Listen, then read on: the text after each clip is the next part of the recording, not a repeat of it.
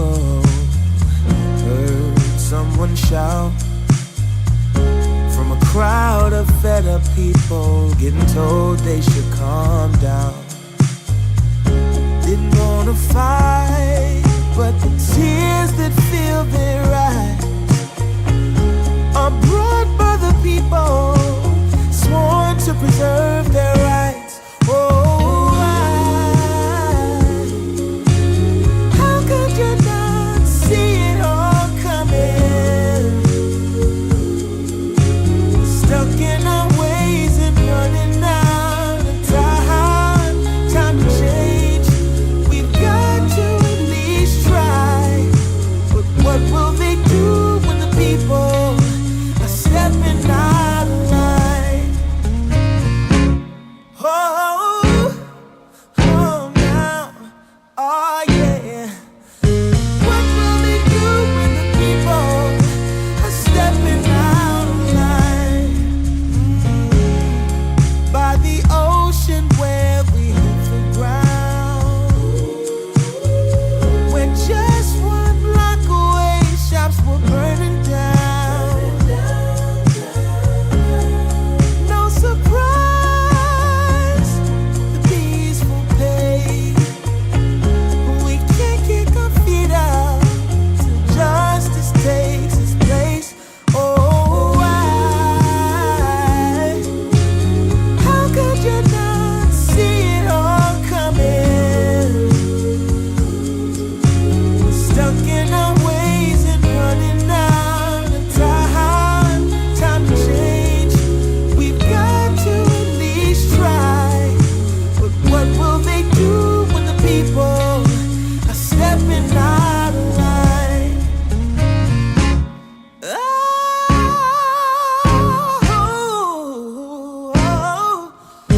What will they do when the people are stepping out of line?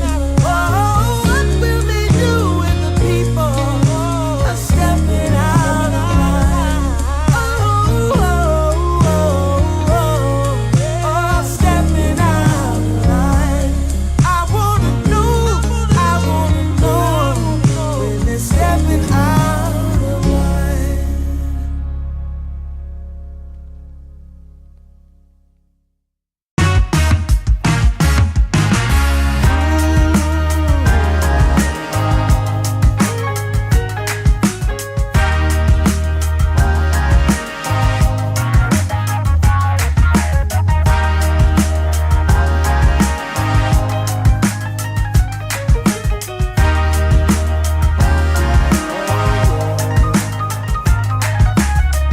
Turned on the dime when I saw you walking by. Something about you caught my eye. Yeah. Ain't trying to waste my time, just standing in your line. Gotta take a shot before you pass me by. So you wanna be alone for a minute? Come on, tell me what's on your mind. I wanna know what makes you happy. I wanna know, can I make you mine? Ooh, I wanna know if you know that I treat you right. I wanna know, can I spend the night?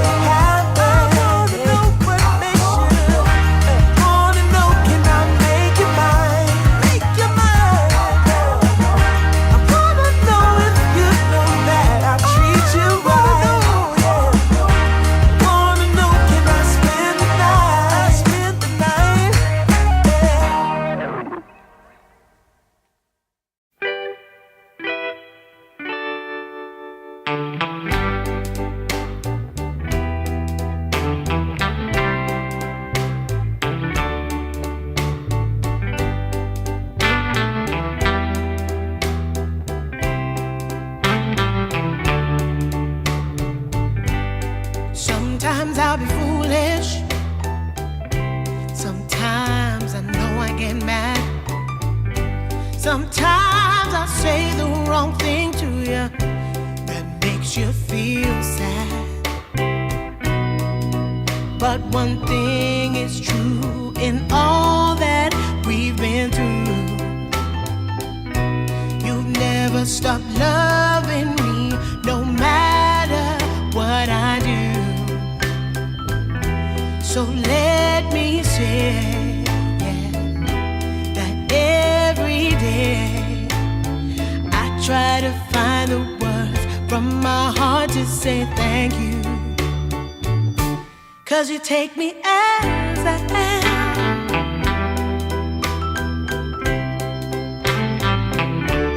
You take me as I am. Oh, baby.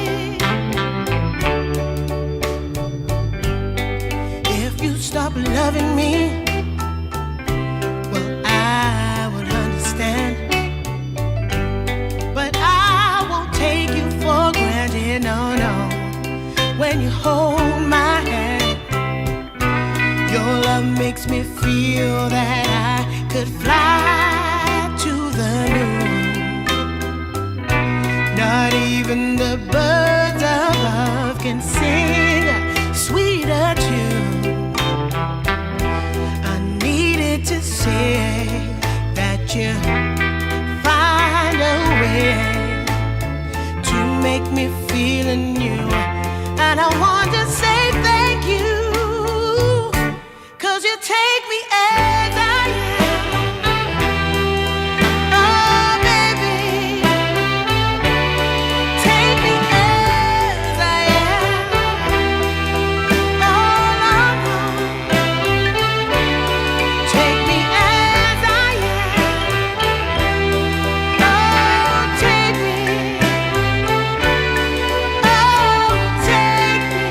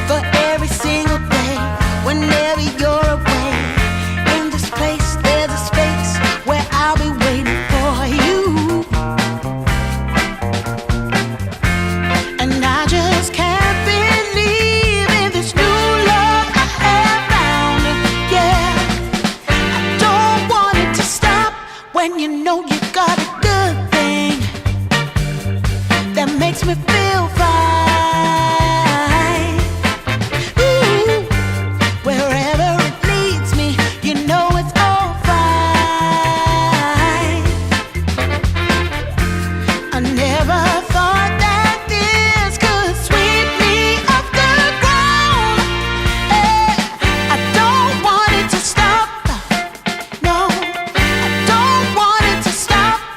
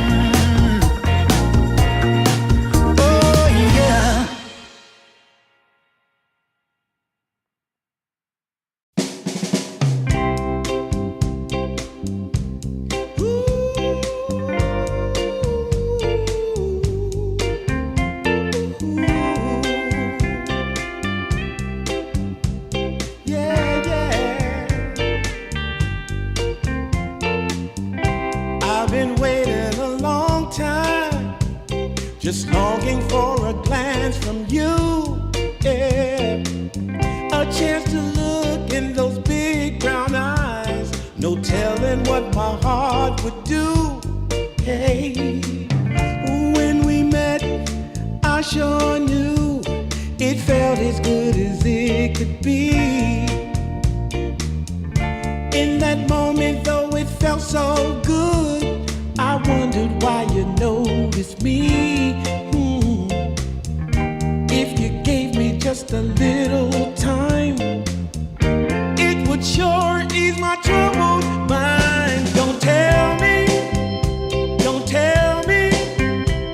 that you don't feel the same inside. Don't tell me, these are feelings that I ought to hide. I don't care where you came from, just tell me where you wanna go. If there's a chance to be together, that's all I really need to know. Is it real or make believe that keeps me thinking of you? If you've got time to walk with me, I'll show you how my heart is true. And here I stand waiting for you. Tell me, baby, what I gotta do. Don't tell me that you don't feel the same inside. Don't tell me, these are feelings that I ought to hide. Don't tell me that you don't feel the same inside. Don't tell me, these are feelings that I ought to hide.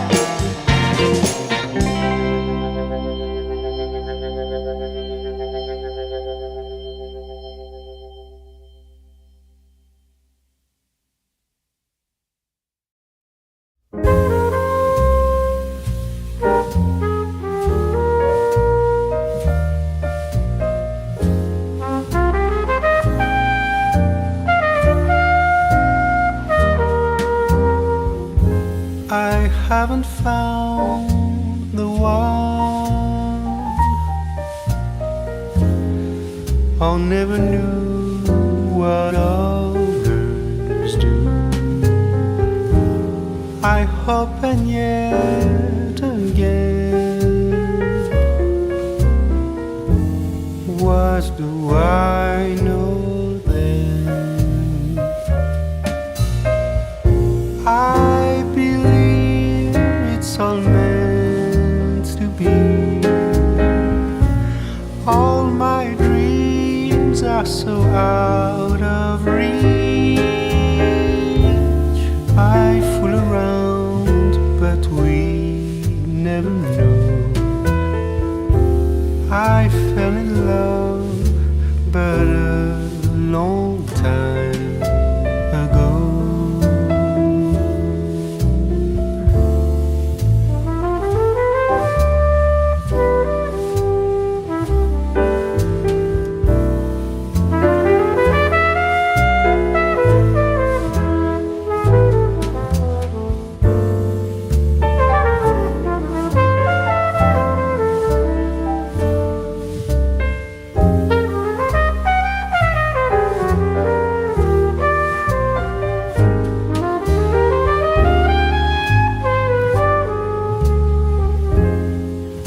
I sing the same old song, been going on for far too long. I hope and yet again, what do I know then? I believe we're all meant to be. All my dreams are so out of reach.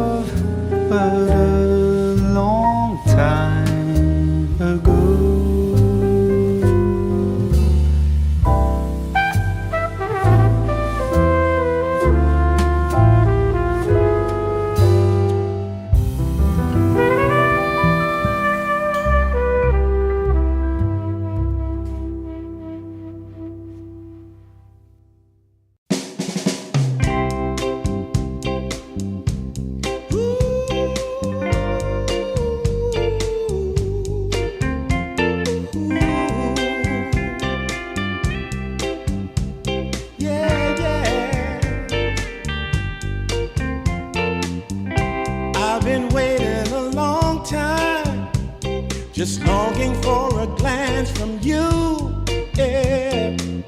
A chance to look in those big brown eyes. No telling what my heart would do. Hey, when we met, I sure knew it felt as good as it could be. In that moment, though it felt so good, I wondered why you noticed me.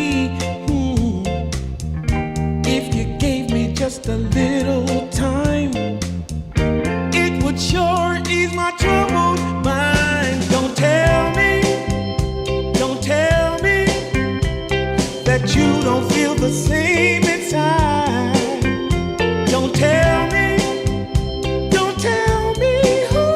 These are feelings that I ought to hide. I don't care where you came from, just tell me where you wanna go.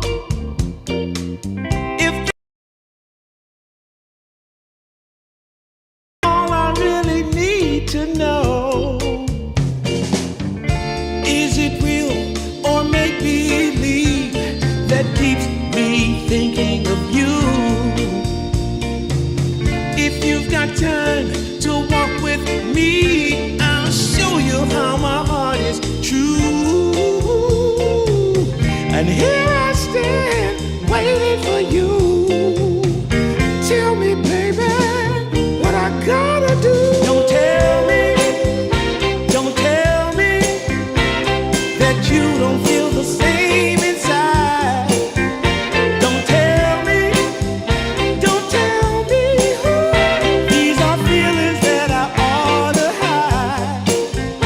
Don't tell me that you don't feel the same inside. Don't tell me who. These are feelings that I ought to hide.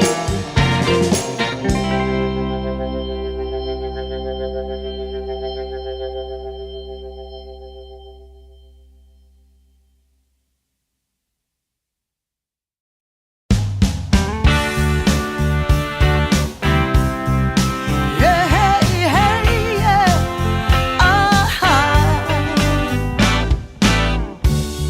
Some days you just can't find the right words to say.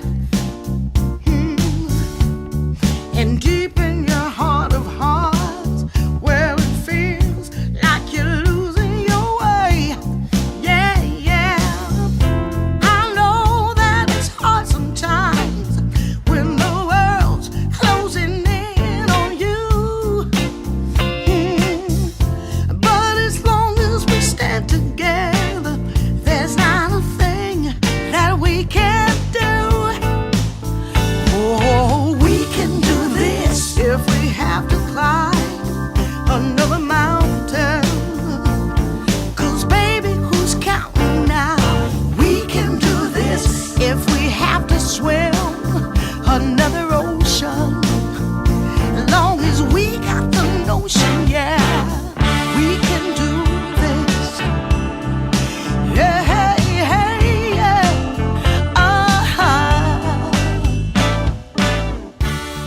Sometimes you just can't see. A warm welcome back, everybody, to DreamLeague Division 2. We are deep into the group stage, Winter, and we're starting to find out which one of these teams is maybe a bit more favored to get one of the two DreamLeague Season 29 slots. But we're also starting to see which one of these teams are just not quite there yet. And unfortunately for our upcoming series, Raw and Amiga Gaming, they're kind of starting to stare down the bottom of the barrel. So this game is pretty important for, I would say, both teams, right? Because they're in the middle. So every win is going to matter a lot from here. I mean, I would say that I guess if mathematically Raw loses this game, they're probably not going to make it out. So it's probably more important for Raw than the Amiga. So, I mean, we'll get to see what we're talking about in just a second. And this is Yeah, do so or die, far- I guess, for Raw. We've been really busy, Winter. We've been really busy on the Nigma hype train. We've not really been able to get off. We've just been watching Nigma shit all over everyone. And you can kind of see that in the groups, right? 4-0 at the moment. I think Nigma in the past, a team that has been rife with instability, but seems like at least up against these opponents at Division 2, they're doing a pretty decent job. We haven't had the chance to experience Group B yet, but for those of you watching into the later parts of the day, you'll see that Power Rangers, Liga Team, South America Rejects, they're all doing very well. And South America Rejects, they are literally playing this Div 2 while they are at PGL Wallachia. So these guys are full on grind mode. It's pretty crazy up here. But unfortunately for their South American counterparts, as you can see, Starbucks and BTC Gaming not really making much of a run. I guess you could say the same for Ivory.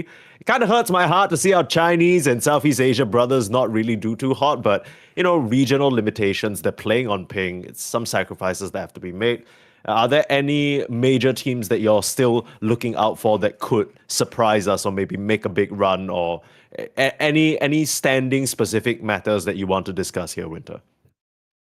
Not really though. I think there's still games to be played, a bunch of games, but I still have expectations for for Group A team leagues. I think they might be able to have a later run in the last couple of games. Whereas in Group B, I would say I mentioned Power Rangers was a team that I felt was the strongest in Group B yesterday when you asked me. And if I were to point out another team, obviously it's going to be South American Rejects. They're still doing really well. So these are probably the two best teams of the group. And a dark horse would probably be, I think, Z10. I think Z10, they have what it takes to create some kind of upset, I think, in this group. Yeah, we'll have to keep an eye out for them. So far, 2-2, taking some losses, not ideal per se, but they did lose against Alice Ventorus, and that's a team that was able to actually take a game or two off Liquid during the close qualifiers and South America Reject. So it feels like it's going to start getting a bit contested in Group B. We initially thought that maybe Group A would be the one where there's a lot of chaos in the middle and people vying for the top, but I feel like the teams are starting to establish themselves as which ones are on top. I think big surprise for me, Group A, is probably Modus. I recognize some of their players, of course. They got XN, they got Bottega, they got Amorales, they got Problem. So these guys kind of sitting around the scene for a bit, but it never really felt like this is a team that would come together. It just kind of feels like a smattering, like you kind of just throw a dart at a dartboard full of names of Eastern European Tier 2 players, and then bam, you have Modus. Right now, they're 2-0. Pretty decent start, but like you said, a lot more games to be played. So this group stage standings, it tells us kind of who's sitting at the top at the moment, but apart from, I think the only thing really set in stone is probably the teams at the bottom, like Raw Gaming, Ivory, Starbucks, BTC Gaming. It's a little bit hard to see how they're going to come back and pull off a run. It almost feels like their fate is no longer in their hands, right? They need to rely on some of these other teams to start dropping major series and then maybe some sort of tiebreaker for survival. So just to kind of go over again how this all works is at the end of the group stage, 4 teams are eliminated, 2 from each group. So you saw a bit earlier in the standings, 7th and 8th, those are the teams that don't get to move on.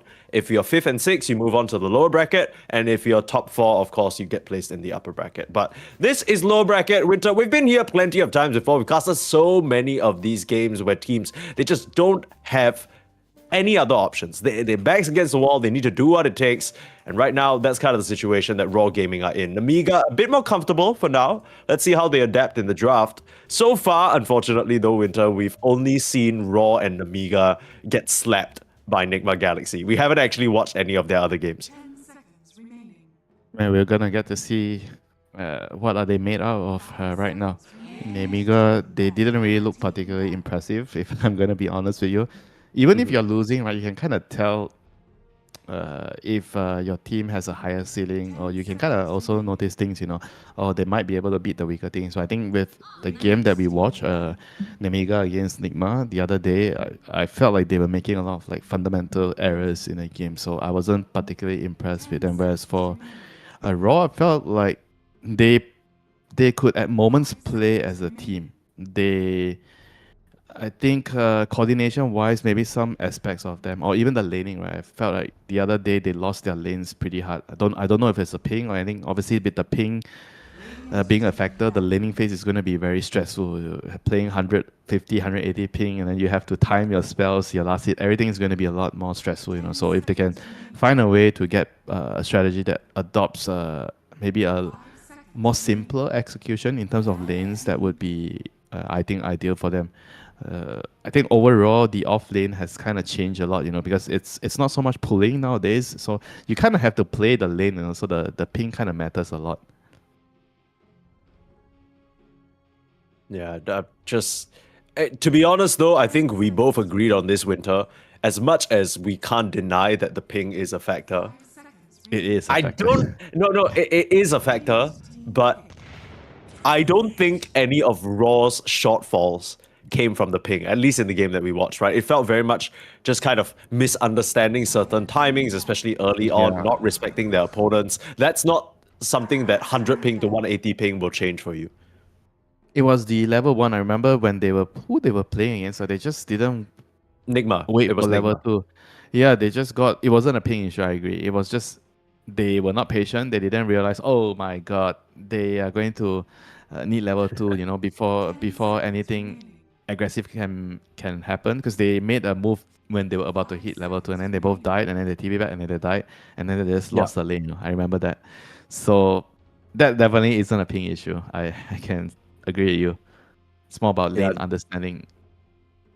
That's the kind of thing that I hear a lot of Southeast Asian or Chinese players talk about. They say every time you go to Europe, you need to make sure your laning's on point, because these guys are absolute nerds when it comes to the lane. They're going to, even any random tier 2 team can cook you if you don't play the lane right. And I think that's kind of what happened to Raw Gaming. Not calling Nigma a tier 2 team or anything, but just they need to be able to lock that Bro. stuff down.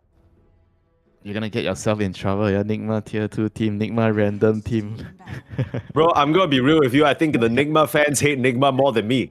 I'm considered, if I was a Nigma fan, I'd be the most positive Nigma fan there is right now. Everybody's talking, we ain't got Sumail, this shit looks ass. Everyone's saying Devi, you know, he's looking unstable.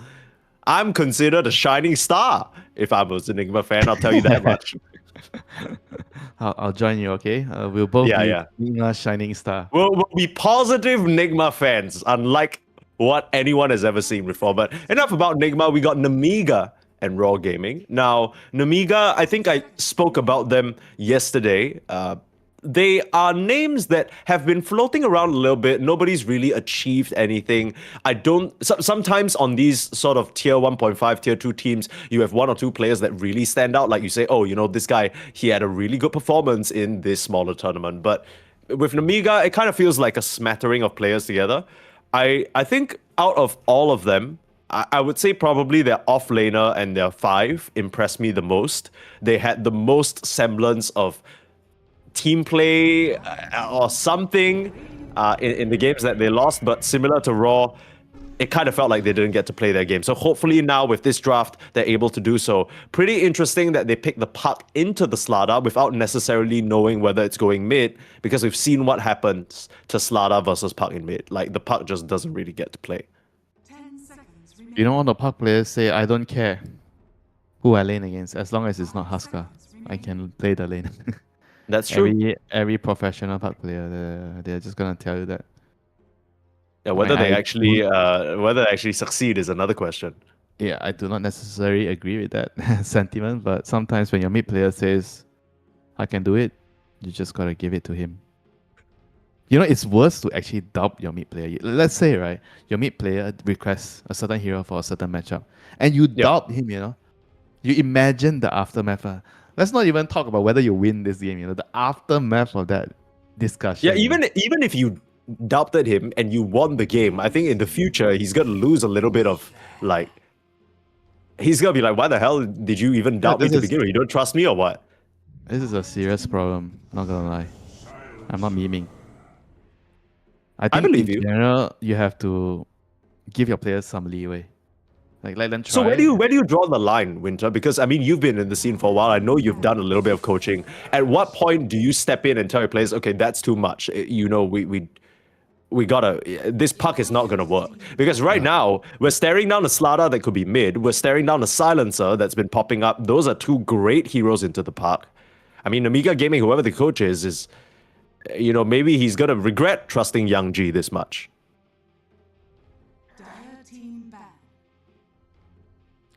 The line can be a little bit blurry at times, I think it really depends. Okay, if it's a scrim, maybe you can change the line. But in in the tournament, I think there has to be a certain line, right? If you already lose so much in scrims with that particular hero, obviously, then the line has to be drawn there. You cannot really try things in tournaments. Mm.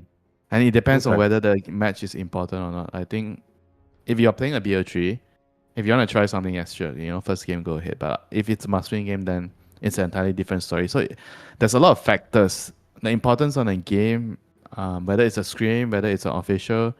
But at the end of the day, you have to figure out how and when to give your players the leeway, because you can't just shackle them every time, No, I don't care what you want to play. I think this is not good for the draft. You cannot do this every time, because you need them to trust you at the end of the day as a coach or as a drafter. And I think the best way to obtain trust is to trust first. You need to trust the other person first to It's show a that two-way street, right? It's a two-way street. yeah, to show that you actually have faith in them. And then when something goes wrong, we can talk about it after the game. Then you try to explain, actually, but in a polite way, obviously. Yeah. Hey, do you think that maybe picking the puck here was not the right play? Well, we have a full draft already. We've gotten. Bro, if the game ends and then you just say, "See, this is why I don't want to," okay, then that's No, that's not good. Don't do that. That won't be good.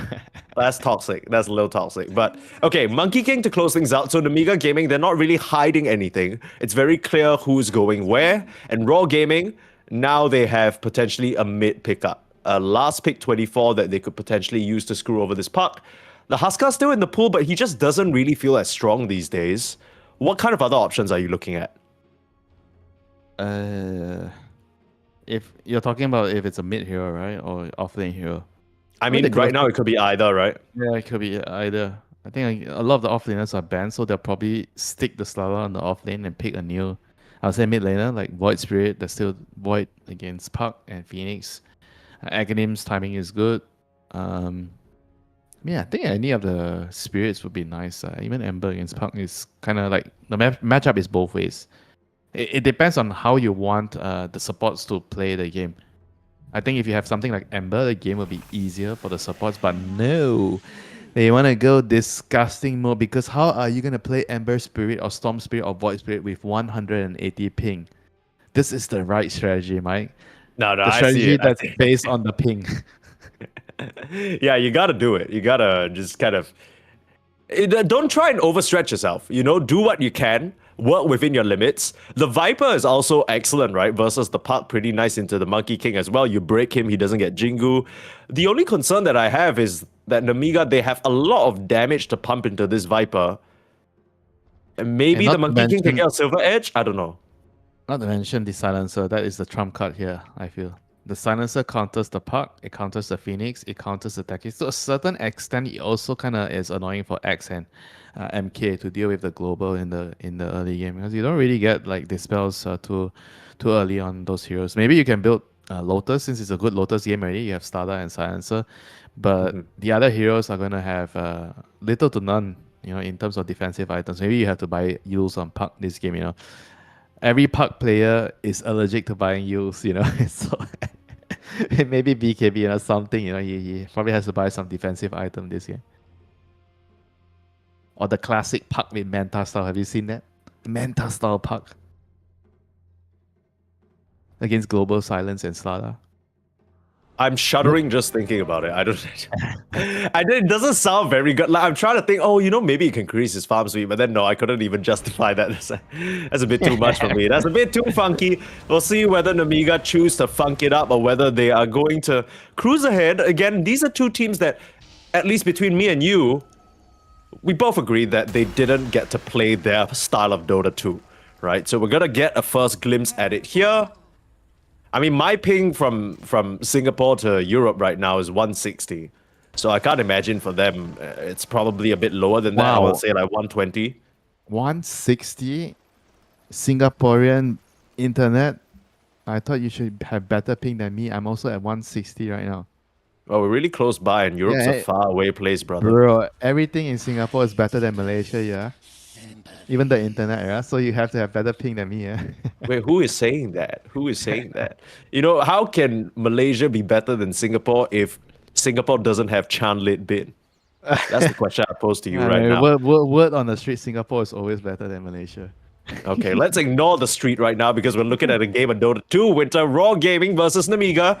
This game is definitely more important for Raw because they are on the brink of getting knocked out of this tournament. They need a good group stage result. Oh my god, they didn't get the early kill. tussles, they didn't get the kill on the Rubik. It was supposed to be a first blood, but it ends up going sour. Not the way that Namiga wanted to start things out, but Clove's still gonna walk up and get blood grenaded down.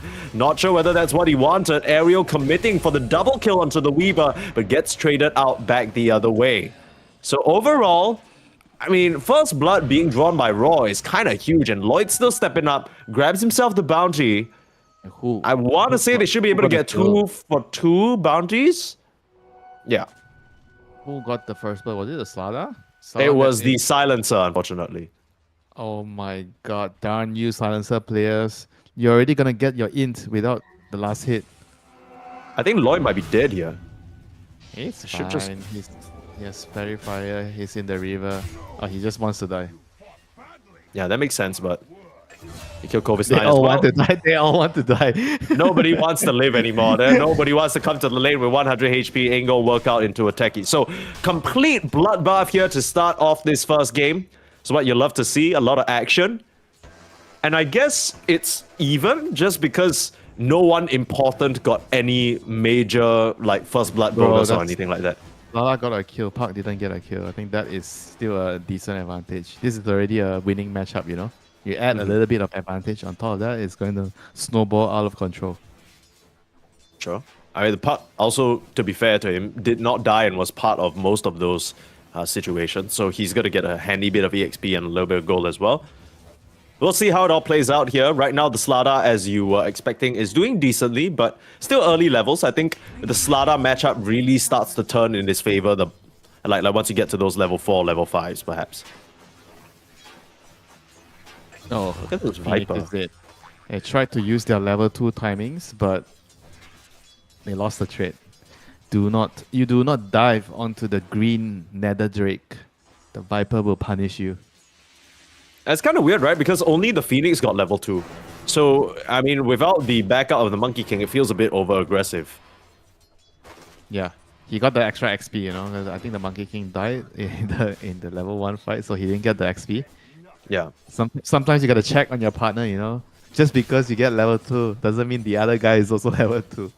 Yeah, exactly. I mean, unfortunately for the Monkey King, Self-Hate was the person to go down for First Blood, so he had no part of any of the EXP. Nice sentry in the lane, allowing for Kovis9 and Ariel to put out quite a bit of harass damage on the Weaver. That's something the Weaver has always struggled with, right? This sustain in the early game. Very prone to being spell spammed down. And normally you want to have like a Treant Protector to heal you, or maybe a Warlock. Because Weaver, you don't really have any items that provide you any regen in the early game. So with a Silencer, it's kind of like I think a more aggressive lane. You're trying to maybe go for kills, you know, instead of trying to sit in the lane. Because if you sit back and just farm and trade, you're going to feel extremely uncomfortable against the Axe, throwing Battle Hunger on you, and the techies harassing you from afar. This lane is not actually that easy, I feel, for the Weaver. This Axe techies lane is a pretty strong lane. Yeah, it's kind of scary as well because we've been seeing techies rise in popularity thanks to the reactive taser buffs. But Ariel's not even going for that. I think he understands there's a lot of kill threat and he can potentially just blow them up.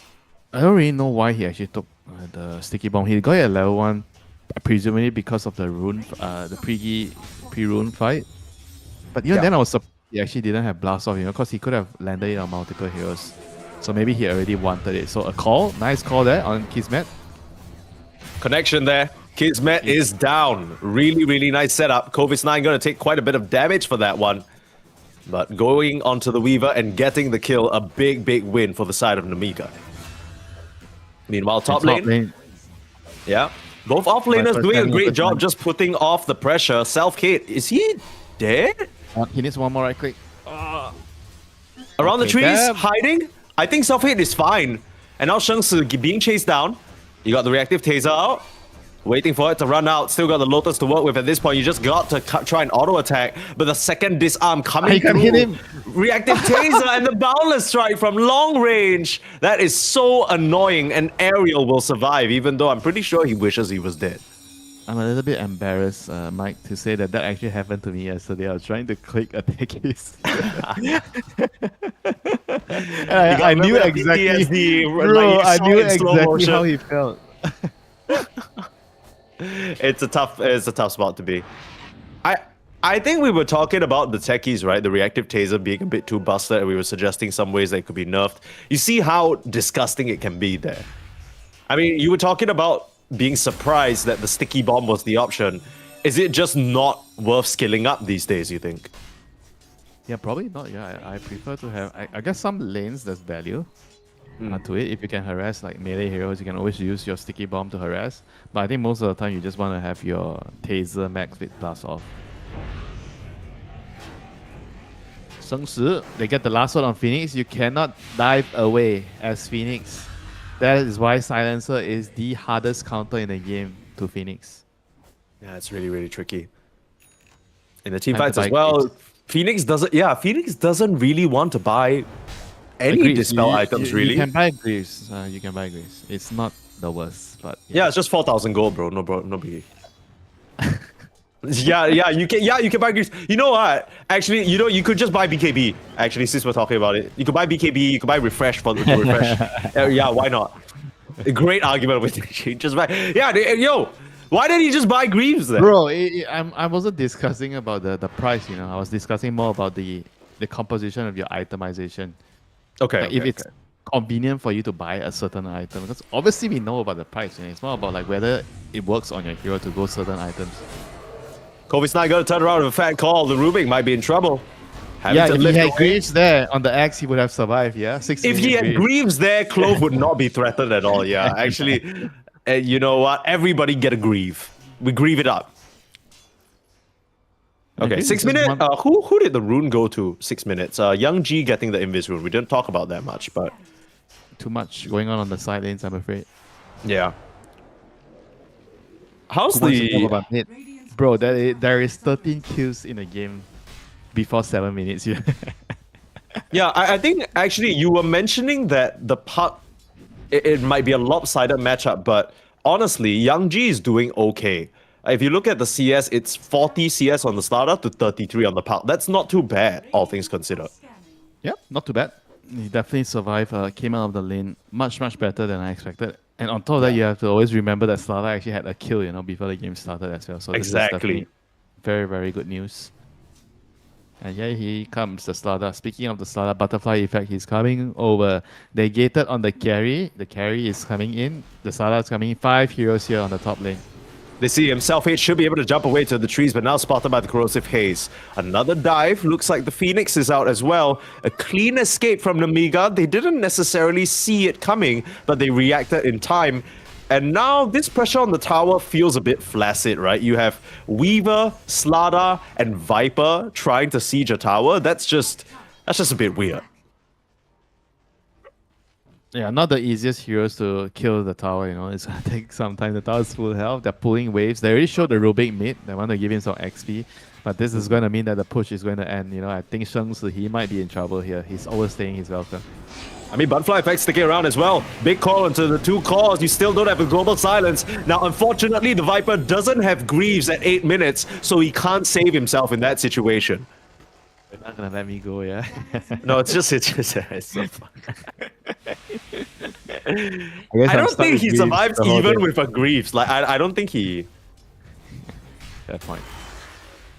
5 heroes on you. 4 heroes on you. Any 4k item ain't gonna save you. Bot lane, they're gonna move over with butterfly effect. They know that the axe is alone after looking at the reaction at top. Kobe's 9, does he know what is coming? He does not. Can he Is he- leave though? He needs a call on the I edge. think- Okay. Yeah, I think he's got the move speed, actually. Are they really gonna dive this deep? Wait, where's the... dive? Yeah, where's the reaction? Why are Namiga not doing shit? They just let this poor man die. I TP top just now, so they felt like, nope, no TP for you. But the Monkey King had a TP. He's like, do I TP and save a potentially dead axe, or do I farm the lanes? I found the lanes. I mean, I thought the puck and the monkey both had TP, so I felt like maybe a Wukong's comes down. I guess you don't have Wukong still, so that's maybe why. No, the Okay. thing is also the mentality of making that decision, right? If you're Monkey King and you're playing to Viper in the lane, it's a bad matchup, right? So normally when you see opportunities to TP, Yeah, will you take- want to move. Clovis9 getting a bit of revenge there. Clove sticking around. I don't know why that Rubik was hitting the tower, I'll be real with you. Yep. We don't know a lot of things on professional Dota. We're here to watch and enjoy and discover the true intentions of the player, the mysteries of playing Dota at this level. True. Any read on why the Rubik was hitting the tower, Mr. Chandler? No, bro, I have no idea. Okay, Raw Gaming, I think with this last pick, Viper, we've been talking a lot of bullshit, right? The past 10 minutes and even in the draft. But looking at the way these teams have drafted, it seems to me that Raw Gaming need to try and play a bit of tempo. You got a Weaver Slada, you pick the Viper just to try and dominate the lane versus the Monkey. It's worked, right? They have themselves an early advantage. Maybe it's opened up the tier 1s into Roche angle for them. That's kind of what I see. And you definitely want to get like Roche at some point with the Sala. You're on Radiance, so if you can get it pre-15 minutes, that would be great. Because after that it goes bottom, then it's better for Daya to get it. So. Shengshi, once again, he's left alone. But he's not the one dying. Kismet is the one dying here. He's a lone bot. And there's a lot of movements around the supports to the middle of the map, to top to bottom. So the cores have to be a lot more careful with being alone in the lane. You know, when you have to play like this, you gotta be a lot more disciplined and careful when you're sitting on the side lanes holding the map. Yeah, I don't really know what Raw Gaming are thinking in terms of like coming back down to this bot lane, because on one hand you could argue to say you're trying to soak up as much space on the map as possible, but I feel like if you don't see the techies, you have to assume he's playing this lane because he's only been top like once. The rest of the past 10 minutes he's just been sitting bot looking for opportunities to blast off on your head. So kind of I want to say a little bit sloppy that the Weaver got caught there. Still shouldn't slow them down too much. It's not a very big lead for Raw Gaming at the moment, and even though you've picked this Viper to counter the Monkey, he's still top net worth right now. Starter has dagger, Mike. Okay. Pre-12-minute dagger on the way with a Invis rune. Nope, Arcane rune. Time to get things going. Could go for a dive in the mid lane. Global Silence also at the ready, but you can already see that Ariel, I like what he's doing. He's making sure to start mining up defensively, trying to spot out. Maybe he already has an idea that Raw Gaming, they might be on the move. So placing these mines out, the second they pop, you know, okay, this area is not safe. They're in smoke.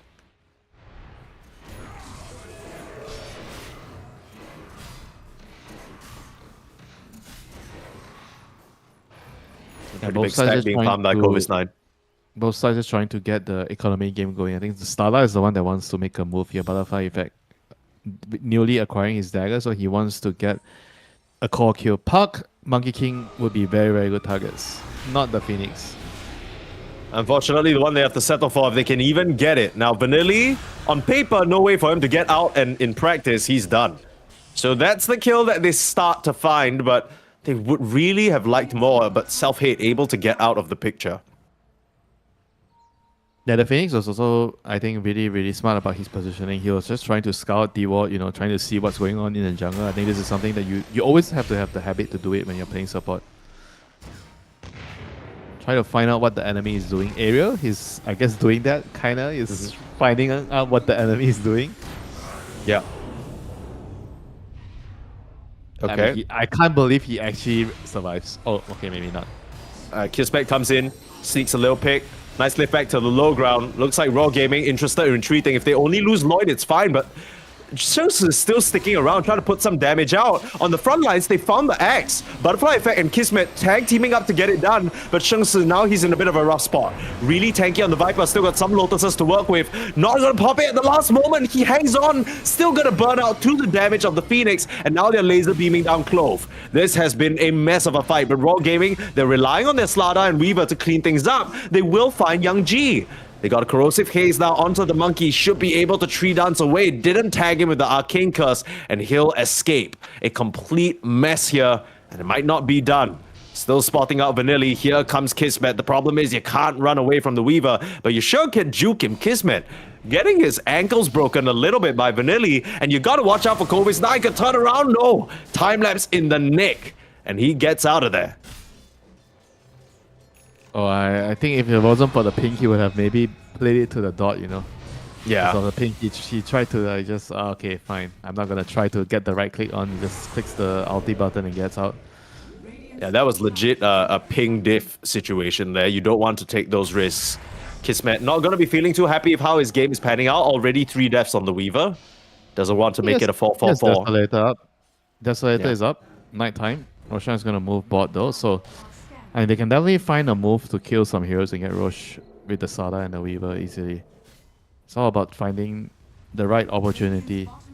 Maybe they need to push the mid tier one first, you know. I think this is going to be on their mind with the Desolator on Weaver right now and having the Sada on your side.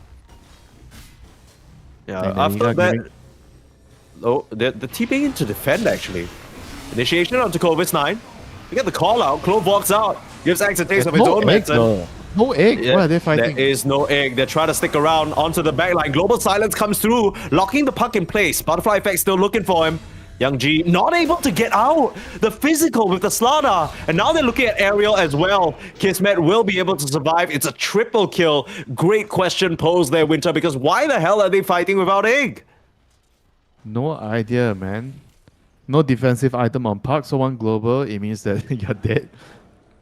That was a very, very strange play there. Maybe over-aggressive, being over-greedy. They already got the tower. They could have just ditched. Why take the fight? That is a question that they should be asking themselves during the post-game dissection. Yeah. Well, Why to be did fair we to fight? them, it was more like the X. The X last hit the tower and then immediately Raw Gaming initiated on him. So I guess the perspective from Namiga should have been, okay, our X is gonna die, let's all back out. We'll just let him go, right? But maybe to them they felt like the Axe was too important to give away for free. Just ends up being a mess for them. And now Monkey King being caught as well. Not able to jump away in time. Try to put down the Wukong's command. And he will be taking way too much damage. Now he can buy some time with the changing of the guard. The problem is they still spot him. They should have a decent idea of where he is, or do they not? How is Self-Hate actually walking out of this one? Okay. Changing of the guard, baby. Changing of the guard, saving the Emperor's life right there. Mm-hmm. And they also have their own Desolator on the Monkey King right now. Just a small little 2k gold lead for Raw Gaming. Not by any means an insurmountable lead. Again, you know, the Roche is going to be a very, very important objective. You know, they are definitely looking at whether they can just walk in and do it right now with the Weaver and Sada. Yeah, the Weaver has to TP here if they want to do it. He's a bit too far away right now. Not too sure. Maybe they don't want to do it yet, you know, until they get a kill, an important kill, a core kill. But I do feel like with the tier 1 mid down, you should be able to just walk in, you know. They have a deep bot and top, so as soon as they see heroes top, they should just go take Roche. Yeah. Do you think it's a timing thing? Do you think it matters? Because I remember there was this whole period of Dota when Roche was a lot more prevalent. Not that it isn't now. But people were intentionally taking Roche in the top side so that it will respawn back on the top side to try and match that timing. And it doesn't really feel like as much of a thing anymore. Yeah, I don't think it's a thing anymore. You just do it when you can do it. You know, like right now, I think they should definitely be looking to doing it because the wards they have such good vision. One in bottom triangle, one at top in the lane. They already see heroes TPing top just now. They should just get Roche. That's kind of why I was asking, right? It's not that I genuinely think that's still a thing. I just am trying to figure out what's taken Raw Gaming so long to walk into the pit. It feels like what you drafted your lineup against, but maybe just a bit hesitant, like you said, maybe wanting to get a kill first, but realizing now that Namiga are not in position. But because now you've waited so long, the TPs are available, the heroes can rotate over. And look at the support starting to get set up. It's Minds and dangerous. Spirits thrown into the pit. This is getting dangerous, Winter. And Raw need to Gaming, smoke. more cold feet on their side. They're going to jump on forward, try and look for a pick potentially with Butterfly Effect. They do need to smoke, but they're just... I mean, the longer you wait here, the more mines Techies is going to set up, which makes this area harder and Gonna harder get to the fight axe. into. Let's see the X. Dagger on cooldown. On Butterfly Effect, he's the man of the moment here. He needs to find that jump. Who's it going to They're be? gonna see the puck. Nope. They don't get anyone. Lift Oh, up. they get one? Global Silence immediately. Puck is gone. That's the problem with the puck into the silencer, and that might just be a big enough pickoff that they can walk into the pit. But look at Namiga. They've been setting up here for a hot minute. Watch for the axe. He's going to get his blink cancelled for now. On the high ground, was trying to get a jump, but denied. Area still being held. Butterfly Effect try to jump into the triangle, will swing and miss there. Big mines in the area. Shengsi going to clear out some of them. The Viper well suited for that task. 3 levels of corrosive skin.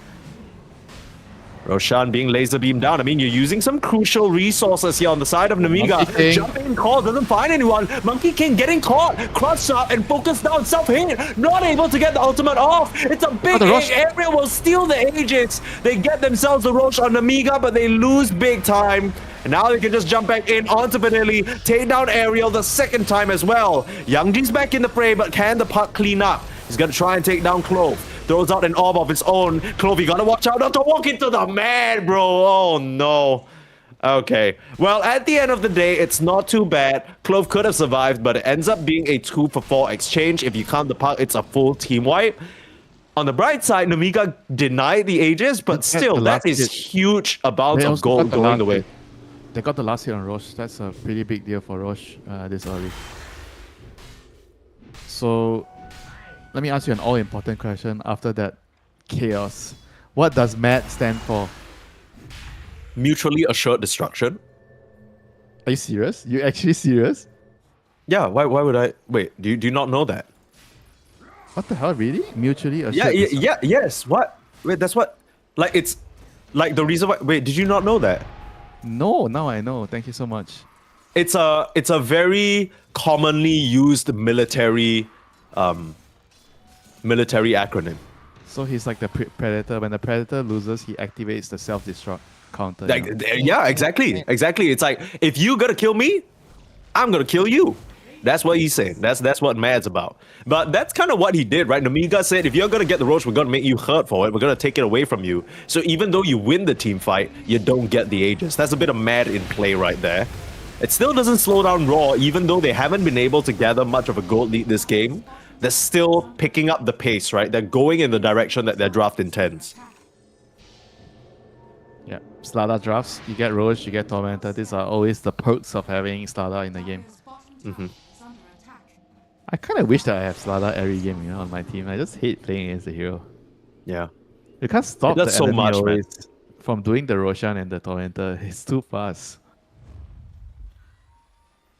There's no other hero in the game right now that does Roshan that quickly, you know, like TA, Ursa's. They don't really even do it that quickly anymore.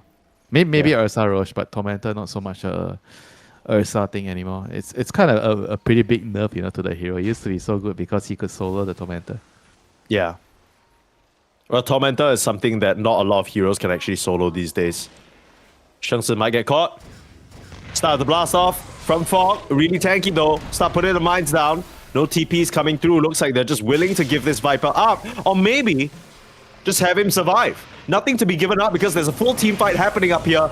Weaver gonna find himself in a spot of bother. Not able to timelapse because of the silence. The crush comes out too late. Youngji, he should be able to escape. They're trying to focus down the egg. Butterfly Effect realizes that's not gonna happen. The Slada now in a slippery spot. And he might just get run down. BKB is gonna run out very shortly. Needs some help from his supports to escape. Gonna finish off the Slada with a nice jaunt in and a disconnected attempt across the map there from Raw Gaming. How I mean, they did didn't this wanna... go so bad for Raw Gaming? The Viper was dealing with 2 heroes bottom. They had 4 against 3 top. Well, I have a pretty good answer for that, but it might have to wait. Viper still trying to 4v1 right now. Maybe getting a bit too big for his bridges. 5v1, 5v2, trying to even up the score. Now, Shengsi is really hard to take down, but he still will go down in the end. And the Monkey King not able to TP out. So Shengsi kind of dangling himself in front of them. I'm not sure what's going on. Kismet's now going to try for a kill. Put some bugs on Ariel. Chase him down. And the reactive taser can be waited out. Kismet, you got to get that last hit, though. Solar Crest at the last moment. Should be dead, Ariel. He goes down. No mutually assured destruction this time. What is happening in this game? Which I have so many questions and no answers. Yeah, me too. There's a 3v4 top. And the 4 heroes did not win the fight. There's a 2v1 bottom. The 2 heroes did not kill the 1 hero. And then after they wipe out most of Raw Gaming, they try and dive the Viper. The Viper gets a double kill on them, and then it sets up a whole other set of plays for Raw Gaming to actually get the advantage in that engagement. So, I mean, this game, you can see both teams, we were wondering what kind of Dota 2 they want to play. And I feel like at times they're not too sure either. They're still trying to figure that out. Very, very messy, yeah. Coordination is not squeaky clean, you know, like I want to call it. Yeah. And Phoenix has a Yules now to deal with. No Greaves, you know, because as you say, Greaves too expensive. Position 5 players should not be allowed to buy Greaves, according to Mike Perma-Sneeze. Too expensive. Well, is he building one right now? No, because he already built the Yules. He's building a Lotus. There's a Yules? Okay, yeah, I missed that completely. Vanilli gonna get caught self here in some trouble as well. BKB TP out, but the physical damage! You can't escape from that. And Vanilli will drop too. Only Nightfall can do that. No one else can do that. Yeah, chosen son of the BKB TP. You're not him. Gotta pay a little bit of a incentive, when you use that same strat to Nightfall. There's royalties involved, I'm pretty sure. You need to talk to the Aurora management for that one. Oh. Okay. What the hell? Pink. Just jot it down. No, okay, real shit. That's a little bit of a ping situation. We'll just call it ping. It has to be ping, yeah. That was weird. He totally missed 3 heroes. Yeah, he wasn't trying to hit anyone. It's like when you jump into a pool and make a big splash, right? You don't want to jump on your friends. You just want to. He was trying to hit everyone. That's why he missed everyone. Dude, when you play heroes like this, it always happens. When you try to hit everybody, you'll miss everybody. Winter's never been to the pool before. He doesn't understand the concept of a cannonball. Cannonball? What? Are you gonna shoot me into the middle of the pool with a cannonball? Wait, do you actually not know what a cannonball is? No. Do you care to enlighten me right now? Yeah. So a cannonball is like when you're at a swimming pool, right? And then you walk all the way back, and then you run up, and then you jump in and kind of ball up as you're going into the pool. So is this a cannonball gank? Techies jumping in? No, not really, because there's no water involved. It's just a lot of pain. Oh, if they did that on the river, that would be okay to call it a cannonball gank. I would say so. And the reason why I said it was a cannonball is because Slada went in there and splashed water on everyone, which is what happens when you try a cannonball. So, a lot of learning. You gotta be heavier than me to have a larger radius. That's true. I doubt I'll be landing on many people if I do that. You just do an individual, like one drop of water pops up or something. Okay. Well, 6k gold lead, Shengsi dropping in the mid lane. I feel like this game has been so random. Like, I thought it'd be like, okay, Raw Gaming, they have a very clear idea. They're going to do this whole Roche timer, put the pressure on. They've still been able to get themselves a good lead, but I feel like Namiga are getting a lot of chances to find fights that they honestly don't deserve. There's no system. You have no idea what's happening. Everything is just happening because of instinct, like intuition. People are just moving, without a plan. They're just moving, but not with cohesion, no team play. People are just trying to react. Oh, we have item timing, we move, you know.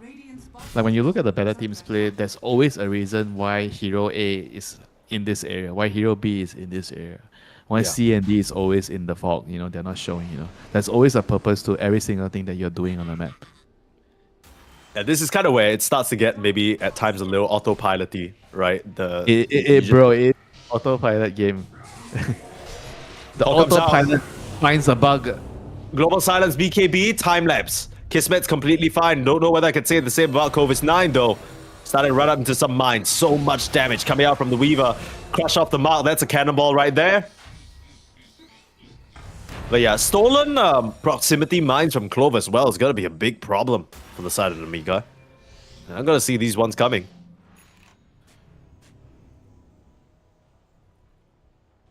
You need to have quick cast to land the spell quickly, to cast the spell quickly. You know, do you play Takis? You know how hard is it to use it in succession?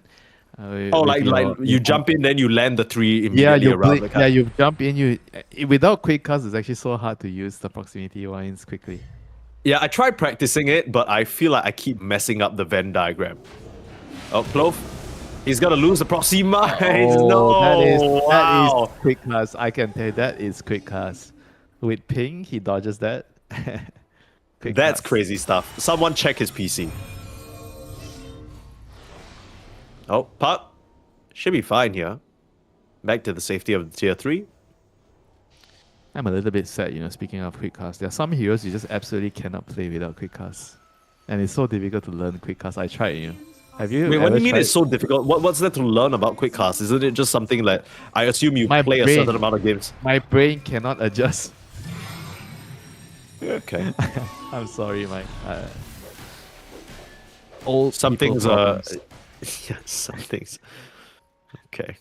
Gotcha. You know, even gotcha. QWER, I used to be Legacy, and I wanted to swap to QWER to make things easier for me. Even that, you know, took me some time. Yeah. They always say it's hard to teach an old dog new tricks. Oh. I mean, the fact that you're even able to use quick cast, maybe that's something to be grateful for. You know, I think if you can't use quick cast, you actually cannot be a good mid player, or even any player. You know, I think even any role, there's some heroes right now that you need to have quick cast. You know. Yeah, I'd say so. I think we're at the point of Dota where a lot of these recent settings and just kind of Dota Labs additions that are quote-unquote experimental, they improve the gameplay or at least just information available to you by such a large margin. You can't not get them. Like it's just... You look at the heroes in the game right now. You imagine having to play Puck. How are you going to play Puck at this level? You don't have quick cast. It's so hard. Yeah, that's true. There's just certain heroes that you need to absolutely have quick cast, you know. And there are some heroes you do not want to have quick cast, I've heard, you know. Are there any examples? I don't remember. I had a friend telling me this, you know. Some heroes is actually very difficult. He's a quick cast player, but there are certain heroes he says that the quick cast actually makes it very hard to play. So he has to turn it off for that specific hero. There's one or two. Mm-hmm. I had this conversation with that friend quite some time ago, and it made a lot of sense when he explained it to me. Yeah, and there's some heroes that you just want to, like, you can't quick cast, right? Because you're waiting for the right moment to maybe, let's say, lift. And now they'll lift up Ariel, drop him down back into the ground, having to blast off to escape again. Butterfly effect in with the cannonball! Cannonball missed. No, that's why you're not supposed to land a cannonball on someone. That would seriously injure them. So that's why I'm calling it cannonball, because it's a miss. He just went in, splashed some water around. It's meant not to land on the hero. Bro, can you imagine if your friends were in a pool and you jumped in and tried to land directly on top of them? That's gonna cause brain damage. Self-hate, trying to put some pressure on the Sheng Tzu now. But Sheng Tzu, he's looking fine. Kismet on the front lines needs to watch his HP. Couldn't time lapse. Now he's in a bit of a pickle. The X stun. Silence coming out. That is timely. Trying to use the timeout with the Phoenix, but big stun in. That's not a cannonball. That's gonna sentence you to death, Lamiga, if you're not careful. Sheng Tzu still dropping low, but butterfly effect on the front lines doing the work, salvaging the fight for Raw Gaming. It's him and the Global Silence that came up big when Amiga looked like they might have an opportunity to take down Raw. Yeah, good discipline. Just backing off, you know, after the buyback. Actually, no, there was no buyback. I thought there was a buyback. He just backed off after the Weaver lost the A game. So I think he meant to use BKB as a time lapse. So he Yeah. didn't wanted to use the A game initially. But I guess again, just not really getting it off on time, and then they kind of got trapped in that situation. Lucky for them, they didn't lose the Weaver because you had no way out. With the Weaver, there's no BKB. You could tell what the idea was in Kismet's mind. It just didn't pan out that way, unfortunately. Yeah, Dota is not a game where you can enjoy with pink, unfortunately. Yeah, regardless, it's going to be a miserable experience. But here's Clove. Just going to delegate the mind clearing duties to Butterfly Effect. Very standard techies experience. Yeah, I actually hate playing against techies nowadays because of you just randomly, forget, you just randomly die when you're crossing the twin gate. Yeah. I just freaking hate it, man. And because the twin gate is so compact right now, so there's not a lot of areas like he needs to cover, right? So he can easily place like 4 to 5 around you, and you just die when you pop out of the twin gate. Like techies is like a menace now, not just because of the laning phase, but also because of this control, right, over the twin gate. You basically control both sides whenever you have techies on your team. It's, I want to say, near impossible to use the twin gates when you are playing against techies, like a competent one.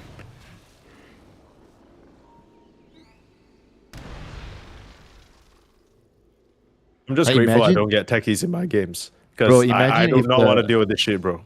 Imagine if there are ancients on the side of the map, techies would be so strong, if that were the case. Lucky they just moved the ancients to the middle of the map right now, so it's not so infuriating dealing with the techies. You're talking about like basically techies maybe protecting that area of mines, right? Not that Yeah, techies is not. Okay. Yeah, you get too much out of the area control. COVID-9 being run down. Yep, he's in trouble. He's But we'll be alive. able to survive thanks to the taser. Need to get the bugs off him though. Speaking of the bugs, Kismet will still be able to take him down. How did he do enough damage? How did the bug did so much damage? Holy I'm shit, I def thought he- recap. I'm def summarying this shit right now. The bug did 38. There was a bit of the Rubik damage from the Essence what? Distiller as well. Oh, okay. Yeah, so he got ticked down, which was kind of unfortunate. He was very low HP, to be fair. But now with the X going down, that opens up the chance for Raw Gaming to push. Business as usual. Things got messy in the middle of it, but it doesn't matter because they're still getting towards that same result. Just have to be careful of a potential blast-off Monkey King initiation. That's why they're using the AWP to check out the trees. Trying to take down the banner. Techies will suffer a little bit because of it, but Namiga, with their X respawning, will be able to reassert dominance in this location. Raw, honestly, for how messy the first 15-20 minutes were, I'm quite impressed with how much discipline they're showing when they're approaching this high ground. Yeah, a lot more than some of the games that we watched yesterday and the day before. Yeah. It's a good thing. High ground has been the death of countless victims, Tier 1 team, Tier 2 team. It doesn't So matter true. who you are. Everybody has experienced that nightmare when you're pushing the high ground. True. Especially against the techies. Bro, like, you ask somebody who has played Dota for 10 years, they'll tell you, 10 years ago, when we were trying to push against techies, we had this 2-hour game. Every 2-hour game you ask and people talk about, it's always going to be techies and Tinker.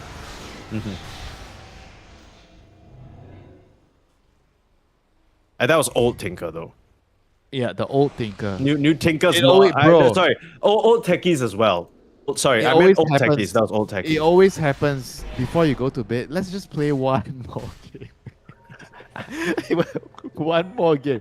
I want to play one more game before I go to bed. Then that Bro, one the game, second, I feel like the second anyone in the Dota world says one more game, all the sleeper agents that play Arc Warden techies, like all these heroes, just like awake from their slumber and queue with you. Like they're trying to snipe you. They hear it, it's like a bad signal in the sky. They're like, okay, time to move. This is what I was built for. the anti-sleep system has been activated. Techies, Tinker inserted into the game, Yeah, they got an agreement with your bed. Your bed said, can you keep him away for a little bit longer? They're like, bet, I got you. Okay, Right, Namiga I stepping don't out of the know base why. right now. They are doing a smoke to find a Raw Gaming that are not anywhere near this area. And waiting for the ultimates to come off cooldown, so they have it now. Silencer Global is up. Ready to rock. Ready to roll. I mean, they have defensive item on all their cores. Lotus on X, Puck has the use, Monkey King has BKB plus Manta, so the global has to be, I guess, you want to use it maybe a little bit towards the middle section of the fight. You want to wait for someone to jump in, spells are used. Because even the Phoenix has double dispel, you know, the use and Lotus. Right. So the global kind of not is not exactly a threat anymore in the team fights. Yeah, Lloyd has been trying to work towards that refresher, but Silencer not known for amassing a large amount of gold. So he's trying to clean up what he can, or at least the he amount have that he it? can.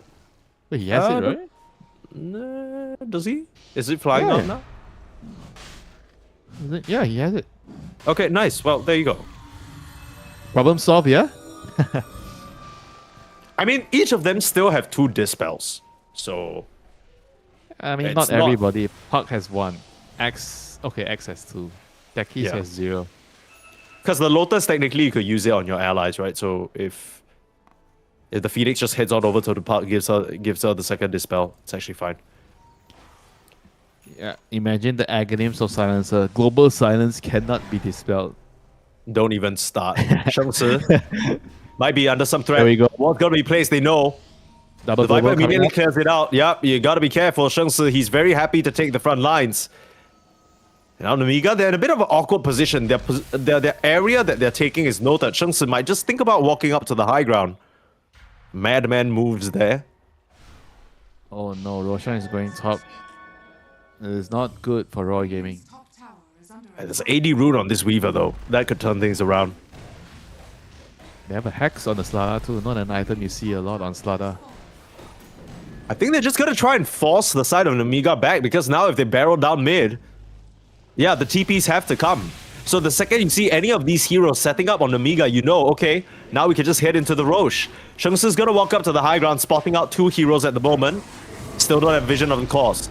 Viper, in some preliminary trouble, able to get lifted back. That's a save from the Rubik coming into play. No real commitment needed, and look at the immediate response. Raw Gaming, this is what you need to do. Force Namiga back, and then take the Roche area for yourself. But that's only if everyone can get out scot-free. Try to TP out, you got enough HP. Okay, he'll be fine. Your X a little bit too far away there, Kobe9 couldn't get in range to cancel the TP. That's no Raw BKB Gaming has- Viper, though. Yeah, Raw Gaming has been doing I feel like very, very nice moves to get an advantage in terms of maneuvering around the map. And this time, Namiga, they are tired of this Raw Gaming shit. You know, they are making another move with the smoke. They need to secure high ground here with the ward. They need to get themselves some vision. Ariel's going to put a proxy mine, immediate blink out. Smoke breaks, and Vanelli showing himself butterfly effect again, looking for a potential cannonball. Kovi's not going to stop him with a call. First global silence coming out. They're going to try and dispel. Ink still comes out. Second global silence comes out now. Young G is dead. Really nice execution from the side of Raw Gaming. They split up the fight, and Young G finds himself in no man's land. Now Kovi's 9 forced to BKB, but he cannot get out. There's way too much damage. They're trying to turn around to Kismet, but the problem is he's still magic immune. Kovi's 9 will finally get run down, and the Monkey King just cannot do anything with his Wukong's command. Ariel will escape with a nice TP, but Namiga, they are just getting out-fought here, and the 2 global silences overwhelm them. Yeah, like you said, only 1 dispel on the puck. Uses the first one, the use for the first one, and then the second global comes, and yeah, no way out, you know, for our dear puck, you know. I'm not gonna say I'm sad for the puck, you know. I've been tormented by puck players for the last, I don't know, like 1 year and a half with the new the innate and Yeah. everything, you know. I'm happy that puck gets to be punished by global silence, you know. Yeah?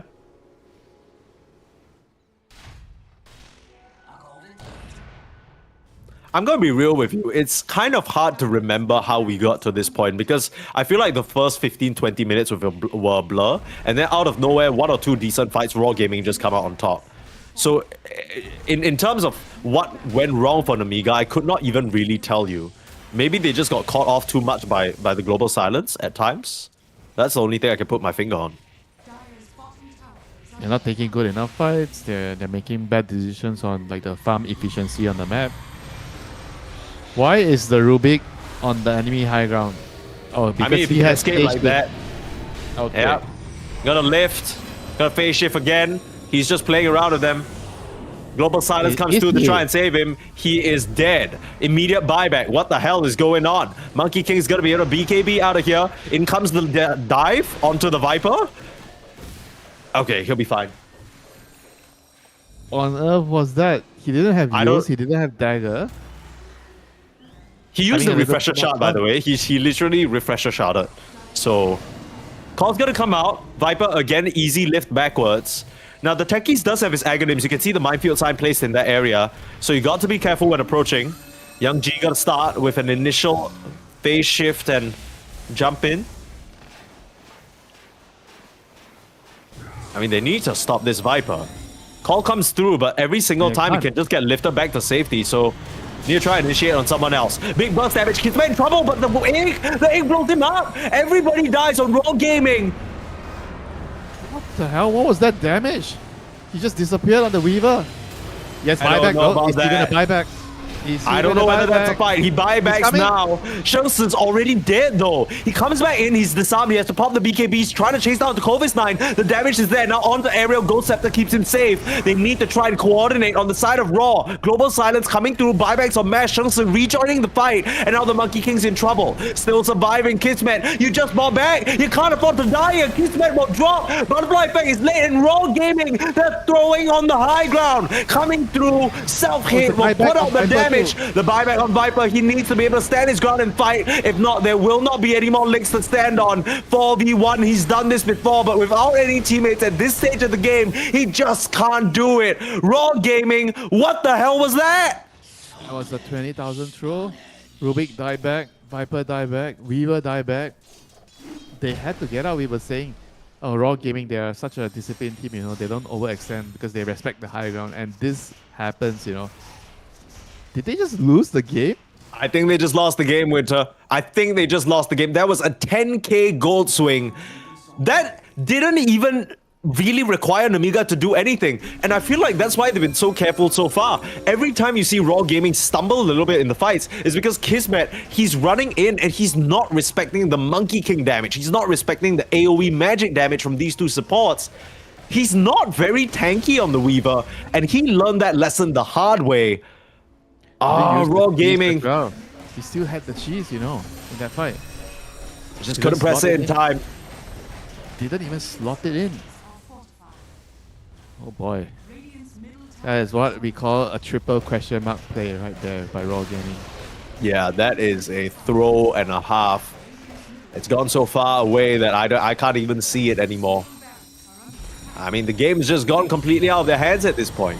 You still got Yeah, at good least- physical burst damage, At but least they didn't lose the game. The game is still going on. I guess so, but- Towers. I mean, yeah, but that was a huge swing. So it's back to 50-50 game. But mentally wise, Namiga, they're in the driver's seat right now. absolutely, they're going to be feeling very, very happy with the way this has panned out. You're starting to see a bit of a problem. We're reaching that stage in the game where Vanilli is actually able to get in, pop the egg in any position, and it feels impossible for Raw Gaming to really commit for it. If they stand around too long, they're subjecting themselves to so much magic damage, and the How Monkey did King, Weaver died the first time? You know, he got bursted during he just ran in. Just ran in and just died beside the egg. And Yeah? that was just it, you know, the fight. He just disappeared. And this is something I was a bit worried about earlier on because we already saw it in some of the matches. We'll get a quick update here. Rune Eater is able to 1-0 Ivory at the moment. I feel like we might still have a while to go in this game because even though Namiga are mentally in the driver's seat, like you said, there's still a game to be played for Raw Gaming. I feel like they need to try and match their Slada's jump-ins with them. Because so far, they've been putting Shengsi on the high ground, they've been putting Kismet on the high ground, but then Butterfly Effect is always just half a second too late to save them, or he's just not there when he's needed to stun, right? The heroes are dropping before he can react. So some sort of line needs to be drawn for Raw Gaming where they're all on the same page, because this is starting to look real messy. I mean, it started from the Rubik just dancing around the high ground as if he couldn't die, right? It was like, what's happening? The game is not over until it's over, Mike. This is the hard lesson Raw Gaming is gonna learn. Jump in. Young G in trouble. Managed to lift him away. The Wind Waker actually puts the Phoenix back up in the sky. Wukong's command in a really good position. Boundless only onto Shengsi. Viper able to get the cheese off. They finished off Kovis 9. Really nicely done to start off the fight. He does have a buyback, but doesn't seem like Raw can chase for more. That's 2 silencers used already. And Vanilli, he'll be able to dive away, but he dives back into the ground.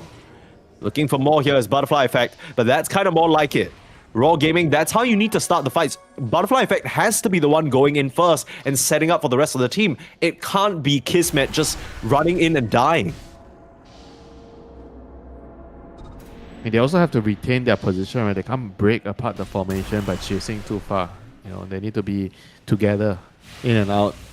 Because you can't really chase past a certain point when there's a Wukong command in the middle of the team fight.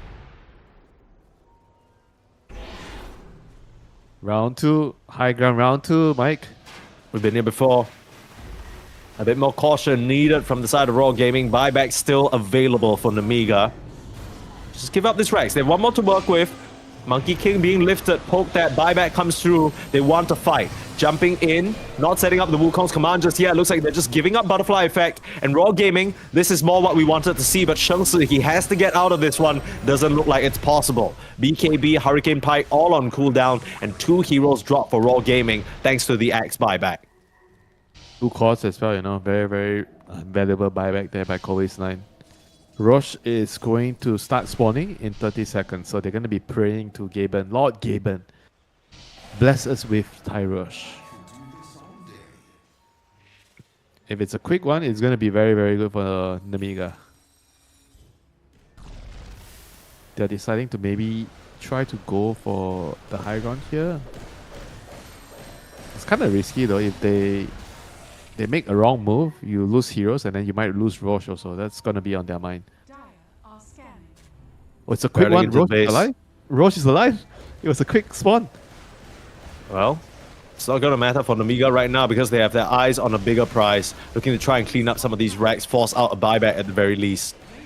Self-hate, he's got that level 26 already, so the Wukong's command, the ring is ginormous. Yeah, they're gonna go Take back down to the check racks, no response. Back to Roche. They're gonna see it soon. Monkey King is gonna check it. Okay, they check it, they see it. Phoenix sees the Roche. 10 seconds for Slada to respawn. This is... I don't know if they have enough time. Nope, they decided, no, we have no time, we have to hold on the ward. Oh no, Clovey blinks up! What is he doing?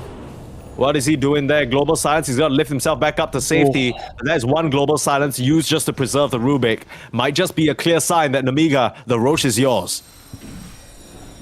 There's a second second Global Silence. He still has the refresher. This is Question not is over, whether it's Mike. good enough.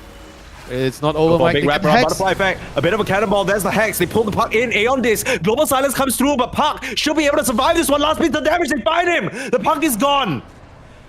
Young G starts the fight in the grave, and now Kismet will get called up. He tried to focus on the Weaver. He's in trouble. Kismet, no time lapse. Kismet has no time lapse. They still get the actions now, and Butterfly Effect, he can't do it all on his own.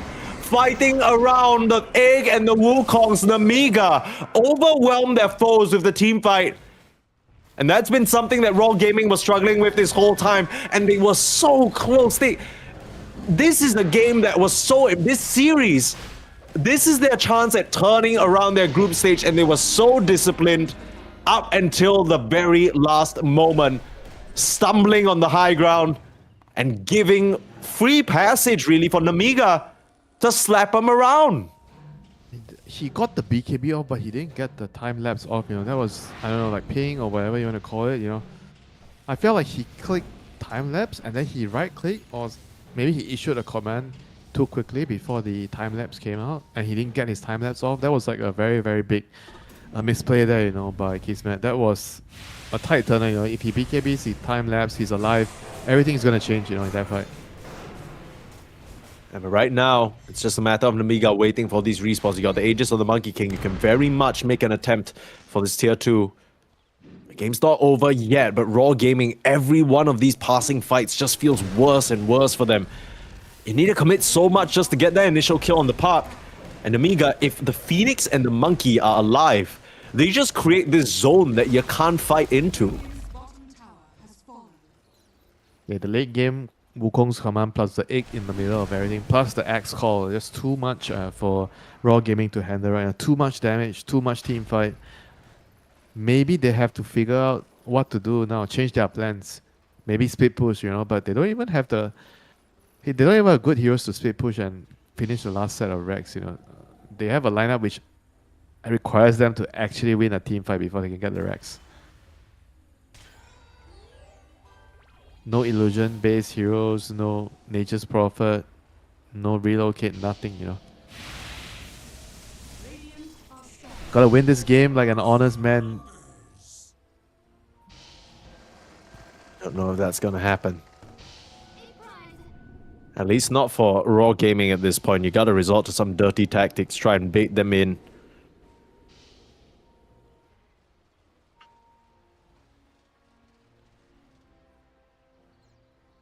Amiga, they have wrestled this game back from the brink, really. In part due to Raw Gaming's lack of team fight and some of the mistakes that they've made, right? We didn't really mention this in the draft, but Amiga, their team fight is crazy.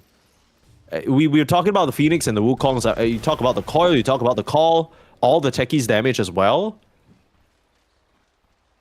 And Dota Plus still thinks that there's a good shot for Raw Gaming. 44% is not that bad. I'll tell you that much. Mentally, they do not have that amount of percentage in them, after what happened this game. Yeah. It doesn't really matter what the win probability is, right? Because the players don't know that. It's all about how they personally feel, how much they think they can come out with in this game. And this isn't one of those games where it feels like the Rubik can steal a spell and turn the team fight around, right? He's going to be annoying, he's going to try for the initiations, but there's no Black Hole Ravage. Even if you get the Wukong's command, it's not going to feel too great. In comes the Rubik. What's he doing? Blinking, trying to distract them. Clove, he's just buying time, I guess. Aeon disc procs. It comes out. This is the team fight that Amiga wanted, but they got themselves the Aegis on the Monkey King first. I guess the Clove distraction ended up working out. Here's Young G on the back line. Raw Gaming, they are just trying to survive the onslaught that Amiga have. A second call. It's way too much. Clove's 9 gets the call and gets the kills. It looks so easy for Namiga to put the pieces together and drop Raw Gaming into the ground, but you still gotta watch out. Clove, stolen call, Crush comes in, buybacks on mass. Raw Gaming, this is their final stand and they need to make something happen. But Kismet with his BKB can barely do the damage. They'll find the Monkey King, the call comes out too late. Namiga, maybe they've overstayed their welcome. Maybe they've underestimated the Weaver. And now they'll pay the price for it.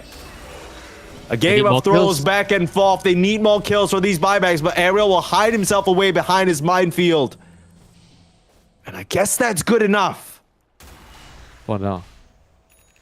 Raw Gaming, they have to find something right now. They have to push all the way to the other side and get the Rex. If they wait for everyone to respond, then Mega will have the advantage of the buyback. It's time to move. It's time to get going. No time to waste. No more time for discipline. No time to waste, Kismet. You gotta put the finger on the trigger. Ready to blast. I mean, you got no creeps, don't even matter. I think the only person that can stay in base is Lloyd. Monkey King and Phoenix, both with the buybacks. You gotta be careful on the Weaver here. You have the save of the Rubik in the backup. I mean, this is kind of working, right? Because I can see what Clove's idea is. He doesn't have a big spell to steal, so he's just gonna try and play distraction. He's gonna cancel the blinks, but right now he ain't got a lift for the Weaver, and that's just a dieback, dude. Game is over then. What an unfortunate series of event there. The buyback, he was counting on the lift to save him, but they couldn't really help him, because he still got the damage from the coil, got stunned, took damage, and couldn't get out. It was a nice attempt, but it was not enough. It's too desperate of a situation for Raw. They had to push the advantage. They had to try to get something there. And now they have to figure out how to survive 90 seconds without their carry.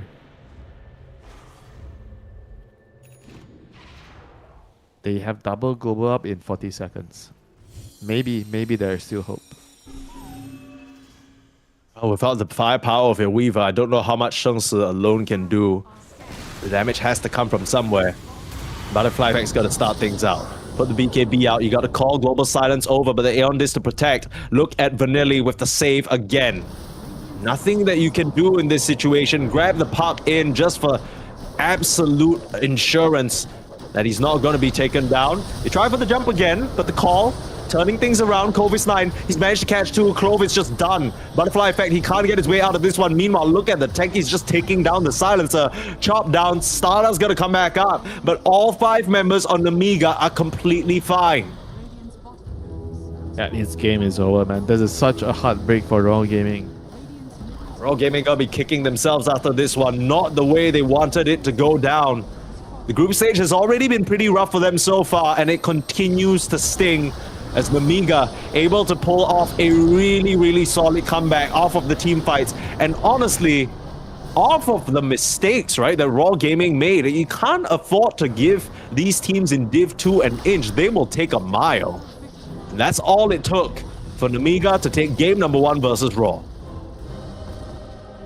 Yeah, that was just an unforgivable mistake there. The game is not over until it's over, you know, committing the buybacks there. Even after the buybacks, when they decided to use the buyback on the bottom lane siege, the Weaver time lapse back into the fight. It was still good, you know, initially. But then they decided to chase. That's when things go really wrong. Because the Viper dies, they use the buyback. The Rubik also, I don't know what happened before the fight even started, right? He blinked onto the enemy high ground, and then he didn't have blink, he didn't have use, he phase shift, he was trying to taunt the enemy, or he thinks that he's immortal because of Aeon Disc, and he dies. He uses his buyback. They committed 3 buybacks there for nothing. Or and for nothing.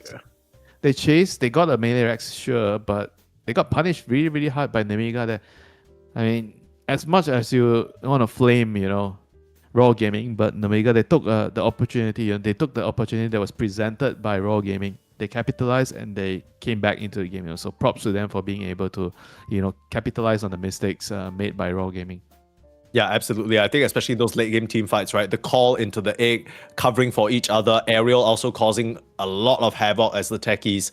Raw Gaming, apart from the mental damage, they're going to have a lot to think about. Maybe our draft didn't have enough team fight to clutch it out in the final moments. If we were going to take so long to scale up and get those initial Roche, maybe we should pick some late game insurance, because the Viper, it didn't really feel like it did that much at the end of the game. We'll find out what happens in game number 2 after a short break.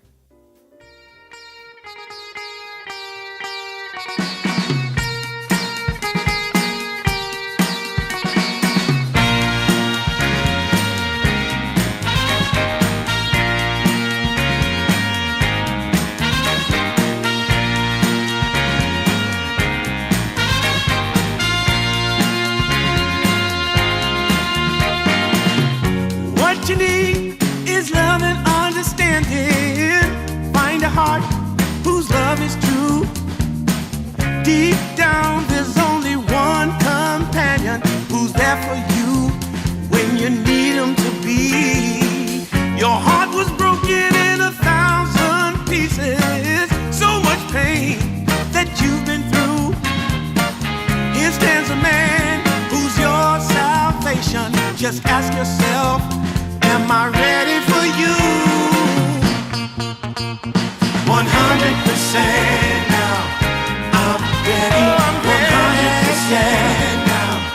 Yes, I'm ready. Eyes wide open. I'm ready to move. 100% now. Take a chance in a new direction. Any place you wanna go.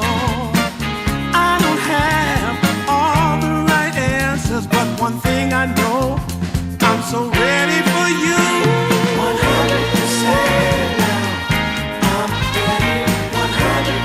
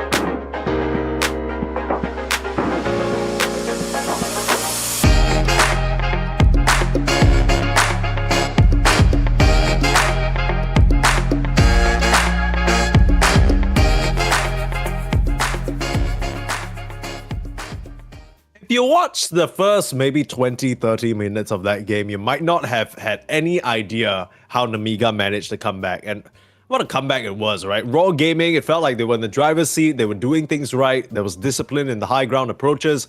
And then one or two team fights thrown and it all falls apart, Winter. That's why we love Dota 2.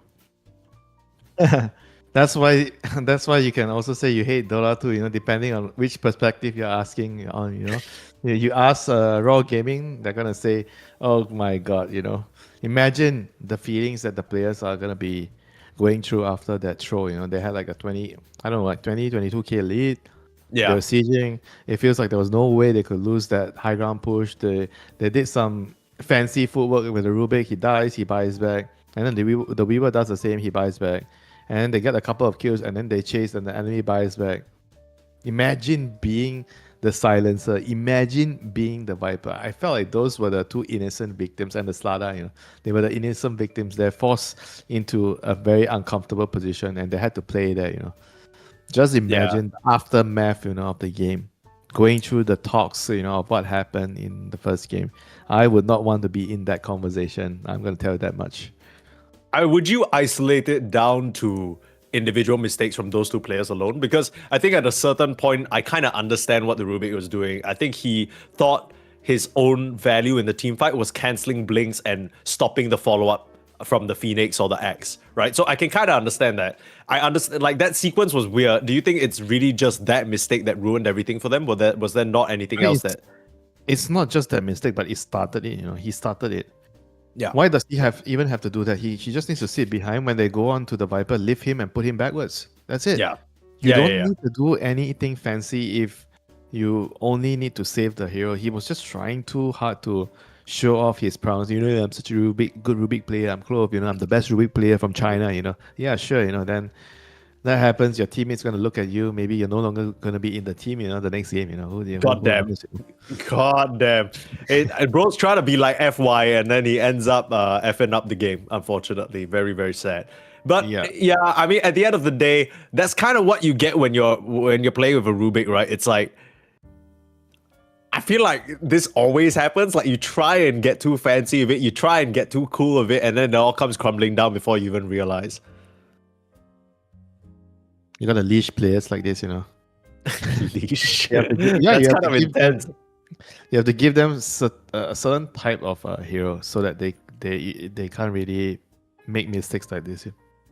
I think this is one way of dealing with teammates that have a tendency of making unnecessary plays. Let's just put it unnecessary plays, tendency of doing that. So you give them heroes that cannot really have a lot of options making plays like this, So this is how you control your teammate. Yeah, basically make the hero that they play be a bit less open-ended. Yeah, like the world is not your oyster. The world is just do ABC, and that's all you need to do. Next game, Clove, you're on silencer duty. Get the hell off the Rubik. Don't mess with me. You gotta earn yourself for a Rubik voucher. If you want to play Rubik, you need to earn yourself. You need to behave 3 games in a row, and then you'll be given a Rubik voucher. Indeed. Okay, we'll see whether he can get the Rubik voucher that we were referring to. He needs to redeem himself though, and much like him, Raw Gaming also need to redeem themselves, because now one more game loss and they are basically, I want to say, confirmed eliminated. Just because I don't know how else they're going to lose out in terms of the current standings. Like they are at the bottom of the barrel along with Ivory in Group A, so it's a really rough spot. No more mistakes, Raw. No more. No more room for any errors. No more Rubiks, please. I can't really blame them though. I mean, the Rubik isn't even the Rubik hero is good, right? It's just the Rubik hero also makes people kind of like... Yeah, but you can't really blame it. So if you put someone in a car that goes 200 kilometers an hour and they speed and they get caught by the police, it's not the car, it's the driver. Okay, no, that's true. That's true. You're absolutely right. But then, does that mean that you no longer use cast just because that person messed up. You can't just abandon Rubik as a concept because it's such a strong 4, right? But I guess in Raw's perspective, they're like, screw the Rubik, we're gonna pick the second best 4. Here's Hoodwink. That's what I call a leash, man. That's Lloyd saying, get the hell down from there, you airheaded Rubik player. No more fancy footwork from you. Just land your bushwhacks, just land your sharpshooters. You can cast the kill if you want, but no blinking in and doing God knows what shenanigans you think you can do. You know, when you steal your enemy spells. It's I actually have no idea what he was trying to do. Like I actually have. He had phase shift. He had phase shift. That's why he was doing whatever stun he was trying to do. It just didn't work. Yeah, but like what? Okay, so I get that you got phase shift, but like, what does that do for you? Like, if you jump in like that and you phase shift around and you're blinking left and right and like whatever, like that doesn't do damage. That doesn't really make space. I'm gonna tell you what that is. They were 22k ahead and they wanted to have some fun, or he wanted to have some fun. You know, I'll tell you that much. Because it didn't make sense, you know. If he had Yules ready, I could understand what he was trying to do. He was maybe trying to bait them in, but he didn't have Yules, so he blinked in, used phase shift, and then what? He's dead. He couldn't even lift himself out, you know. I don't know, man. That was just a little bit of a baiting your teammates instead of baiting your opponents. I will also say that the lift as a save is really good in terms of the distance it carries you, but there's a bit of lag time, right? I don't know whether it's intended, but when you lift him, he kind of has to stay in the air for like maybe like a 0.2, 0.5 seconds before he gets pulled back. So it's not even that. Yeah. You have to spend some time in the air first, right? Enjoy the view. Yeah. Coming down. You gotta appreciate what's up there for you. Yeah, they say you see a lot of dirt, you know, when you're that high up. It's not like a good thing to be that high up. Have you seen like people making videos about a tall person making a video telling you about his perspective? What's it like up there? Like my view from 6'5" or some shit like that. Not How tall are you, Winter? I actually don't remember. 170 centimeters. Okay, that's like 5'6" or something. I don't know. I don't use that system. We're on metric. I'm definitely not a professional basketball player.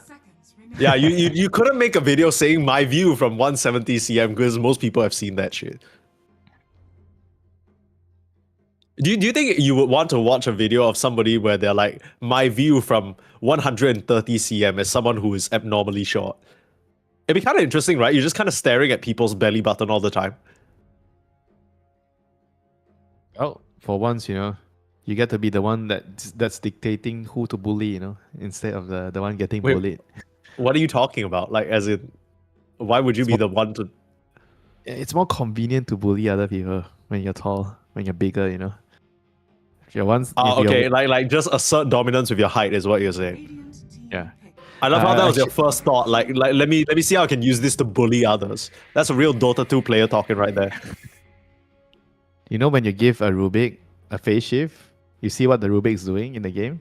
Whenever they have a chance, oh, this puck has been bullying me the whole game. But when you give him the phase shift, see what happens, you know? 10 seconds remaining. You throw a game and you lose, I think, is what happens, Winter. The support tries to be the core, you know? Yeah, that's true. Well, now Namiga, they grabbed the Rubik for themselves, so they now have the Techies, the Rubik, and the Slada, a couple of stolen components, actually, from Raw Gaming's lineup, and Raw Gaming choosing to go for a fresh new face. They go for the Queen of Pain, Chikiro, and the Hoodwink to start things out. I don't know whether they needed to abandon the Slada, though. I feel like you could have picked Slada on 8. Still, like, it's such a solid hero, right? I don't think Butterfly Effect did anything wrong that game, per se. Would have, whatever you want to call it.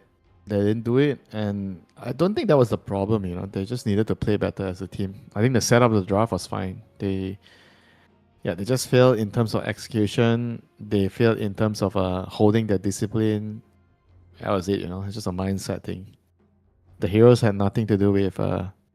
maybe you could argue, maybe because he's playing Rubik, so he tends to be a little bit more mischievous, but I think that's about it. Every Rubik player has that inner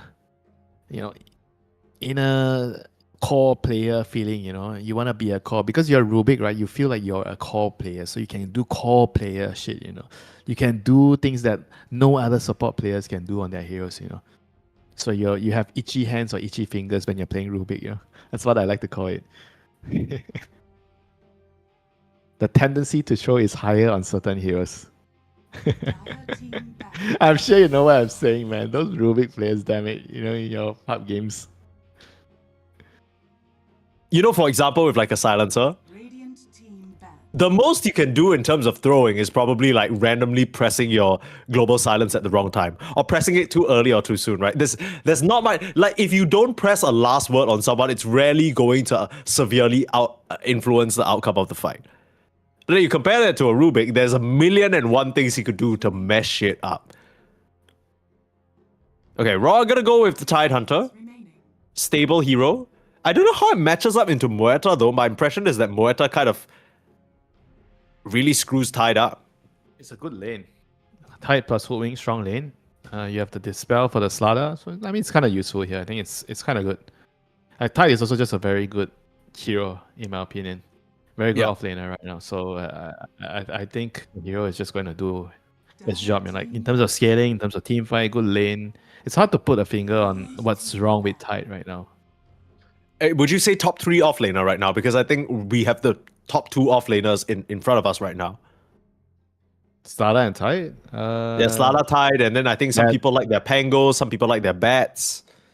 Yeah, some people like their Dooms, you know. No, not the Doom. The Doom hasn't really looked very good, Winter. 5 seconds remaining. It doesn't matter, you know. It doesn't stop them from liking the hero. That's true. That's true. You never said which offlane hero has the best win rate. You just said which offlane hero people like to play, you know. I can tell I'm talking top 3. I'm talking top 3 in terms of which ones you think are the strongest. Okay, fine. If you say that, then it has to be Slada, Tide, Pangolier, Bat Rider. Those are definitely the creme de la creme, you know, the top of the pool. Pretty interesting that we see Lone Druid ignored by both of these teams. I guess that just shows that they don't play it, like either one of their players. Because I know that in, for example, PGL, Wallachia, some of these other teams as well, they have a mid Lone Druid player, potentially. Because we've mostly been seeing it, Rincy Q play it carry. Faceless Void comes out. I think it's a carry hero. It's by far better as carry. Yeah, you want to buy Maelstrom and farm and get Aghanim, so you don't want to be a mid hero. But I did see some of the Lone Druids actually go for Maelstrom into Diffusal. And then they start running around with their main hero and fighting instead of the AFK farming build. No, that is not good. No bueno. Okay, can you tell that to Crystallis for me? Do you have his team? Do you have his WhatsApp, Facebook, anything? You know, pass it over. I'll do it for you. I'll do it for you. I got a social media. It's publicly available. You can send him hate tweets just like everybody else. But I don't want to be seen, you know, in public. You know? Oh, okay. You want to tell him he's wrong, but just to his face, not to anyone else. You don't. Okay, we have double Void last picks. Couple of purple heroes coming out last, Faceless Void and Void Spirit. So this is going to be favorable for Raw Gaming because Faceless Void, nobody beats Faceless Void late game, you know. Nobody. There is only one hero that beats Faceless Void late game. There is only one. Wraith. You guys are Wraith King. Oh my. Okay. But I feel like even Wraith King late game, Faceless Void gets to a point where the Chrono is terrifying, but then the hero himself is also just so scary because he has absurd amounts of attack speed. He just keeps you bashed relentlessly, and that's not even talking about the time lapse. That's not even talking about reverse time walk and all that stupid backtracking shit that you can do. I guess the question is whether Nomiga Gaming have enough lockdown or control for this Void. If not, he's gonna slide in and out. A decent amount of mobility between him and the Queen of Pain, but it's a much slower draft, right? Raw are so greedy with this lineup. Scaling is the name of the game for Raw. Nomiga, they have to take the ball, kick the ball early, go to the enemy goalpost and strike, you know, early with the Slada. Yeah. They need to take Roche. Roche, again, you know, Tormentors, they have to grab or seize control of the momentum and take the initiative. Raw Gaming, they have a draft where they're comfortable sitting back, sipping their tea, drinking their Milo, eating their kaya toast, just relaxing, waiting for the challenger to attack. Whereas Nemiga, they kind of have to skip breakfast and they have to rush to work, So this is the type of lineup that I would say that helps Raw in terms of their mindset after what happened last game. Because it was so hard, for them to accept what happened last game. This time around, so they have a much easier, simpler draft to play, sit back, farm, skill. So I kind of like the adjustment, even though I don't like the overall strategy. I think it might be too greedy, but I like the adjustment they are making. All these things matter, like what are your players feeling after one game. So the next game, you might want to select a viable strategy based on the vibes of the team. But you don't like it? You don't like doing that? You think I should always... I think it's I think it's important. I think you gotta set the mood, Like right now, you guys just had a lot of stress. There was probably a lot of pressure on their shoulders. You don't want...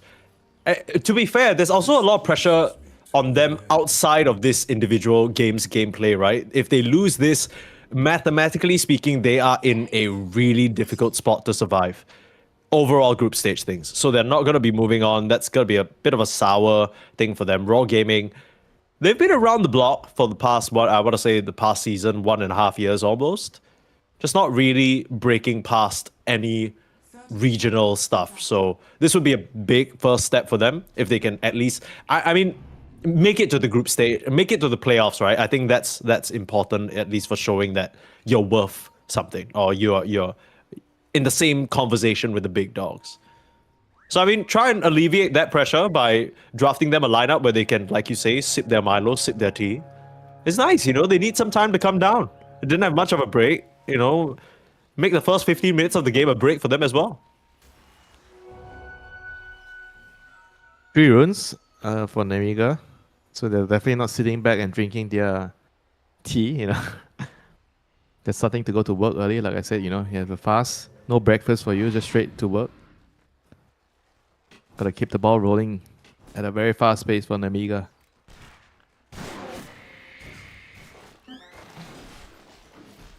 Uh-oh, Clove is in trouble. He's caught by a nice dead shot. Takes a ton of damage here. Ouch, that hurts. That is annoying. Where is his salve? Where is the salve? Did he not buy a salve? Oh boy. Now you kind of need to buy a salve. Okay. He's dead. I think he's just dead. Bye-bye. What the hell? And this is with Sticky Bomb level 1 again. So it's not even like there was a rune fight or anything. It seems like the Nemiga supports are both in agreement that this spell is still pretty powerful for trading.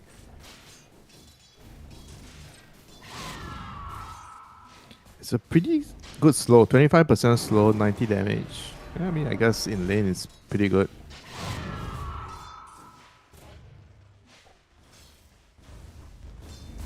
But I do feel like if you're getting gone on, like reactive taser kind of works both ways, right? If you're trying to trade and they go on you or you go on them, it will be useful no matter what. The sticky bomb is kind of always more useful only when you're playing aggressive.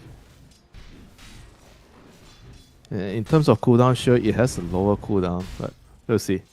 Maybe this is the true way of playing techies, who knows? Everybody's just copying what's trending, they're just copying what everyone's doing. They're not really thinking of what's better for the lane. I mean, if it works out for Nemiga here, why not, right? The sticky bomb strat.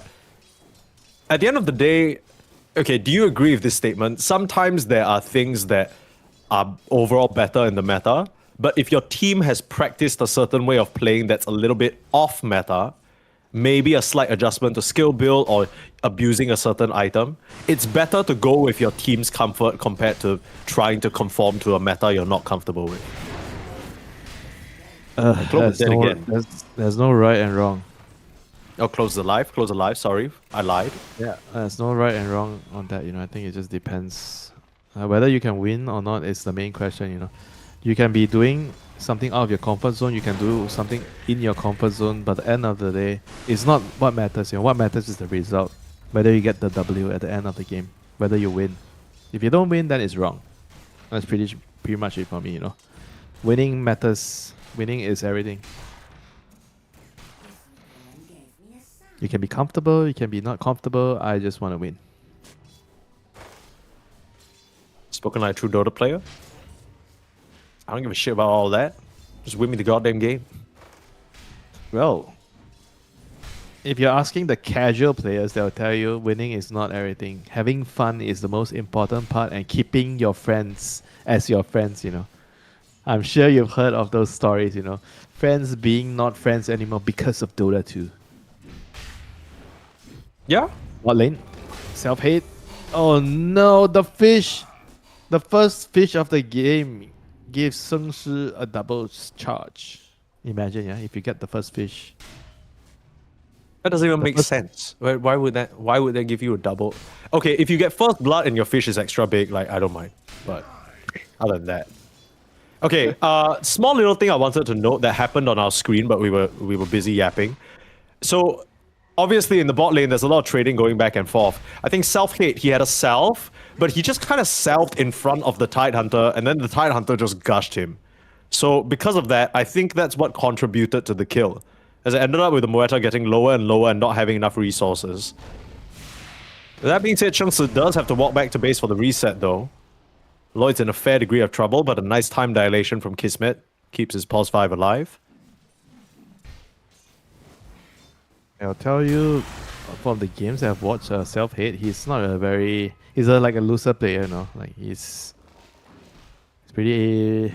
He doesn't respect his enemies as much, you know? Like, the way he plays.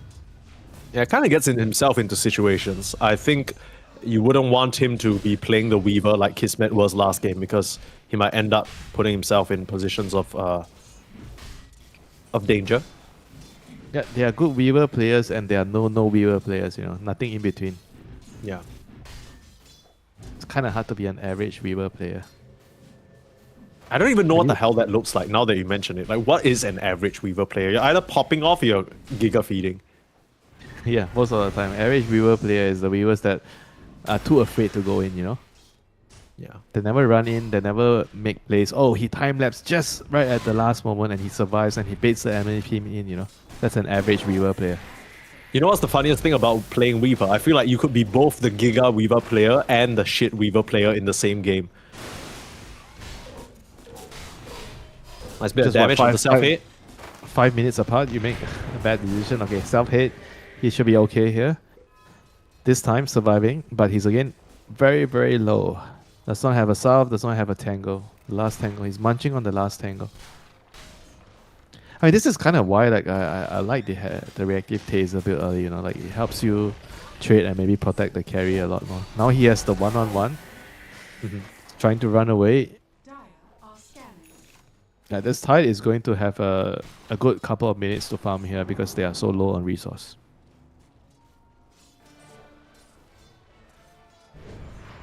Six-minute rune secured for Butterfly Effect. AD, that's going to be really nice. How's this mid lane going? Seems like Young G is actually doing pretty well. Yeah, 10 denies is a big difference. Because I noticed that their CS was kind of the same, but the denies are where there's a bit of a difference. I guess Void just has the better auto attack animation and like base damage. It's a lot easier to last hit with the Void. Higher base damage and a melee hero, of course you have the advantage, denying creeps. But scaling wise, Queen of Pain is the one that is going to be the better scaler. You just want to get to your items, you just want to farm. As long as you're not getting run over in the lane, you're fine.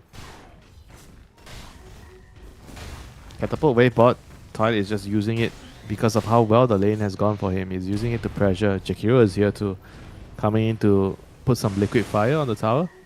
Young G has arrived though, looking to try and find a pick. Jakiro, only level 3, in a fair degree of trouble. Lloyd not really able to decide on which direction he wants to run though. Maybe he just thinks that, okay, I'm just gonna try and take as much time as possible.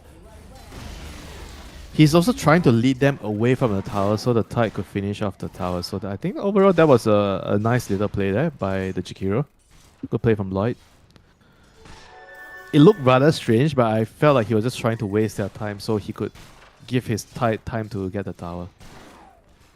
And it worked out in the end. I think he was screwed either way. He was gonna die for sure.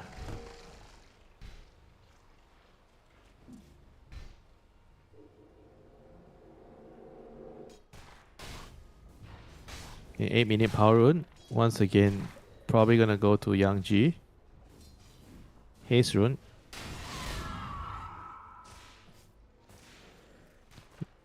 Raw Gaming not really able to contest the runes for now, you know.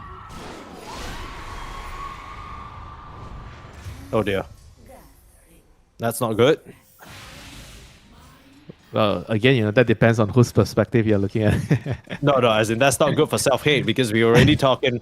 Man tends to get a little bit loose with it. You know, I don't really think that was his fault. Just really a good move there from Butterfly Effect.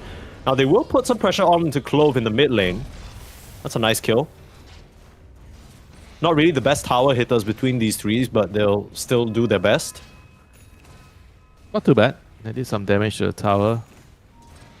And you avoid spirit, you know, you're not really taking the tower early. Here comes Big the tide. damage. Nice little wraparound. Shengsi finds the two supports on the back. A lift will keep Ariel safe. Not able to find much more. You really want to get this kill here. Butterfly Effect will seal the deal. Here's Young G thinking about popping in, but a bit too risky to run into these four heroes right now. But perhaps if he can find the angle. Doesn't look like he has any backup coming his way. And Chunks is actually just happy to body tank this just to get a bit more damage out. Okay. Well, so much for Raw Gaming wanting to hang back and farm. They're the ones sort of willing to get aggressive still, even though they are the greedier lineup.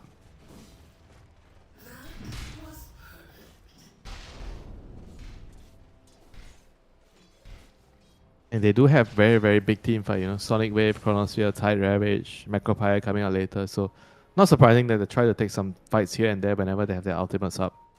Whereas Nemega, they have to play fast, but they also have to respect the team fight, you know, from Raw Gaming. Gotta be careful not to overextend pushing the towers or getting any objectives on the map.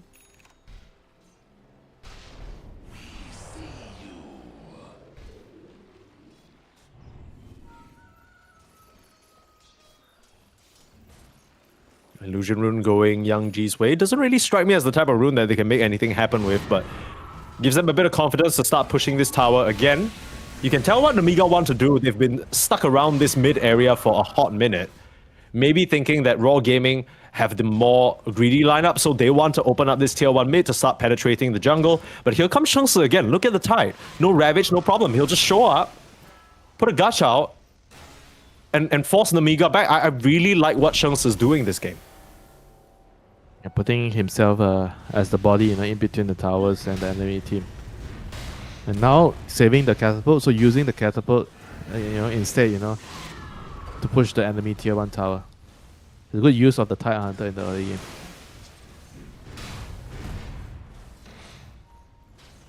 It's landing a couple of shots with the liquid fire. The tower is going to get really low. They can't really land another liquid fire there. I think it's good for Raw Gaming to kind of pull back a little bit because I think they sense that Nemega is bringing in a lot of heroes coming to the mid lane to defend the tower.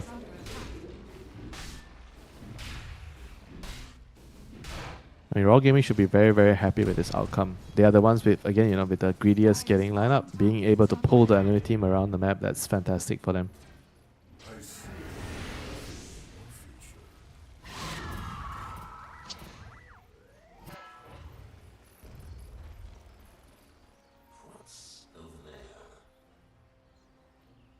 The Faceless Void's gone for the Helm Dom build. Do you just not go Battle Fury anymore? Is that far too greedy, you think? Battle Fury on Faceless Void? What Yeah, game are you watching, Mike? Battle Fury on Faceless Void?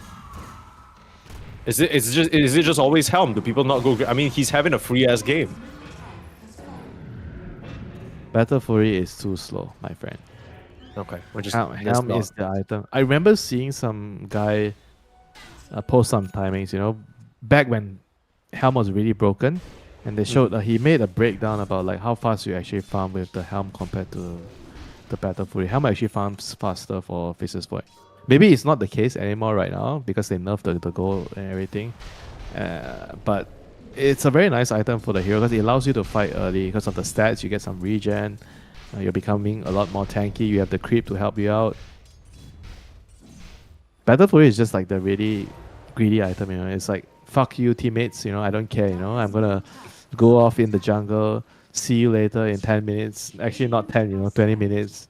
I'm not gonna show up. Just don't call me, you know. Don't call me until you have an important meeting.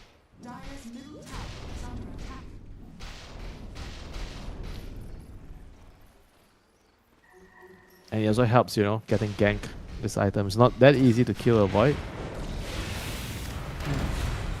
Okay, Good job, maybe. Winter. I'll just have you know that I saw that all of that happen in slow motion. Like I already saw them make the move up. You know, I knew where this was going. I just didn't want to interrupt magic in motion. Come on, bro. Battlefield, you're still gonna die there. You know? Doesn't make a damn difference. No, as in, I'm not talking about the battlefield. I'm talking about the powerful caster's curse. Congrats, you've done him in. He would have lived with strength traits. JK, I don't know. He had a big charge, you know, big one. He would have lived with Greaves, is what he would have lived with. Bro, are you a ever Greaves- gonna let me go? Are you ever gonna let me go? Man, you say I'm long-winded, you know. Maybe I'm not the only one long-winded here. Well, it depends on your definition of long-winded. Long-winded is like you take really long to explain the same thing, but then Oh, but in my it's not case, just that, right? in my case, I'm beating a dead horse. Yeah, isn't that kind of the same thing? You're beating the same horse repeatedly. And taking a long time, you know, to do it. Hence, it qualifies as being long-winded too. Okay, That's fair. I take that you don't agree, you know. No, it doesn't matter. I find it funny, so you can't stop me. Ravage out, get the slaughter, line up for the sharpshooter into the ice path. He's alive. They need to chrono this guy. They are macro pyring, holy. They burn that fish up. Nice, good old grilled fish, you know. Remember my favorite fish, the ocean perk? Yeah? Actually, no, the marble goby, but you don't grill that fish, you know. It's a waste. It's Yeah, a that's criminal, a steam. criminal offense to burn that, to grill that fish, you know. You can only steam it. Only steaming is acceptable on the marble goby. You know, if you tell my father-in-law that you're grilling a marble goby, he will take a private flight from Malaysia to Singapore, and he's gonna make sure he's gonna tell you how to do it without pissing him off, you know.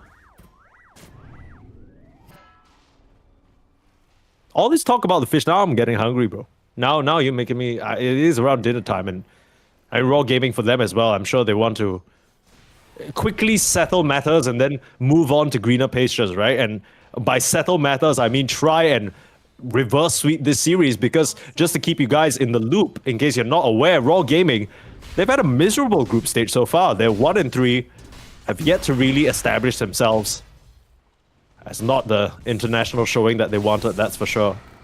It's a They have a chance to turn it around, though. There's always going to be a chance late game. I mean, they're doing really well, fantastic, you know, for their lineup. 60 minutes in a game, not many kills, but they're 2k ahead and they find the enemy carry, self-hit. He is dead again.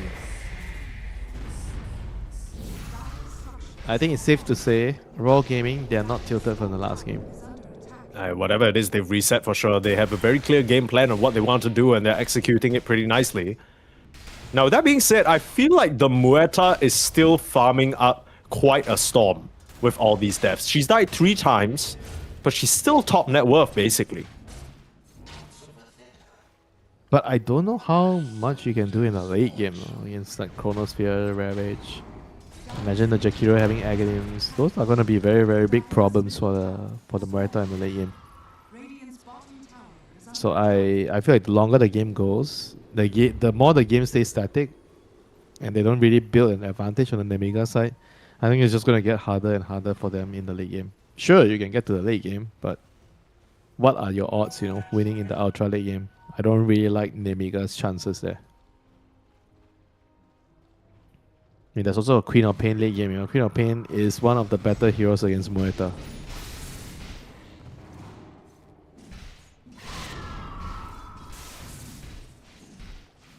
And Nemiga, they're smoked up, trying to find a hero, trying to find a fish, you know, but all they're gonna find is some creeps in the mid lane. Radiant's top tower is under attack. They're desperate, Mike. They are desperate. They can sense the urgency, you know. They know that they have to pressure the Raw Gaming side with the greediness of their lineup. Are scanning.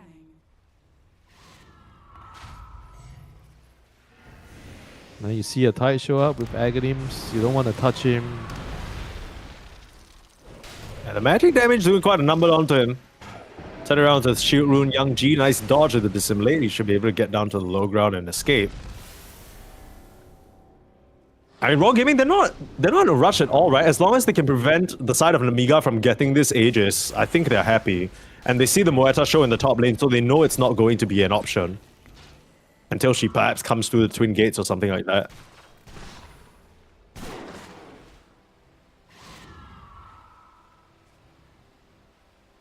It's starting to get a bit uncomfortable. I think Moeta, there is a high degree of late game scaling for her. She can very much burst down these targets. And if you look at Amiga Gaming, they do have the control to perhaps take down the Void before a Chrono ever comes out.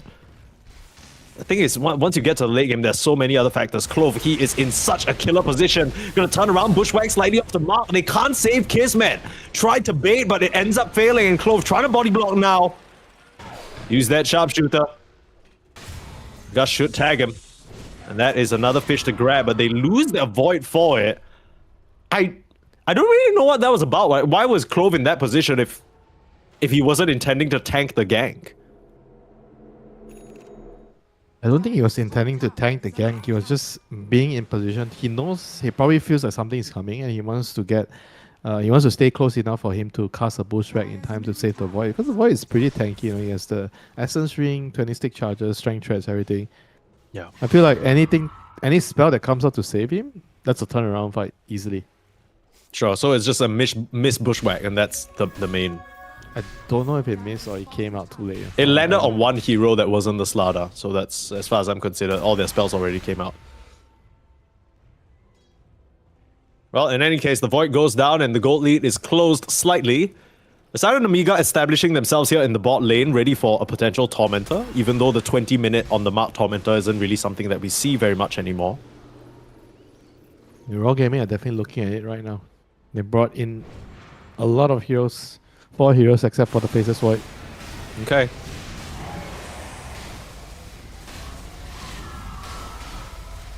I feel like the item builds just really tell you what Raw Gaming are going for, right? The fact that this Tidehunter has gotten the axe first, it's all about de-pushing the waves, it's all about scaling. But Raw Gaming, the problem is they don't really have a lot of damage at this stage in the game for objectives. They can't take the Tormentor. They tried. Didn't work out. Yeah, they needed a Void there actually. Like Tormentor is so difficult to kill. Most of the time you need, if you have like an average Tormentor lineup, you're gonna need like 5 heroes to kill it. That's why I feel like Roshan is going to be the more important objective nowadays. You know, Tormentor is just so hard, and the payout is just not as good great. as Roshan. Yeah. We see on the Storm stream that Modus were just able to 2-0 Lynx. So this is a Lynx team that we were thinking would be up in arms with Enigma and potentially one of the top teams in the group. So pretty interesting to see. Kismet goes down again, just caught out farming in the bot lane. And Amiga, they bring the heroes this time, and I think they're able to get the Tormentor. That's the Slardar effect coming into play. Okay, Rosh is also going to be on the menu for them. It's very strange, yeah. Like they moved their whole team top, the Tide TP top. I felt like they should be occupying the bottom position, and then sending a support to push out top lane instead of the Tide. Because the moment the Tide shows top, right, you're the enemy team, you're Namiga. You see the Tide TP top, you immediately know that bottom is your area. You can take over the area. Yeah. And that was how the Void just immediately died there. They see him, they have the full confidence to know that this is a fight that they can take on the Namiga side. You know, so I actually feel like sending the Tide top was actually not a good move there by the Raw Gaming side. Probably needed to just use the Jakiro. I think most of the tier 1 teams that would use Jakiro to push out that lane, the Tide would hold the bottom position of the Tormentor with the carry and just split up farm there, you know. Yeah. I feel like at the moment, Raw Gaming have somewhat half-assed protecting Kismet, right? Whether it was, oh, nice Bushwhack. At least get themselves a return kill. But yeah, I think overall it's felt like Kismet now has been let down by his team's alleged backup twice now. A TP in the top lane to try and resist this pressure coming out from the side of Amiga. Attempting a go onto SS, but the Ravage used just to save himself. Okay.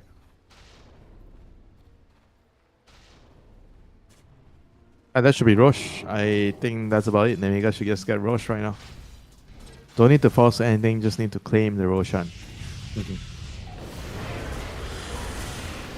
Uh-oh. Void Spirit in a little bit of trouble. He gets the double jump out. He's gonna TP, but Chronosphere gonna come out. Wow, right at the cusp too. Like that should mean Nemiga should still be able to get Roche, right? No Ravage, no Chrono. They have to understand that they need to be able to get Roche.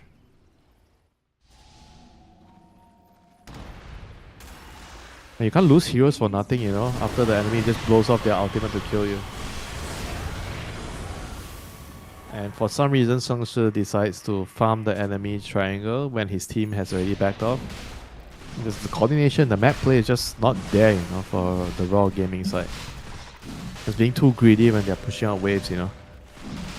Like every time a hero changes position on the map, the whole formation on the team on the map has to change, you know. So if somebody is on the wrong location, it means someone else is also on the wrong location. It's kind of like a jigsaw puzzle in a way, right? If you've already put in one bad piece, or maybe even, I think a better analogy might be Sudoku. If you put in one wrong number, everybody, like there's no way for the puzzle to be complete. It has to look like a certain picture if you're playing efficiently. And right now against Nemiga, Raw Gaming have shifted things too far out of place for them to really feel comfortable. Kismet now has his Mjolnir, but he still very much still needs a lot of time before he's ready to fight. And you're kind of relying on Nemiga to chill a bit, right? Give you that space, because it's so easy for them to just group up 2s or 3s and start hunting heroes down. There's not a lot of defensive utility available for Raw Gaming right now. Circle's already being drawn. Void has planned out his next area of attack. The only thing that remains is maybe a gem pickup of some sort, just to start clearing out this vision. And then that's where Raw Gaming will really start to feel the heat. It doesn't matter if you have the better scaling, you know, on the Raw Gaming side, if you don't get to farm the map. You know. Right now the map is just closing down on them. Nemiga is just trying to herd them into a corner of a location and try to just, take out every space and every inch on the map to farm, you know. Raw Gaming, they're making a smoke bot, trying to once again secure a location for the Faceless Void to farm, but Nemiga, they're not really moving bot, you know, they're playing mid and top right now. Yeah, whatever GPS Raw Gaming is following, it's charting them into some strange waters. They were maybe thinking that Nemiga was still chilling, still farming, but Nemiga, they're ready to, like I said, put the pressure on, ready to start exerting their space on the map. Late game scaling might still be in the Void's favor, but this is one of those cases where the Muerta has very much started towards her timings a lot earlier than the Void is ready for. You're already looking at this Silver Edge Muerta roaming the map, hunting for targets. You kind of get the feeling that all she needs is a +1, right? The sheer amount of damage she can output in that second. You maybe just need a lift or a stun. That's gonna be dead enemy hero on Raw Gaming.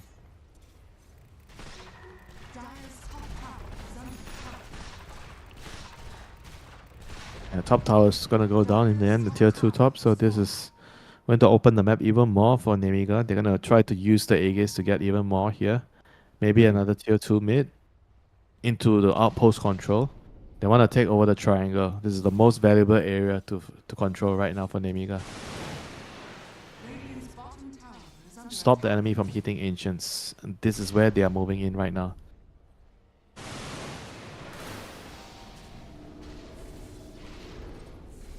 Raw Gaming have repositioned to a defensive location. Jumps in.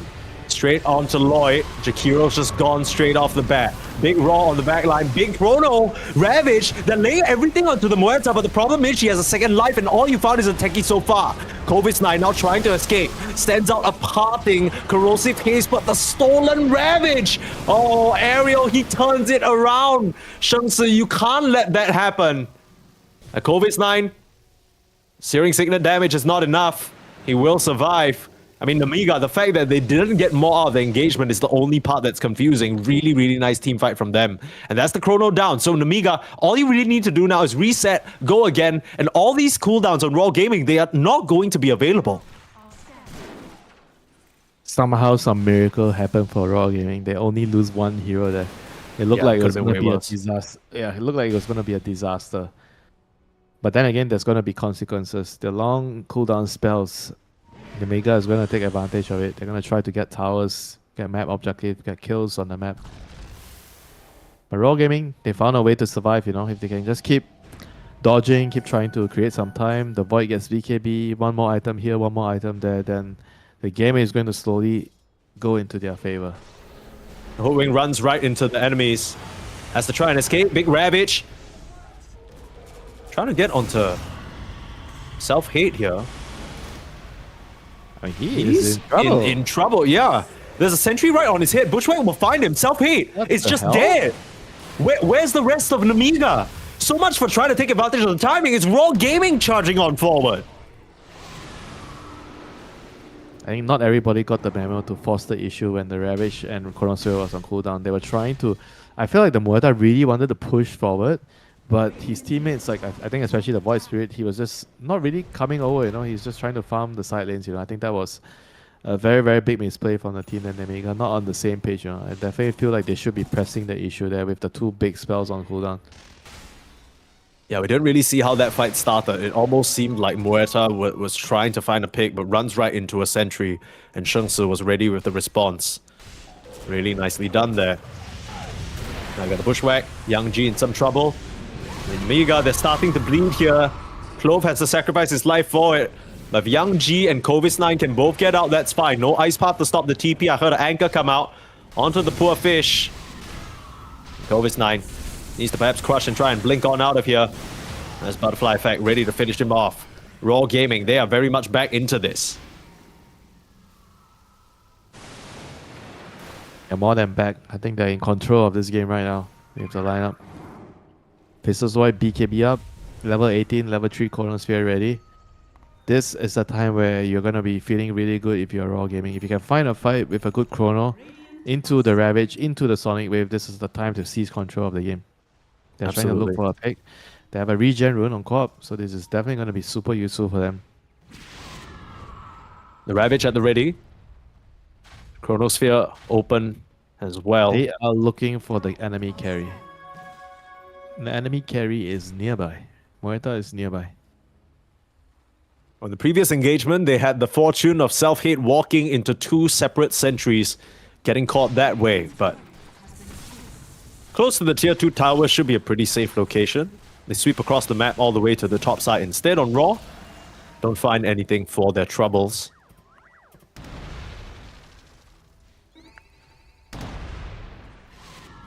That's still kind of annoying for Raw Gaming to force, right? I feel like Namiga, they can very much still play the map, find these solo pickoffs. That's what their heroes are good at. Clove will get spotted now. Oh, They didn't land the Remnant, so they can't kill him. Missing the Remnant cold there. feet as well. Yeah. I mean, Yang Ji didn't expect to see him around the tree lines. The reactions were a bit lackluster there.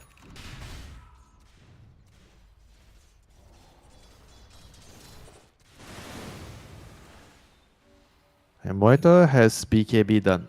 So this is time. Level 20 and BKB done with the extra duration on the Pierce Surveil. I think this is as strong as you're going to get on the Muerta this game. 10-second Pierce Surveil plus 9-second BKB. Can't get better than that. This is kind of insane, you know. Like the more I hear myself say it, you know. This level 20 talent. Yeah.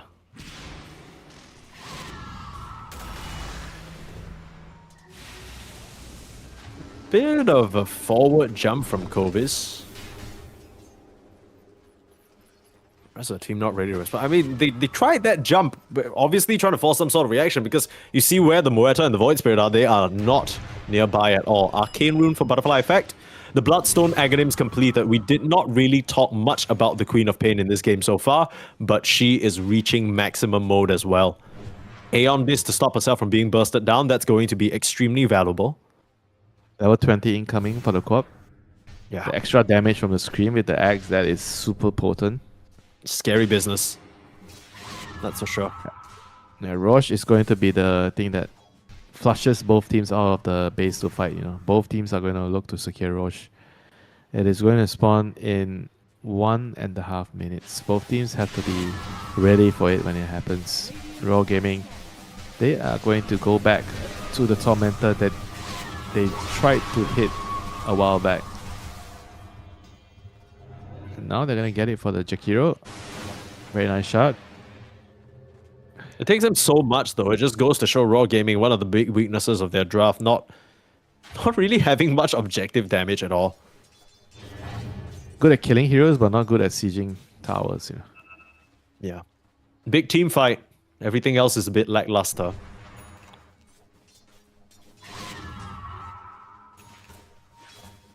Roche might be coming back up in 50 seconds. That'll be the next objective that these teams want to fight for. Ooh. Big damage. Butterfly effect blinks right into a field of mines. Smoke move coming out. Look at Namiga. Trying to pry for an opportunity. Clove is gonna throw himself into some mines. Okay. Or maybe he just thought that he could ward and get away with it. Maybe he didn't think that Namiga were just waiting to pounce, but they absolutely were. And now Vanilli can just reset up a whole minefield of vision and area of control. Now, the team fight is still terrifying from Raw Gaming. If they can land these big ultimates, the fight will go their way. Start out onto Young G, force out that BKB. That's not too bad, but Kismet needs to get away. Pops his own BKB. That's a very valuable resource that is now not available for Raw Gaming. They need to make this 4v5 happen, and the Void without his magic immunity, that's going to be trouble. Kismet now, able to time walk away, turning onto Kovis 9, BKBs popped. One after the other, look for self-hate, looking for an opening. Doesn't want to break the tide just yet. Sheng Si, he's going to be the one to jump in, forcing his own BKB again, one after the other. Self-hate used his as well, which means he doesn't have that BKB pierce the veil, all immune state. Raw Gaming, a couple of uses of the BKBs, and they bought enough time for the Hoodwink to come back into the fray. Now, Raw Gaming are the ones moving on forward. Both teams vying for position on this Roche pit. Roche is going to move. In 15 seconds, he's going to move to bottom. This is going to benefit Raw Gaming. A better Still position. some mines around the area, but yeah, like you said, the outpost is going to be huge. They're not really. Oh, this is a really aggressive position for Butterfly Effect to be farming.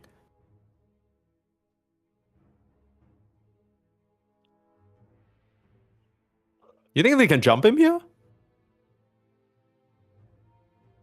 He's kind of alone, you know, here. He's got A on disc. That's the only thing saving him for now. There's Lloyd somewhat nearby.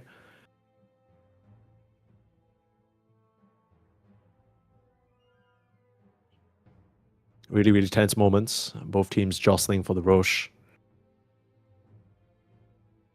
The Moeta is still very much a huge damage threat. I just need to set her up for success. Right now, it's not entirely clear how that's going to happen, right? Slada, Void Spirit, whether you go in separately or apart, who's the distraction, because you know that Raw Gaming will be looking for the Chrono. If you're all in on the same target, that's easy for Kismet to line that up.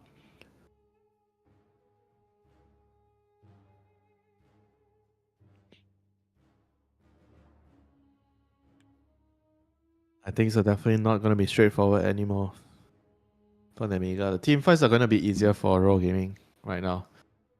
Hey, once you whittle down the BKB charges, that's going to even benefit more the Chronosphere and the Tide Ravage, the Jakiro.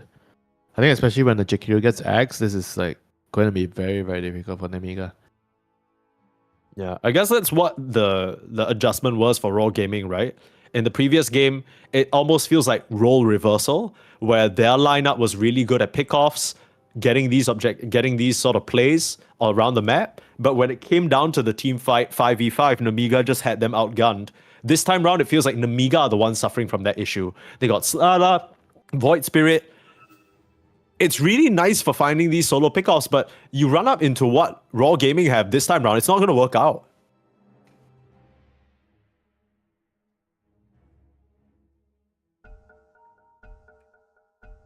Getting back into it here. Butterfly effect. Won't be able to escape. Middle tower is under attack. They still know where he is, though.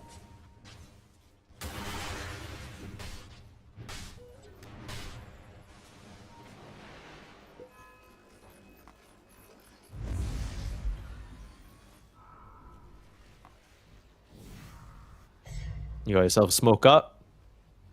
Trying to jostle for some position around the top side, maybe they're trying for a big wrap around, head into the triangle, get the high ground position. They have a ward on Tekis. Very important that he gets a good vision here. He wants somewhere around the outpost. He's gonna glimmer in, he's gonna run in, puts a sentry, puts a ops. Looking good for Namiga. They can just wait here. Yeah. The most important part is that Raw Gaming, up until this point, they did not know where Namiga were. The outpost being taken, positions revealed. None of these teams can really go into the Roche pit with confidence until they see their opponents or maybe even get a pick off. So now you're in this weird state where Raw Gaming, they're going to push out the bot lane, cut the mid wave, and Oh, they're in the TPing. same way, The mass they're going to come TPing. back. It's a big Self-hit play. leading a charge. They're playing. Oh, they get Lloyd instantaneously. Kovi's9 does it himself. Meanwhile, Self-hit blowing out Clove. You've already lost both supports and it's time to retreat. Remnant not gonna connect. Hyde's gonna tank it. Sheng Si, you gotta be so careful. Try to cancel some blinks, slow some motion. Blubber's gonna help him out. They'll be able to escape, but again, it's the wards being placed. They'll notice now. Uh-oh, there was vision in this area. Is under attack. The bodyguard Can they on the just front do line what? proving a bit too thick, and yeah, they can just head into the Roche. You don't really want to buy back on your supports. Roche is gonna Raw. What's the call here from Raw Gaming? Are you gonna give this one up? 3v5 situation, you still got the vision on the high ground. They could just try and focus down Sheng Si if he's not too careful, step up too far. It's running pretty low on mana with all these gushes coming through. Kills the veil being used. You're gonna try and commit. Young G, try to play distraction. Silence up on the Faceless Void. In he goes. Oh, no. Chronosphere. He's trying to finish off the Roche, and he gets the Aegis. What a big play from Kismet, and he gets the Muerta as well. Too hasty there from Namiga. And Kismet, he knew his limits. It was all just a distraction. He walks past Young G, gets through the calling, finds himself the play. And Raw Gaming, what a big turnaround for them. They knew that the Slada, he was just a distraction, you know, the Slada, the Void Spirit.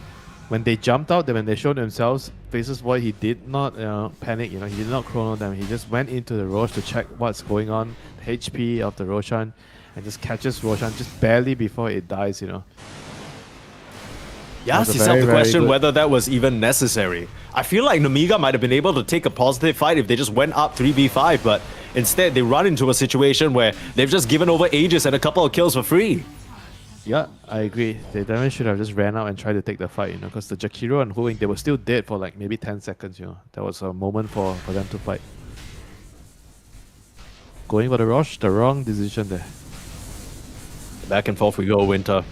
These two teams, if there's one thing they've shown us, is that the gameplay is far from stable. Really hard to know what to expect from them in any given moment. Yeah, they needed to just hit Roche until the roll was procced and then smoke and go behind and scout the positioning of Raw Gaming. Because they failed to do that now, Kismet has the Aegis on the Faceless Void, and this is going to make things so much more harder for Namiga here. Still hope on the other hand, but things are going to get very, very complicated from now on.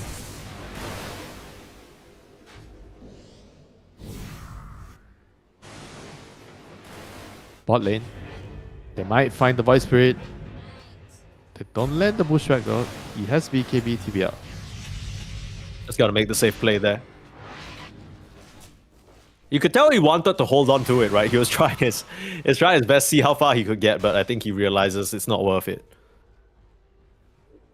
Yeah, the more you wait, and the more you worry because Faceless Void is in the game, you know. Can I actually TP out with BKB safely? And the more you And wait, you don't the know where he chances- is, right? Yeah, the chances of you doing it is just going to get lower and lower. So I can understand why he decides to just book it out right away. Dire's middle tower is under attack.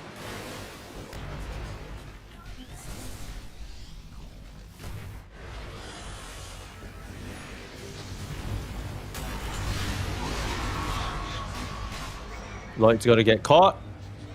And it's not worth it for a fish friend. I guess space. But space for what, you know?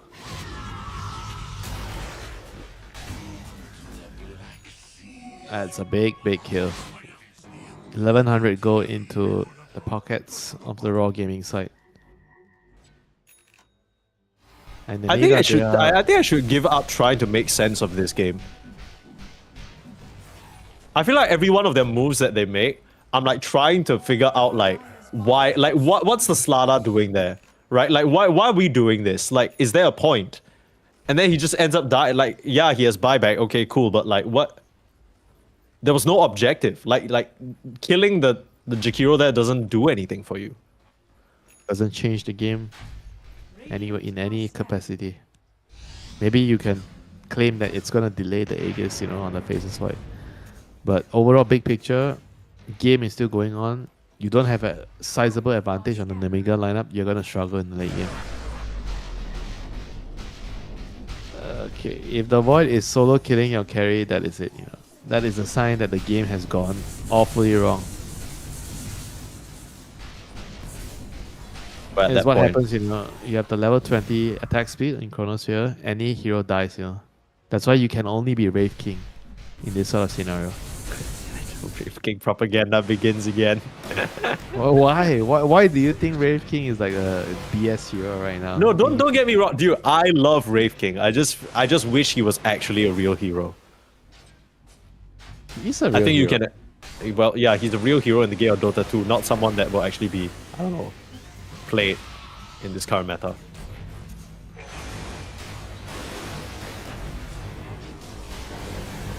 Shang-Chi.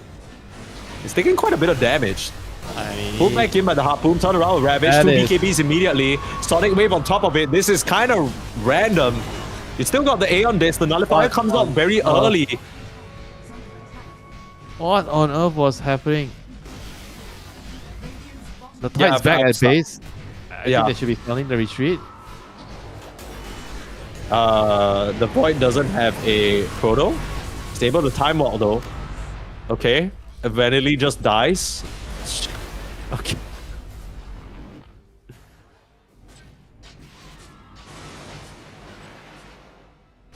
Okay, so All right.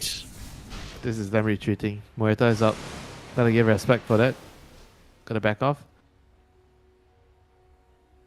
And Raw Gaming, they don't really have much to worry about. They have the better scaling, they have the co-op late game, faces void late game. This is officially their territory. And you know what's the Post- scary part? I feel like we thought that as well last game, but I guess hero-wise it was a different story, right? Because they had Weaver and stuff. It was kind of hard to make work. Yeah, this game is a lot more throw-proof. Haircut? Yeah. It's kind of hard to throw this lineup. Well, you still have to land the Chrono, Sure. right? Like If, that's if you want to put it that way, sure. yeah.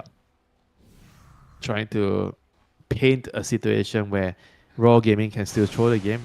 Yes, they can still throw the game. After what happened last time, who knows what will happen. Okay. Do you really want to be chronoing random heroes like that? I don't think he gives a shit, All he knows that it's late game faces void, If I want a hero dead, that hero is dead.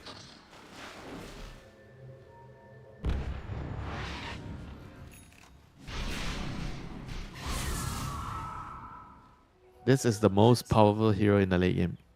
The most powerful hero. I can see that. The only counters are basically Hold that It's thought. over. Big fight I feel happening. late. BKB and Pierce the Veil still having run. to TP out. Kovic9 goes in for the Jakiro again. He's got a target on that twin-headed dragon's back. Unfortunately, Raw Gaming not really able to do anything to stop him. BKB from the techies. Big Lotus as well. Still surviving somehow. This is a tanky boy, and he gets out. It's the Greaves. It's the Greaves. Our observer knows it's the Greaves effect. I mean, every time I see Moeta popping BKB, she's running away. Every time. It's not really been able to use BKB with Pierce the Veil offensively, This is the last Fura. This is the fight. There's still 50 seconds before Chrono is up. Nemiga, this is your chance. There's this small opening. They need to find a big kill, a big core kill here. Faces void. He's in the area. He is dead. You can't land a chrono if you're dead, brother. Nobody showing on the map, but seems like Raw Gaming, they didn't see that coming. Roche is going to spawn in 1 minute and 10 seconds, so Faceless Void is going to be alive for that. But the game is not over. My goodness, man. What is with Raw Gaming and Amiga, bro? Why can't they just play a normal ass game of Dota 2? Why does it have to be like this? They're not intentionally torturing you, you know. No, it's not torture. I just really, I can't even begin to make sense of it. To be fair, and for the record, I'm not blaming the Faceless Void for dying there. He got jumped by a really nice smoke maneuver. But it's just, I mean, at some point, you got to know. You got to what business do you have splitting up and farming at this stage as a team?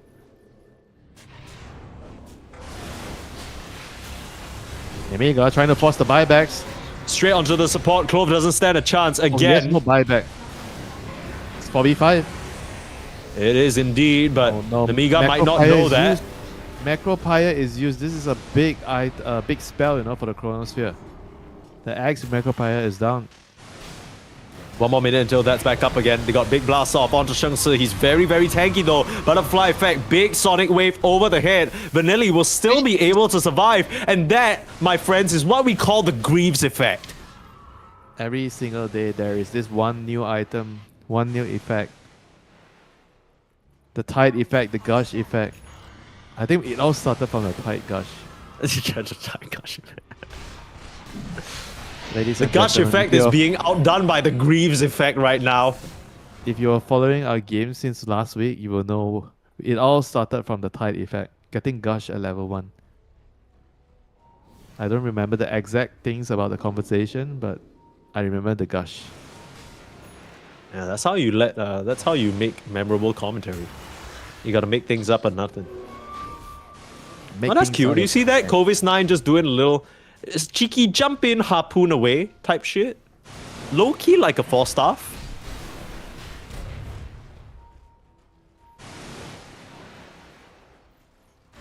Now we have Rubik Gush against Tide Gush.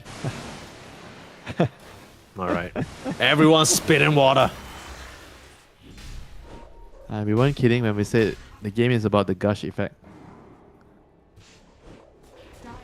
I think that was a different game, Winter. I know. Don't pop my bubble at the wrong time, man. Okay, sorry. Big rabbit. Savage. Self-hate! Self-hate! Oh, He's Chronosphere. gone? He has a BKB available. R button. I don't think he can do that. I do not think he can do that. Yep, if the bubble is on top of you, there is no button you can click. There's only one button he can click right now. Buyback. He's short. 300 gold. I mean, doesn't that just mean Amiga get the hell out of here? Why are they sticking around for? Slada's still around. He'll try TP. Where's Faceless Void? Nightfall approved. Man, if they actually had buyback there, that could have been a bait. Wait, you think so? Like, you think you buy back there on the Moeta and try to end the game? Yeah, maybe they felt like they had buyback. He was 200 gold short. Bro, if he baited, he tanked the Ravage, he tanked the Chronosphere, you buy back, you end the game. Boy, he was 200 short. Are you suggesting that anyone on the Amiga or Raw Gaming have any semblance of a plan whatsoever? Okay, maybe you're right. Maybe you're right. No, I'm just asking. Yeah, Not maybe even you're fling. right. There was no plan. There was no way they would have accounted for the buybacks, yeah, to tank the Chronosphere and Ravage. There was no way it was part of the plan. They actually had no plan there. It's just silly me thinking they miscalculated, you know. You might be giving them a little bit more credit, but I think it's a happy problem. I think it's a good thing. It's better That's than not you my giving them job, no right? credit. That's not my job, right? That was supposed to be your job, yeah? Giving them more That's credit. true. That's true. You're learning a bit. I'm proud of you. I'm proud of you. On a scale of 1 to 10, how proud are you of me? Let's say it's 7. A healthy 7. I'm not your father, so it's not my responsibility to raise you right, but you know. What the hell? Bringing my parents into the fray. No, it's just I feel like I can only like in terms of being proud of you. I think you can only say you're 10 or 9 if you're their parent. Yeah, there's only one person that can use that as a move against me. That's my wife. I'm afraid you overstep your boundaries, Mike. Yeah, no, my bad. Sorry about that. Is it because your family is technically her family as well at this point? Yeah, she's the only person that has a right to do that to me. Yeah. Okay. Step back in line, Mike. My bad, my bad. The winter hate train's got many got many carriages. I'll get back to my seat. Yeah, stay in your seat. Okay. Well, folks, for those of you first joining us and you're not sure what's going on, you're watching Div 2. And I think that should be clear from how messy this game has been. Might have to hold that thought on the recap because it might be ending real soon. You just never know, A big chrono could just end the game. Tide's in some trouble. They found Kismet. He's in some trouble too. BKB Chrono. He can't. He has to buy back now. Big Sonic Wave though, catching on to 4. Kismet's gonna look to rejoin this fight. Ice Path finding the Muerta. That's the big target. Able to get saved right now by the Wind Waker. Refresh. Needs to pierce the veil. Needs the BKB, but it doesn't refresh items anymore. There's the Chrono, but you can't hit the Muerta. Pierce the veil at the moment. The electric damage. Can they find the Muerta? They get him. They get him on the buyback. At what cost? Ends up working out. What is the cost though? Young G able to escape down to the low ground, and Kovis9 is doing the work. This Slada is a menace with his heart, and he's still got a cheese to work with. Nice lift onto the high ground. The Rubik saving his life. Time to disengage. Get the hell out. Pain. Using buyback, they have to run. Sonic Wave. Stolen. Thrown onto Butterfly Effect. That's the Queen of Pain. Might just die back. The damage is not enough because of the cheese. They just can't kill this Slada for now, but they'll settle for Young G. And Kismet is back in as well. The techies holding the line on the front. Not allowing anyone on Raw Gaming to pass. They'll at least reclaim the gem before dipping on out of there. They definitely should be considering using buybacks to combat this Chronosphere and Ravage. That has to be on the agenda. Smoking back in. They're moving in, Mike. They're getting a Roche? No, they're not getting Roche. They're getting a kill, Mike. On who? Radiant are scanning. Somebody. Some creeps, maybe. Why are they going back? Why are they doing that? What are they doing? Why are they not invading enemy territory? Why are they going for this? What's on the bottom side of the map? I don't know. There's no Torm. There's no Roche. Maybe a kill. They're gonna find Kismet. That was the plan all this long. Wait, Find him! They find him! They need to get him out. They need to time him. Oh, no! He's there. What? That actually worked. Nemika, How you did that genius. work? Kovis9, he's standing his ground. He's not taking any damage. This Slana is a monster. A big mad fish from the sea. Butterfly Effect's gonna try and run in. You buy back on the tide, but now the rest of Namiga, they're gonna come back into the fray. Self-hate ready to punish. They got the vision on Chengsi, but no way of catching on to him. It's going to be a 3v5 situation, Winter. How the hell did that work? I think they have like a sort of like a tracking device attached to the Face's Void's speed, so they knew he was going bot. Oh my god. Bro, somehow. I can't believe that worked. Me neither. I'll be real. How the hell did that happen? It worked. They knew. They knew the Void was afraid of going top, so they knew he was going bot. We were the idiots. Absolute insanity. We're just fools. We're just fools. We're not an Amiga. We don't know how these things work. And Raw Gaming, they got the late game scaling. They got the Faceless Void, but they just can't make it work. He just keeps getting caught. Ravage out, barely scratching the side of an Amiga. And you've run out of options here. Raw Gaming. After losing that first game in the fashion that they did, you think they draft themselves a good team fight lineup, a good late game scaling composition to try and make Namiga come to them. But in the end, when it matters the most, the Void, in the most unceremonious fashion, just being caught out like that.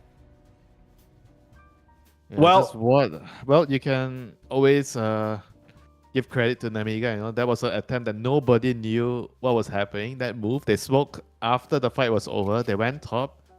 They didn't find anyone. They didn't really seem interested to invade the enemy jungle. They knew the Void was probably gonna farm bottom. It actually makes sense. After you see the whole exchange, it actually makes sense that they think that the Void would be probably heading bot to farm, and then they move top through the twin gate. They connected to bottom. They find the all important kill on the Faceless Void, and that ends the game. You know, I mean, gotta give them credit. You know, they knew they understood something that none of us did. You know, they found the kill. He was honestly so close to surviving as well. Like, if the techies didn't come through, if the mind damage plays perfectly with the quick cast, of course, I think the Void would have actually been able to time walk, turn around Chrono, and then that's a different story altogether. We might have been going to a game 3. But instead, we're going to move on very quickly to our next series, because this first series, even though it's a 2-0, it has been a doozy. And man, in a way, I'm sad for Raw Gaming that their journey might be coming to a close, but at least they kind of close things out a little bit with a bang, right? That was a very entertaining back and forth game between them and Namiga. And maybe for Namiga, some main pointers for them to look out for, some things they've identified they probably need to improve on for this series. Moving into the next. Coming up though, it's going to be a big one. Nigma Galaxy versus Team Lynx. You don't want to miss it. We'll be back in just about 15 to 20.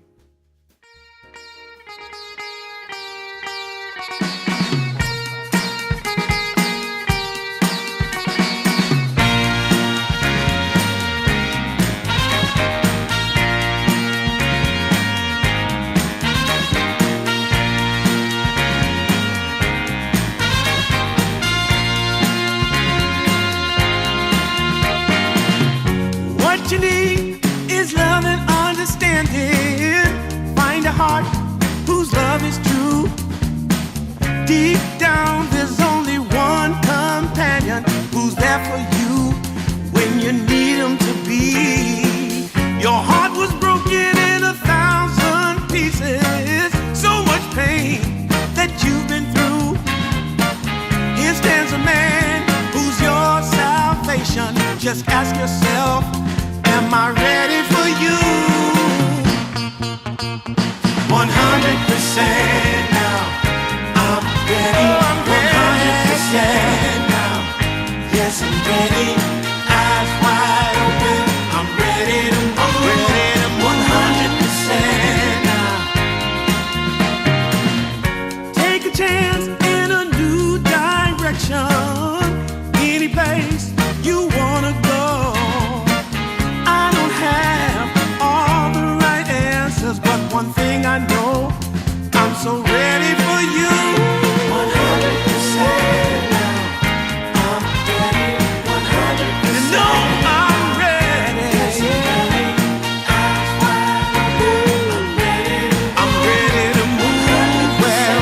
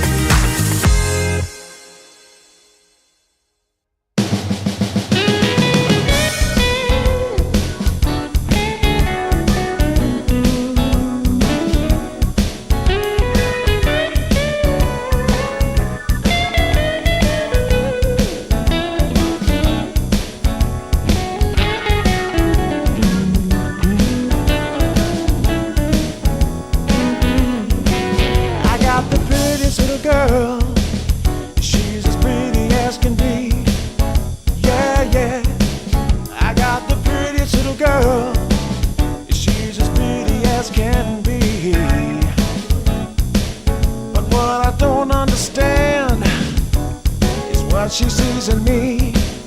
Ooh, I've been drinking too much, staying out all night. I can't remember my left from my right. I'm kinda blurry from my head to my toes. It might seem like nothing, but there's one thing I know. I got the prettiest little girl. She's as pretty as can be. But what I don't understand is what she sees in me. Oh yeah, yeah.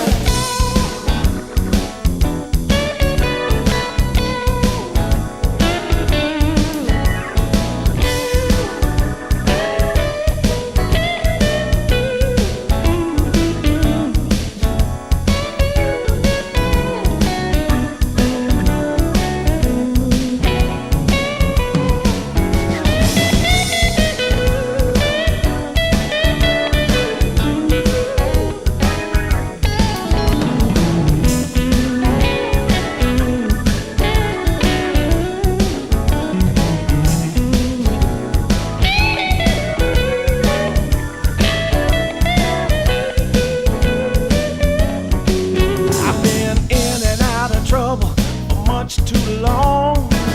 I can't remember the words to this song. I thank the Lord as I'm crawling out of bed. It's another day that I'm not dead. I got the prettiest little girl.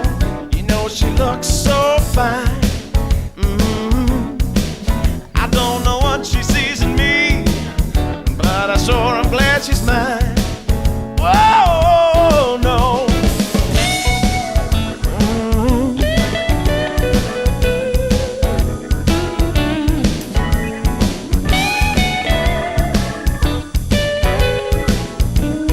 Oh, yeah.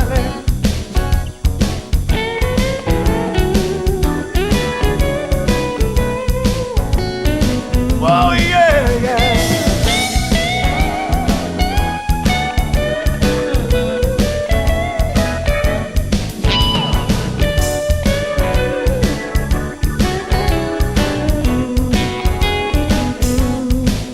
I got the prettiest little girl. Sure I'm glad she's mine. Hey.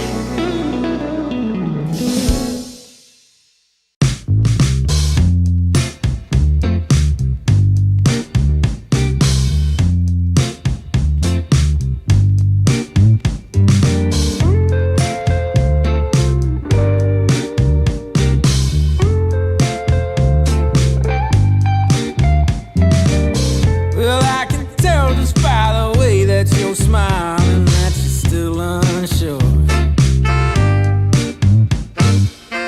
And I can tell just by the look in your eyes that you've been hurt before.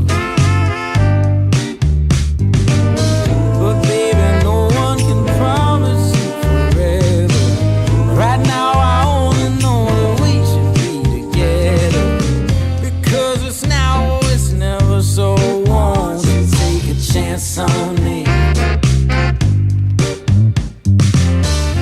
Well, it's fine if all your previous guys they made you run away. You can bet you'd only have one regret, and that's if you didn't stay. Walk my way. 'Cause baby, no one can promise you tomorrow. But today you take away all of my sorrows. You know I'd beg and I'd borrow for you, so won't you take a chance on me?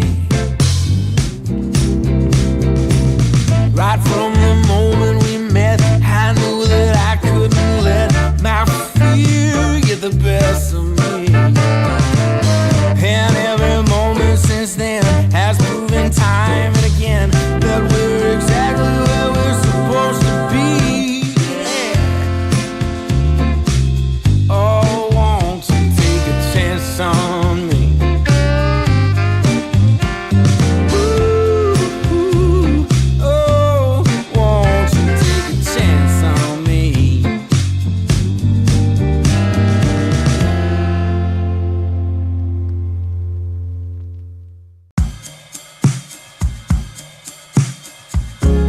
Took a walk down Pico, heard someone shout from a crowd of fed up people, getting told they should calm down.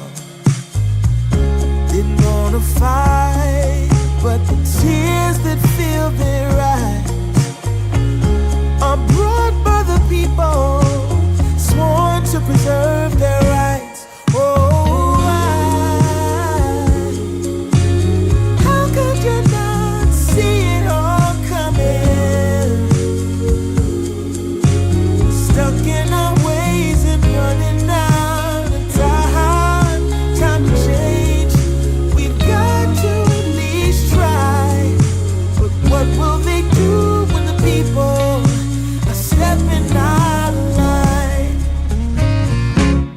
Oh, oh now, oh yeah. What will they do when the people are stepping out of line? By the ocean where we hit the ground, when just one block away shops were burning down. No surprise, the peaceful pay. We can't kick our feet out till justice takes its place. Oh, how could you not see it all coming? Stuck in our ways and running out of time. Time to change. We've got to at least try. But what will they do when the people are stepping out of line?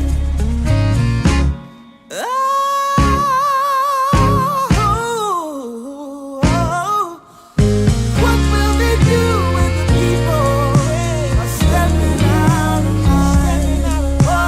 What will they do when the people are stepping out of line? Stepping out of line. I wanna know when they're stepping out of line.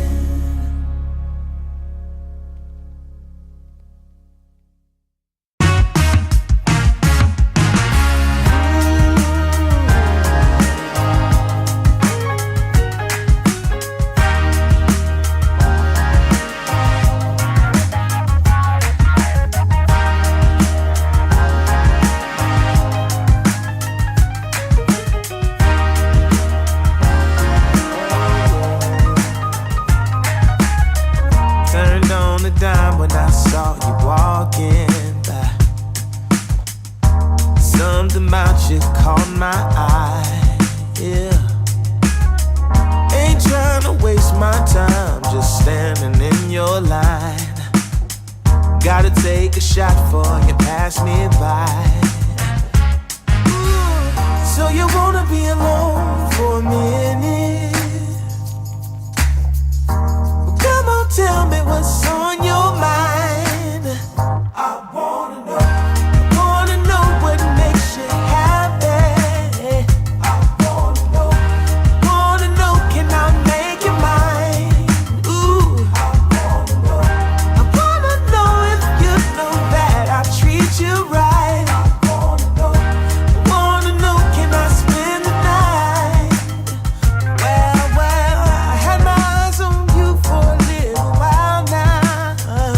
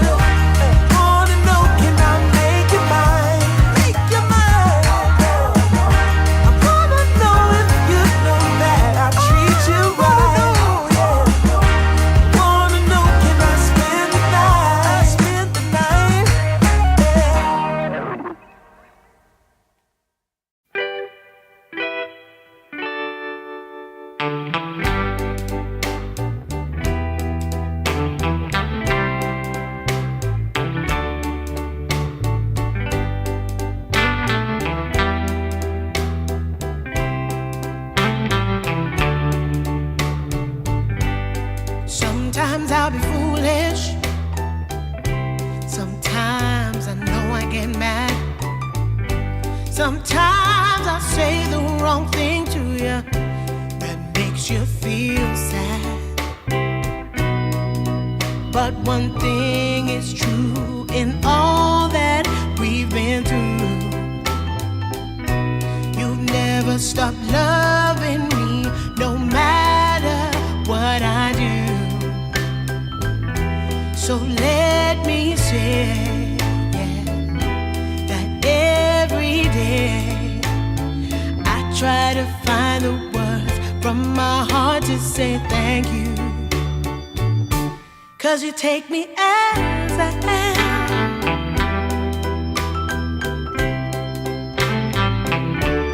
You take me as I am. Oh, baby. If you stop loving me, well, I would understand. But I won't take you for granted, no, no. When you hold my hand, your love makes me feel that I could fly to the moon. Not even the birds above can sing a sweeter tune. I needed to say that you find a way to make me feel anew. And I want to say thank you, 'cause you take me as I am. Oh, baby, take me as I am. Oh, no, take me as I am. Oh, take me.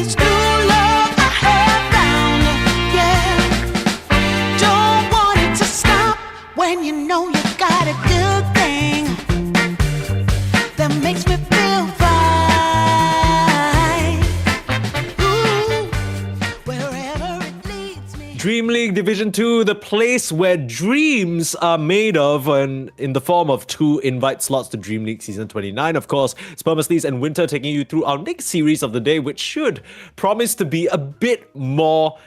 Well, not that the previous series wasn't exciting, but I think this one will be a lot more contested and a lot closer. Nigma Galaxy versus Team Lynx. Nigma Galaxy, Winter, they've been stomping on everybody. They have not dropped a series. They've looked amazing. Team Lynx, I think we had a lot of anticipation for them, but so far they've been a bit hit or miss. What happened? Did they play the last game? The last round? Yes, they lost to Modus, if I'm not mistaken. Oh no. Wait, let me just double check that. I think that should be correct. Not a good look. I had a lot of hype on them because you told me, oh, Team Lynx, they are the team to watch in Division 2 because they almost beat... I forgot which team you said. No, they won. They won EPL. They beat Namiga. Oh, yeah, they beat.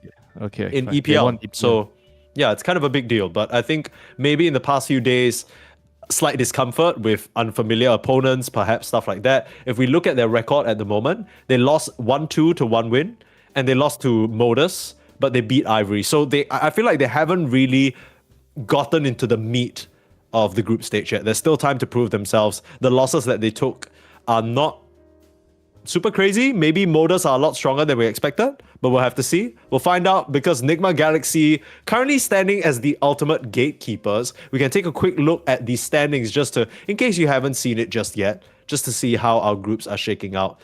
Winter and I, we've been busy. We've only covered the Group A matches so far. We've yet to see any of Group B. That's going to change in the later days, of course.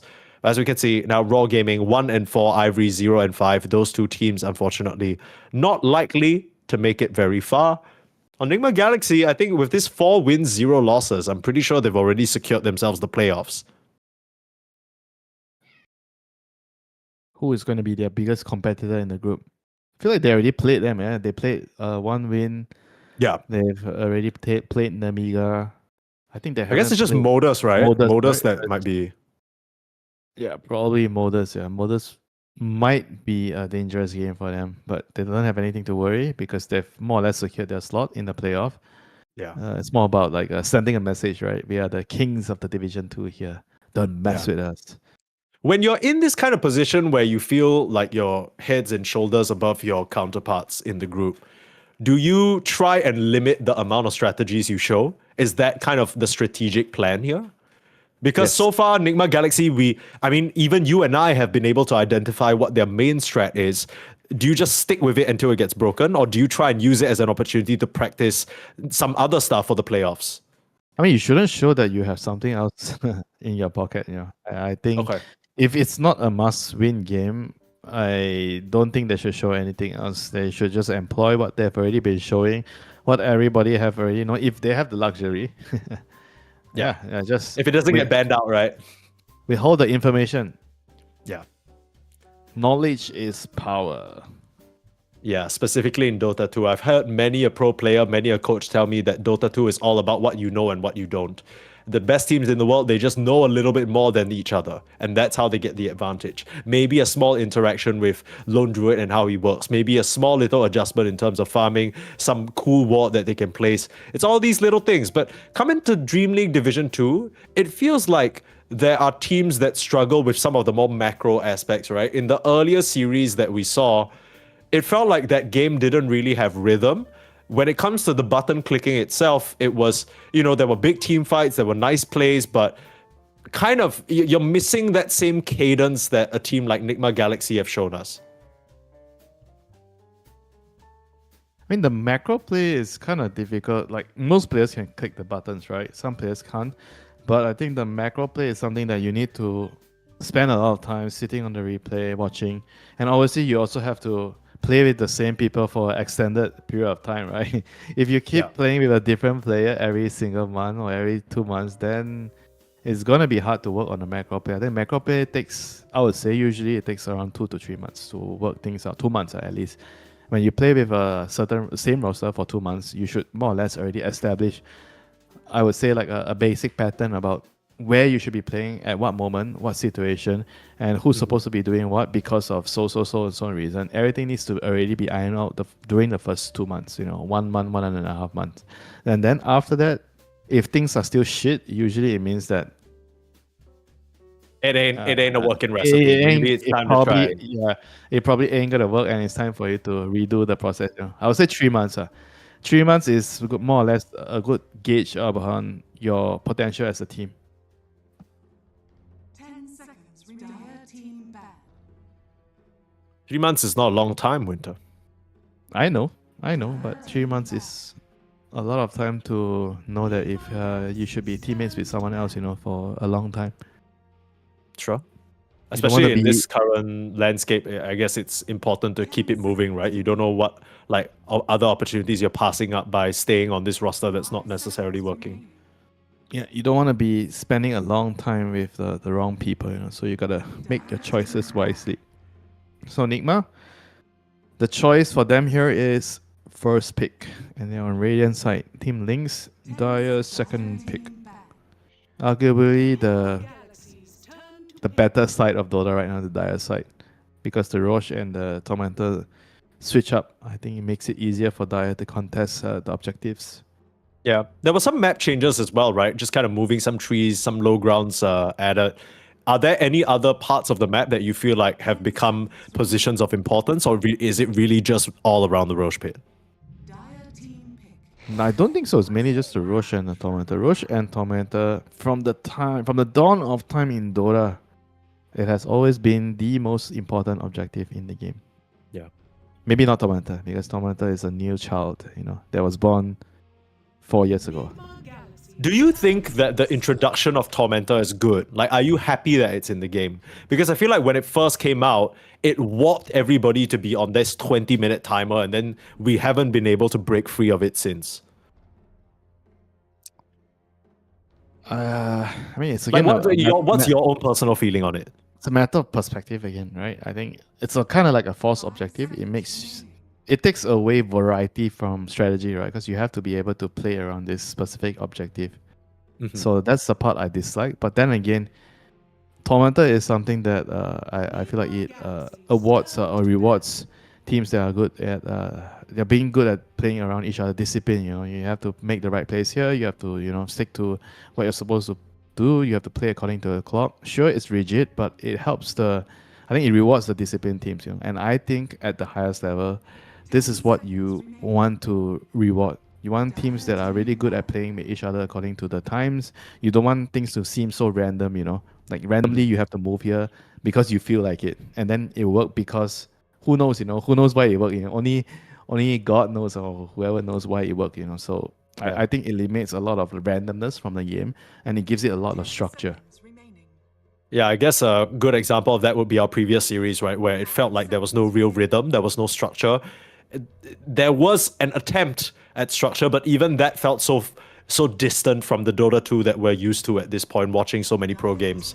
So we're going to start the draft out. Enigma Galaxy, they have their lone druid banned out. So they go for the bristleback for themselves instead. This could be a Devi hero. We've seen him like to go for that BKB rush transition into a carry. We also have seen it played potentially by Noob in the mid lane. So there's still some variation there. Lynx answer with a very early Slark pick though. Not a hero that should be showed early. And they're giving a lot of information here. Slark, Beastmaster, so you kind of know your lane setup more or less already. Beast can still be off or mid.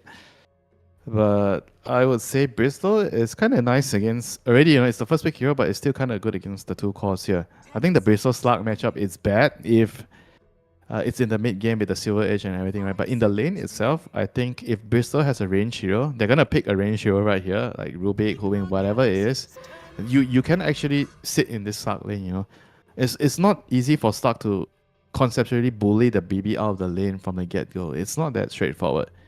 Bristleback has a lot of physical damage. Slark has low armor in the beginning, so this lane is absolutely not a straightforward lane. And Enigma's going to show the Rubik. So Rubik, Bristol, a pretty good lane. And let's see what else do they show here. Are they going to show their mid hero? Because it's Beast, right? The Beast is going to be a mid hero most likely, or maybe an offlane hero. Do you want to just pick preemptively pick a mid hero? Because you don't have last pick on Enigma anyway, right? So do you want to just preemptively pick a mid hero that's already good against Beast? This is going to be the question here. Why are they using so much time here?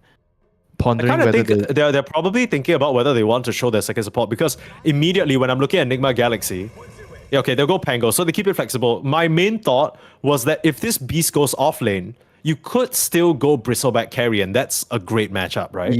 Yeah, precisely. But you still want to counteract him in the mid lane, right? You have to pick a matchup. You don't have the last pick in it. So every time you're thinking of the hero, you always have to keep in mind whether your last pick or your second last pick. So it changes the trajectory of your planning. So because they don't have the last pick, there's no point in them saving the core, the mid hero for last. There's no point in doing that. So they should just pick it here and use the 23. I think 23 is really good for support. As you see more of the heroes, I think you tend to get a better last pick. Like you have BB, maybe CM is good. Like who knows? Maybe CM could be a 23rd pick. But if you don't pick CM at 23rd, you're not picking CM early. It's just absolutely not going to work. And if you're thinking about 23rd pick being for a core, a lot of the good cores are usually banned out by then. So you don't really get a lot of value out of the 23rd on core in most cases. So right now, Team Links, they have to figure out their support duo. I'm pretty sure they're going to just pick their support duo here. What are you going to pick to enable the Slark against this Bristol Rubik lane? Which pause 5 you want? I assume it's going to be a range hero. A stable lane or a kill lane. What is the lane here? They go with the Nyx, so you have another form. You have a break on the Nyx against the BB. But Nyx is not exactly that great of a hero against the others, the Rubik and the Pango. Rubik loves playing into Nyx because anything you get from Nyx is great, any spell you steal. And you can leave him when he's using Carapace, it doesn't proc anything. You move him around, and this is like a hero that I feel like you don't exactly get a lot of value out of Nyx against the Rubik. I mean, I can understand why they went for it, but I don't personally like it too much against Rubik or Pango. Yeah, I'm trying to look into their drafts and just kind of glancing at what they've picked up for themselves. This Nyx has been hugely successful, so it's very much a comfort thing for Cubify. I know that Cubify can play the Hoodwink, but it just hasn't worked out for them in some recent games. So maybe they lost some confidence in it as a bristleback counter, and they're more comfortable running this strat. They're going Nyx Assassin, Bat Rider. This could be a Bat Rider off lane and a Beastmaster mid, or it could also be a Bat Rider 5. We just don't know yet. Probably going to be a 5 Bat Rider. Bat Slug, a very disgusting lane against this Rubik BB. They just want to kill the lane. Very, very strong lane in terms of killing potential. So Enigma Galaxy, they're going to pick their final call here, most likely. So they're going to decide the lane. So I think most likely we're going to see a carry here. Like they want to see what can they pick here. There's Nyx and Bat Rider. Usually you think about like something that doesn't care about the sticky napalms, like Lifestealer type hero, or even illusion based hero might be good here because Nyx, Bat, Slug, they're not good against illusion based heroes. I don't know if he has it in his pool. I'm not sure. Like Phantom Lancer, Naga, he probably can play Terrorblade. I mean, Terrorblade's fine, but if you pick Terrorblade, you might run into maybe they're gonna change up their lanes. Put the Bat on the core. And then you have to make sure you make the lane okay against Bat core by picking a 5 they can deal with Bat. Maybe like some Oracle, Nigma's like I think no stranger to doing that. It could be a illusion hero plus Oracle. So we'll see, what Nigma decides to do. It's fair to use time here, It's a very critical pick here for Nigma Galaxy. Yeah, I'm trying to figure out because so far we've only seen Rincy really play like a Monkey King, Muerta, and Lone Druid. Right? And none of those options really seem very attractive. If you pick the Muerta or the Monkey King, it's going to be a really difficult game. They go for the Terrorblade. Okay, so back to Old Reliable. This is very much a game that the Terrorblade can become the raid boss in. I will say it's not the best carry-to-carry matchup into the Slug, but I guess as a Terrorblade, you don't care about the Slug. You're just going to kill everybody else. 10 seconds remaining. I mean, Slug can't really kill TB until like super late game. Like in the early mid game, you don't really scale better than the TB. Like TB is going to push the lanes, he's going to avoid you, and when he comes out, he's going to kill you, You can't really stand man to man to fight the Terrorblade. So the critical pick here is to figure out what can be picked here for the position 5 to cover the TB like in the lane, to make sure that even if you run into this Bat Rider off lane nonsense, you'll be able to play. Because that's definitely a threat, You pick TB, you're worried about running into a Bat Rider core with Nyx. So you need something that can secure TB's lane. So that is going to be very critical. So they ban out the Oracle. So this is definitely something that Lynx is not afraid to show. They are already showing them we could put the Bat Rider on the off lane. So they're banning out the Oracle, pressuring Enigma here. So what are the other options available here? I think with GH's playstyle, most of his go-to heroes are already banned, unless they are willing to maybe put Rubik on the safe lane. But I don't know if Rubik safe lane with TB would be great, to secure against a Bat Rider core. Yeah, that's the risk that you run. If it's Bat Rider Nyx, suddenly the Nyx ramps up a lot in terms of laning prowess. Maybe Ring, they need some save, I feel like they need a save hero. Maybe, I don't know, I think this is the type of game where I might consider Abaddon as pos 5. I know it's You want to go like Shadow Demon? Is Shadow Demon bad here? Or too little catch? Yeah, I mean, SD can work. It can definitely work. I think it's okay. SD is okay too. The catch is whatever. It's not your job on the pos 5 to have catch here. I think it's just to secure the lane. So they ban out the Oracle and Disruptor, hinting that the bat is going to be a core here for Team Lynx, because those two supports are very, very good into Bat Rider in the early game. So Enigma, can they find another hero here for GH? You mentioned the Shadow Demon. I mentioned the probably not so common Abaddon Pulse 5. I think Shadow Demon might be like a good solution. Yeah. Or they go for the Silencer, which is the new version, the new Pulse 5, the Pulse 5 that's trending right now. Very good against Bat. You stop him from casting the Sticky Napalm. Yeah. Also potentially good against Stark because you can catch him globally. I think it's actually a fantastic pick here from Nigma Galaxy. This is the pick that could brown everything up. It stops the Beastmaster initiations in the team fight too, the Bat Rider Lasso. I think this is a really, really good pick. Oh, and Grimstroke. So the double Lasso, double Roar. And potentially to copy the Terrorblade. And you're going to Soulbind the Pango. Lock him down during the rolling time. This is actually both picks to finish up the draft. Fantastic picks from both teams. Yeah, these are some honestly strong drafts on both sides. I can't even really pick a favorite because I was thinking, oh, they got this one in the bag. The Silencer is such a trump card. And then this has to be the most perfect Grimstroke game ever. Like, you have so many heroes that benefit from the Inkswell. You can afford to play backline because there's not a lot of jump, right? The only person who's going to find you is maybe the Pango. So you're going to be casting spells from a safe distance. The Ags is great into the TB. Like, you could not have written in ink a better Grimstroke game than this. But the question is whether it's enough to topple Nigma, right? They are currently undefeated still here in Div 2. They've done most of it piloting a Muerta, an LD, some funky strats, but now they're showing a little bit more standard Dota, I want to say. Whether Lynx can break that is the question that we have for ourselves. And I know this one's hard, Winter, but if you have to pick a draft you like more. You're calling Muerta funky? Muerta is like the best carrier right now. It's not a funky pick anymore. Okay. Lone Druid even Lone Druid is kind of like the flavor of every team already. It's not even a fancy hero. It's anymore. moving into widely accepted delicacy territory. Yeah, I mean, if I have to choose a draft, I think I'll probably side with Nigma here a little bit. I think the Silencer here is kind of the key pick that I feel like would allow them to win those crucial engagements. I like the Grimstroke a lot, but I think they have a smaller margin for error and a higher execution on the Team Link side, and whereas Nigma has an easier path to victory in this game.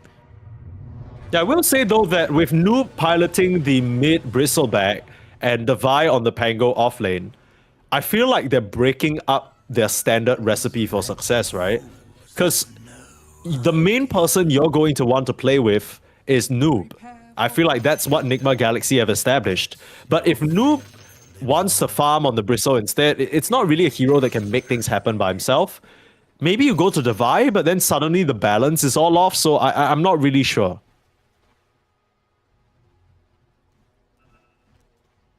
This is before we see Noob Bristleback buy Helm and then we lose our minds.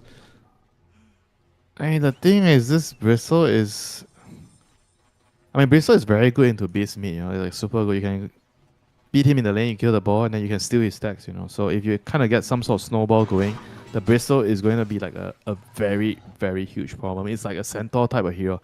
I think Nigma always likes to have this type of hero, like this body, taking control of the map, running in, invading enemy territory, just taking their farm. And this is going to be a very huge Bristleback, I imagine. You know, the lane is going to be good, the game is going to be good. I'm sure you have the break on the Nyx, but you got to get level 6 for that. And even then, even if you get it, you know, you might not guarantee a kill on the Bristleback this early on if he's super fat. Okay. Get the Bristleback big, get him mighty, start running around him. He's going to be a distraction for Rinsey Q to come and clean up big. Early smoke out. Goodbye. Try to punish him. Has a swatch down to the low ground. Will be fine. Why? Stroke will tag him, but he's in a rough spot. He will survive. Why would he get that spell? I don't understand. If they're going for first blood, he needed to have the stun. You mean Inkswell, right? Like, that's what you're saying. Inkswell. What the hell? Like, that was... They had enough time for it to land, you know. Yeah, I think so too. Getting the stroke of fate definitely means that he has no intention of getting the kill. It's like whatever. He doesn't want to ruin his laning phase, you know. Yeah, I can kind of see that. I feel like if you get the Inkswell level 1 versus the Rubik Pango, you're just putting yourself in a position where your slut will get harassed and you can't do anything about it. So with the Stroke of Fate, at least he'll be able to put back some of that damage. Yeah, he's definitely favoring the laning presence, putting more stock on that, not valuing the kill that much. Which is, I think, So- overall understandable. Yeah. Winter, you were talking about how the melee pulse falls have lost a lot of relevance just because pulling waves is not as great anymore, or maybe not favored. We're still seeing Cubify try and set that up. So you can see the Nyx Assassin, he's dragged the creeps all the way to the river area. We're having some technical difficulties, folks, so I will just radio cast this game for you. Don't worry, you're not missing much. All the lanes still going very calm right now. No kills happening. Don't worry, folks. You're not missing anything.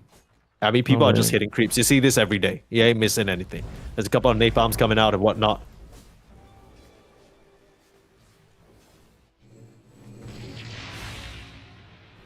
And still see the skills, which is kind of funny. It's just not like the models are not loading. Now there might be a kill. Oba getting run at by 7 Jesu. Popping the fairy fire, but still will get run down. So the Slut will get the kill.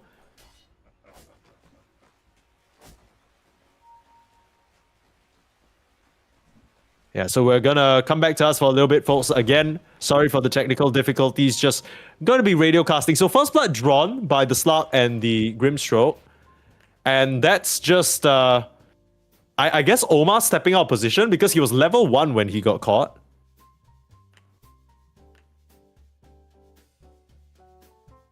Yeah, they managed to get a good trade. So, yeah, I mean, it's a good start for Team Lynx, getting a kill on both the side lanes here.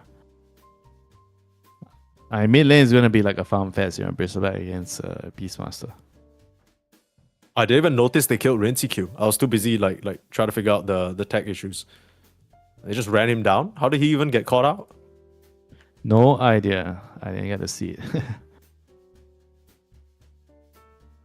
Are you supposed to be able to kill the Bristleback? Or rather, are you supposed to be able to kill the Beastmaster in this lane? Or is it just you out-farm him and slowly push him out? You don't really get to kill him. You're just about trying to get more farm, kill the ball, get more net worth. And that's about it. I mean, if you can somehow get the stacks, that would be great, because normally Beastmaster, he's going to have some stacks prepared for him.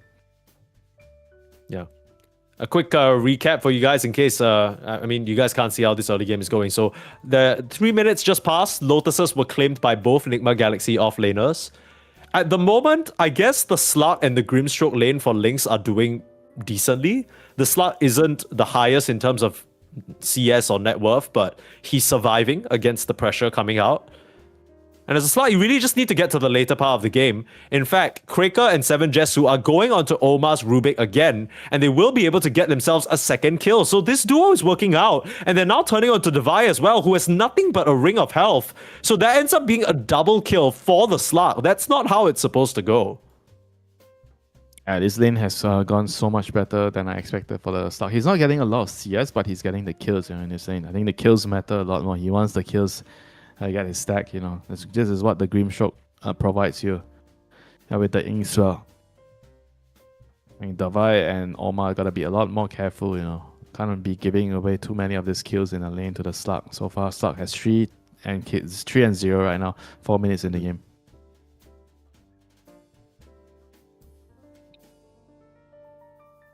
Still trying to figure out the solve to these tech issues. So it might just be a radio cast for a little while longer. Apologies, everybody.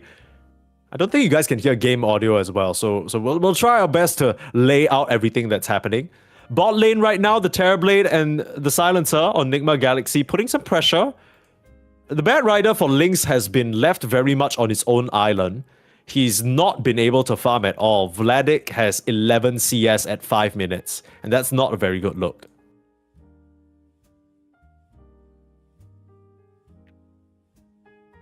Yeah, laning wise, this is not the easiest lane. If you can't kill as the bad Nyx, you're not really gonna be securing getting CS, against the Terrorblade with the illusions. It's just denying creeps, TB has 12 denies at 5 minutes, taking away a lot of that valuable XP, from the Bad Rider. Yeah, Noob is kind of putting himself in a weird position in the mid lane. Going to get Rod, Cubify in front of him, getting the stun out. They have a Lotus fed to Noob from the low ground, but Noob will still get cut down. So this lane where the Bristleback is supposed to beat the Beastmaster, Enigma Galaxy, they lose out on that favorable matchup.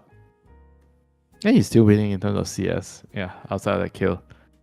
still ahead slightly in terms of net worth. Tried to be too aggressive there. So the power runes are going to come out. Definitely don't want the Beastmaster to refill his bottle. The two supports of Nigma coming over to secure the rune.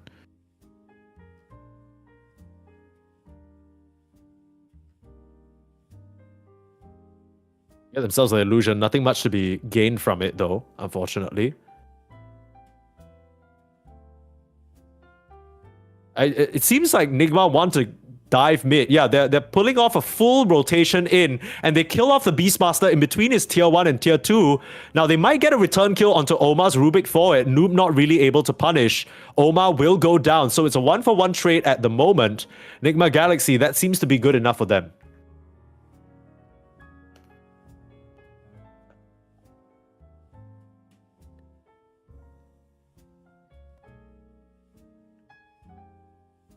Looks like GH is being run down as well. Cubify? Who's running down who, though? That's the question. Cubify, he has to back out of this, and this is a very awkward timing because look at Rincy and GH. They're posturing for the Wisdom Shrine. Nigma Galaxy, even though the mid lane didn't really work out for them, they're still in a position to take away the enemy Wisdom, so they are going to have a big boost of EXP in terms of from their supports.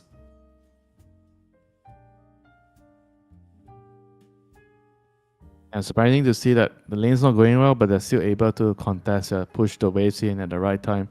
And I guess the bot lane for the TB has gone particularly well, so he's able to just run in and pressure. He's also level 6, has that skill point save out just in case he needs to get a Sunder off. Yeah. But yeah, everything, considering everything, even though they're behind in kills, but I think state of the game wise, this is still pretty good for Nigma Galaxy after securing the XP shrines. So their supports are going to come to their level 6 a little bit faster than their opposing teams, Team Links. So this is definitely going to matter, especially for Silencer. A bit of a wraparound again. All the pressures on the mid lane, even though the side of the map going well for them. Looks like Noob not really able to contest the rune, an AD rune now for Melojule. So this Beastmaster might have the potential to make a side lane kill happen. Wait, what the hell is this? Early mid wraparound, 7 Jesu from out of nowhere, the Slout with a gank and the Grimstroke. They're diving the Nigma Galaxy mid. They're gonna try and punish Quaker for it. Still level 5, so no Soulbind to keep the Pango in place, but that's what the Raw is for. Devi in some trouble, big Arcane Curse, but still the Pango goes down. Stack starting to be stolen up. Noob, he's gonna put out a lot of damage though that 7 Jesu just can't stand up into. Noob, he can't afford to chase into the AD rune Beastmaster though, and that will be the end of that. Ends up being a 2-for-1 exchange. I think 2 for 2 overall if I'm looking at the fight recap, yeah. And that was not the most optimal outcome, but I guess still acceptable losses for the Team Link side. And they tried to kill the Bristleback as well, but I think right now both mid laners are still happily going to farm. If they're not dying, they just want to go back to their stacks. And Beastmaster doesn't really have a lot of stacks, neither does the Bristleback. So maybe a couple of stacks here. He's gonna wait for his support to create more stacks before they start to do it. Both the Beast and the Bat Rider are waiting for stacks, They're not having the best of starts right now. I mean, Terrorblade on the other hand, he has a really, really good start. He already claimed the tier 1 tower bot. So he's ready to take map control and just keep farming. Oh, look at the Bat Rider. He's been caught. Really nice wraparound play here from the Nigma Galaxy supports, but he's able to at least Firefly himself over the distance. Meanwhile, top lane, Devi being caught out again. This is what we were talking about, Winter. This is kind of the small weakness of Nigma, right? If they're not able to connect Devi in a meaningful way, he often finds himself in situations where he's just caught and killed. So maybe something for Lynx to try and play off of. I mean, 10-minute rune, they're going to pick up the regen rune. I mean, that's something I feel like Devi, he's not really good at like playing defensive when he's like in a dangerous spot when he doesn't know where the opposing heroes are, right? Like he oftentimes just tends to, oh, I need to get that one creep, and then he dies because of that, So something that they have to try to really figure out, especially against a Nyx, when you're out alone against a Nyx, there is always that chance that you're going to die. He's not 6 yet, but you have to really be careful when the Vendetta is coming into play. Yeah, I mean, I'm just keeping an eye out for Devi because you can see they are just obsessed with trying to kill him. This time round, he should be able to get out. The silence still there. He's taking so much damage. Rolling Thunder able to get it off at the very last moment. That was crucial. And now he can at least turn around for the kill onto Kraker. Swash down. And Grimstroke this time round, he's punished. Yep, but at least it was a decent pressure there, forcing the rolling thunder. So maybe Team Lynx, they can find some security in farming their stacks. But hang on a minute, Bristleback is taking their stacks. Yeah, and nothing the Bat Rider can really do about it. They need to bring heroes over if they want to push Noob out, but I don't even think they have enough firepower to stop the Bristle. A Beast has to come and take it. He's making his way over. Raw Can't let available. Noob do this. Get the Raw out. He's a bit far away. The rest of Nigma as well. Bump him back. He can't turn the right direction, and he will go down. So 4 members coming in. They punish Noob as they need to. Yeah, Space Creator for Device, Space Creator for Rin's Q. But that's also a pretty large kill, you know, for Team Lynx. That was a 500 gold kill. A lot of XP going into their supports. They really, really need it. Grimstroke is level 6 right now. Nyx is almost level 6. So he's going to get his ultimate very soon. And things are going to start to feel much better for Team Lynx, you know, after losing out on the double shrine. Yeah. This is where you can start to play these team fights. Soulbind. Onto the Pango, going to make his life harder than it already was. Haste Rune will be able to allow Melojule to walk away. I feel like any other rune would have been his death, perhaps. It's caught in a really rough spot. Meanwhile, Jesu being dived up here. Devi bringing in Rinsey Q, calling for backup, and the nice body blocks there.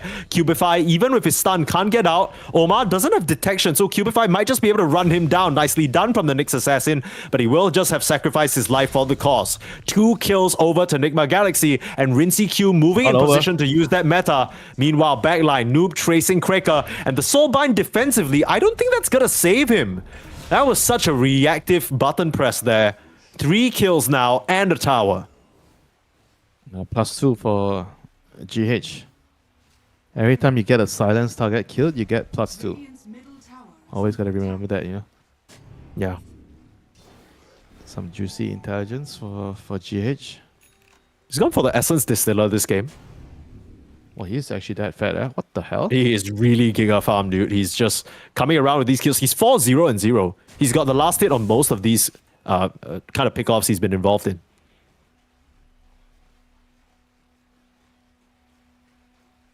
Silencer definitely one of those heroes where if you get a really good start, there's always potential to snowball, right? You get your refresher at a very, very crucial time. There's always an item that you talk about. Aghanim's is it's good to have it, but it's not necessary. I think with how Silencer is being played right now, I think if you ever have a good start, you should try to get some early items to fight, you know, like some drums, some crests, and I think that allows you to be more mobile. I think his weakness is he's a very slow hero. It's easy to catch you, and you don't really have sustain. I guess the Distiller will fix the sustain part, and it gives you also a lot of damage. And this Silencer is scary, man, in the team fights.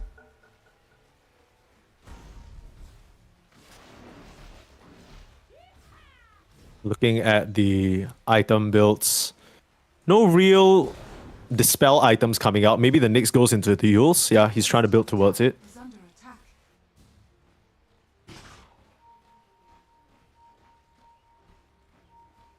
In Team Lynx, they have to kick Nigma out of this jungle. Yeah, Nigma has been on the top side jungle, I don't know, the past 2-3 minutes.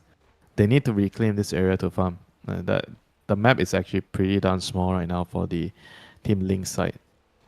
The Stark has Diffusal, so he's definitely ready to be a part of this small little engagements. They pop the haste, they're running in. Yep, they shove them out. I think this is important. Even if they don't get a kill, they need to reclaim this territory. Yeah. There's already some deep wards placed here, though. They will be getting some good information on where Lynx are positioned. Top lane again, it's Kraker and Jesu. They've been around this area just permanently hunting Devi. He's a lot tankier now with that completed Mage Slayer. But I think he's learned his lesson. He understands that he can't step up much into the lane. Shrine of Wisdom, 14 minutes, should go 1 apiece. Where are they going? Down to the bot lane, it seems. Kreka and 7Jesu on a bit of an excursion. Looking for this Terrorblade would be nice. A little bit early though. It's not nighttime yet. It's 30 seconds to nighttime. Don't think they'll be able to get a kill here, but we'll see.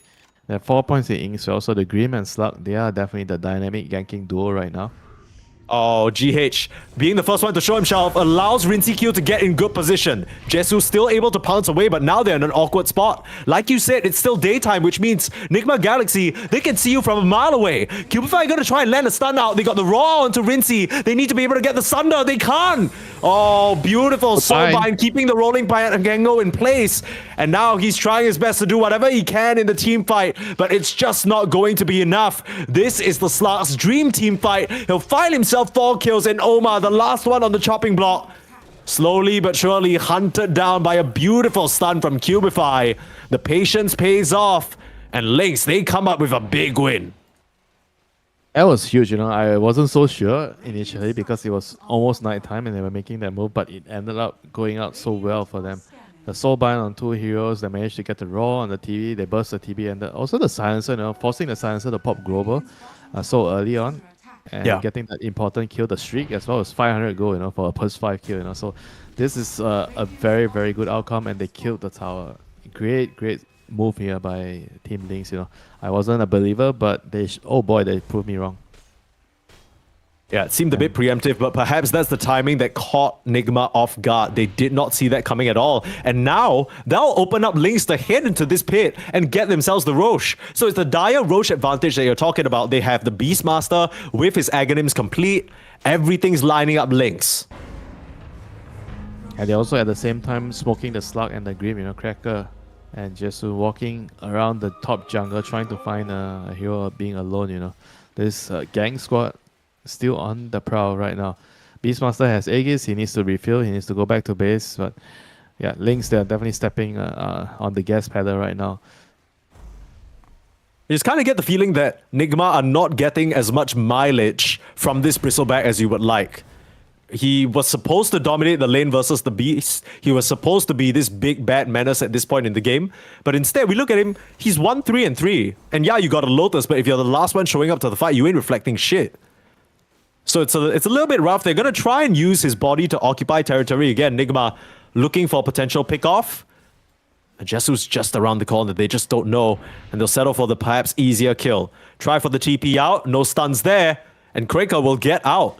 Meanwhile, the response is coming through. Slug's already on the back line. Omar's in some trouble. You got the Raw out. Global Silence to stop the initiation and the stolen Raw. Watch for the Rubik. Might be able to get a good jump here. Lotus preventing the lasso from being a viable option. Vladik still thinking. Does he want to go or not? Boots of Bearing already popped. So spells traded out on both sides, but the crucial thing is the Rubik, now with the Primal Raw, could turn the team fight on its head. And Jesu trying to swing around, he's going from behind. They scan it, both teams actually scan each other here. Nighttime. Night vision. The Slug sees them. Got a favor. GH will just run back in the wrong direction. Again, it's Kreka and Jesu getting it done. And TP will at least be able to TP out. Down to low ground, he gets caught. They cancelled the TP, and now he is bone dry on mana, but Noob's still around the area. Don't want to get soulbound up, though. You need to watch out for the Sunder. Thinking about it, Cubify. He's under the sentry. They'll get the Sunder off. Still, the stuns and the damage lining up, and 7Jesu should be able to finish off the kill. Can't pounce away, and Noob will punish. Very, very important kill for the Bristleback to get. Yeah, that's a huge kill. Getting the kill on the Slug. I think overall, Nigma Galaxy, they can still be happy with the trade, you know, and Rolling Thunder, it's not over. Another kill for Davai.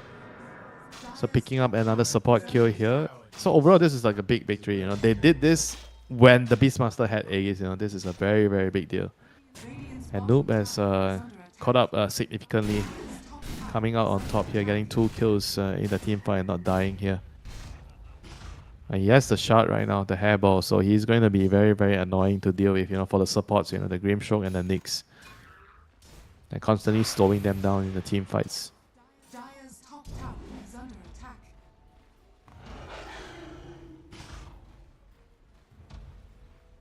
Nigma continuing to occupy this area now. The Bristleback kind of slowly getting back on track, right? I imagine once he gets that BKB, it'll be a lot easier for him to run in and be a problem. But I'm just concerned because I feel like the Bristleback, he needs a lot of time for his damage to ramp up in the fights, but those are exactly the type of fights the Slut wants to take. Now if the Mage Slayer as well, going to cut that Bristleback's damage down by quite a significant margin. Rincey spotted by a ward. They're calling the allies over. Jesus asking for it. He's dying for it. 20 seconds to daytime. The night is going to end. Indeed, Noob's already in. Big jump. Pango eliminates the Grimstroke, his biggest ARC. Global Silence comes out in the wrong to Slug. Slug is dead. What a play there from Nigma Galaxy. Omar lining it up for the Lasso, he team. And gets now lasso. he's stolen the lasso. He's going to go in for more. He can lasso Melojewel. Might not even need it. Bump him around, hold him down. Nothing you can do on the Beastmaster. And Nigma Galaxy back in form. And Rubik, you know, this hero can definitely bring you wonders, you know. There's a bit that stolen raw, killing off the Slug, did not anticipate it, did not get the ulti off, did not get the Dark Pack off. I guess the Dark Pack was already used before that. It's getting a very, very key kill. If you're Rod beside the Terrabit, sayonara, goodbye. You're dead. And again, you know, that happened like at the very end of the night time, you know, so that was a pretty good timing for Nigma to pounce there. Yeah. What a steal from GH. And now he's got the lasso, which doesn't really have quite as much range, but still a very big problem, potentially, for the side of Lynx. They did good, right? They had a really nice maneuver through the Twin Gates, punishing Nigma Galaxy, but I still feel like Rincey, if you can't take him down first, he's still the big bad in the fight. Well, there's still hope. The Grimstroke Aghanims could turn things around. He's not too far away from it. He has 2 components already, so they need another 2 more. Does he have the Greedy Enchantment? Yes, he does. You always get the Greedy Enchantment. Yeah, the Essence Distiller out. Spotting out Kraker, and he's gonna get chased down. Not much you can really do about this one.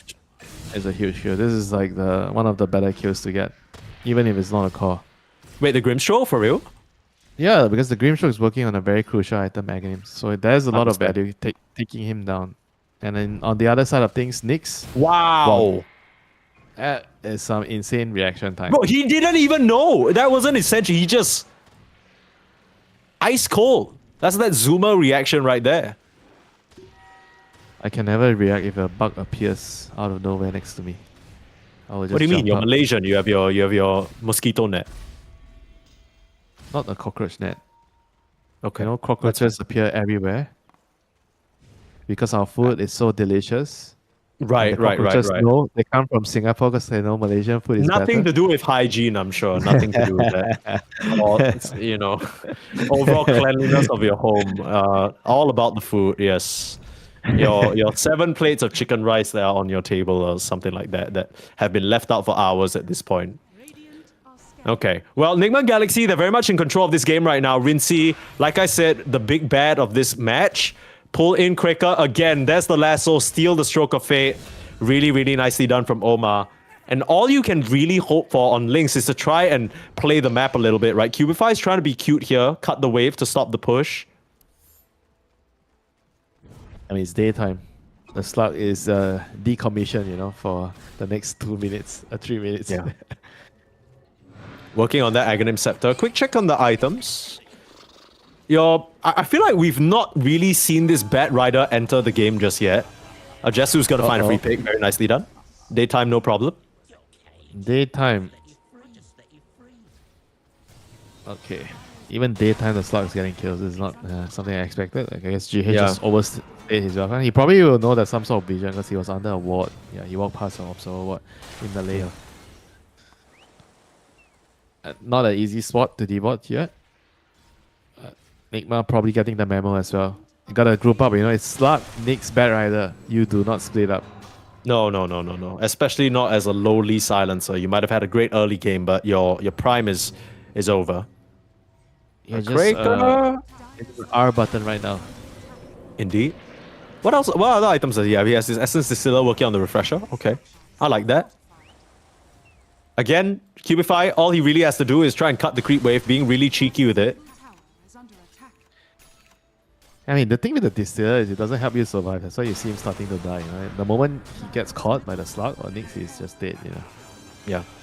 I like what Nigma are doing. They're playing to the waves that they have available. But Vladik is going to start dealing with that. Half duration on the left on the high meta. ground. Daytime. No glyph available. Yeah, it is still daytime. Abuse the sun. Abuse the sun. The slug is not scary yet. That cockroach. She can't come out in the blinding sun. That's true. He's not TPing back just yet. 1 more minute. Gotta watch for the damage. Rinsey able to Hurricane Pike away again. Sunder reflected by the Lotus, but it doesn't matter. The problem is, I don't think Rinsey can play anymore. He needs to back up because he's too low HP and he immediately TPs out. The call is made, Nigma, showing discipline and backing out as a unit. No meta, no Sunder. Yeah. Your double ultis are down. Time to bail. This is by far the only hero I would say that has 2 ultimate level spells in the game. Noob's gonna get roared up, wasn't able to Lotus himself, but the global silence as a defensive measure. Stolen Hawk, that's not the raw BKB used. They know that the TB doesn't want to get involved, but look at Noob putting the damage out. This bristleback is a big problem. He's gotten to the point, and now Devi reinitiating. Nice double stun there from Cubify. Not sure whether they can keep him alive though. Essence Distiller with the vision, and Devi with his freshly picked up Aghanims will swipe him down through the trees. And I'm Noob's not gonna trapped get here with lifted in. you, Slug. You're trapped here with me. It's not nighttime yet. How dare you touch my teammates when it's daytime? Absolutely. You got to get past the bouncer. Noob is not going to let that happen lightly. And now would you look at that? Rinsey spent the whole time pushing in the bot wave, so he's going to have the creeps right at the tier 2 tower. 10 more seconds until the meta. They can go again regardless of day or night time. Dire's bottom tower is under attack. Now, how is the Slug even going to approach this Terrorblade at nighttime right now? The team fight is way too strong. The global, the rolling thunder, the bristleback being a body, and whatever the hell Oma is gonna steal, This Rubik is so annoying. Yeah.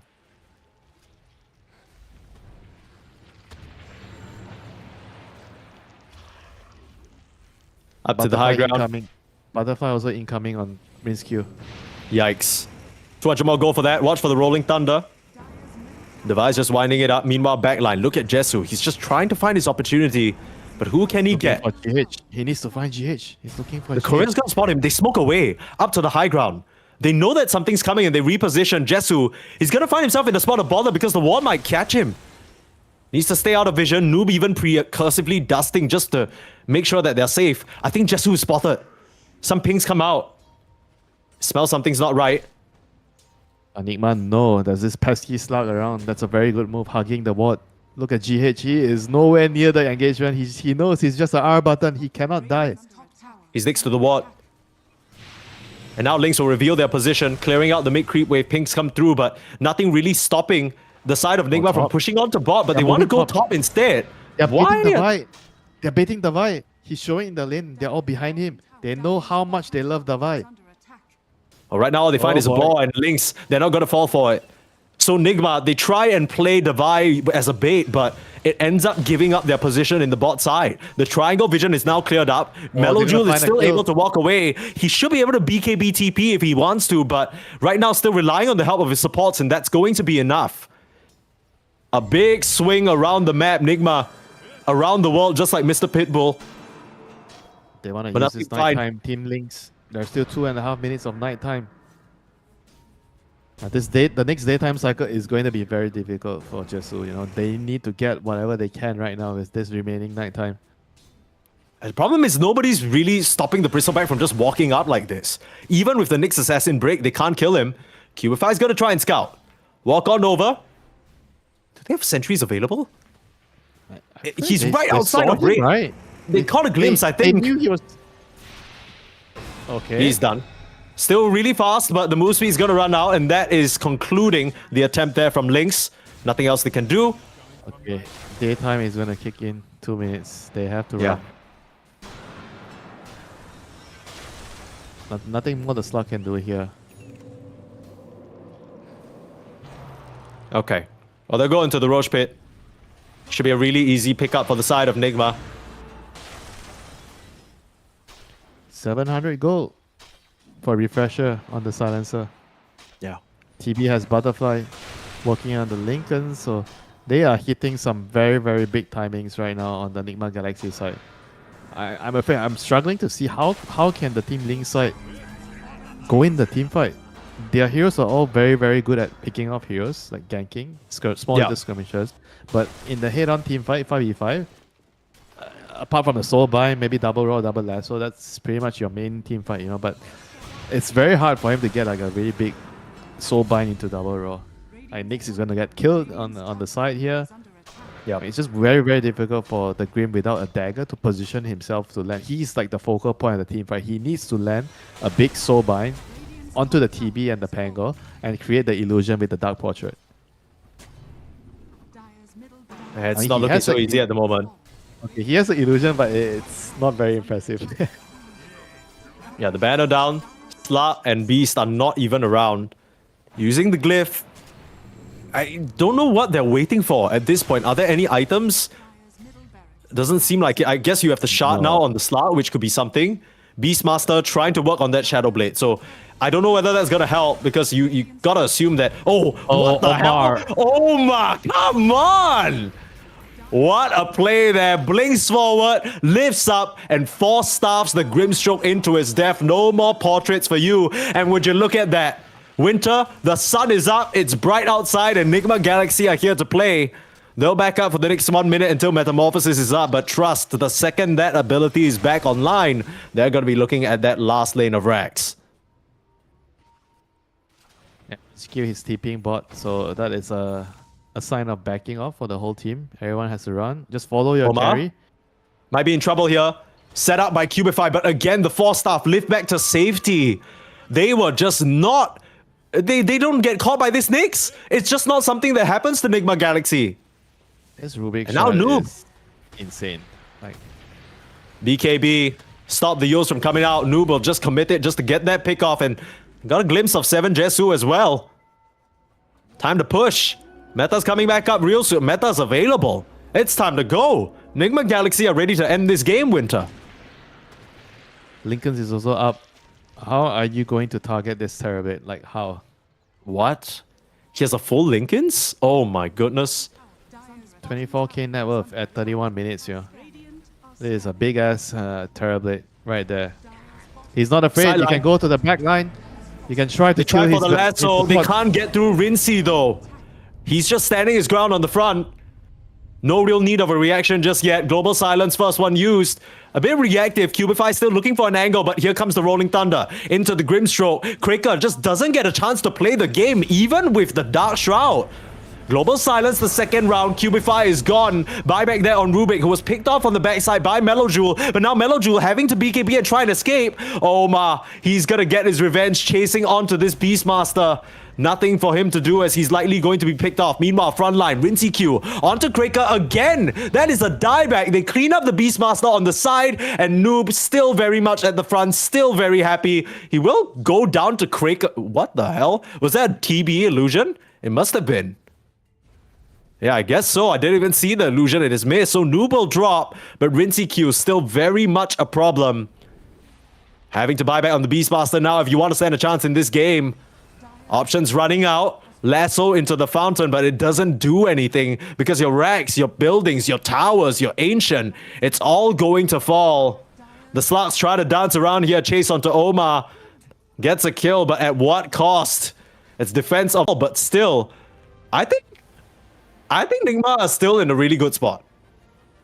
Yeah, this game was I think it was a pretty good game overall from both teams, both sides. Just executing their game plan. One team is trying to group up, the other team is trying to split up and just find pickoffs, use their nighttime timing on the slug. But Nigma, I think overall expertly played. By them, they were able to dodge. They were able to, I think, minimize the pickoffs that could be given away to the slug. They played good as a unit. They were good at using their observer wards to play in certain areas. They were very, very safe. I think overall. I think this was a high quality game here from both sides. Yeah, I think so too. And overall, I think there were some moments. Oh, hang on. Need to make sure that my... Okay. Quickly. There we go. Okay, we should be back. Okay, in case you guys don't know what was going on here, I have to issue an apology because we had some tech issues. And in case you couldn't tell from the scuffed ass observing, that was not our usual observer. That was not Glem. It was me. So we were busy trying to manage all of that. Hopefully, it didn't impact your enjoyment of the game too much. Our sincere apologies. But yeah, by next game is going to be better. We're going to be back to regular business. No more T12s and shit like that. And hopefully for Lynx, a bit more of solid decision making because we're seeing, even if they did show promise in some moments, it doesn't really matter. At the end of the day, Nigma Galaxy, they're very clear about what their identity in the game is. Yeah, you have to have a much more sound strategy. I think overall, even though as much as I like the last pick, they had I think too much stock into owning the side lanes, right? The lane counter matchups, the start against the BB, then the bat against the TB, but end up having too much of the same type of heroes. Even though I really like how they finished their job with the Grimstroke, but then again, you saw the flaws of their lineup, right? They couldn't really take a 5-on-5 team fight against the Pangolier, against the Bristleback, the Rubik, the Silencer, the TB. It was just far too difficult for their heroes to run into. So hopefully they get to find the right adjustment, which balances out strategy and comfort for Team Lynx in the second game. Yeah, I don't know what you think, but Winter, it seems like there's a bit of a trend with the games going on today. It's all about which team has the bigger ball together 5v5. That seems to be what's winning today. Let's find out whether this trend continues after a short break.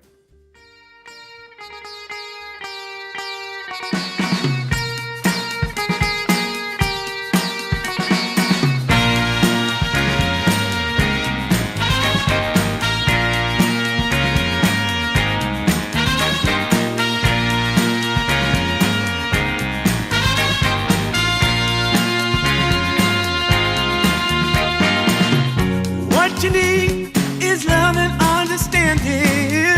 Find a heart whose love is true. Deep down, there's only one companion who's there for you when you need him to be. Your heart was broken in 1,000 pieces. So much pain that you've been through.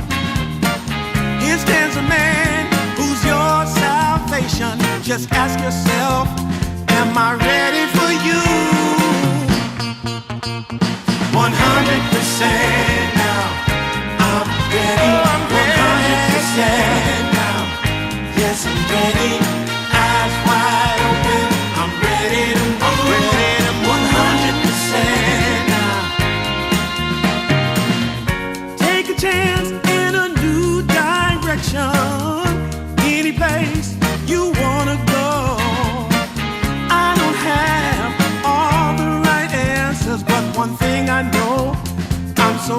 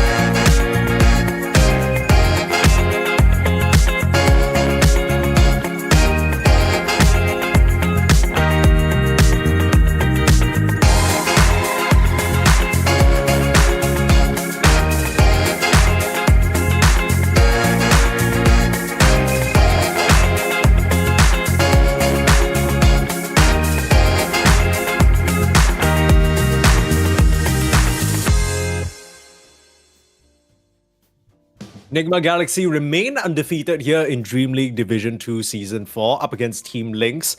I thought that Team Lynx would be the closest maybe competitor that could match up to Nigma Galaxy given how well they've been doing so far.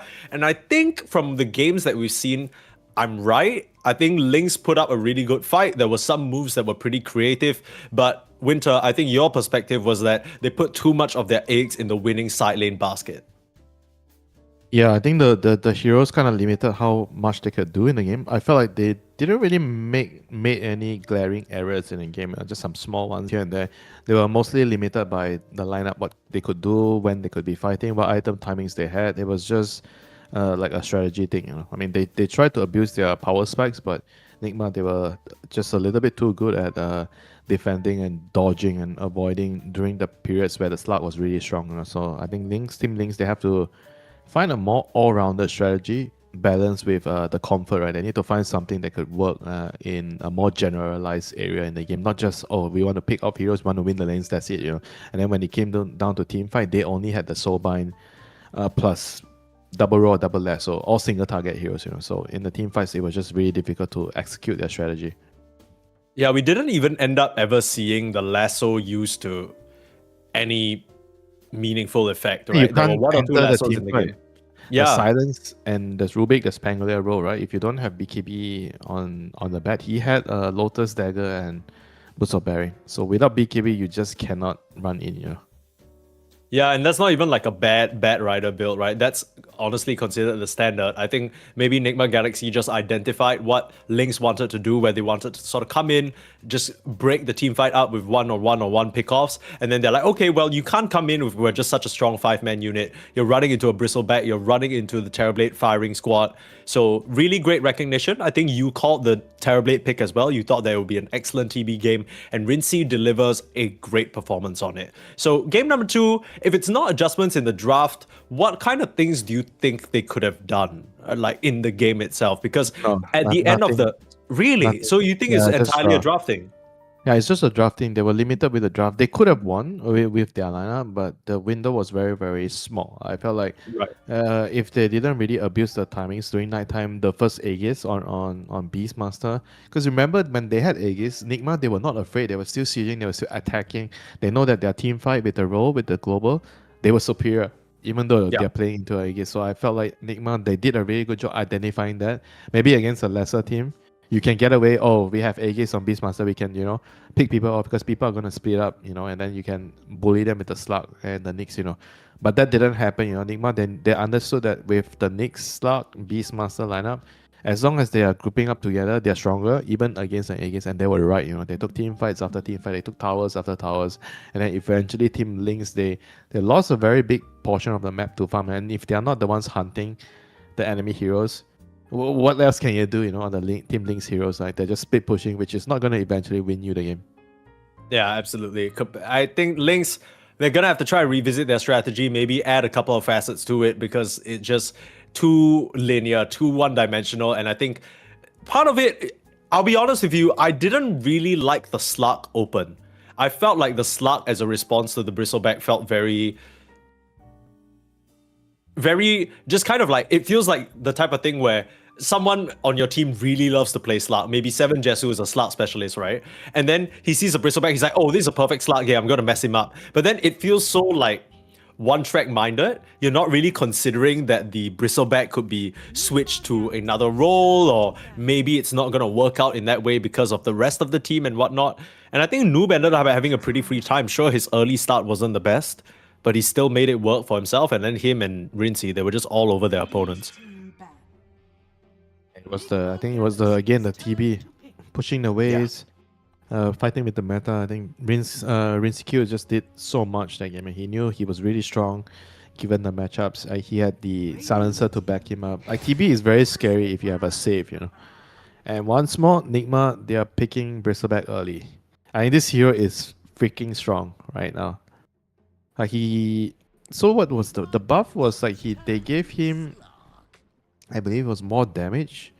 With the you get more armor reduction from your ghoul after more stacks on it, and they also Right. gave him what else? They gave him the innate, so the prickly innate, it got a little bit more, so it's stronger in mid game, so they rebalance it, so it's weaker in the lower stages. So it went from 10% to 4.5 per 4.5 plus 0.5 per level. So during the mid game, it will definitely be more. The moment you surpass, I think level 11, the innate is already better than before. So you're always going to be high level on this hero. So it's a big buff in the team fights, you know. So Bristleback has bonus damage and debuff duration when enemies are facing behind him, you know. So this is a really, really big deal. That's why people just die, you know, when you're trying to kill the Bristleback in the mid game. Yeah, it happened quite a few times. Lynx going back for the early slug response though. I don't know if I like this. I feel like it limits the way that they can play, but maybe they think it was more about other specific components in their draft that limited them. Let's see how Nigma Galaxy. I mean, Nigma Galaxy, I just get the vibe that if it ain't broke, don't fix it. You can just slam the Rubik technically if Team Lynx don't snatch it away. 10 seconds remaining. Right, they should pick the hook wing, but Nigma, knowing that because they're BB, they can't give away a hook wing, so they're thinking whether they should ban the Rubik, so you don't give away any of the supports here. But they don't ban the Rubik, they think that Takis is going to be a bigger problem. Understandable. So Team Lynx, if they're not banning the Rubik, they're probably going to pick it here. They have to pick it. It's a very, very strong hero right now, it seems. Like, it's also the fact that the Rubik, right, it works so well with, like, you think of any offlaner, any offlane hero, they all work with Rubik. All of them are just great with Rubik. That's why Rubik has so much value. Like the duo, the partnership that Rubik has right now, I think it's a match made in heaven, you know, all those heroes that are in the pool for the offlane right now. There's no range heroes, they're all melee heroes, their bodies, and they can work with Rubik to get kills soon. So they're gonna, again, you know, similar story as last time. They picked the Slug and Beastmaster right away, and Nigma is gonna pick. I think it's a mistake, you know, not getting the Rubik. Rubik is a very high value hero, so everything is the same here for the draft setup. And Team Lynx, I expect them to maybe change something here. I didn't really like the Nyx so much. I think with Beast and Slug, you need like a more team fight based support. You know, I think the Grim was okay. Maybe pair the Grim with something else more team fight centric. What can they pair up with? If they want Grim, you always think about Grim Lich, you know. Maybe that's one of the bigger team fight combinations you can have. Grim Lion's okay, not too bad. Would it be Grim 4 then? Because Lynx did Grim 5 just now, right? Yeah, if Grim with Lich, it'll be Grim as a 4. If they're not comfortable switching things around, then maybe they have to rethink their options, right? What they want here. As I feel like they need more team fight heroes, like Jakiro, for example. Or maybe just, like, who cares about the combo, right? You just pick Grim because it's good against Pango, and you have some kind of Inkswell hero, and, you know, screw the combo, you know? Sometimes I think people overthink, when you have Grim, you want to have, like, a combo, and they try so hard to make the draft work with certain combinations, and then it kind of ruins everything. Yeah. I mean, the hero spells are not weak, right? Phantom's Embrace is really useful. They still go back for the Nyx. So Lynx, they are very much lining up the same pieces for themselves. I just don't know if I agree. Yeah, they think something else was the problem. Which, I mean, are we?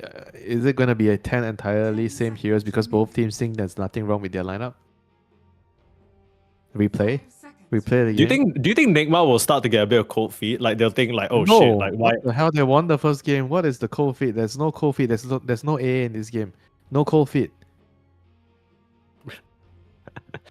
No, I'm just saying because I'll be honest. This is why I'm not a professional coach. Because if I'm in this position, right, and like the opponent team, I just shat on the opponent team. Okay, like I just did so well, and then they're picking the same shit. I'm like, what's wrong with you guys? Is there some weakness in my strategy that I didn't realize?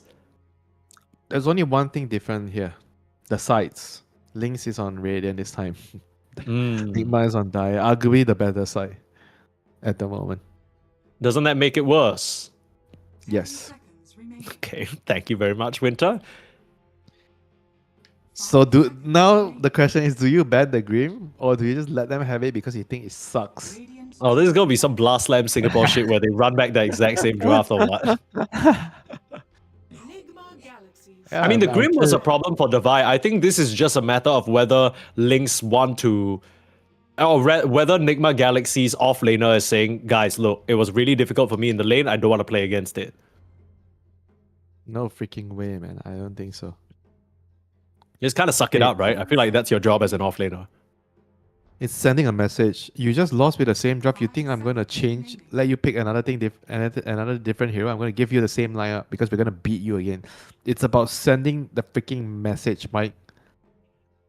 Okay, I'm not I gonna. hear you. I'm gonna I let hear you. my ego down here by thinking that one of your heroes is a problem. None of your heroes are the problem. You can have the exact same lineup. We're gonna beat you the exact same way. God damn. You sound nothing like Kuroki. Kuroki is gonna say it softer, right? Guys, there's no problem with the lineup. Guys. Guys, don't worry. I trust in you. I have full faith in you. Guys, I have too much anger. I have too much anger right now. Yeah. You got a bit too much. You got to calm it down a little bit. Kuroki's so goddamn calm. Okay, so here's the moment of truth. Nigma Galaxy, they're waiting on this ban. They're thinking, okay, if Lynx go for that Grimstroke, are we happy? Is there any other closing pick that could screw us up here? I think Jakiro kind of rounds that lineup well. Jakiro or Warlock? I think it's not Grim. They need Jakiro or Warlock, some team fight support. Or maybe this is a bait. Maybe this is not even a Bat Rider 3 anymore. Maybe it's a Bat Rider 4 or 5. And then you're playing like some other off lane or other mid. Oh no, they ruined it. Okay, Oracle. Okay, well, you did have to ban the silencer there. Yeah, GH has no problems picking the Oracle, I'll tell you that. But it does take away a lot of prowess from their initial team fight, right? The Oracle, or rather the silencer, did a lot for Nigma Galaxy. Warlock also, if he wants like a pseudo similar hero, like Warlock's okay. Warlock with TB, you can heal him, keep him alive in the lane. Then you have the follow up for the Rolling Thunder. It's good at stopping the Bat initiation or the Beastmaster initiation. I think it definitely could work, Radiant team pick. What on earth is Nigma? What message are they sending? I know Zeus has a high win rate in pubs, but I always thought it was only a pub hero. But let me tell you this much. Zeus is the ultimate counter to Slug. You cannot use your Shadow Dance and TP away because the Zeus will kill you through it. 5 seconds Uh, remaining. You cannot run from heaven. That's true. You can't, in fact, run from heaven. But the thing is, for Team Lynx, they're not going to run from heaven. They're going to run at heaven. I think Team Lynx are going to start charging you down. There's the Brewmaster. As I thought, it's going to be a Bat Rider support, and they switch up the off lane. Vladik, he had to sit out the previous game, right? He did not have much impact at all on the Bat Rider, but now this Brewmaster, it is going to cause major problems for the side of Nigma. You run in, you use the Wind Panda, throw Noob up so he's out of the fight, you stun up the backliners, you put a lot of pressure onto the TB and take out his illusions with the Storm Panda as well. This is a great pick. I agree. This is a way better pick to finish up their lineup. I think overall, we are going to get a very interesting game here. Nigma Galaxy trying to, use the Zeus to sort of counteract the Slug, and the Nyx are having the vision, the global vision, so they can play against the pickoff. But Team Lynx finalizing their lineup with some sort of team fight, the Brewmaster, the ultimate counter to Terrorblade. You dispel and you remove his illusion off the playing field. So this is definitely going to be super, super interesting here. Both teams have very different timings. I think Team Lynx may be slightly faster right now with the Beastmaster with Aghanim's, then the Slug with your Diffu Mage Slayer build with the Brewmaster. So they definitely can hit much, much harder in the first 20 minutes of the game. It's time to put that to the test. Let's see whether they can do it or whether Nigma Galaxy will still get to that scary timing that we saw they were able to in the previous game. I will say that I feel like things could get destabilized for Nigma very quickly, especially with this Brewmaster, right? There's a big snowball potential on the off lane. The Bat Rider comes through the Twin Gates, throws one Flame Break over. I mean, these heroes are all going to burn up. Rubik Zeus don't really strike me as the most inspiring support duo, I'll be honest. No, it doesn't. But then again, if you look at Nigma's support duos, their support duos are always like double range, GH on like some greedy Phoenix, Keeper of the Light, IO type of hero, you know? So I think this kind of fits their criteria of the way they draft, the way they set up their heroes. It's just like a replacement because everybody has been targeting GH is like, I think the only position 5 hero right now that I remember of that gets targeted in the first phase, you know? Like tell me which other pos 5 gets targeted in the first phase? Yeah, you so know? you need the pos 4s, right? I'm thinking, because I'm thinking like 9 class maybe. It really is just GH. So what's the deal with this Zeus? Why has it been having so much success in pubs? I mean, Zeus has always been a pub hero. You want like a scaling support. You don't need to buy sentry, so that's great. You know, you can devote without Sure, yeah. sentry. And then it's always easy for you to KS kills. Oh, whoops! Sorry, guys. Nobody will blame you. My bad. And who's gonna blame lovely old GH, right? Battle begins. And Zeus is one of the best bodyguards in the lane because of static field, like percentage base damage. It's very difficult to trade against Zeus in the lane. I mean, if you look at his base stats, he has pretty good stats. Like his move speed, he's a fast hero. He's not slow. Decent base damage, 3 armor. That's why he's like a good lane to have, you know, for most of the carries. I would say any carries would love to have a Zeus on their lane. Not the Zeus that would, you know, KS their creeps. You know, like you take the first skill. Oh, sorry, I'm just trying to harass. You know, then you take some last hits. You gotta be careful though, GH. This is a lot of damage that can come out. He's gonna get run at. Nice body blocks there from Rinsey. Try to help his poor support. Not enough damage. That was really close. Yeah, that's kind of the thing, right? That happens with Brewmaster if you don't respect the Cinder Brew damage. If it was any other pos 4, I'm pretty sure GH is dead there. Yeah, any range hero. But then again, you could also make the argument he only played so aggressive because it was a Nyx. You know, Nyx is weak in the lane. So I don't know. I think overall, this was understandable from both parties. So we see the lane pulling shenanigans coming back. Both teams just dragging the wave into the middle.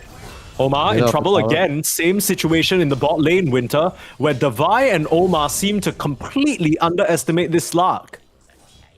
Slug plus bad position 5 is very, very scary in lane. They don't exactly have a very strong lane at level 1. Like Rubik and Pango, they are both weak at level 1. You need like. Wait, what is GH doing? Hold that thought. Look at this. He's just come all the way behind this tower to try and threaten a kill onto Vladik, but it's not working out. This time round, Winter, the side lane's working out so well. Kills galore on both side lanes. But as you always like to say, you know, the kills don't win you the game. The map win you the game. Level 2 timing, the Rubik and the Pango. Look how quickly things change, you know. Level 2, 4 spells on Pango and Rubik and they win. Radiant's bottom tower is under attack.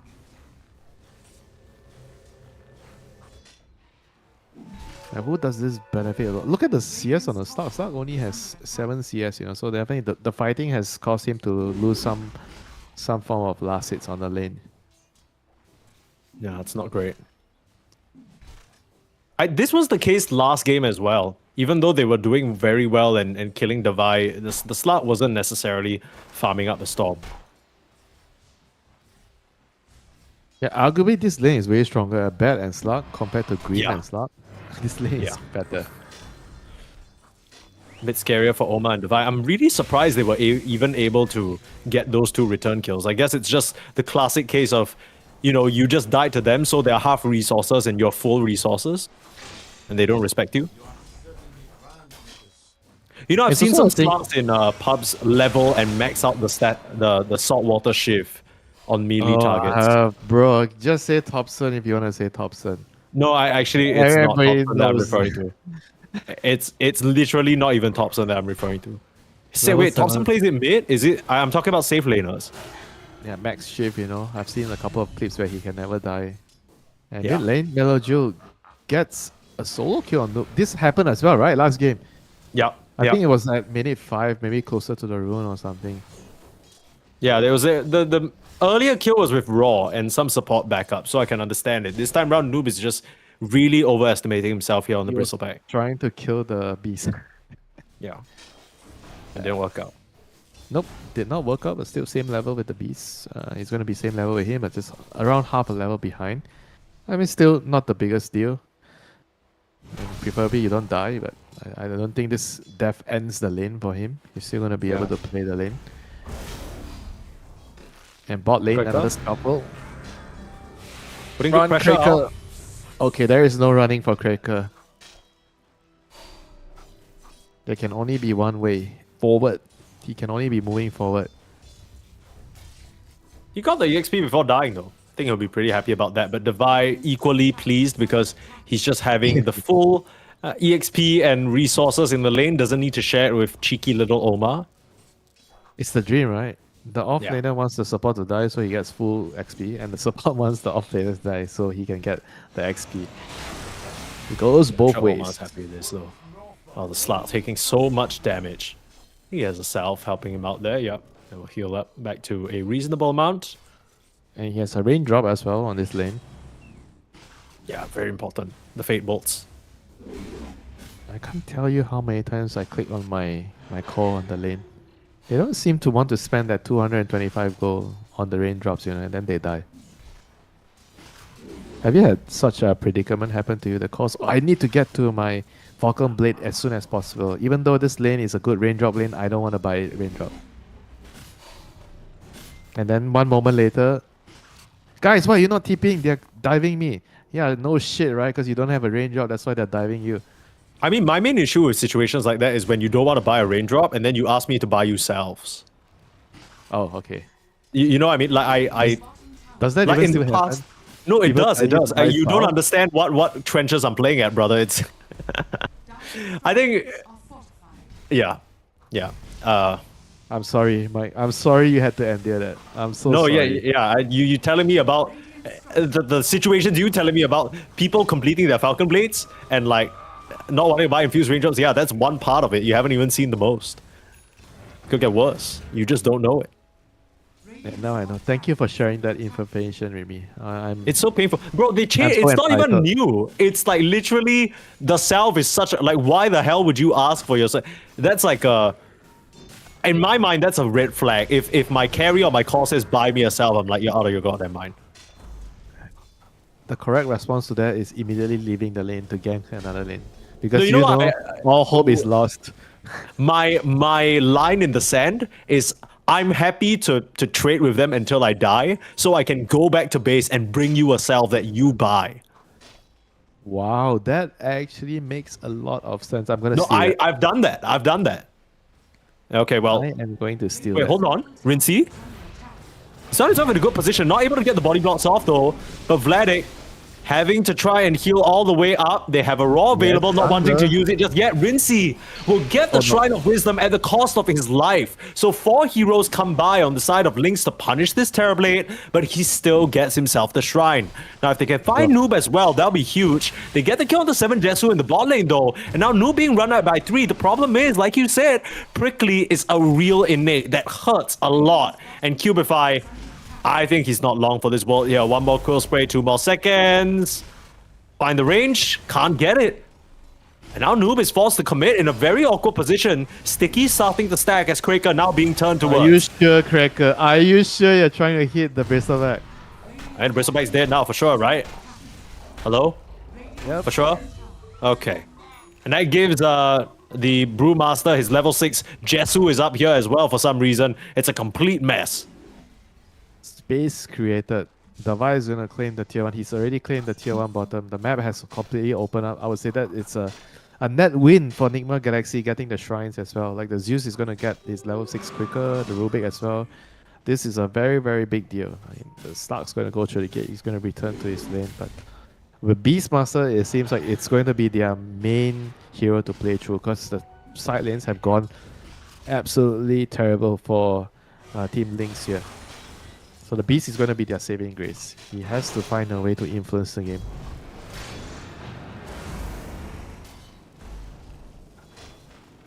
Not been able to enter the game just yet. Devi starting to look a lot more comfortable. In the previous game, I think he was up to 3-4 deaths at this point. Looking for the swatch down to the low ground. What the hell? What the hell? What does he want to do, Mike? Bro, I thought he was trying for a kill. Yeah, he didn't land the swash.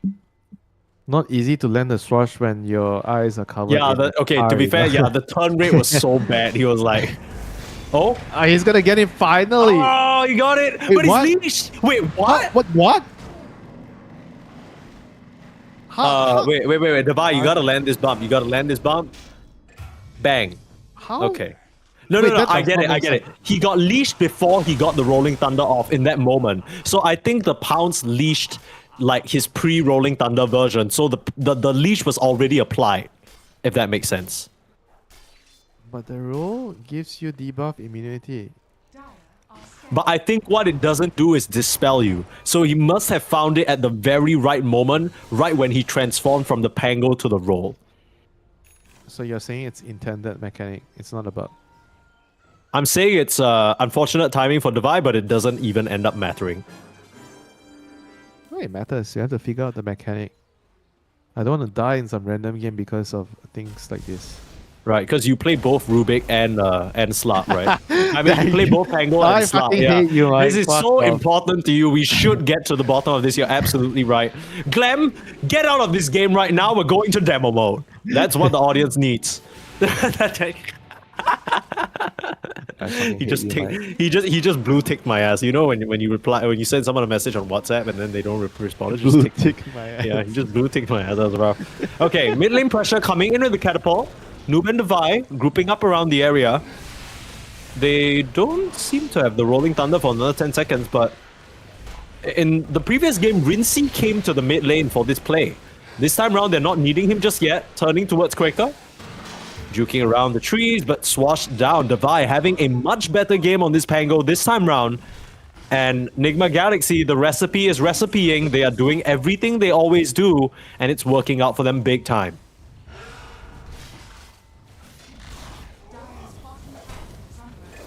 Hey, okay, that took a while. Angle still has roll, but I guess they're not gonna try to use it to punish them here. They already got the tower, so they're backing off. TB has teleported the bottom to farm. I mean, these are things like the small little things, how they're swapping sides, like changing sides, putting the Terror Blade over right away. And these are things that matter a lot, you know, when you're talking about macro play, how you're playing the map.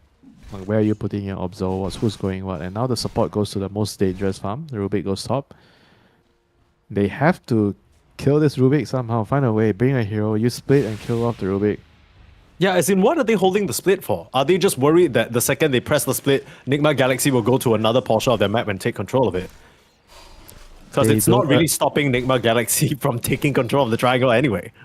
Brother, they don't even have a map right now. They're like stuck outside of their base. You know? The only camps they can farm are the camps right outside their base. Yeah, it's a bit of a weird one. I kind of feel like we were just busy yapping about how some of these lanes and early engagements went, and then suddenly Nigma have themselves a 4K gold lead. They're just doing a you're great wrong. job. You're busy. Yeah? You're busy yapping about calling my shit out, right? I don't play Rubik. What? I don't play what? What was the other hero? I don't play Pangolin. I don't need to know this mechanic. That literally happened one time. That's 10 seconds of our very glorious 12 minutes together. Big roll out. Noob in trouble. Again, being picked off by the break. Cubify able to connect onto the bristleback, something that he has to be very careful about. And GH unable to assist. He would have loved the global silence in this situation. Unfortunately, you're just going to die. I guess space here. I think every game we've seen so far today, we see Nigma doing this, you know.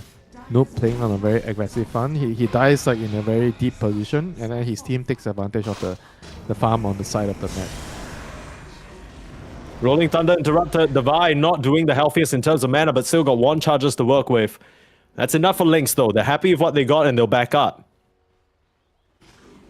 Radiant's top tower. Yeah, they should be moving in soon with the Rolling Thunder. They can actually take an area on Nigma here.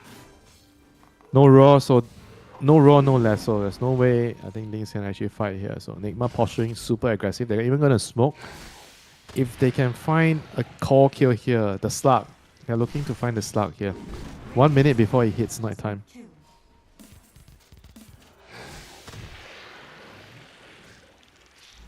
mean, they're electing to just kill the bat because the bat is taking farm that belongs to the Terrorblade. You cannot let the enemy support farm your carry's farm. He's creeps, you know. You cannot let him do that, so you need to take him out of the equation. Do you understand that, you know, Mike? You cannot let the enemy support farm your carry's creeps.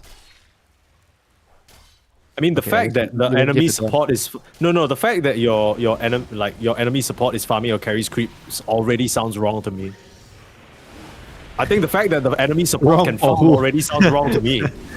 Wrong for whom, Mike? I thought Rolling Thunder coming in, trying to prevent the split from coming through. Raw to hold the buy in place. He's in a prickly spot, but still able to continue his journey. Get back to the safety of his team. They're still Whoosh, waiting quick on the split. sidelines. That's the lasso. Slug goes down to the swashbuckle, and the buy still fine. Somehow he manages to escape away. They don't have the control. They're turning towards Omar, but the Sunder, Rinsey, does everything to keep his support alive, and Omar able to stand his ground and fight. The Brewmaster in his own split won't even survive. What team play coming out from Nigma? And they are able to smash Lynx at their tier 2. What execution? Did you see how the slug got squashed like a butt?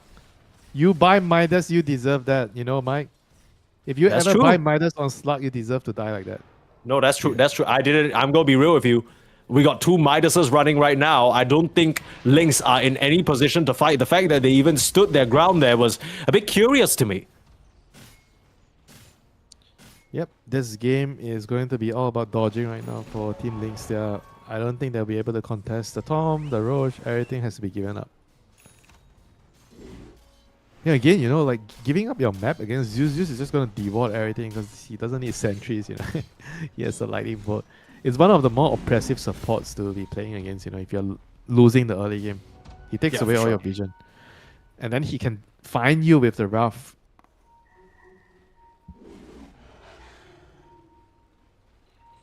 Oh, this is getting me thinking maybe I should play some Zeus later when I have the time. This keeps happening. Every single time you see a pos 5 pick that you haven't touched in a while, you're like, This looks good, yeah. I I'm tried gonna playing terrorize my the plan. Wyvern. I already tried playing the Wyvern. I tried playing the Silencer. I didn't have so much fun with Silencer because I suck at the hero. I had some fun with Wyvern. I think Wyvern's actually maybe busted with the new init. maybe busted. That's a huge claim. Just let me play another few days, then I'll tell you again. Okay, we'll check back with you at the end of the group stage. For now, Nigma Galaxy, they are closing in at the end of their group stage, remaining undefeated. Zeus will go down here. GH gets caught out by a stray Mellow Jewel who tries to TP out. Okay, no Rolling Thunder. Rolling Thunder already used, I guess. It seems like it's on cooldown. My GH is getting bullied, man. He's the one getting hunted down all the time. I mean, the main thing is that Nigma, if they can, they shouldn't try to be pulled apart by Lynx on the different portions of the map, right? That's how Yeah. Lynx are going to come back. Correct. They have to just let the people that are supposed to die, and then they just play the map. Farm, push out all the waves, use all this forward vision to kind of play around the map. Yeah, I mean, why not just go into Roche? That's my question. Yeah, why not? You have Bristleback, you have TB, you can definitely Roche.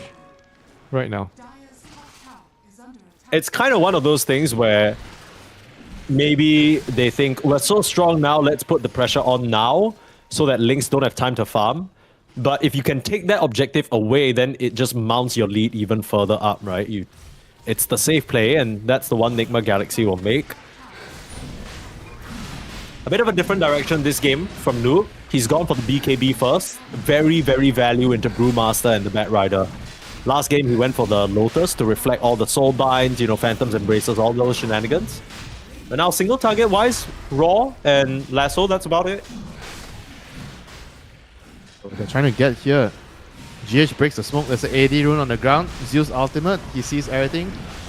Roche is still not dead. They have to take the fight first. Nope. It's a prickly spot. Noob is gonna die. Oh, This no. is rough. Nigma Galaxy, what are you doing? Rinsey gets saved by a big stun, but the lasso will still hold him in place. Nigma! They're going to try and get him with the roll of Divine. He's going to push them around, playing ping pong ball here. He's not able to get the last hit, but he gets himself the Aegis. Divine coming up big and being saved by the bump out of the pit. Divine able to get the kill onto Kraker, and now he's looking for more. Divine with a double kill, saving Nigma Galaxy from a really bad situation. Dava is the savior for Nigma here. Was getting a very, very nice roll. He didn't get the last hit on Roche, but he got the all-important Aegis of Immortal, and he's still chasing. He wants an extra kill here, but they do not have any stuns anymore, so this should be it, you know. How the hell did he manage to get into that position? They just ran out of things to keep him in place. I mean, the fact that Noob starts out dying, that you can sort of smell the indecision in the air. Nigma Galaxy not sure whether they could do that, and maybe that's why they were hesitant on the Roche the whole time. I do feel like they could have just gone in a lot earlier though. Yeah, they just waited quite a bit. He got caught by the Carapace, I believe. That's why he couldn't use his BKB in time, you know. So he got caught and then he dies, and that was it. I mean, he was also rather low, you know. He wasn't full health. Yeah, he was spending quite a bit of his HP tanking the Roche. Unfortunate for Rincy and Noob, but still, they're on the way. Stolen Impale from Omar almost bailed the Terrorblade out in that previous fight. Now they're looking towards Vladik. He doesn't have a split. Yeah, Vladik's in trouble. Look at that long-range Impale. Sheesh, okay. Is that it? Are they just... Is that it for Lynx? Because, like, Rincy's... The sun is up. The slug is hiding with his Midas. Yep. I don't know. One Rex down, could be a second. You gotta try for a blink stun in. What's the plan though? Here comes Slark. Buyback's there, waiting for the roll in. They can't really get a target, and Devi able to just bump them around and play. Again, he just needs to make sure his exit is clean. He's doing so much damage to Kraker on the way out though. You still have that second life on the Pango, so you're not too concerned. That's that Wind Panda interaction that we're talking about, throwing Noob into the air so he can't do shit. And a double stun, attempted but not succeeding. Raw comes through, not stolen by the Rubik. They're able to take down Devi, and Oma looks to be next to fall. The Brewlings finish him off, but no cancel on the TP for Noob, and GH will get out as well. They use the buyback of Vladik, but they use it well. Yeah, good defense. They're only losing the range Rex and the tower here. They didn't lose the melee Rex. So they keep the game going, they keep the ball rolling, and BKB is on the horizon for Beast. This is a pretty big item for them.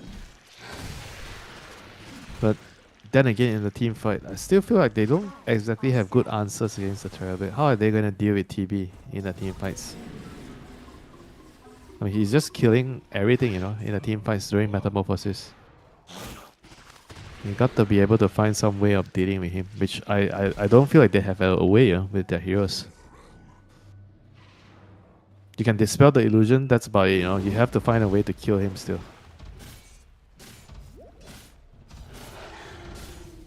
Tormentor going, I guess, going to the Nigma Galaxy side. Who wants the shard? Rubik wants the shard. Zeus also wants the shard, but Rubik will be mad if Zeus gets the shard. Thank you for that.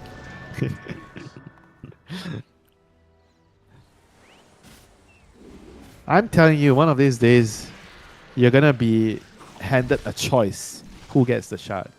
You vote for the shard. I just feel like that would be a sick social experiment from Valve. Like that would be the worst thing ever. And I'm not even exaggerating. Dire's top tower is under attack. And why not? Just put two heroes there. And then if you don't pick a side, it just randomly goes to one of the heroes. Why not? So you can't screw someone over. I think it should just be random in general, so no one will ever get mad. Because then you create lines in the team for no reason. People already get pissed off about enough things, Winter. I had a guy get mad in my pub the other day because I placed the ward on one side of the river, but he wanted it on the other. But I had already placed it. And he did not forget it for 40 minutes in the game. Give me his account. Let me talk to him. I'll promise I'll talk to him politely. Let you talk to him? What the hell? That sounds very threatening. I'm gonna figure out what was the problem, you know? Get down to the bottom of it. Is it actually Mike's fault or is it random pubber's fault? Okay. Winter on his Overwatch duty. I'll give you the match ID later on. Don't worry about it. I only do Overwatch duty for my friends. Only for my friends. I can respect that. I can respect that. You don't care about the random guy on the internet. You just want to look out for your pals.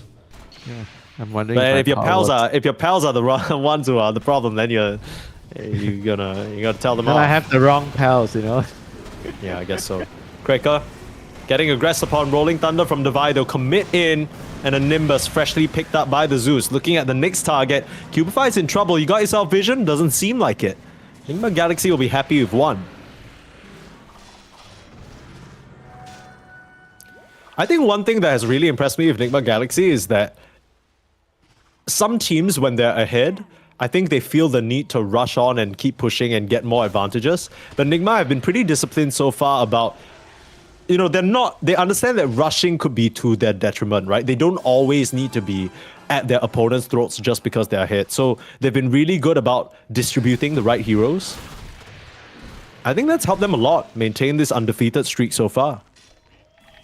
Distributing the farm, making sure everybody gets a piece of the pie. Every time you look at Enigma Galaxy, look at their position 5 player, GH, he is always farming. And He's been bullied this whole game, so I think he has the right to do this. So if I get bullied, I get to farm? Is that what you're saying, Mike? Well, I that's how deserve to most of farm? my teammates in pubs act anyway, so you'll be just like them. Is that what you want, Winter? To be a Southeast Asia ranked 2,500 player? Who doesn't like to farm? Who doesn't like to hit some creeps? That's true. And hitting creeps. Oh no, damn, GH. He's out. Wait, is he out? Is Jesu gonna dive him? Bro! Terrible is coming to sunder him to save him, bro. That'll be hilarious. He's TPing out. No! It's a Zeus, brother. It's a Zeus.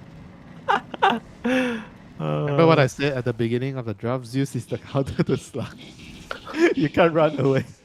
No, but that wasn't even the Zeus, bro. The Zeus had no mana. That was the Rolling Thunder. The Zeus countered the Slug through mental damage. The Zeus bolted him during the Shadow Dance CP. Wasn't it? Okay, wait. Yes, let me check. this. God damn it. Okay, yeah, you're right. You're accusing me of making shit up, you know? Even though I do, relax. most of the time. Not the instant self-report you could have gotten away with too, if it weren't for your own meddling mouth, brother. Okay. I'm afraid my honesty got the better of me. I'm proud of you. I'm proud of you for telling the truth. Out of 10, I'd say that probably a 7. In terms of how proud I am of you. Me because I'm a changed man, because I'm bringing in positivity right now. Yeah, give me some positivity for Lynx. It's not looking too hot for them. They're only 9k behind. Can you try and say that without laughing this time? They're only 9k behind without with double Midas, you know, so there's always hope. When there's Midas, there's always hope to come back in the game. Absolutely. Team fight's kicking off. Noobs on the front line. BKB full commit. Cubify does not stand a chance. This Nyx has been exterminated over and over again. Now, one thing I will say is that Noob has been pretty loose with how he's using the BKBs. I guess it's not that big of a deal now that it's 9, 8, 7 charges. 7-second charges, sorry. Bit of a catch here. Looking for Jesu. He's able to escape though. Escaping. Yeah, Nigma haven't been able to push back up to the high ground just yet. I wonder if that's a concern. I guess they're just waiting for Roche to be absolutely safe. Remember what happened the last time the Brewmaster bought back after dying and they killed them all. Well, that cost them a Brewmaster buyback though. Yeah, you might not have a good memory, but the players have good memory. They remember what happened last time when they pushed the high ground. Oh, do they? Well, I don't know whether Lynx remember what happened in game number 1 because they drafted a very similar lineup. Catch onto Oma on the back line, but he's able to steal the Slug Shadow Dance. And now they're turning things around. Noob is completely fine on the front lines. Rinsey will be able to create the distance. He needs to be able to get a Sunder off, but the Raw reflected. No one's doing the damage. Rinsey, he's going to be able to turn around and get, not even needing the Sunder, honestly. Sundering mostly for fun. He's going to put that aggressively onto the Brewmaster, who now doesn't have a split and doesn't have a team. Slowly but surely, good to a crawl. The evasion will only serve him somewhat well. Etta GG, Mike. Yeah. The game is coming to a close. Yeah, I don't think anyone can challenge Nigma. I'll be real with you. I'm looking at the rest of their opponents. They're not gonna hold the candle. Maybe Modus is our last hope. Jesu will find the GH is mandatory dead. 800 gold kill onto GH. Very cool. You have to have a side quest, against Nigma. If you kill GH 10 times in a game, you win the game by default. You win the game by default. Yeah, Buyback from Vladik again. He doesn't have a split though. So I don't know what this buyback is about. Maybe just to scare them off. Nice 4-star Rinsey again. He's been on it. Yeah, remember what happened last time I bought back? You all died. You better run. Yeah. He's trying to strike them a little bit of PTSD. And it works. It works. Radiant's top tower has fallen. It definitely worked. They all backed off to finish Roche. Bye-bye. So what? What they found? Raw Still, they stolen have to again. roll. Devi able to roll up, put the damage out. The slug just dies, man. The slug just dies. I don't know. This slug 9 pick, bro. This slug it looks a bit And don't forget, ladies and gentlemen, Team Links think there's nothing wrong with their picks, They pick exactly the same hero except the last one. Radiant's top barracks are well, this was their switch up, right? And it again, I'm gonna be honest. I think the Lynx drafts looked good on paper twice in a row. Game 1, we both agreed that it was an interesting and strategy. We liked the Grimstroke. Game 2, the switch up with the Bat Rider support last moment with the Brew. On paper, these are all things that should have been positive for them. But they just weren't really able to match Nigma in terms of macro play. It just feels like the map gets smaller for them and they don't know how to split it up. Speaking of split, the Brewmaster can't even get his ultimate off, and that's going to be GG. Nigma, again, with the Masterclass. This is the 3rd day of the Nigma Masterclass. Day 1, it was the same. Day 2, it got even better. Day 3, it got even better. Yeah. Level up on Nigma. They were showing us And- the mid Beastmaster, the mid Lycans, and today they're showing us the Pulse 5 Zeus, Is there anything Nigma hasn't shown us, Mike? Yeah, to be honest with you, there might be plenty more because the way that they're playing, at the end of the day, still kind of follows a very fundamental formula. It feels like they've just identified some anchoring tenets of how they think Dota is best played, and they're building their draft around it. I really like it a lot. I'll be honest, I didn't have full faith in the Zeus, but it was silly of me to doubt How GH. dare you? How dare you doubt the Lord? I don't My worry bad. about it. I My had bad. The same, I had the same issue with Zeus. Yeah. Okay. Well, that's going to wrap up the second series for today, Nigma Galaxy. They've done a spectacular job just staying undefeated here. You might argue that they are already a tier above some of these other teams, but that's because maybe some of their strongest competition remains in Group B, right? We still have yet to see, or at least me and you, we haven't yet had the chance to watch any of those teams just yet. We only kind of glimpse at their results, catch clips here and there. But you don't have to glimpse, you don't have to catch clips, because coming up is Group B. Me and Winter might be done for today, but we are not done with the DreamLeague Division 2 just yet. We're heading over to a very exciting game. I think it's up there along the line with... Wait, let me just double check. I'm getting the right one. Yeah, this is going to be a really good game. Coming up next, it's Zero Tenacity versus Liga Gaming. That'll be brought to you by KC and Kips, so you don't want to miss that one. But it's going to be a bit of a longer break. So 1 hour and 10 minutes or so. Grab yourself a drink, grab yourself a meal, and be right back for more Dota 2 action.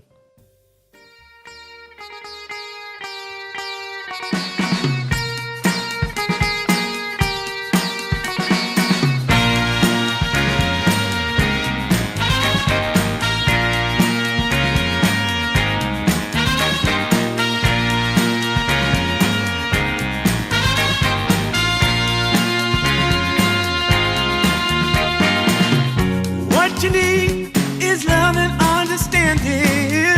Find a heart whose love is true. Deep down, there's only one companion who's there for you when you need him to be. Your heart was broken in 1,000 pieces. So much pain that you've been through. Here stands a man who's your salvation. Just ask yourself, am I ready for you? 100% now. I'm ready. 100% now. Yes, I'm ready. Eyes wide open.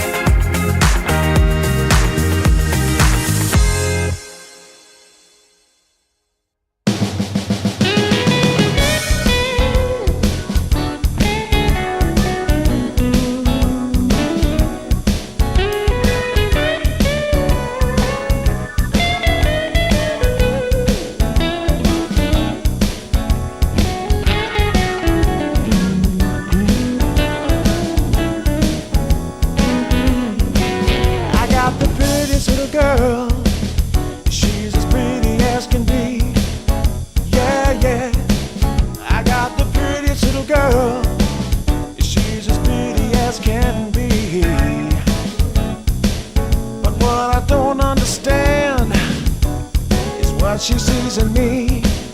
Ooh, I've been drinking too much, staying out all night. I can't remember my left from my right. I'm kinda blurry from my head to my toes. It might seem like nothing, but there's one thing I know. I got the prettiest little girl. She's as pretty as can be. But what I don't understand is what she sees in me. Oh yeah, yeah.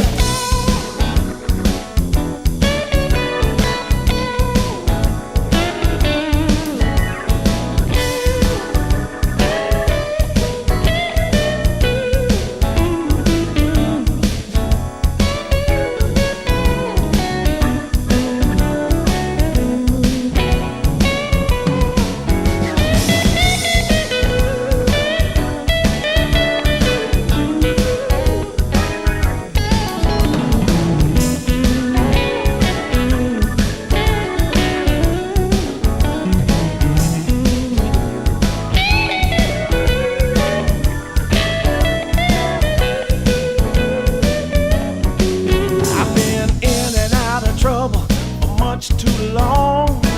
I can't remember the words to this song. I thank the Lord as I'm crawling out of bed. It's another day that I'm not dead. I got the prettiest little girl. You know she looks so fine. I don't know what she sees in me, but I sure am glad she's mine. Whoa, no.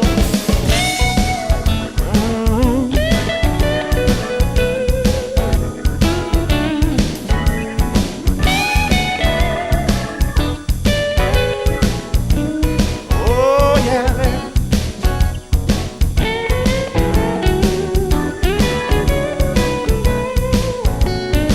Oh, yeah, yeah.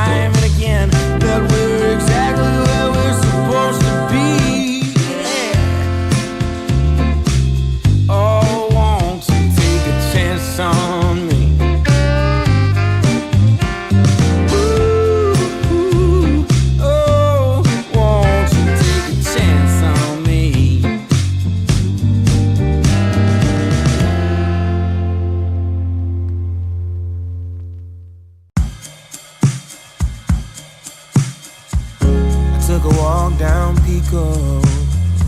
Heard someone shout from a crowd of fed up people, getting told they should calm down.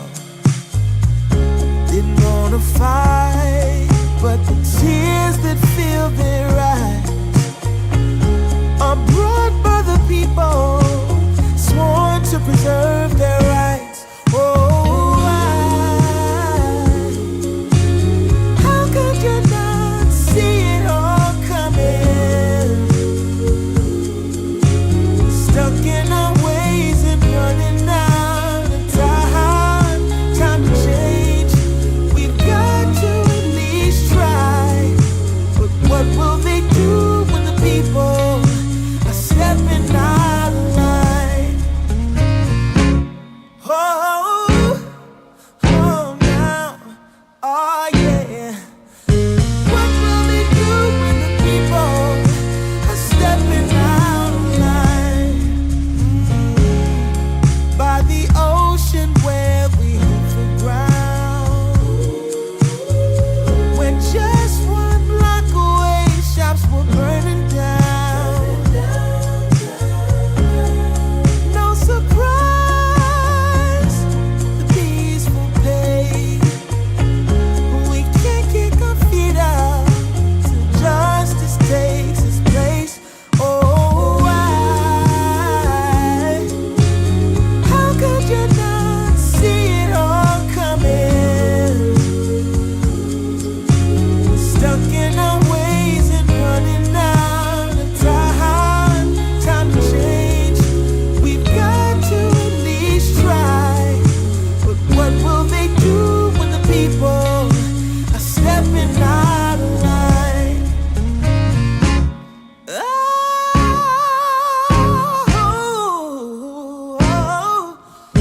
what will they do when the people are stepping out of line?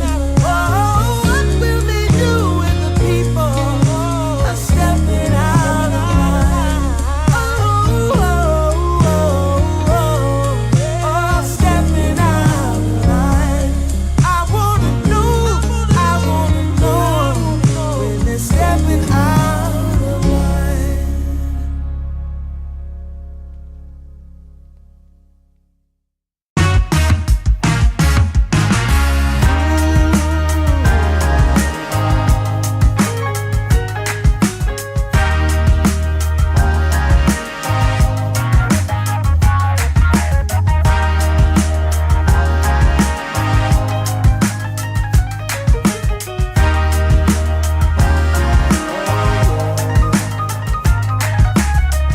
Turned on the dime when I saw you walking by.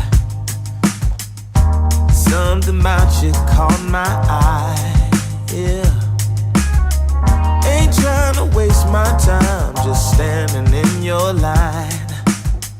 Gotta take a shot for you pass me by. So you wanna be alone for a minute? Well, come on, tell me what's on your mind. I wanna know what makes you happy. I wanna know, can I make you mine? Ooh, I wanna know if you know that I treat you right. I wanna know, can I spend the night? Well, I had my eyes on you for a little while now, but you never noticed 'cause you had a man. Ooh, yeah, and it's plain to see how bad I want you, girl. I'm trying to be much more than friends. Hey, so you wanna be alone for a minute? Come on, tell me what's on your mind. Tell me, baby. I wanna know what makes you happy. Wanna know, can I make you mine? Ooh, I wanna know if you know that I treat you right. Wanna know, can I spend the night?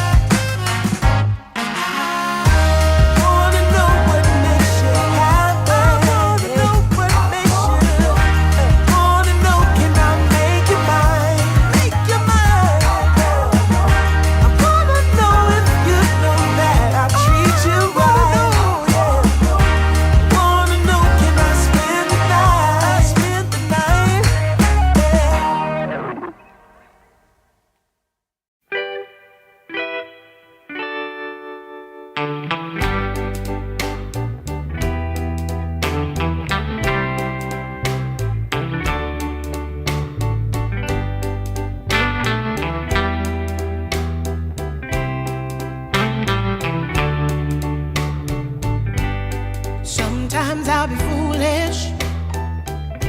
Sometimes I know I get mad. Sometimes I say the wrong thing to you that makes you feel sad. But one thing is true in all that we've been through. You've never stopped loving me, no matter what I do.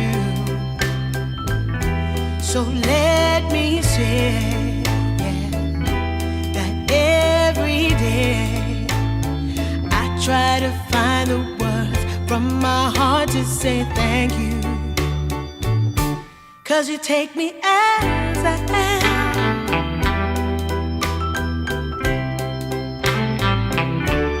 You take me as I am. Oh, baby. If you stop loving me, well, I would understand. But I won't take you for granted, no, no. When you hold my hand, your love makes me feel that I could fly to the moon. Not even the birds above can sing a sweeter tune. I needed to say that you find a way to make me feel anew. And I want to say thank you, 'cause you take me as I am. Oh, baby, take me as I am. Oh, no, no. Take me as I am.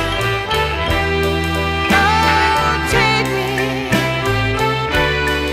Oh, take me.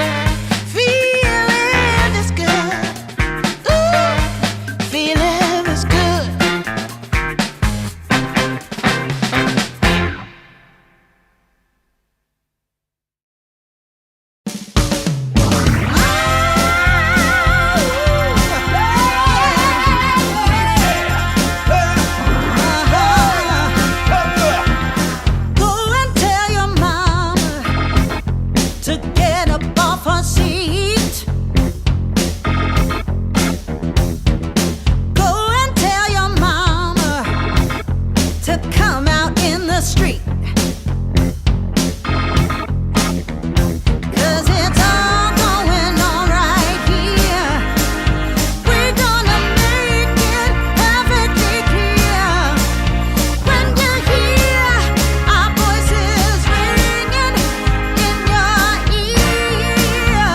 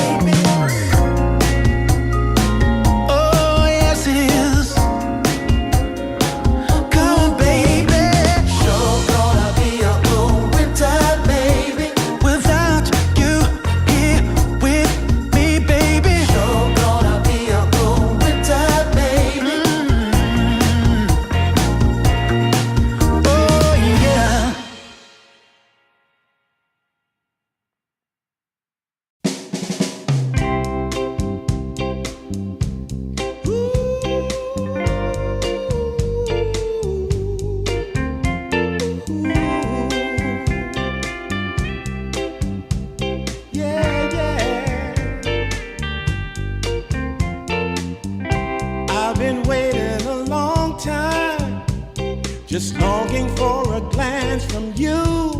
Yeah. A chance to look in those big brown eyes. No telling what my heart would do. Hey, when we met, I sure knew it felt as good as it could be. In that moment, though it felt so good, I wondered why you noticed me. If you gave me just a little time, it would sure ease my troubled mind. Don't tell me that you don't feel the same inside. Don't tell me who.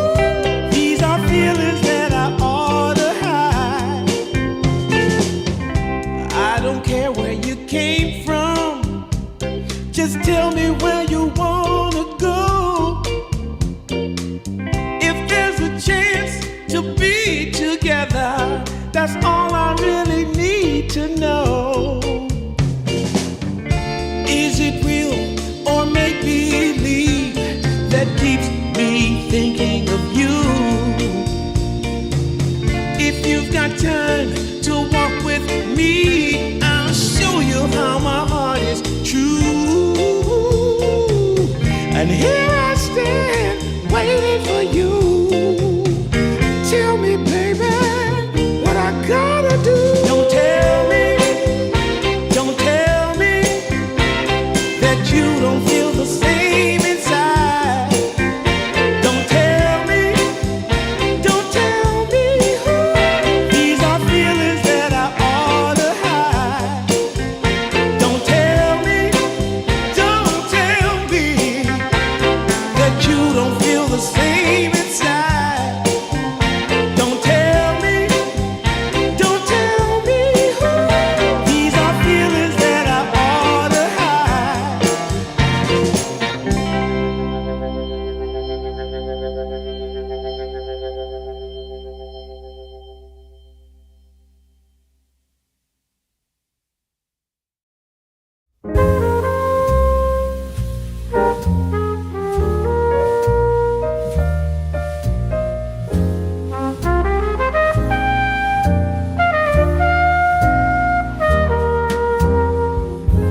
I haven't found the one.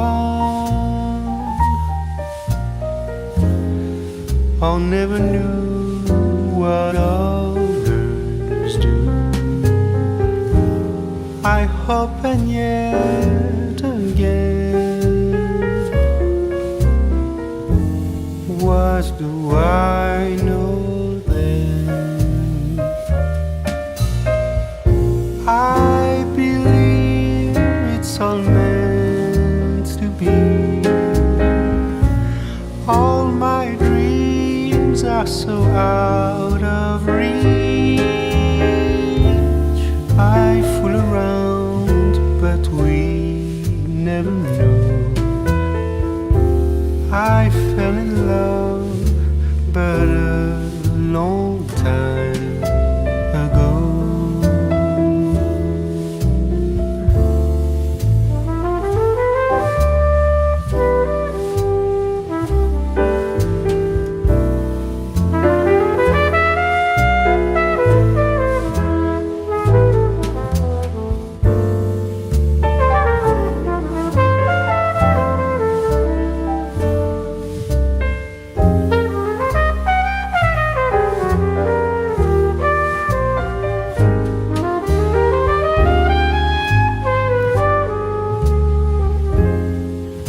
I sing the same old song, been going on for far too long. I hope and yet again, what do I know then? I believe we're all meant to be. All my dreams are so out of reach.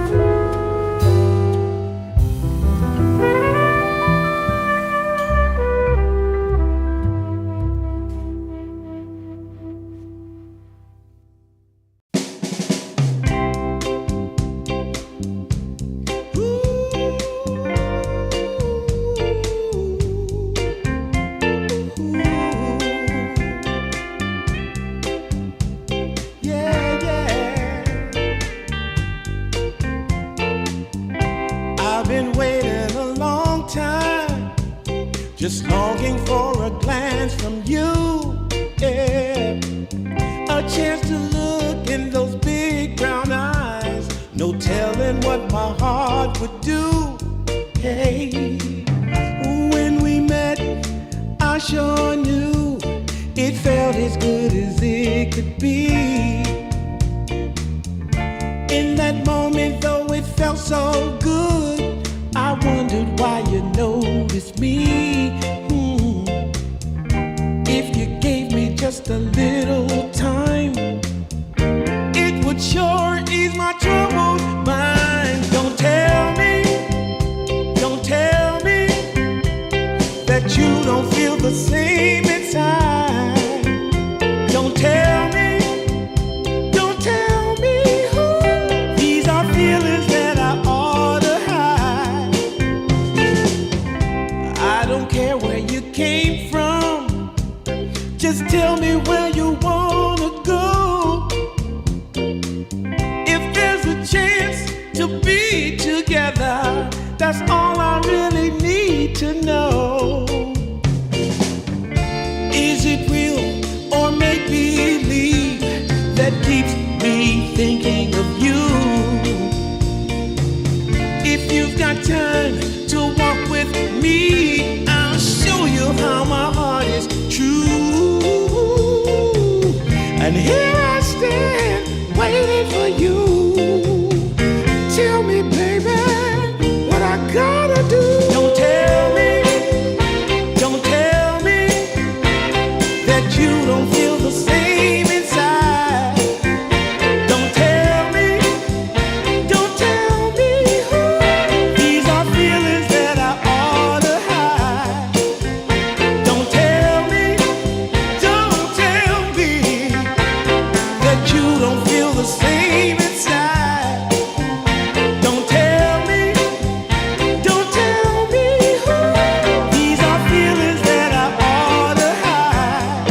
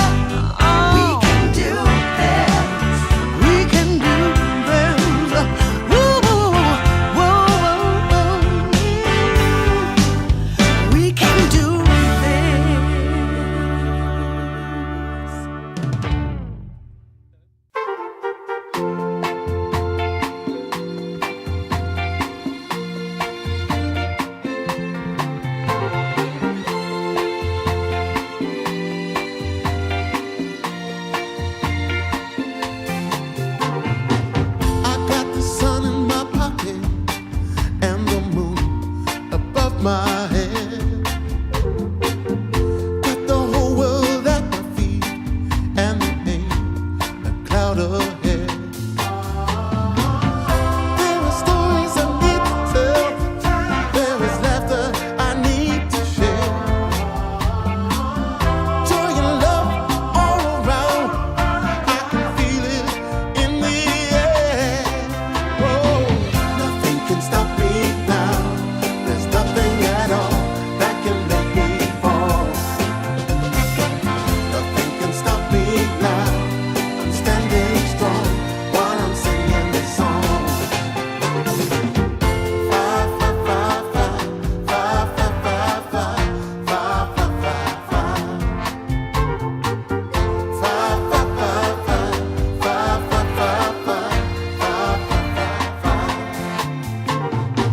Let's get together now, baby. We will be the perfect team. Like the hand in a glove, like cherry pie and cream. There are stories we need to tell, and laughter we need to share. There's joy and love all around, good vibrations everywhere. Nothing can stop me now. There's nothing at all that can make me fall. Nothing can stop me now. I'm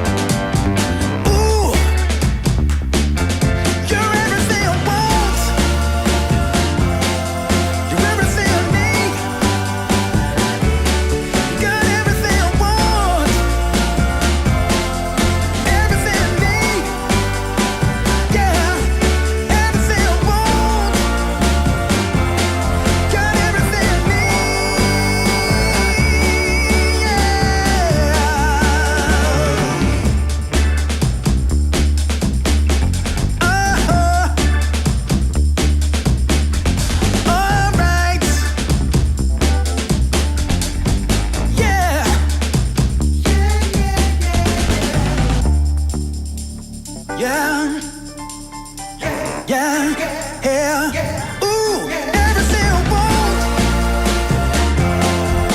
everything I need. Got everything I want,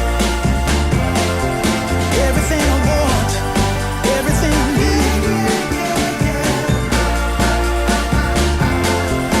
Everything I need.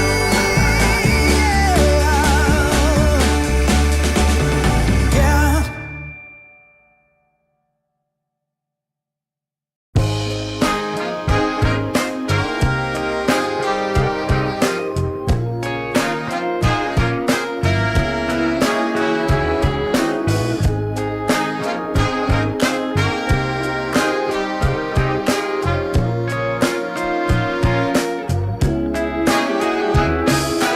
Leaning on the window pane, I found my mystery woman. The flame drives me insane. She's heavenly creation, the spirit of the hot summer day, controlled by her emotion. Tomorrow seems too far away. Now I've got my shot. I'm meeting my soulmate.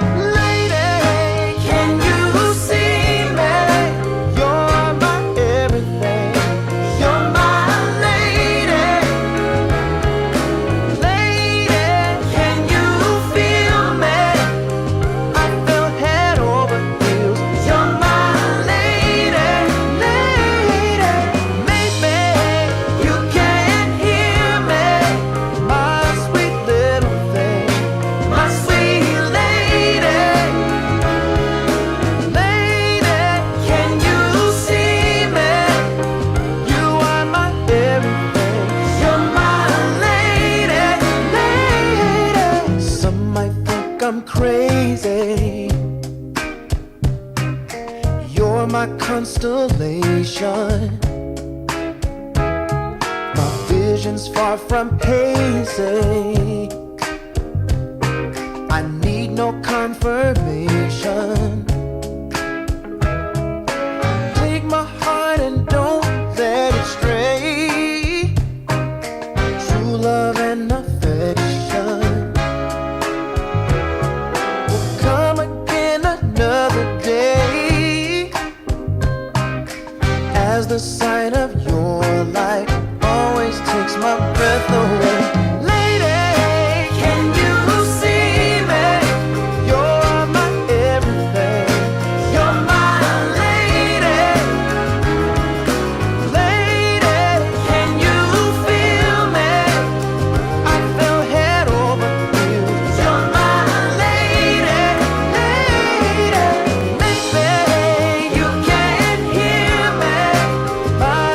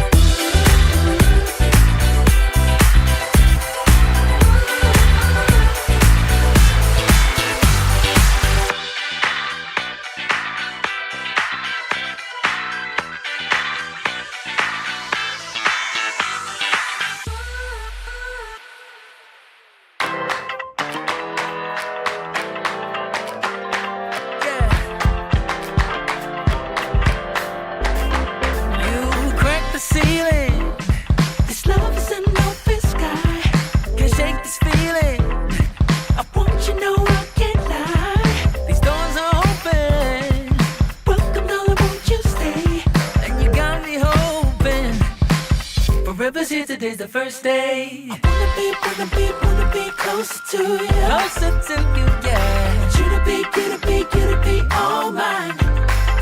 I got all these choices, but I so made up my mind, yeah. There's nobody better. Gotta be you. 1,000 voices, 'cause it's so good to be alive, yeah. There's nobody better, so it's gotta be you. These myths are busted. The grass is greener on my side. It's done and dusted.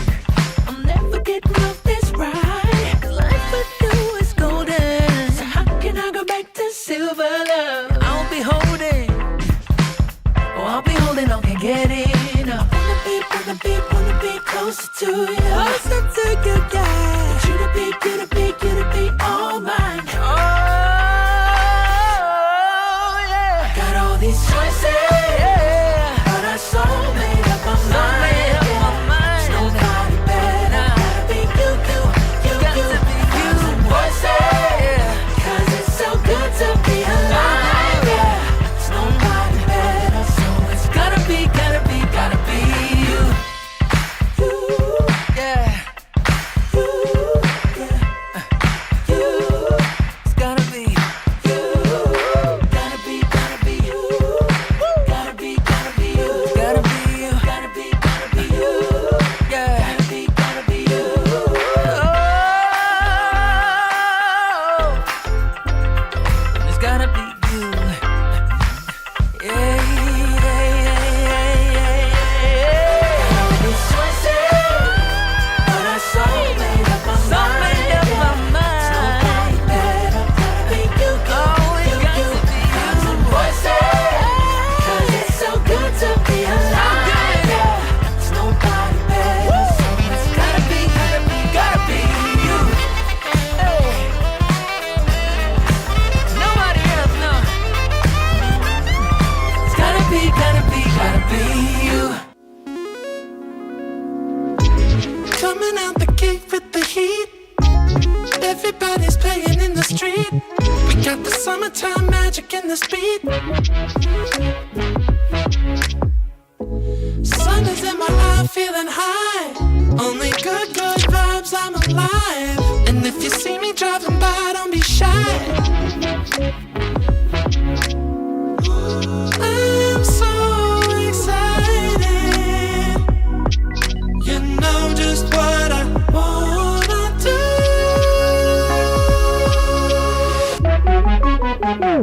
I'm glowing on up, I'm glowing on up, I'm glowing on up. I'm glowing on up, I'm glowing on up, I'm glowing on up.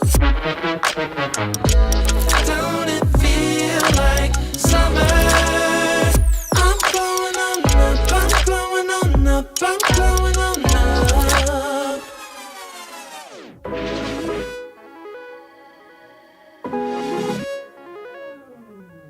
Blow up, show up, soak up aromas, flow to Sonoma, roll up to Nola, trope up, blow up, slow up, show up, get real, choke up, you're flowing, you're glowing, astral samosa, you're landing on Europa, your horns blowing, you're chosen, all the deep cuts you know it. I got the pre-glow and the post-glow, inspiration knows no boundaries where it flows, your fingertips to the globes tilt to the universe on stilts, hold on and chill. I'm so excited. You know just what I wanna do.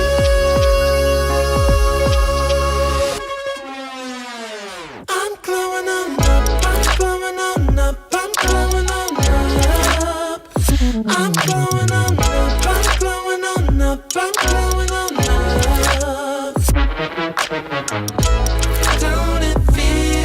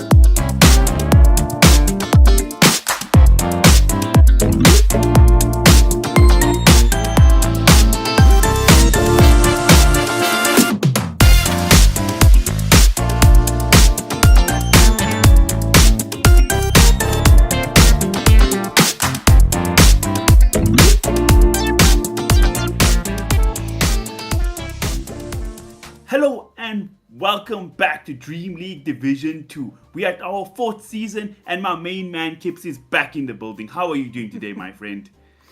Pretty good, pretty good. I got all my grass touching done for today already, which is 0. So I hope I'm in good company here, and I am ready to see some more video games.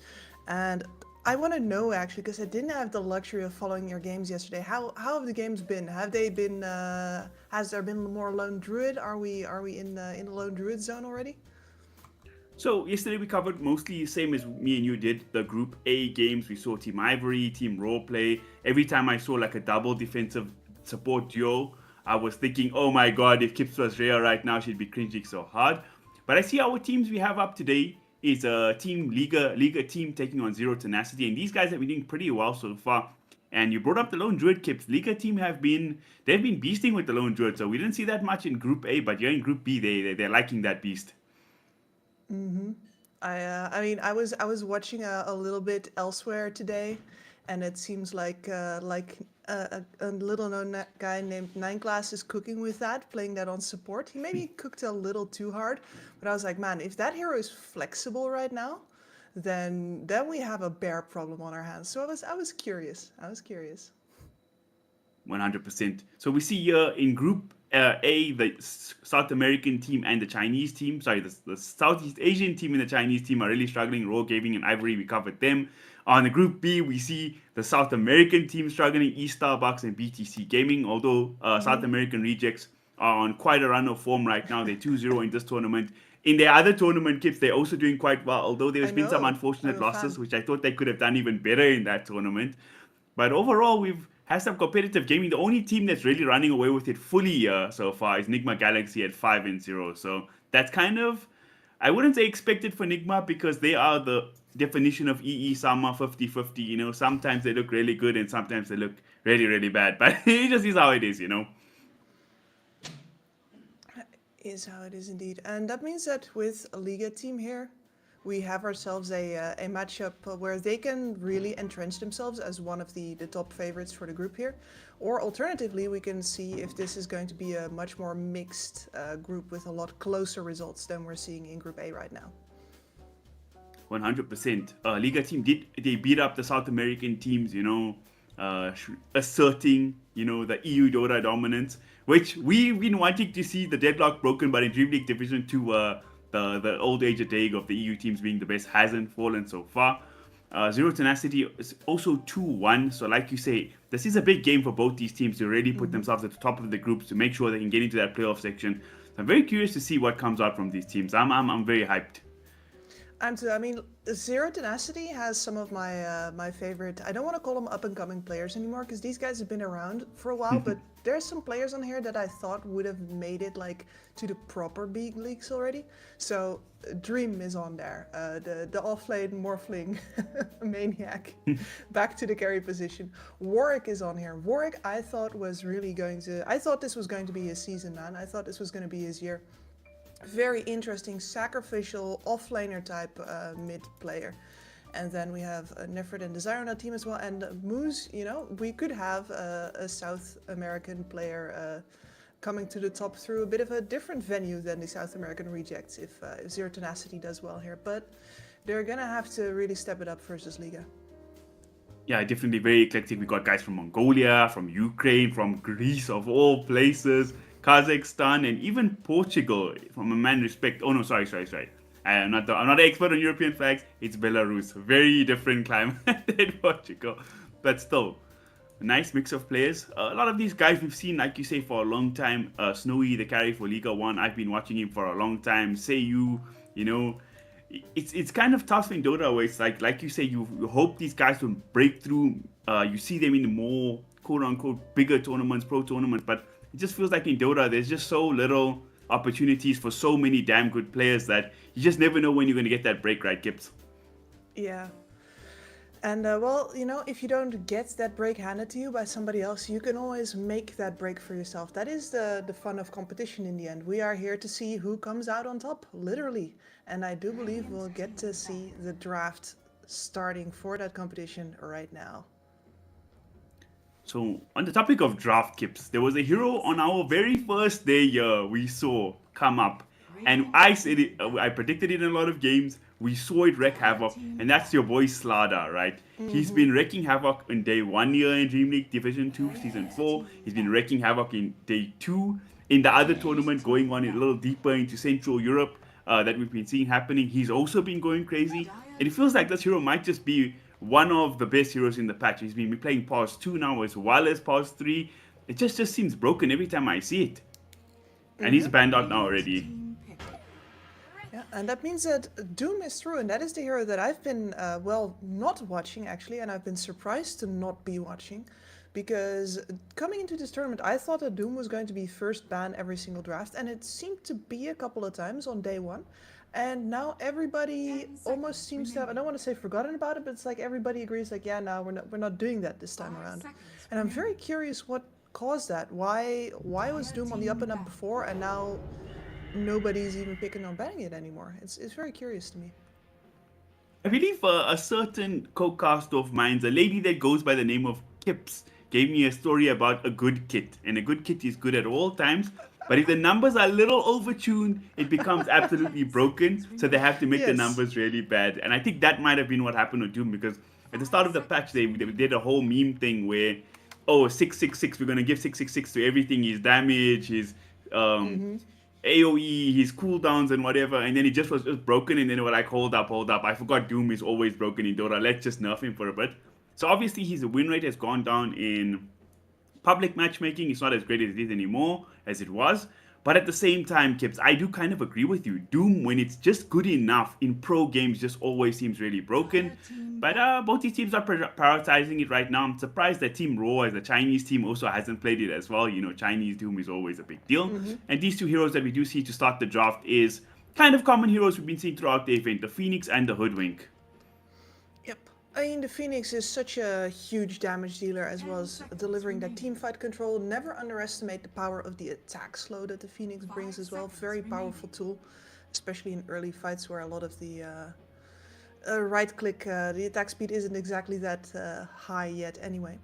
And then the Hoodwink, one of my favorite supports for sweeping lanes, stealing farm off the enemy sides of the map, getting away with playing up much farther than you're supposed to, and excellent reactive support for some form of core that goes in, or for if you're expecting the enemy team to go in on you. We all know what a good bushwhack can do. 100%. In the bans departments, we're seeing all the stock standard stuff like Quap and Puck getting banned for the mid laner. Usual things, very strong heroes right now. On the other side, we're seeing Liga team taking out both the Moita and the Ringmaster. Ringmaster, I've seen it sporadically throughout Dream League Division 2 and as well as other tournaments going on at the moment. But the Moita has also been like kind of its own meta right now, where it's looking, even in games where it's like completely losing situations, 10k down, 12k down, in the carry position, it just seems to be able to clutch out these big wins, you know? She is one of the deepest scaling carries in the game, I do believe.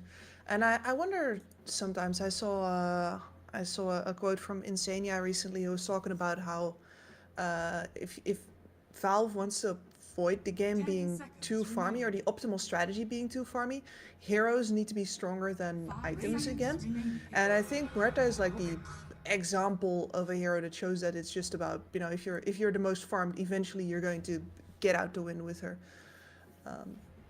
So I you know, yeah. on that quote, Kips, I was actually thinking about that quote earlier today.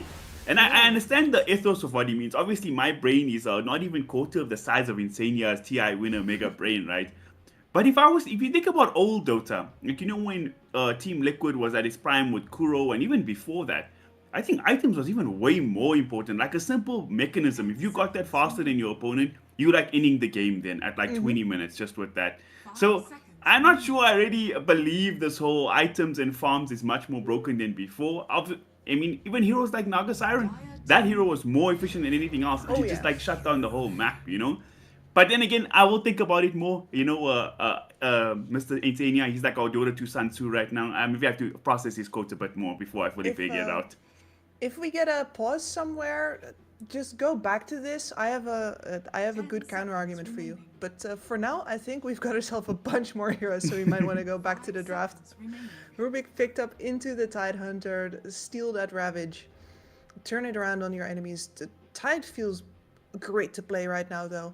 Walk at towers, buy those auras, and then Grimstroke on top of it. I don't think that the Grimstroke quite has a great combo game here yet. There's no, no Storm Spirit here. You can sort of do it with a Phoenix, maybe with your Tiny if he has a Blink Dagger, but we've mostly seen Shadowblade Tiny so far, and Gary Tiny specifically as well. This is not a mid combo Tiny, so a little interested to see if they are signaling they want a combo with the Grimstroke, or if the Grimstroke is an insurance with the Dark Portrait and the Soulbind. Yeah, 100%. A lot of heroes we've seen make a resurgence. I feel like Tidehunter is a bit past his recent prime. It was like there was that patch, I believe, at the start of 7.41 where we was absolutely busted, or at the end of even the last, before the new patch came through. Grimstroke, a hero I'm really big a fan of. I think he's one of the most interesting new heroes we've had in Dota. Like quote unquote new heroes, I have to say, because I've me and I'm an old bat. I've been in Dota for a long time, but just Kit is really cool. And can combo up. He doesn't have insanely good Inkswell partner in this game, but just his ultimate is really good. You can get double Spirit Vessel, double Tiny Anchor at some point could be amazing. And then we see Liga team picking up their own, big tanky frontliner with the Bristol back here. So you can have these two big strength heroes, Tiny in the front, Tidehunter in front for Zero Tenacity, and Bristol back in front for Liga team. But the point you made about this Tiny, who's sitting in the carry role 9 out of 10 games nowadays, is so good with his rushing of the Silver's Edge up against Bristleback. So not the easiest game for Bristol going forward. Even the Phoenix is going to go for what is that item called again? Spirit Vessel very early, percentage-based damage with the Sunray. Not the easiest Bristol game, but I understand why they went for the Bristol anyways. Yeah, and then Shiva's Guard over the top, perhaps, for that attack slow. Also very good versus the Bristle. I forgot, by the way, Grimstroke ult completely ruins Pango. No bouncing around for you if you get leashed. So even if you're already in the ball, if you get leashed, you cannot roll anymore. I'm not sure if it worked that way. Like, it's been a while for me since I've seen a particular interaction, but let me just test that real quick. You know what? That would be amazing. Because capability. I was actually wondering how it works via BKB, and obviously, like you say, if he's leashed, you can't use the swashbuckle as well. That's a really good counter there. And the silence, something Pangolin doesn't really want to deal with too well. But because he's one of not God's favorite child, Ice Frog's favorite children, his attack animation is and attack speed is very fast, so he can kill the bug fairly easily himself. See the Lifestealer banned out here as well. Interesting ban. Again, another hero that was wreaking havoc at the start of the patch. Just overtuned on stats. Kind of fallen off now, but I think still in the right game at the right time he's still dangerous, especially up against two strength cores in Tiny and Tidehunter. And of course, Liga team banning out the Terrorblade, which I think is a very interesting ban considering they already have Tidy and Tidehunter. You would think the Tiny would be carry, but I guess he does have that flex potential. You can always put him mid. So if the Terrorblade is the perfect game for it, which does look like a really good Terrorblade game to be fair, nothing really to counter him up, it would have been absolutely deadly. And I was wondering about if we were going to see the Alk ban still, because it made it quite far into the game. Then again, not that many devastating picks here, and this is one of those heroes that I know Necro is good right now, but since it's Necrophos, you don't deal well with purges. And there's a lot of heroes who have those available, as well as the fact that you can basically always buy yourself the purge as well. Really rough to pick it blind, so instead you gotta wait all the way until the end of the draft, and then yeah, this could be a pretty good Necro game. I don't really see how you still get yourself an Anch or an SD in this draft as Zero Tenacity, and if your Tiny is confirmed on the Garrett position, I'm not entirely sure how you're going to be able to buy the purge as well. The name escapes me right now. 1 second. Lotus Orb maybe. Now I think No. the Necrophos, I did just see to play it up now. South American Rejects, our team here in Division 2, unfortunately had a devastating game up against Paravision now, where they picked this last pick, Necrophos, as a carry as well, like I think Liga team going to do. And it didn't go that well. But I do agree with you, in this type of game, it looks so good. You have these two beefy boys, Tidehunter and Tiny, hate playing up against Reaper Scythe. yeah, there's a lot of magic damage, but there's a lot of physical damage as well. Your ethereal, your ghost shard just does so much work for you this game. Again, you don't like playing up against the silence of the Grimstroke, but there's worse things to play up against. I do quite like it, and I think the Bristleback can go for that first item Lotus Orb as well to help the Necroforce if he needs to. Yep. And Tiny Nullifier doesn't really feel like it. Storm Spirit Nullifier also doesn't really feel like my jam. And there is, I was thinking the Grimstroke wants something like the Storm Spirit to play up with, so here it is in the end for Warwick. He's very confident on this hero, although he is definitely more of a shenanigans player than a star mid, if you know what I mean. So Right. always the Storm Spirit. He can do his thing with the Storm Spirit. He's very rotation heavy usually. But if the game has to be on him, sometimes that doesn't quite feel like he'd rather make space for somebody else, if you know what I mean. Let's see how the Storm works for him in that way. And to be fair, a Tiny is a great hero to create space for. Yeah, Tiny, I mean, the Storm pick is absolutely great. It doesn't seem like they have much lockdown besides, if you have this big team fight ultimate spells like the Necroforce, Reaper's Sight, you got the Pangolier once he has his Blink Tag and Rolling Thunder is great. But for the most part, it's quite a free Storm game in that regard. I do wonder what's going on here. Is Snowy playing the Pos 1 Bristleback and he might see a Pos 3 Necroforce instead? Or is it a Pos 2 Necroforce and a Pos 3 Pangolier? Oh no, I believe it is a Pos 3 Necroforce. Okay. So he'll be matched up against a Tiny. I don't think Tiny actually likes that lane, to be honest. No, that seems pretty annoying for him. Very hard for the combination that they have here as well to put a lot of pressure on the Necrophos at all. 100%. I feel like Necroforce is kind of similar to Viper in that sense where he can really dominate the lane. Sometimes if you pick him off, it can be really detrimental to his game. But I do think like Necroforce plus Hoodwink as a Pos 4 to back him up in the lane, that sounds like a disgusting lane. If I'm playing a melee carry, a strength melee carry at that as a Tiny, I'm really not happy with this. I mean, the guy has no armor, but he's got 900 HP. That Heartstopper Aura is just going to be putting in so much damn work. It really is. And in general, I think that makes Liga's lanes right now really... They could snowball on this lineup very easily. They could become way too tanky to deal with very quickly. As much as Zero Tenacity has a nice mix of teamfight here, their burst damage is relatively limited. We're looking at a Storm Spirit's early damage output, not that great. Tidehunter, not that great. If this Bristle and this Necrophos get off the ground early, then you're going to have a real problem chewing through either of them, never mind both. Seconds to battle. And on the flip side, they don't really have damage problems either because as Pangolier, with the buffs it received in this new patch, I mean, it does so... Even though you think about it, when you think about Pango, you think about teamfight control and such, but his damage just from the swashbuckle with either Mage Slayer or especially Diffusal is just absolutely obscene to deal with right now. So I'm really liking what Liga team has, but on the flip side, man, if your boy Warwick can get off to a good start on the Storm Sport, I actually can see him beasting. For level 1, we're not going to see anything crazy for these runes, just both teams smoking up to secure their own runes. Very boring for the stream, but completely understandable from the player's point of view. Yeah, absolutely. Always too big of a risk unless you're running something like an Underlord or something and you know you're going to... Or the Tusk, right? Tusk is always... If you see... You will see these teams flip on a dime if they have a Tusk in the lineup. They will be running like bloodhounds after whoever they can get. This question is kind of different from back in the day when you ask, oh, who's got the mid lane advantage and all that kind of stuff. It really mattered because, you know, mid lanes and skill and matchups were so important.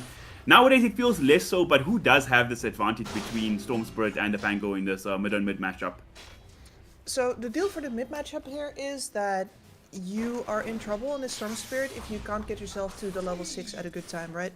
Both of the supports are going to come mid before 6 minutes already. We've seen Storm Spirits get absolutely handled by the dual support rotation and sometimes even bamboozled by the support sticking around. So that is really a make or break point for the Storm Spirit here, and the Pango will have absolutely no trouble killing him several times if the opportunity arises. Okay. But now it seems your boy Warwick is doing pretty well in his lane. Warwick, he's getting the good CS, so many denies, so great start for him on the Storm Spirit. Down bottom, we can have Dream and Moose taking on Corrupted and Seiyu. This is going to be a tough lane as well, but for now, Tiny's base damage just carrying him for the moment. I wonder, is he named Sayu or is this a Russian S and is this man called Sayush? Don't want to Ooh. jinx you here, but I've got a feeling this might be a Sayush as well. We have our And that is answer. a first blood. Desire just runs down the Rubik there, picking up himself a solo kill and first blood. That's got to feel so damn good for Mr. Grimstroke there. And Sayush, I can get behind that, Kips. You from Finland, you much more closer proximity to the Russia than I am, so if you say so, I'm good with it. I did live there for a bit. With Vega as well. It's a good time over in Russia back when things were less complicated. 100%. Talking about complications in lane, Dream is farming A-OK, but I can just see already this Necroforce tick damage starting to bother him. But all things considered, the Radiant cores are all farming perfectly. Actually, every single core in this game is getting their CS all above 10, or Tidehunter, funny enough, being the one leading the pack. So everybody getting their farm. Nobody really threatened so far besides Mr. Rubik, who was unfortunately the victim of first blood. Mirage and Warwick just trading away here in the mid lane. I think if Storm, sorry, the Pancadier doesn't mind falling a little behind from Storm in the mid. No, especially Nubuk he is going to be the bigger beneficiary of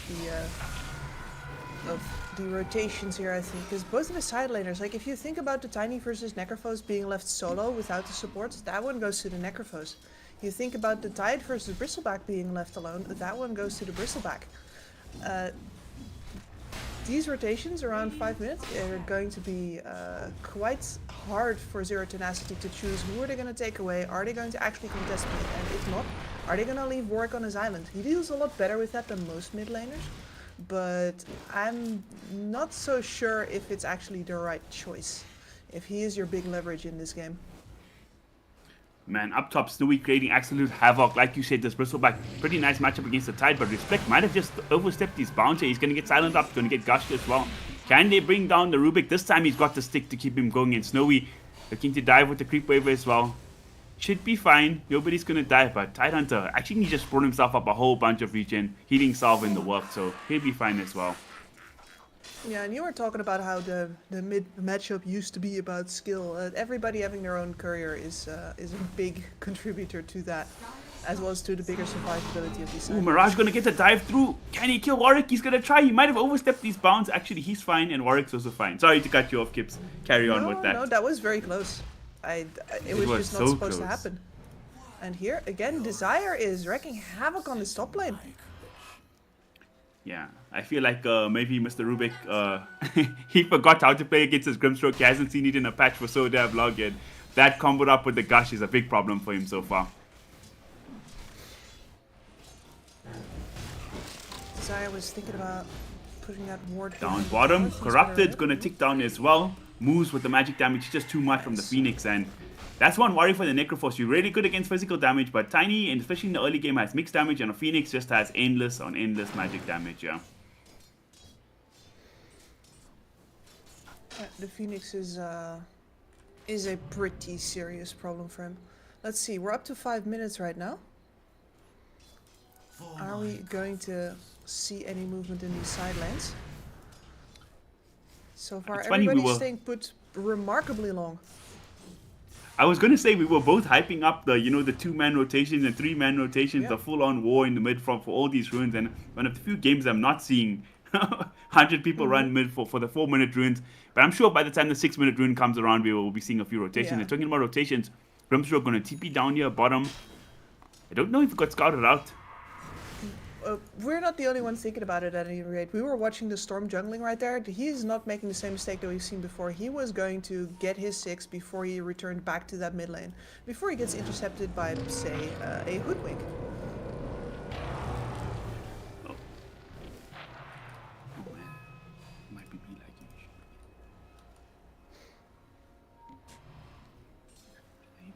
it. And so it all ends with a whimper, I guess. Rune gets bottled up by the Pangolier. Catapult Wave is all the way over on the Radiant Tower, but Warwick has got his 6 and he's now safe to come in here and pull the wave off, even if he's not happy that the Pango is also level 6 and full HP. Hello stream, can you guys hear me? Can you hear me, Kipsy? I can. I'm back and back for some action. Sorry about that, guys. Internet problems. Now we're gonna see Pangolier coming through with the Rolling Thunder, trying to bring down Desire. He might find the Rubik. He's got a lot. Sorry, the Grimstroke. Whoa, that was very close. He almost got a 2-for-1 special there in Mirage. But Warwick surviving on 1 HP, going to get out. That kill on Desire would have also been huge if he got it, Kips, because that guy was on a bit of a killing spree himself, so would have been huge. But Pangolier starting to dominate here in the mid lane. Storm was forced to jungle, and now his tower getting pressured. At 7 minutes, they might just get this tier 1. There's nobody coming to defend this. Radiant's middle tower is Nope, under attack. nobody coming to defend it. Side lanes, well, Tide Hunter holding up slightly better than I thought, but I think some of that CS is also from him pulling the side waves. And in the meantime, Now, they're going to get even more. They're going to CB up top. They're going to get the pick off on the Rubik. I do believe Rubik did get the Wisdom Rune, so he might have got the value from the Shrine at least. hanging Oh, in he there. didn't. The Phoenix got it and he died. That sucks for him. Is under attack. Yeah, that hurts. Liga 1 having a bit of a hard time now. Oh, sorry. Actually, they're not having a hard time. They're down 4 kills, but the network department, they're really dominating for the moment. Yeah. Just winning out their lanes too damn hard right now. It's all in the net worth. Getting that mid tower is brutal as well. Storm Spirits love having that TP point to be able to get basically anywhere on the map within a couple of seconds. And with only now having the side lane towers, they just have a hole in their physical positioning here that's constantly going to have to get shoved out as well. So one hero is always going to be showing mid for the Radiant side, and that's so much information for Liga team. Oh man, they rotated 3 heroes over to secure the 8-minute ruin, and they got the padlock in the 50-50 draw. Mirage picks up the inverse. Not the biggest deal ever for Stormsport. It's not his favorite ruin, but I think Mirage could get to do some good work with that. And all 3 cores on the side of Liga 1 just farming away, and like you said, very dangerous situation because this team, they can ball up, they can do many things, and they're gonna make their way down bottom. They're looking for somebody in the jungle. Who are they gonna find? They find the Phoenix. So this is a tank the gank if the support tanks it. Mirage actually hasn't shown his inverse rune at all, so he's going to look for the bigger fish to fry. He wants to go for that Tiny. This is a huge play. He's got the Rolling Thunder available. Dream is level 7. Tiny's not the easiest hero to bring down, sitting at 1800 HP here. And the raindrops. 3 Radiant heroes here. Yeah. You can keep dreaming. Seyush is coming through. They want to Yes, go for good it. kill. They're going to go on the Phoenix in the end, so they will bring him down. That's killing the Phoenix with extra steps. That's what it is. And in the mid So lane, now the roll to secure the tower. Warwick going to go for the solo kill. It's just a level 4 Ruik. Can he bring him down? No, he can't. Down here, corrupted. He might be a little too deep. Sayushi is behind him. Tidehunter does have a Ravage if he wants to use it. No mana for the moment, but they should get... Actually, they don't get the Necroforce kill. He gets the Reaper side off, and now he's fully regened up. Oh man, the Hunted became the That was- Huntee. Nefred really did not want to spend his Ravage and instead watches his support die and the Necrophos immediately get full health again. That was a bad TP. And now they're smoked up. boys. And presumably they're gonna try and get a pick off on mid with the help of the Storm Spirit and then hopefully take a counter in return. The tower in return, excuse me. The Ruin is going to spawn at the other side of the map. The Ravage is going to come out. It's going to catch on to 2, but I still don't know if they have enough to kill Mirage. It's just a Hoodwink kill for now. And despite using the Ravage, they're going to lose the Ruin anyways. Respect going to be the one to pick it up. You know, despite dying 3 times this game, he's made a lot of space for his team, it seems like. Because all their deaths was all basically on the Rubik exclusively. Now Nefred's now- gonna get punched around. Yeah, without the Ravage, how do you take the tower? You don't. Nefred gets bullied back. And nothing Zero Tenacity did in the last couple of minutes mattered, especially not now that the Necrophos is back on bot. He has a catapult wave with him. We just spent several heroes down here to try and keep this hero away from the tower, and instead there's just Moose trying to soak some EXP. Uh-oh. Yeah, but he's going to be that guy, like you said, who has to be pushing out these waves constantly, and he's going to get smacked down. But luckily he's a tight end, he can TP out, but man, this Diffusal already putting in so much damn work.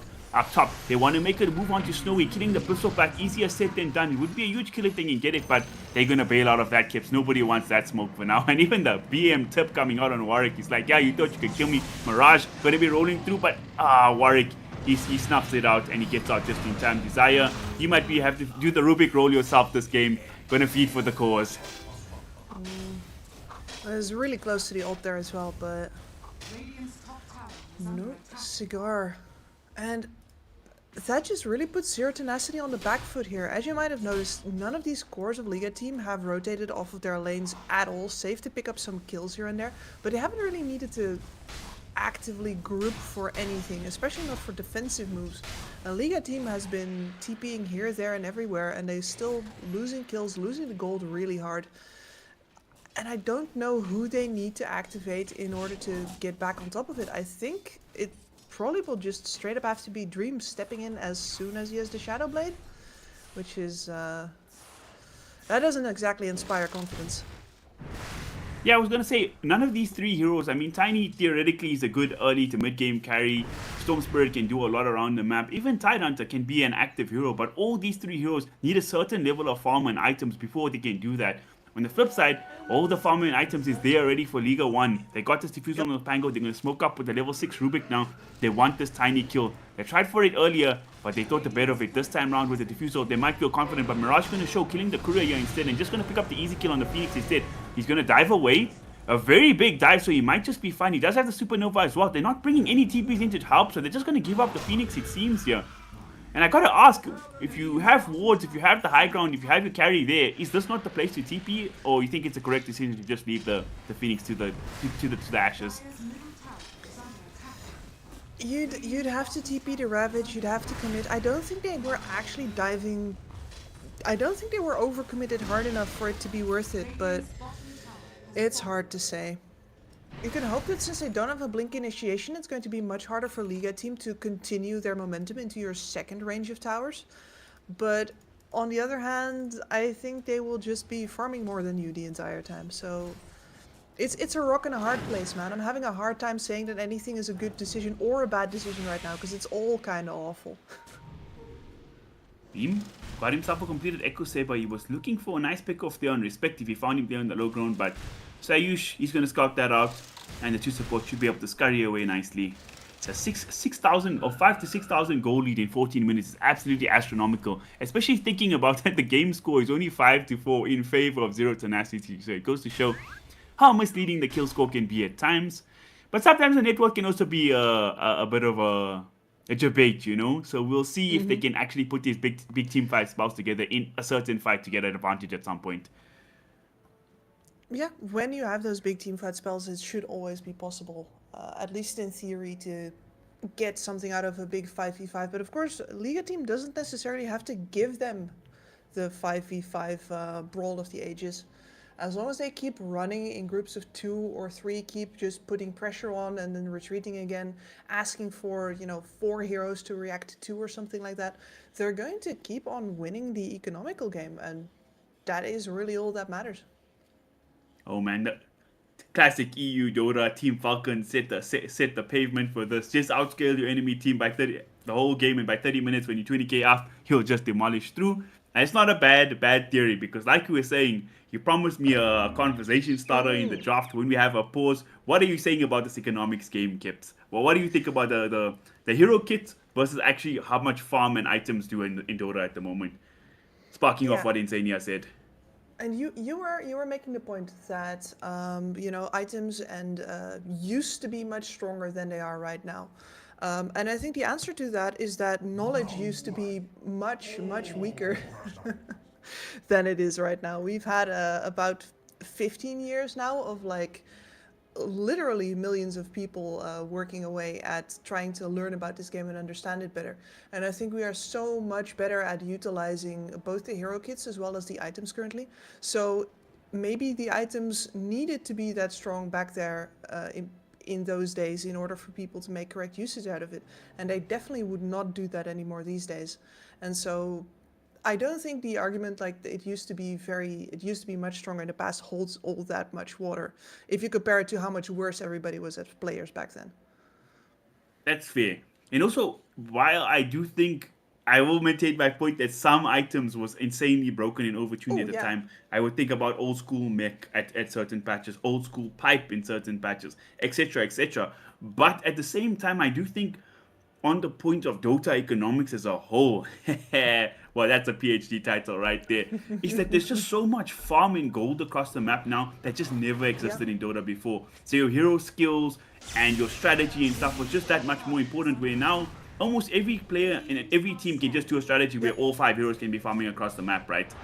Yep. It used to be that if you had very efficient farm patterns on, for example, your anti-mage, he would just take about 2/3 of your team's farm, and the map would just be empty every minute.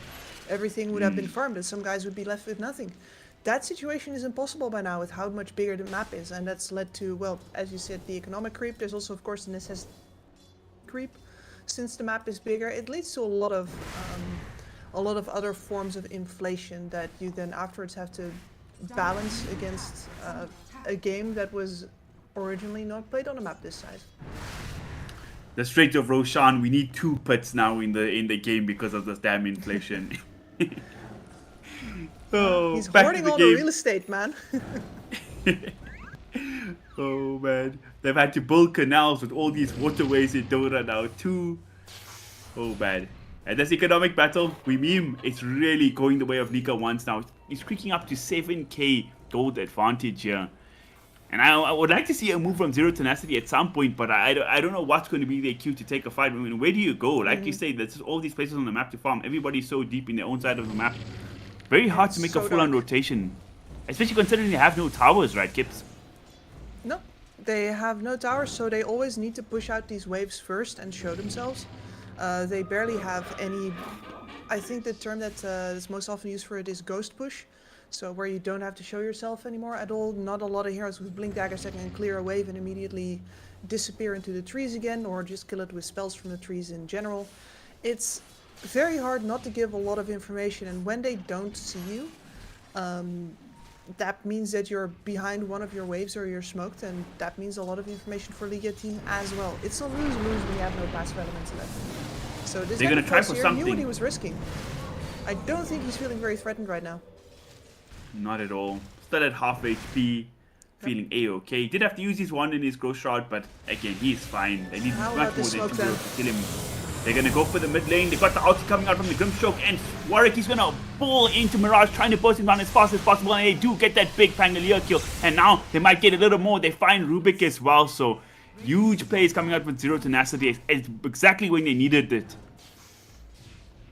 Yep, and that could not have been with all heroes. Otherwise, Liga team will not simply give them that. So instead, had to be the right combination. Had to be that amplify damage rune over on Warwick, and him already being really close, so he could turn all of his mana into damage.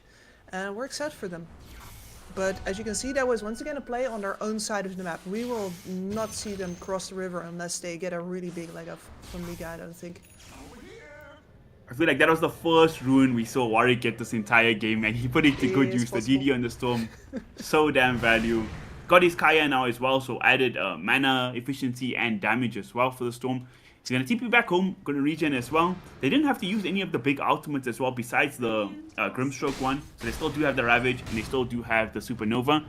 And like you say, they won't be looking to make too many aggressive moves, but I do worry. I mean, the previous status quo just saw Liga 1 out farming them. If the game stays like this and they don't make any moves, will that carry on happening? Yep, that will absolutely carry on happening. So they're going to have to at some point, but right now I think what you're hoping is that the enemy is going to come to you, right? And they're going to overextend, they're going to come into your wards. They have done a great job at dewarding so far, hoping the enemy, plays up into what is essentially darkness for them. That's where you'll get the information advantage. And of course, Warwick, if he gets more farm, does not have to buy BKB this game. Here, pick off their side of the map. 100%, and that's just what we were talking about. They're going to get itchy, they're going to smoke up and want to push their lead further, and they got punished for it yet again, Kips. Yeah, sorry, I was just reminded of the fact that this is why the river has a bad name. You don't cross the river, slur. It's a bad idea. Now, I think one of the big timings that could be coming up with Zero Tenacity, where they're going to feel a bit more comfortable to make this maybe sort of smoke moves and aggressive move themselves, will be this tiny Shadow Blade, because he'll have some maneuverability, ways to get in and out of this fight, and he does actually have it. Doesn't look like, again, they're in a rush to do anything, but at least they have that option if they want to. The Blink Dagger is also straight up move speed, right? I think that's a little bit underutilized, or I should say underutilized by casters when talking about it. But going across the map is definitely faster if you have that blink in hand. So it is absolutely a move speed item as well. And it makes the map smaller in conclusion. I feel like that's one of the big reasons why we see the Silver Edge become so popular now is because he has a 3-second downtime. So carries, and obviously, like you say, so much move speed from that. They can just move around the map and farm so fast. And again, as the game gets later, despite having backpacks, neutral items, you're not always going to have dust on you, you know? No matter how much chances you give cores to carry their own detection, they still won't do it, Kips. It's 2026. Farm War is stabilizing though. Liga is learning that they can't cross the river. Well, here they're gonna try it again. This time, we're This going to have a time- counter smoke from Zero Tenacity, so that even though they're making the aggressive move onto Dream, they might be able to turn this around. Corrupted, he's going to be the one to Everybody's bait. here. Not the easiest guy to kill. It's going to be our first 5-on-5 team fight for the game, it seems like, Kips. Oh, everybody's going to say, we don't want to smoke right now. Let's respect the treaties and the barriers we have, and let's go back to our own side of the rivers, you know? Yeah, that's when both teams back off. One of them was wrong. I'm having a hard time saying which one though right now. No, despite the goal lead, I do think actually Liga 1 made the right call. I mean, we're playing up against think so as Ravage, well. Supernova. I don't know if the Soulbind did actually eventually come out, so that would have been fine. For now, back to the Farm Fest, you know. Farming Simulator. You gotta respect Ravage plus Supernova. If you don't, you're kind of asking for it. So even though they might have been able to win that with superior positioning, especially from the Blink Dagger Pango, it was going to be a tough nut to crack no matter what, with two of those really big team fight ults waiting for you. So it was too risky. I can accept that. But then at some point you gotta have to start doing something about the fact that you're not really contesting Tenacity on their own side of the map anymore. And that 6k gold lead that looked really insurmountable at 12 minutes is already a little bit less so at 20, and it's going to be even less so at 30. You're gonna have to start leveraging it at some point, and they haven't really wanted to do that yet. Yeah, the bristle has been sitting on this perseverance the entire time. It's like a Lotus who? I don't know her. They don't have physical damage. I have a Sanjiyasha going to finish off the BKB right now. I'm hoping that that's going to be go time. Well, his next level play is been next leveled by the enemy supports, because nobody's going for Urn or Spirit Vessel, which is surprising with the Grimstroke on the team. They are going to smoke up now, fighting a Zero Tenacity on. They look to make a move again. They might just find a Hoodwink. Not the biggest deal to find, but it's better than nothing. Give Storm Spirit some stacks, give him a killing spree here, and it could let them play this side of the map a bit if they want to. I wonder if they'll look to pressure the tower with Ravage on the ready. Even Dream is over here on the Tiny as well. Yep, they have brought everybody, secured the area with that ward that got dropped just now. And now you park the Tidehunter under the tower, and this is going to go down instantly. Yeah, this Tiny, I wouldn't even call it siege, more like demolition job on towers. It's just crazy. Down bottom, though, Snowy is starting to siege up the tier 2, so they will have to react to that. The Phoenix did waste his teleport as well, trying to get to his team on the top side of the map, so we have to force to do the run back to the side of Liga 1, want to commit here down bottom. It looks like your boy Snowy just going to keep up his efficiency game, push the tower a little bit, farm these camps. He's feeling confident right now. I do see his heroes walking into the Roshan, but this would be bold. And it would be a huge pickup if you can get an Aegis onto the Storm Spirit. Then your fighting prowess is a whole different situation. Right now, it's looking like a trade. Side of Liga team going to get a tier 2 tower for the big man Roshan. What do you think about this moves here, Kips? I mean, we've been talking about classic Dota, right? And tier 2 tower for Roche is definitely one of the bigger classics there is, but with the important caveat that it's normally the losing team that says, well, fine, we can't take the Roche, we will trade your tower for it, and we will trade the ability to perhaps split push and force you back to base by knocking on your base tower. But this is the team that is, well, was 7k behind, now only 6. Taking that Roshan and getting the one item that is going to give their Storm Spirit an even freer game than he already had. He's going to finish up the Witchblade right now as well, so we were talking about damage problems. Warwick is slowly but surely getting over the hump, and he is going to be a real problem in the coming couple of minutes. 100%. It's just a very weird move. I feel like, You can't contest I don't know if they first didn't. the Phoenix, right? Like, they realized it too late. I guess so, but they had a Pango. Pango with the Blink Dagger in the Roshan pit. I do feel like they could have left the Bristleback and maybe started chipping, but I don't know. Maybe they don't want to take the risk. Maybe they feel like if they carry on out farming them, they could wait out this Aegis and then fight after that. I don't know if that would be maybe a strategy.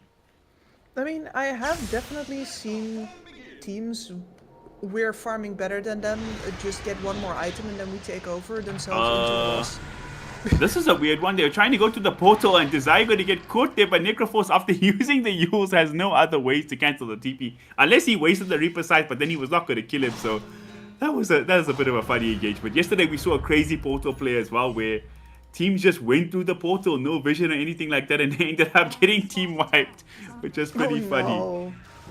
And now Dream, he's gonna break a smoke here and just go ham. And he bursts on one support, the other one less than half HP, and he's gonna make the smart move to pop the BKB and TP out. That was one of the most clutch Nightfalls I've seen in a while.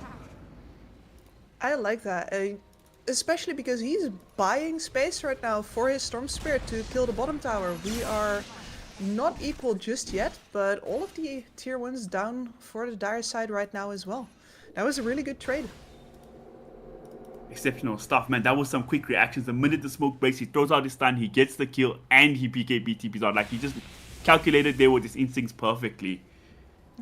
There's a lot of damage over on Liga team, but none of it is instant, and the BKB will pretty much always save you there. And he has a lot of HP. He's well over 3k right now. So if there's a support up in his face, yeah, absolutely he can kill that first during the BKB before TPing out. And again, the pro players are much smarter than me. I might look like an idiot soon for making this prediction and whatever, but I do quite dislike teams who play carry Bristleback. I know Ame does it, and he's, you know, God Gamer and everything. But then they play it so slow, you don't really use the Bristleback at all. But then again, he is farming really, really well. So could it be the point where he's going to come out and he's going to be like super slaughtered and be crazy? But then again, I feel like the Tiny's going to have a silver edge for him, so he might be a little countered up. I guess he does have a full BKB. But now they're doing just that. Even despite being down in Aegis, they're going to go for this tier 2 here, it seems like. Or kind of siege a little bit. Up top, they're getting plays are getting made. Tiny. Back. He does have his BKB this time. Actually, doesn't even need to use it. He just bursts down Rubik. These supports are getting chowed up by Mr. Tiny. So Biden going to come out. Mirage getting a run away. But there we go. The leash finally goes out. And he can't get through that. So they just TP the hell away. Oh my god. Zero Tenacity is really outplaying them on the map right now. You were laying siege to a tier 2 mid tower. Instead, you go back home to fight into a team that kills one of your supports and then flips you the bird and leaves. And they might be back going all for the way more. to your own side. Bristleback showed on the lane. They're keeping all the heroes for him. They're gonna find him. The Silver Edge is there. He has the BKB, but he pops it way too late. He gets incinerated. He doesn't even get a chance to BKB, and now that's a great use of the Ravage. It might be just the second one this game. You did blow it. Man, that was rough. In such a hurry to get back to the other side of the map because they feel frustrated that they got called to that tower for nothing. Immediately, okay, we gotta put the pressure back on right now. Time pressure, not thinking, walks up high ground blind. It's the classic. And it's all self-inflicted because you're talking, yeah, Ame plays the Bristleback, but I'll bet you that he's not farming all of his items on his own side of the map in the safest possible position. You play a carry Bristleback in order to scrape that farm out of their side of the map, in order to pressure them with a hero that they can't deal with, in order to leverage it against towers. And none of that happened this game. On the contrary, Kips, as an Ame fan, as a certified Ame fan, I feel like I've seen him throw games like that many, many times in the past, being the most far hero on the map. But now we see a smoke up Liga 1. They think they still got this advantage. They're going to TP into the towers here. They want to do something. Their tier 2's already gone. They're going to make the move onto Dream. He does not have the Aegis, but he's a tanky boy. He does have BKB available, but the chain's done so damn good. This time, it works out. Tiny, he's going to fall. They had nothing to respond with that, with the Ravage down. So some clutch plays coming out here. They're showing some fighting spirit at least now, finally, Kips. Although Bristleback, he's still farming. He is still farming. No, let me amend that. I'm gonna say that in the games where Ame wins with Bristleback, he's leveraging it. How about that? Don't worry, XG and LGD have been good enough to win, even with him making those kind of throwing plays. It's fine, it's fine. Now, 40 seconds still Tiny. I think they can make this move again. Okay, maybe not. Just pushing out the wave. He's going to go back to his triangle. Why go anywhere else? That's home for Snowy now. Radiant's middle tower is under attack. Let's see. Looks like everybody waiting for the ultimate to just come back. Yeah, Did they have well, vision? smoking slightly before. Hopefully, no, they Do immediately indeed. catch Necrophos. He's on his own. Yeah, I don't know if they caught him with the vision there. Actually, they did have clear vision, and now they're going to try for him. It's taking longer than it should have, but they're going to go for the hard commit Warwick. He's going to go. He doesn't have Aegis anymore, but they do get the fake fish. They get the Necrophos, and oh my god, what a steal from Respect. Getting a zip of his own, but there's another Grimstroke Silence coming on, and he's going to fall. That's unfortunate for him. And now Mirage trying for the response, bursting down the Grimstroke to start the fight. Desire, he falls. Sayush, he's trying to run away from this big tanky Titan. Titan's going to pop the Ravage, should be able to burst down the Hoodwink. They do, but Mirage with a sick response coming through. Warwick ticking down very low. He's out of mana, and he's going to fall. They bit off more they can chew there, Kips. All in all, not the worst trade. Still 2 for 3, but I do feel like the Storm might not have needed to die there. Perhaps not. On the other hand, Diffusal Blade is one hell of a problem for him. Let's see. And I don't think either team is particularly happy with it. That's still a bunch of heroes down for a Liga team. And over on the other side, the Ravage was spent again after so long waiting for it, and they don't actually get to push any towers of it. Don't get to take any big objectives. Perhaps they might want to go for the Tormentor here. Is the best thing they can do right now. I kind of get where Storm's coming from. He went for the Parasma straight up first because he had the Aegis, so he was like, I just need damage, I got the second life. But then I guess, even though he's not far from the BKB and he's going for it, he would have loved to have a BKB earlier to counteract that Rolling Thunder plus the Diffusal Blade mana sap. But it's fine. They get themselves a shot, and it actually goes to the Storm Spirit somehow. That's crazy. Huh. Why did it go to is the Storm crazy. Spirit? Was it an overload charge? Phoenix has one. Okay, Phoenix and Grimstroke bought their own shard, so it would have been you mean like between that. Tidehunter and Storm. Yeah. Okay, Everybody. makes sense. These damn carry players, they just take everything, man. These core players, so needy, so needy. Yeah, now Okay, you do. we've got a bit of a stabilized game here. 30 minutes in, network's pretty even, kill score doesn't really matter, and big man Roshan will be spawning up again. Will it spawn in 20 seconds, or will we know if it's going to spawn in 20 seconds? Let me just see here. Guaranteed to spawn in 20 seconds, so I could see something big happening in the next minute or so. The Ravage is down for... it'll be back up for the Roshan at least. I don't think Liga team are going to be wanting to give away this Roshan for free, right, Kips? No, second Roshan is definitely going to be a bridge too far for them, but they're in a bit of an awkward position because even though the Pango is of course great in the pit, the rest of your team is still going to suffer quite a lot versus a well-placed egg. So they still have to be very careful with how they approach that particular one. And they haven't seen the Storm for a little bit. I don't think they quite know that he's not at his BKB just yet, but he's definitely in the danger zone of acquiring it as far as Liga team knows. We know still 1,000 gold away. He will definitely want to farm that before this Roshan fight kicks off. Otherwise, he could be in trouble. So funny enough, right now would probably be one of the best times for Liga team to go Rosh. But we'll see how it goes. Tiny will show in the top wave eventually. Liga team does look like they're just waiting to see when Tenacity approaches the Roshan pit.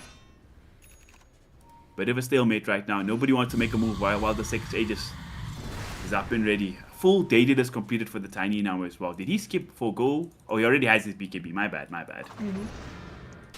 Well, he's Nightfalled a couple of times already. True. Nightfalled? Nightfallen? Sunsfire had a situation like that today. He didn't know if the word was Divin or Dove, and the Danish man Synderen had to correct him. And he didn't believe said Danish man. He had to go to ChatGPT first to ask. Probably ironically, but it's still pretty funny. Dive, Divin, Doved? And now Smoke Up comes from Zero Tenacity. Yeah, there's a Storm. There is a DD Ruin down bottom. This is going to be huge for Warwick to pick up if he can get that as well. Actually, I see they might have given a bottle over to the Tiny. He has a DD Ruin. Oh, yeah. He's already hitting for 700 damage a shot. What is he going to do with this DD as well, Kips? Corrupted, he's going to get scouted out by Shivas. They're going to jump on him. He can't get up the shroud. How quickly he's going to get bursted? Very quickly is the answer. And there's the Great Soul Find. Mirage, he's stuck in place. It's an absolute disaster for Mr. Pangolier. He's so firm, he's so strong, but it doesn't matter. He gets bursted too. Oh my god, now I know why Grimstroke is back in the meta, Kips, because it's counted to Pangolier. Yep, no, I told you, man, leashed up, can't do shit. You're just stuck rolling around in place like a dummy. Now, they're going to get this Roshan. 2 heroes dead for over 50 seconds here. And another Roshan. I don't even know if Stormfield's going to pick it up this time. And they didn't have to spend either the Ravage or the Supernova in that fight, dude. That means that whatever's coming now, Liga team are not going to feel confident about handling it at all. These BKBs are going to only be about 20 seconds left before they get to the high ground. The cooldowns, I'm thinking that Liga had their window and sort of waved at it as it passed them by. Oh man, I'm tending to agree with you. Look at the confidence level. They gave the Aegis to the Tiny, which doesn't seem like a big deal because obviously the carry gets it. But the bigger deal is that he's the tower hitter. He can just go up there and seize the tower whenever the hell they feel like it. Not gonna go too overzealous and go for the tower immediately. He's gonna take up the outpost. Maybe look for 1 or 2 pickoffs first. And they could find it. If they can spoke up and get to their own side of the map now, they could find some heroes. But Bristleback, he heard my warning and he just got the hell out of dodge. We actually, honestly, I don't mean to flame. It's just an observation, but it feels like I haven't really felt the presence of the Bristleback at all this game, really. No, all those moments where you can be the big bad Bristleback and be completely unkillable were spent farming, mostly. The only ones who ventured across the river were the supports. They got punished for it. They stopped doing it, the gold differential stabilized. And now we are here at the turnaround where, yeah, if you have the big ults, if you have the burst damage, these set piece battles go the way of the Phoenix Tide lineup. This is something Kips always love to see is the objective gaming, and when you have a Tiny, these towers melt so damn fast. Tier 2 dead already.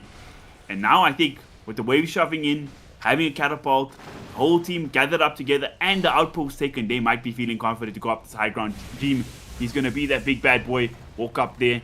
They even have the Roshan's banner as well from the second Roshan. And look at the tier 3 already almost fallen. Forced out the glyph already. Didn't manage to combo anything else up with the glyph.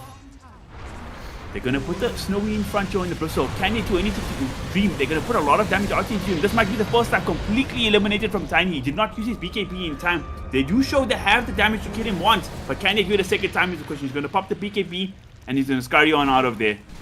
Is it going to be a fake back or is it a real back? They are still standing here with the Tide Hunter. I was about to say, you saw that little step into the corner. Yeah, there, right? yeah. They were. It was a fake back for about 1.5 seconds, and when they were not followed, it was a back for real. Snowy gonna walk bottom. His team has smoke to go the other side, but the Radiant actually scanned it out, so they Snowy gets here kind of solo, but there's no team to combo up. Dream finally coming in, and there's a storm through as well. Snowy, you farmed the whole game, my friend, but it does not matter because you still get busted down. 90 seconds to a Bristle. He doesn't have a buyback. Respect gonna go down as well. In the backline, they're looking to hunt the support, but look at the supports combo up. The ultis are so damn good. It's gonna cost them nearly everybody here, Kips. Bye-bye, boys. That's 4 heroes dead. The 5th one about to arrive. Corrupted. He's gonna run into the trees. He does have a TP. Oh, he's gonna try skip the wave. Objective gamer. Storm Spirit only has about half mana, so I don't think he can make the big zip through. Actually, he has more than enough mana. They're gonna make the move on. They're gonna look for this Necro Force. The TP's gonna come out, but the Avalanche gonna be there. Actually, he waited to the last second for the toss. Even some BM. That's how you know you're feeling confident. And there we go. 3 heroes dead without buybacks. All the cores, unfortunately. Oh man, that's how you know that he's been waiting for that whole game. And they have had to play with a lot of discipline in order to actually get this done. There have been a lot of times where a less patient team, a team that was less ready to just cut their losses and BKB TP out, if you know what I mean, could have been in a lot more trouble. But they played this one so conservatively, so carefully, and Liga team wasn't ready to force themselves to break that. They got too confident, they got too comfortable farming. And now they're in quite an uncomfortable position. Oh my god, Storm had a regen ruin while he was doing that dive. 2 Raxes taken. The cores are going to slowly start respawning. The Rubik does have buyback. It could be one last hurrah. There is no Ravage, there is no Supernova, but your backs are really against the wall at this point.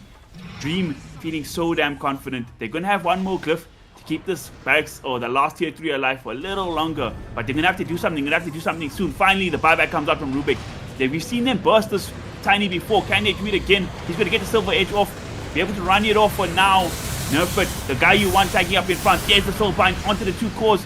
Necroforce popped up a BKB. Gonna tag him for a bit, but he's gonna go down eventually. Actually, he's still standing strong. Mirage makes it out of soul bind. So it's going a little bit of a Liga team this time, but not for long. Warwick, he zips all the way through. Out of mana though, so it might cost him his life. They get the Storm, so it's a 1-for-1 trade for now. But they do actually hold on to this game, Kipsy. Liga 1 showing some fight here at the very, very end. Yeah, great call to just go for the buyback there. Saves their axe, saves them everything because the Ravage is not up just yet. But they're in such a precarious position now.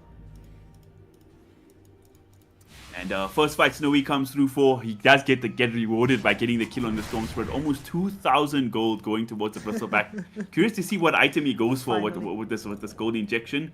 Gonna finish up the Abyssal Blade, so some lockdown for him. Helping his team maybe burst on a target. I kind of like the decision. He's gone this full carry build, AC, SNY, Abyssal. But there's a tough hill to climb at this point though. This Storm has been so free this game. You were talking about how he waited long with the BKB, but I want to say that he was free to wait with that BKB. And he was very happy that he was free to wait with that BKB because his team needed damage and he could luckily build it. Now, not so safe anymore. But we are going to see the Aghanim Scepter come out from the Storm Spirit, so it is a question for me if that... This could be a big pick-off. They find Nerf it. The break's going to come out. Sorry to cut you off there, Kip. But oh my god, he's got a BKB of his own. He's going to waste the Ravage, but... Oh, the bash comes out from Snowy. So BKB used, Ravage used, and they might still get this Tidehunter. It's still taking a damn long time, but with the Reaper side, it's more than enough.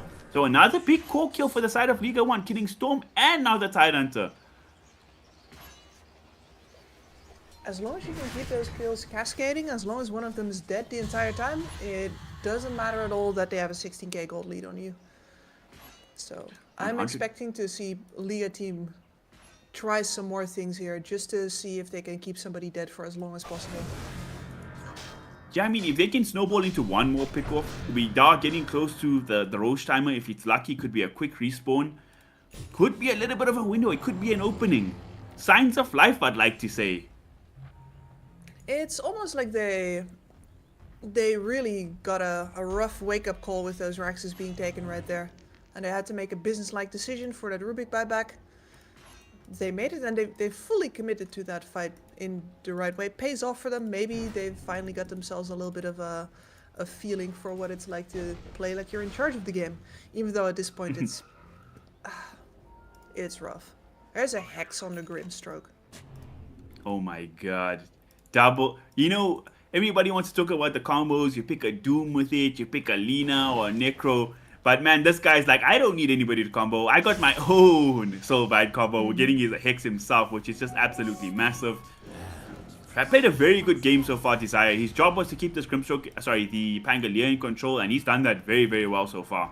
And Mirage had a great start to the game as well. Tiny to take the two toss talent. Everybody's going to make this bold move. Warwick, he's going to go straight in. He pops the Shiva's guard, giving his team vision. He's just trying to beeline on Mirage. Not enough to burst him in the end. The Rubik does get killed, and it's a big deal because he used his buyback earlier. Dream going to pop his BKB. Might run away. They don't have the Ravage, as we saw, get expended before. But it might be enough to force them off the Roshan. And now, Warwick zipping in even further. Mirage does finally get his ulti off. This time, nobody to get caught in the soul pile with him. But he's not really doing too much. He's trying to zone the support. The eye is getting them away, but they're still healthy as ever. And now they might look to jump on him further. They're going to get a big zip through it. So what a beautiful zip. They're going to find Mirage, and he's going to get broken down. So they get 2 kills. They're going to secure the Roshan pit. Unfortunately, Roshan is not back up for a whole minute. But it might not matter. They could just go for the tier 3. The last barracks. Only one buyback available, and that's on the Pango. You're basically at their base with your Ravage still up because, yeah, Nefrit was 10 seconds off of that for most of the fight, but it doesn't matter if Liga team thinks he has it. They're going to show the Necro here. He's going to get Hexed up, tied on ties the Hex as well. So it's just Hexes on Hexes here. They're going to make the beeline right onto the Necro Force, and they're just going to throw everything. They kill him. He does not have a buyback. A good 1,500 gold away from that. The Panga buyback is going to come out here. So they are going to show a bit of respect and some restraint. The lone melee racks. But that does look a bit like a bit of a fake back again. We've seen this story before. But maybe, just maybe, they're going to go pick up that third Aegis. Don't want to give any chances of life here for Liga 1. Want to close out this game in the cleanest fashion possible. Exactly. If you overstep there on high ground, if you lose even a single hero, it can actually become hard to secure this Roshan once again, or to at least feel confident doing it. So instead, you play up, you secure the waves, you make sure that if Liga team is going to come and contest that, they will have to show that to you by their absence from the map. And so damn difficult to defend all these waves shoving out. Necroforce dead, so it'll be a 4v5 engagement if they even try for the Roche. They're going to get everything here. They're going to get the Axe, they're going to get the banner, sorry, the Aegis, the banner, and even a refresher shard here. With the cheese to boot, which is very, very valuable on a Storm Spirit.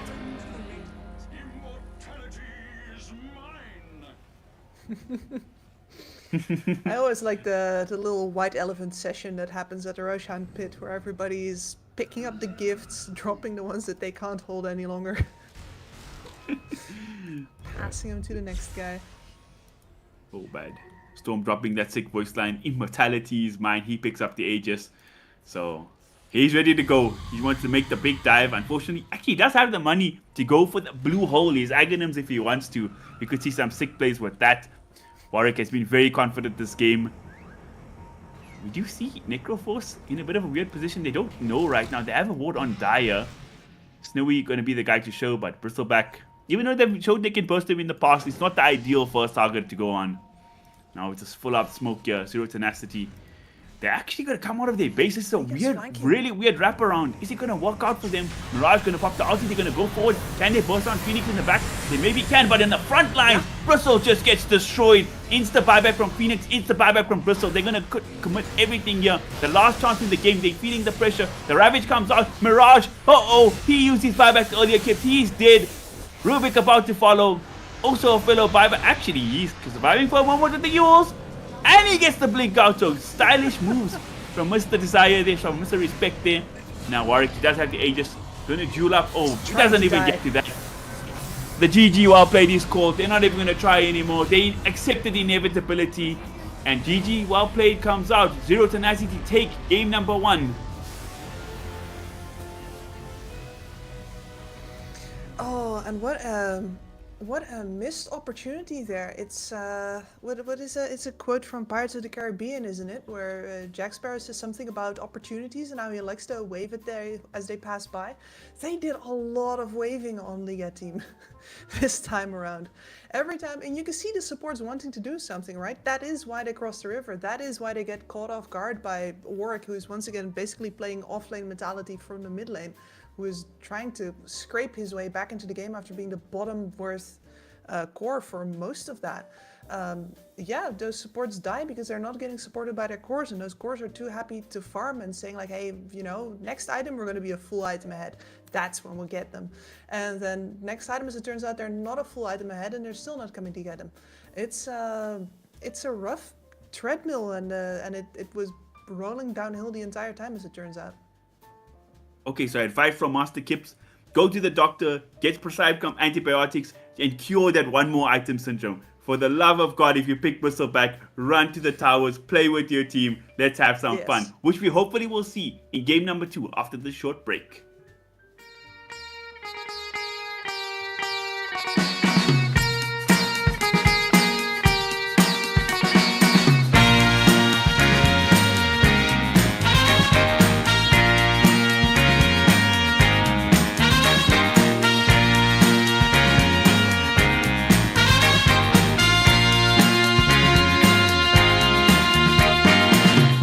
What you need is love and understanding.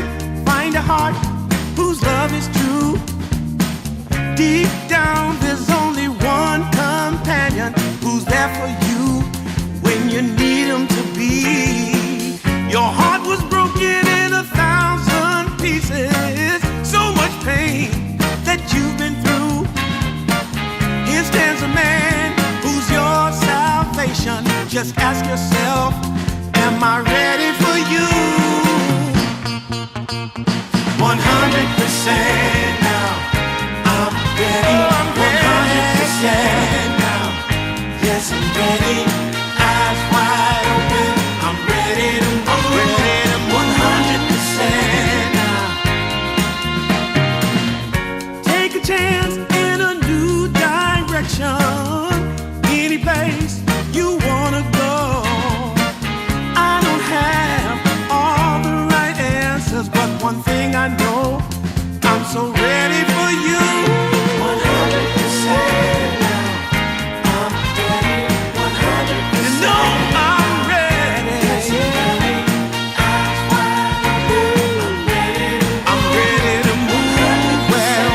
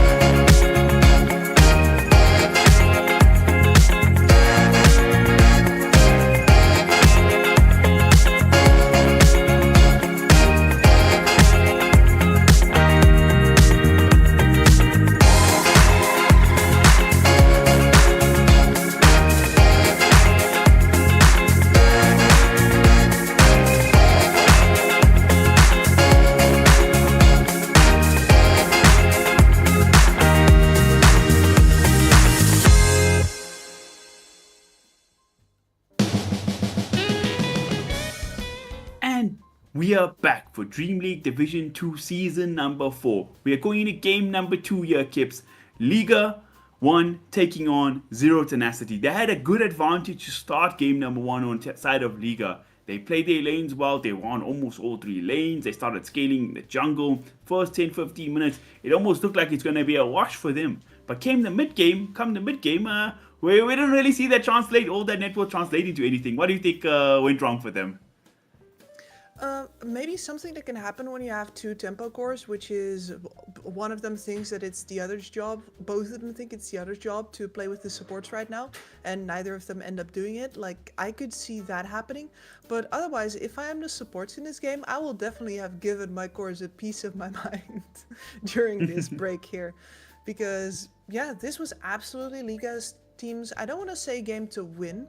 I could definitely see like possible hurdles with, well, how hard the Grimstroke counters out that Pangolier, issues with going up the high ground maybe, not a lot of blink heroes in order to, you know, control the map once you've taken the towers out, that sort of thing.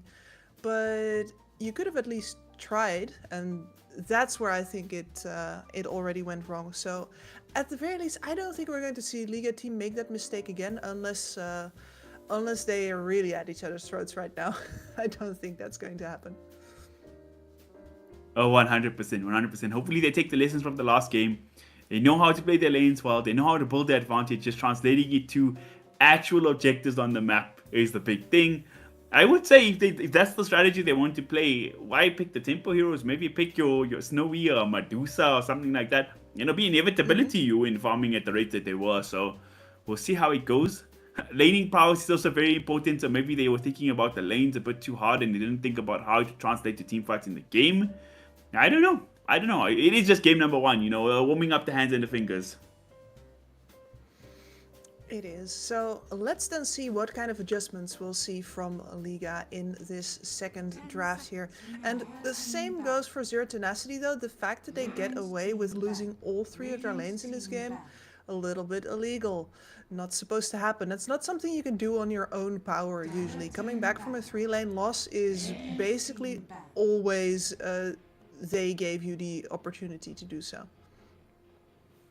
100%, 100%. Like, you don't want to be in that position when you're put so far behind that it has to look like an epic comeback, you know, to win a game. So exactly. No, maybe Zero Tenacity. He needs to pull a page out of Liga 1's team strategy of getting the lane prowess, right? A little, right? Yeah, I've always told my team that I'd much rather lose throws than win comebacks. Like, winning comebacks is fine, but especially like a really big comeback like that, that's not really to your credit. Whereas losing a throw meant that you were in charge the whole time, and the only thing you have to fix was somewhere all the way at the end, instead of it starts going wrong from the beginning and you have to fix everything that happened after that. So that's fair. We see the Tiny Prioritize once again being the first pick of the draft. Dream looked very strong in that. He managed to come out. Although he was a bit behind in lane, he was one of the few cores who managed to maintain his farm from the start right to the end. We saw his presence in the team fight, and of course the tower taking abilities is just huge from this hero. Getting back into it. I think these are not, apart from the Phoenix. Alright, so Liga, will you tolerate a second Grimstroke? Because if they don't ban it immediately, it's going to get picked again, 100%. I mean, Zero Tenacity did show they have strong capabilities on the hero. Desire, in fact, had a really good game. I feel like he did a great job at shutting down the Spangolier pass. It's up to them. It's up to them. How confident did they feel? Maybe they believe we've seen it and we can counter it, but I feel like that's a plan you use for game 1, not for game number 2, you know? Especially down 0-1. Agreed. And especially when he was the only player that was actually trying to do something and he was the guy getting shut down the entire time, they can do themselves a great big favor by just letting him actually play his Pangolier freely. 100%. We see the Alchemist taken out a bit earlier in the draft this time around compared to game number 1. It was very weird to see Alki make it so far to the end of the draft. That was deep. Yeah, so this time they were like, yo, we maybe made a mistake last time around. Let's rectify that immediately. And also, I feel like if the Alchemist is not getting picked up, then your Doom hero that you mentioned before is also kind of less valuable because that's a direct one-to-one counter up against the Alchemist. Whether you're dooming him to stop his regen, or if you're dueling that like Queen of Pain or Storm who has like a 15-minute Aghanim's coming out and wreaking havoc on your team. Maybe the late Alk pick had something to do with the fact that there weren't any great rapier targets on the field just yet. Radiant team back. And they only took him out after the Pangolier showed up. Now the Pangolier shows up early, so you take that Alk out early. Yeah, there's the Grim Band, very good. And now you can do a lot of the same things, honestly, and have so much better of a game. We'll see what are the other like hard counters to Pango. Maybe like Bloodseeker, very out of meta Yes. hero. Treant Protector is a meta hero, but then again, do you want to play Treant past 5 with a tiny? Seems like a very awkward lane. Yeah, that's an awkward lane. I mean, some players are confident doing Trent position 4, but maybe I'm just talking as like somebody who worked with Zayats previously, because I know he's one of the few post 4 players that actually plays it. But who knows? Desire definitely has a very wide hero pool and very wide capabilities. So I would not be surprised if they thought about it. But in a lot of other games, we don't see the Pangolier targeted as actively, and it still is around a 50% win rate. So it's not entirely, it's not a bad idea to just leave it this time and go for, I don't know, combo opportunities of your own, for example. Dire team Securing heroes that you Big. specifically want. Radiant okay. team pick. Ooh. You did mention your boy Zayax. This is one of his specialty kips. I did. I was about to say I summoned this hero, didn't I? Oh, man. Funny enough, this is the first techies I've seen here in my games for DreamLeague Division 2. And I'm very surprised about that because to me, the hero feels not that I'm a techies player. Chat, don't hate me. I feel like this hero is really strong right now. It's been prevalent in the pro games, wreaking havoc in pub games. So finally, we're getting to see some of this techie source. I'm really enjoying the amount of annoying presence that I've seen lately from them with pro techies. Really laying mines, especially on the enemy side of the map, making really good use of all of the tree cover and all of the extra spots to get information as deep as possible and to harass the enemy team and make them feel unsafe as possible on their own terrain. It is techies is still definitely a psychological warfare tool just as much as he is just a regular old hero. Yeah. But on the regular hero front, his burst damage at the moment really just feels so amazing. I believe they changed the taser as well, but my brain's not big enough to understand why the taser is different or better. Because again, we didn't see Takis for a really long time, and now he's out. See, Liga team have to look for their third pick here. I wonder what they go for in their off lane. I feel like the Necroforce was good in concept and was good in the lane, but didn't have that much impact similar to Snowy's Bristleback. But kind of just like farmed. And already they've gone for a much more aggressive and proactive approach, picking up the Hoodwink, the Enchantress here to pair up with the Hoodwink.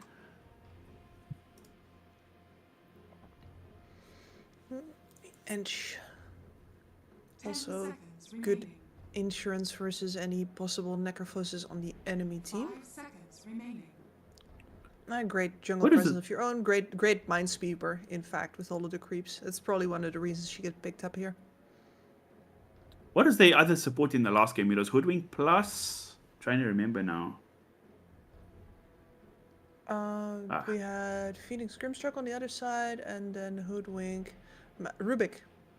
No big steals. They had the Rubik no themselves. one or two nice lift saves.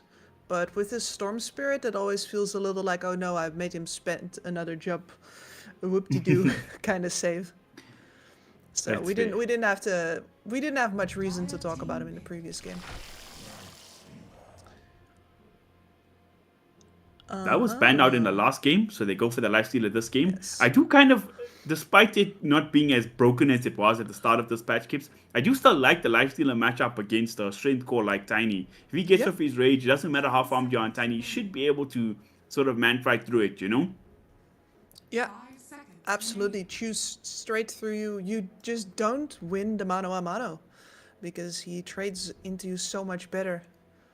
And it's also not like this is a Terrorblade versus SD kind of thing, where you can go for a low stats build or something like that. That's not how this is going to work for you. The Tiny will always be tanky. Here, finally, he makes his glorious reappearance. It is the much expected Doom. Interesting versus against the Lifestealer. You kind of stop his regen, but also, yeah, it's not bad. I do kind of worry about the Doom laning into Lifestealer, though. You're a big, chunky strength core against playing up against Lifestealer. I feel like the Lifestealer picks is looking even better to me now. Yeah, it does actually. I'm a little surprised because once again, this feels like, we're gonna make sure this Pangolier hates his life kind of strategy. To be fair, if they know things about Liga's core players and they know that perhaps Corrupted and their carry player was Mirage, yes? Mirage was the mid, Snowy was the carry. Again, you didn't see the sorry. Bristleback match last game, so I don't blame you. I did not. Anyway, if they know that both of these players have passivity problems, it can be warranted to just immediately hate on their mid player again, even if it's not the ideal pick. This will definitely, once again, make the Pangolier hate his life if you play it right. So if that is the only guy you think you need to shut down, then the Doom is a perfect tool to do that, even if the Lifestealer is going to be relatively unbothered and will even enjoy the laning stage. We see the Viper get banned out here. That could be an off-lane Viper, or it could be a mid Viper, because they could potentially swap over Pangolier to give it to the off-lane for the Corrupted, although I thought Mirage looked pretty good on the hero, and then pick something else for the mid. But we'll see what Zero Tenacity are thinking more with this next ban, if it's a bit of a clearer one. Okay, they're banning Ember Spirit, so they're really thinking this is going to be off-lane Pango this time round, with all their counters up against him. Let's see if they will be correct. Liga team take out the Storm Spirit. What else is there? I'm trying to think. It's been a while since I've looked at Warwick's hero pool, actually. I'm pretty sure the Void is in there as well. I'm not a big fan of the Void Spirit, as you might have noticed, so I won't be crying if that gets banned here. Queen of Pain still in the pool, one of the best mid heroes in the patch at the moment, or could be a bit greedy with Also Tiny plus Doom, like 3 cores, who need quite a bit of farm to have an impact on the game. SK is out, Slardar is out. I was thinking of the more low economy mids that are fashionable right now. Not seeing much besides the co-op, actually. Do we do Primal Beast these days? Primal is also great for Bango. Snatch him right up.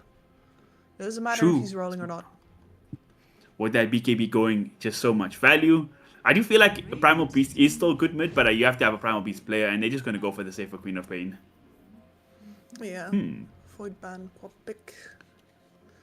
I was gonna say if they're gonna stop the Pangolier, they have like this final pick here to maybe counter up mid on mid matchups. So what really makes Queen of Pain's life miserable in the mid? Is there any hero like that? I don't really think so. I mean, we've seen before that opportunities to dodge the dagger just means that the co-op feels freer to go for the high farm build. So instead, Zero Tenacity is proven a little bit wrong with their bans, I think. Unless this is tied mid, I would... I do like it when teams throw these very strong offlaners that currently feel really good to play just into the mid lane. I don't think up first the co-op is actually going to do it, but man, if there would have been an Ember or something like that, throwing that tide mid could have been a lot of fun. Anyway, it is Pangolier Gaming on the mid lane once again, this time with countered by an enemy core. So it is going to be more possible for Mirage to dodge the places where this Doom might show up. He'll probably have a slightly better early mid game, but eventually he is still going to run up versus the fact that he is the prime target in this game. 100%. I also think you kind of have the situation where there's like other targets. Last game, Gripstroke knew that every single soul bind needs to go on to Pango exclusively. Here it's like, okay, I can doom the Pango, but what if Tide gets in there and gets a Ravish on all 5 of us? So do I doom the Pango or is Lifestealer before? Like, he doesn't have Rage up at the moment, I can doom him, maybe we can like lock him down and burst him. It's not as clear-cut of a game. I do really like the Tidehunter pick as well. I mean, your lanes look really good. Tidehunter plus Hoodwink. And then obviously you have the Enchantress protecting Lifestealer. So he also is a hero that can buy auras for his team if he needs to, or just like long-range annoyance going for that Ags. which is not a really high armor sort of lineup either. There's a lot you can do, and it also gives you like some counter, similar to the last game where Liga team kind of struggled playing up against the counter play of the Tidehunter. They have that on their side this game. You always have to. How do you say? You can never play freely if there's a Ravage on the board. Always have to work. So what do you around say, Kips? I know you don't like predictions, but if we go, are we gonna see a clean 2-0, or are we gonna see a game number 3? I mean, I like predictions a lot. It allowed me to hedge my bets. I am the premier fence sitter, and I will sit on this fence until I die. I think it's already been noticeable that I have a bit of a soft spot for the tenacity lineup for these players, and especially for a player like Warwick, right? So at the very least, like my heart is with them, and I do think that they have really good burst damage, really solid engagement tools in this one. Maybe a bit light on the hard lockdown. A Liga team though, there is a possibility that that they take a bunch of towers with this tide early once again. And if they do that, then they're going to have the space with this time a freer Pangolier to run that mid game, I think. But it's this one should be closer than the last one. And hopefully more contested. It's right. I'm gonna carry on heaping your praise to your boy Warwick here. I feel like if it all comes down to him, right? They went for this Queen of Pain final pick for him. If he gets off to a good game and like the cores are kind of farmed and their lanes are decent, I feel like they can just they outscale, they carry super well. Like this Crop's gonna be an absolute menace on the map. But I feel like if they fall behind this game, and especially if the Queen of Pains has a tough time in the, to start the game in the laning phase, going into the mid game, I feel like Liga team, they could be in some good shape this time to maybe equalize the thing. But luckily, Dota is not played in theory, it's played in practice, and we have game number 2 on our hands coming up. What do you mean, luckily? I love Dota theory so much more than Dota practice. That's why I coach. No bad. Truly, we shouldn't actually play the game, you know. Seb should be coaching one side, No-Tail the other side, and after the draft, you know, just give it to the panelists to decide which one's better, and that's that. You know what I'm saying? Yeah, and then after we present the... I mean, but then we'd miss out on Sunsven being annoying Synderen for 45 minutes. We gotta have an excuse to have that happen. Did you have the privilege of catching the emergency cast of Sir Action Slacks with Sunsfan the other day? No, I just heard the running commentary on that emergency from the other room. Let's say that your caster's caster was not impressed. Oh man, that was really funny. Oh my, not much Dota was spoken about during the game, but man, oh man, a lot of brain cells were lost in that duo. And I would pay to see it every other day. Now, back into the game, we're already seeing Respect. Actually, they put him, I really like what they did here. Oh, never mind. I'm just blind. Going to be playing down bottom, the techies. Going to get clicked down. I feel like I've seen the story before. Respect trying to get revenge for that early first blood with the blood grenade that he faced to last game. But again, just didn't have enough damage to kill the techies there. This is going to be a lane that should be going in the Radiant's favor, though. The Lifestealer feels very confident up in the 1v1 versus the Doom, and an Enchantress will always be able to bully whoever else out of the lane. Too good of an animation, too much damage, and of course she has the regen in her pocket and you don't. 100%. Up top, what we're saying for this lane, how do you think the Tidehunter and Tiny match up against each other? Do you think it's just two should trade farm, or is there any advantage going either other way? I think this is mostly a trading lane. Now, of course, the Tiny has so much more extra damage when he has the tree that the Tide's anchor will actually not always save him. Whereas normally in a melee matchup, you're really happy as a Tide. This one is a lot closer for you, so that's Oh, Tree. up top, they managed to get a first blood Through the onto the face. Hoodwink. That's a huge deal. In the mid lane, heroes are dropping super low as well. Farm is equal, but the regen does seem to be going the way of Warwick right now, and he's going to get himself a water rune too. And Tick is actually going to TP to deny Pango a chance to get the water rune. That is a pretty big deal. Like, this lane isn't hard enough playing up against Queen of Pain, man. Yeah, 2 levels in the dagger. You are going to be bleeding out constantly. Gonna have a look over there. We could see a potential first blood. Actually, Pangolier is gonna do the responsible thing. He's gonna straight up walk home after losing the water ruin. You hate to see, but it sometimes has to be done. And Techi's gonna jump on through, trying to save his Doombringer here. Is it gonna be enough? Using his spells very effectively. The disarm coming out and nerf it. Can walk it off. Already we're seeing the threat this lifesteal has against Doom here in the laning phase. Yeah, well, the Doom is 4 whole move speed faster, so he should be getting out of range every single time, right? 100%. But Doombringer, as long as he's getting his farm, he's happy, right? This is one of the most greediest pass 3s in the game. The signature MR hero in my mind. Just buy a Midas and I have 10,000 more net worth than Skidder. I know his Timbersaw is like his signature hero. His Razor is his signature hero. But for the quote-unquote His Amar playstyle... Mars. Okay, true. Amar, it's will- in the name. Okay, my bad. It is. I will only accept one answer. But I feel like his Mars is one of his few heroes who's like so active, but right, he's the big Yeah. team fight player. He buys the blink And- first, so it doesn't really fit his signature style on every No. other hero. No, but to me that is one of the reasons that he actually, like, you could see that this guy was going to be something beyond just the fact that he was very good at clicking creeps. There, by the way, this is one of the fun things about the Doom matchup versus the Enchantress. She will bring you snacks. That's a Very really handy. big deal. He might get snacked on himself right now, though.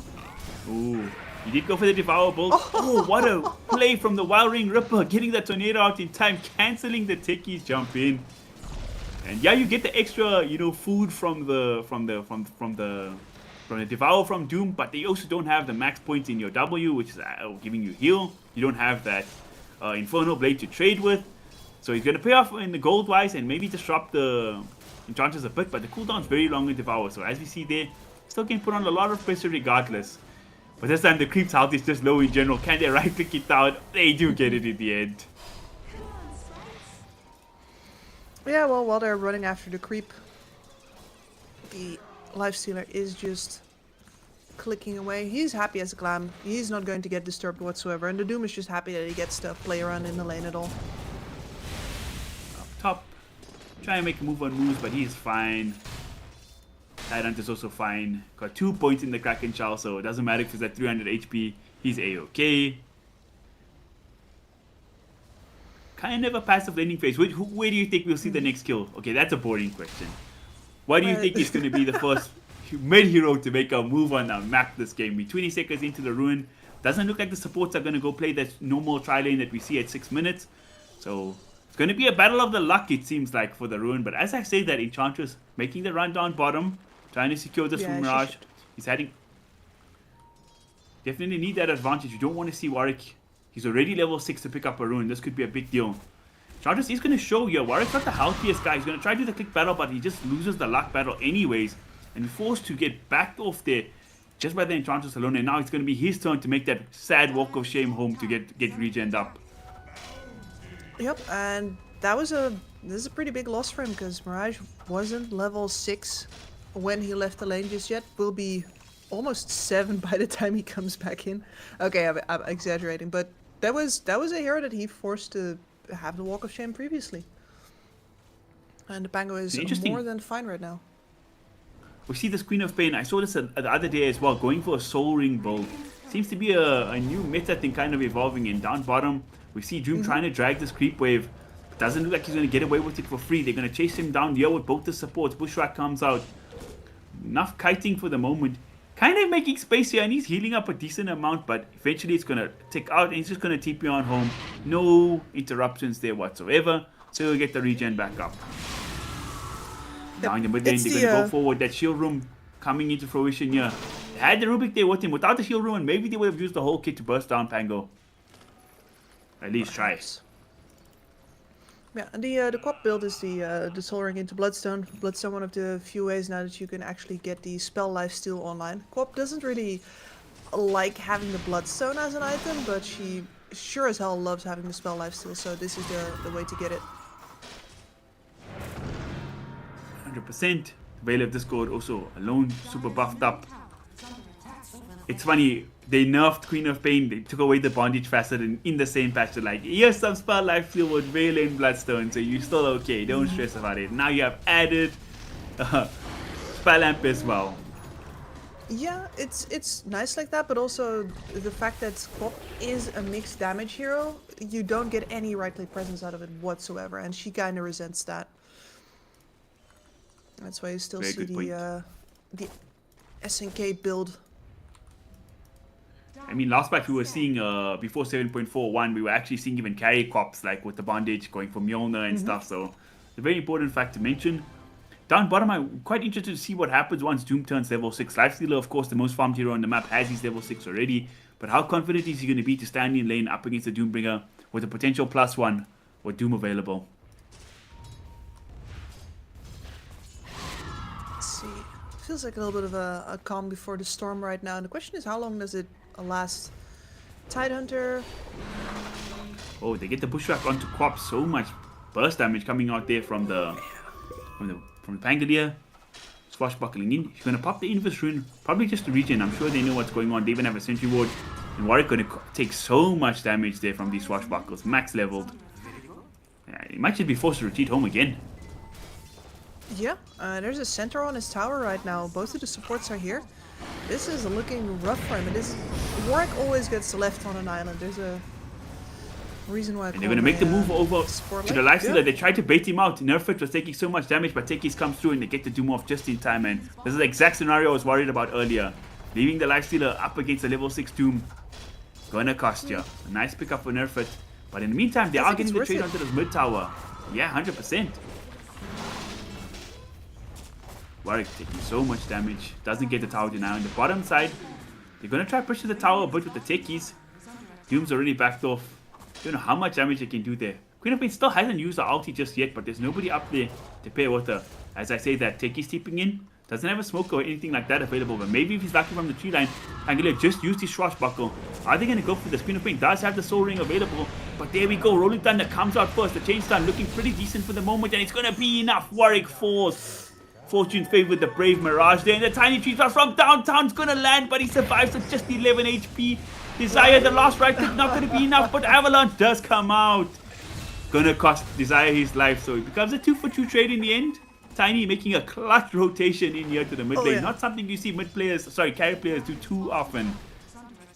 No, I absolutely love it. This is exactly something that Tiny's kit is really suited to, and a lot of these carry players that play the Tiny just play him like he's an anti-mage.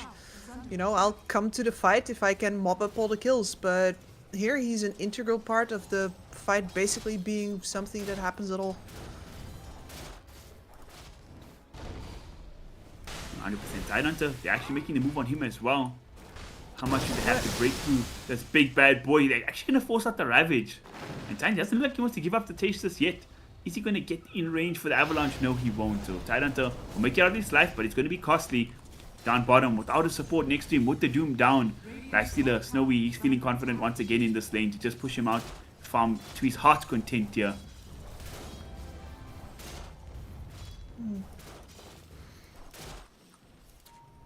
Radiant's top tower is under attack. We got flying in for the Techies. Doom. There's the drums. Then he was going to make stacks, but he's a bit off with his timing here and Mr. Desire. All these core heroes just farming for the moment. The supports for Radiant trying to move mid, but don't think there's much to get there. So in charge is going to farm up some creeps of herself. Everybody doing the modern Dota thing right now. Farming the jungle, pushing out the waves. Here comes Not Dream. much to do just yet. Gonna pull the Tiny through. Catching the Lifestealer would be huge. They do have the Doombringer again. They bring him down. They can start trading their tier 1 tower as well. But looks like Snowy, he's the wiser. He's going to fall back to his jungle. Might just be a wasted rotation for now. If you're gonna be farming creep caps, you can do that on one side as well as the other. And here you will be securing a tower. And the Tidehunter himself does not actually feel that confident without the Ravage available, so no kind of push on the other side. Another tower down. Good trade for Zero Tenacity. They're going to smoke on the Techies and the Queen of Pain. They're trying to find somebody. Who does Techies find? They go on the Enchantress. This is what the hero does, tanking the gank. And now Mirage is going to come in trying to punish them. A huge swashbuckle with that Mage Slayer, dropping it to less than half HP. Rolling Thunder comes out. trying to get both. Warwick gonna have 1 second for the flick. Is he gonna get it off? Yes, he does in the nick of time. Moves coming with the stolen Rolling Thunder, but it's not enough. Mirage still finds his target in the end. Queen of Kane gets brought down. Gonna cost him his career though, but it's fine. Yeah. Oh, really no way out for Warwick there. 2 deaths in not even that much outnumbered situations. In fact, his team often had the better numbers there, and he's just so fragile. With That's the the Mage weakness Slayer of on the the Queen of Pango as Pain well. hero. Yep. He's a very strong hero, especially once you get to the mid game and especially the late game. But if you make a few big missteps in the early game, it can cost your game so damn heavily. Yeah, and I'm not even sure if he's misplaying so much as just getting constantly pressured in by this Pangolier here. If nobody moves from lane to lane, you're just stuck in a matchup that you're losing, especially with the Mage Slayer now being out. Yeah, so try again. Warwick is going to walk into a whole bunch of spells here. Be able to blink away. Nerford this time coming in with the Doom. He pops the drums, but he's going to be enough to catch Pango. 5 seconds on the Swashbuckle cooldown. The Doom still not in rage. He does get off eventually, but his team, are they going to be able to catapult on this? Trident coming in to break this up. Does have a Ravage available, so it might cost them. They get the Doom. There's nobody to follow up. They do get the Hoodwink in the background. So something, but that's a big rotation just to kill a measly Hoodwink there. Yeah, drop the Doom for absolutely no gain. That was painful. And you chase them through half the map. That's all you get for it. And Nefrit's loving that. Or not loving that, excuse me. Snow is loving that. Just to rewind the clock, not to this previous fight, but the one before that, living in the past, here I am. It's so funny when you jump on the Enchantress, man. You put all these spells to try kill her, and then she just uses a heal and she's back up to full HP. Such an annoying hero to deal with. The perfect smoke-breaking hero. And now talking about smokes, they're going to smoke up top. Looking for Dreamwind the Tiny, who's having a monstrous time farming despite all the shenanigans going around on the map. But it looks like he snuffed out this move. Similar to Snowy earlier, he's got good map reading abilities. So he'll go to the safe camp, and he's going to drop the safe lane tower. So kind of a mirror of the move we saw earlier. And the Titan's currently got Blink Ags queued up. Very interesting to see the Ags favored so early on him here.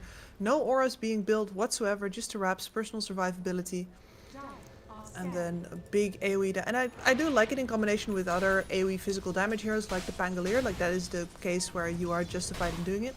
But I'm a little surprised to not see them play this a little bit more classically here. Yeah, it does seem to be sort of coming into fashion again to go this Ags early. I think a lot of talented players just in general really love the Ags. Also, it's a bit of weird kind of damage types of Zero Tenacity, right? You got a pure damage on the Quap, pure damage on the Doom, mixed damage for the early game, at least for the Tiny. Yeah, so that's true. It's hard to really aura up as well.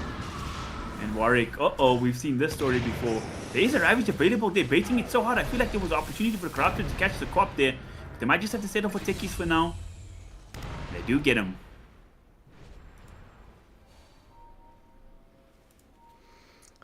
It's really battleground mid, huh? Doesn't even really feel Warwick's like is they're... getting bullied this game. Yeah. Well, at least he made it out alive this time. And he's inching closer towards that Bloodstone, but we're still in the Bloodstone waiting room. And the other cores are making good use out of getting that time, I guess. I mean, he's Warwick, 2,000 all gold the way behind. over. He's 2,000 gold behind his own Pango. He's Pango mid lane. He's even behind his Doombringer in farm, who did not go for a Midas. So, really, just a super tough place to be if you're Queen of Pain. Luckily for him, he's big bagged carry. The Tiny is the top of the net worth. So, all in all, the teams are quite close. But he's going to need one lucky fight to sort of turn his game from a frown upside down. They've got a way better position than they did in the last game, especially with the Tiny being as online as you can be in this stage of the game already.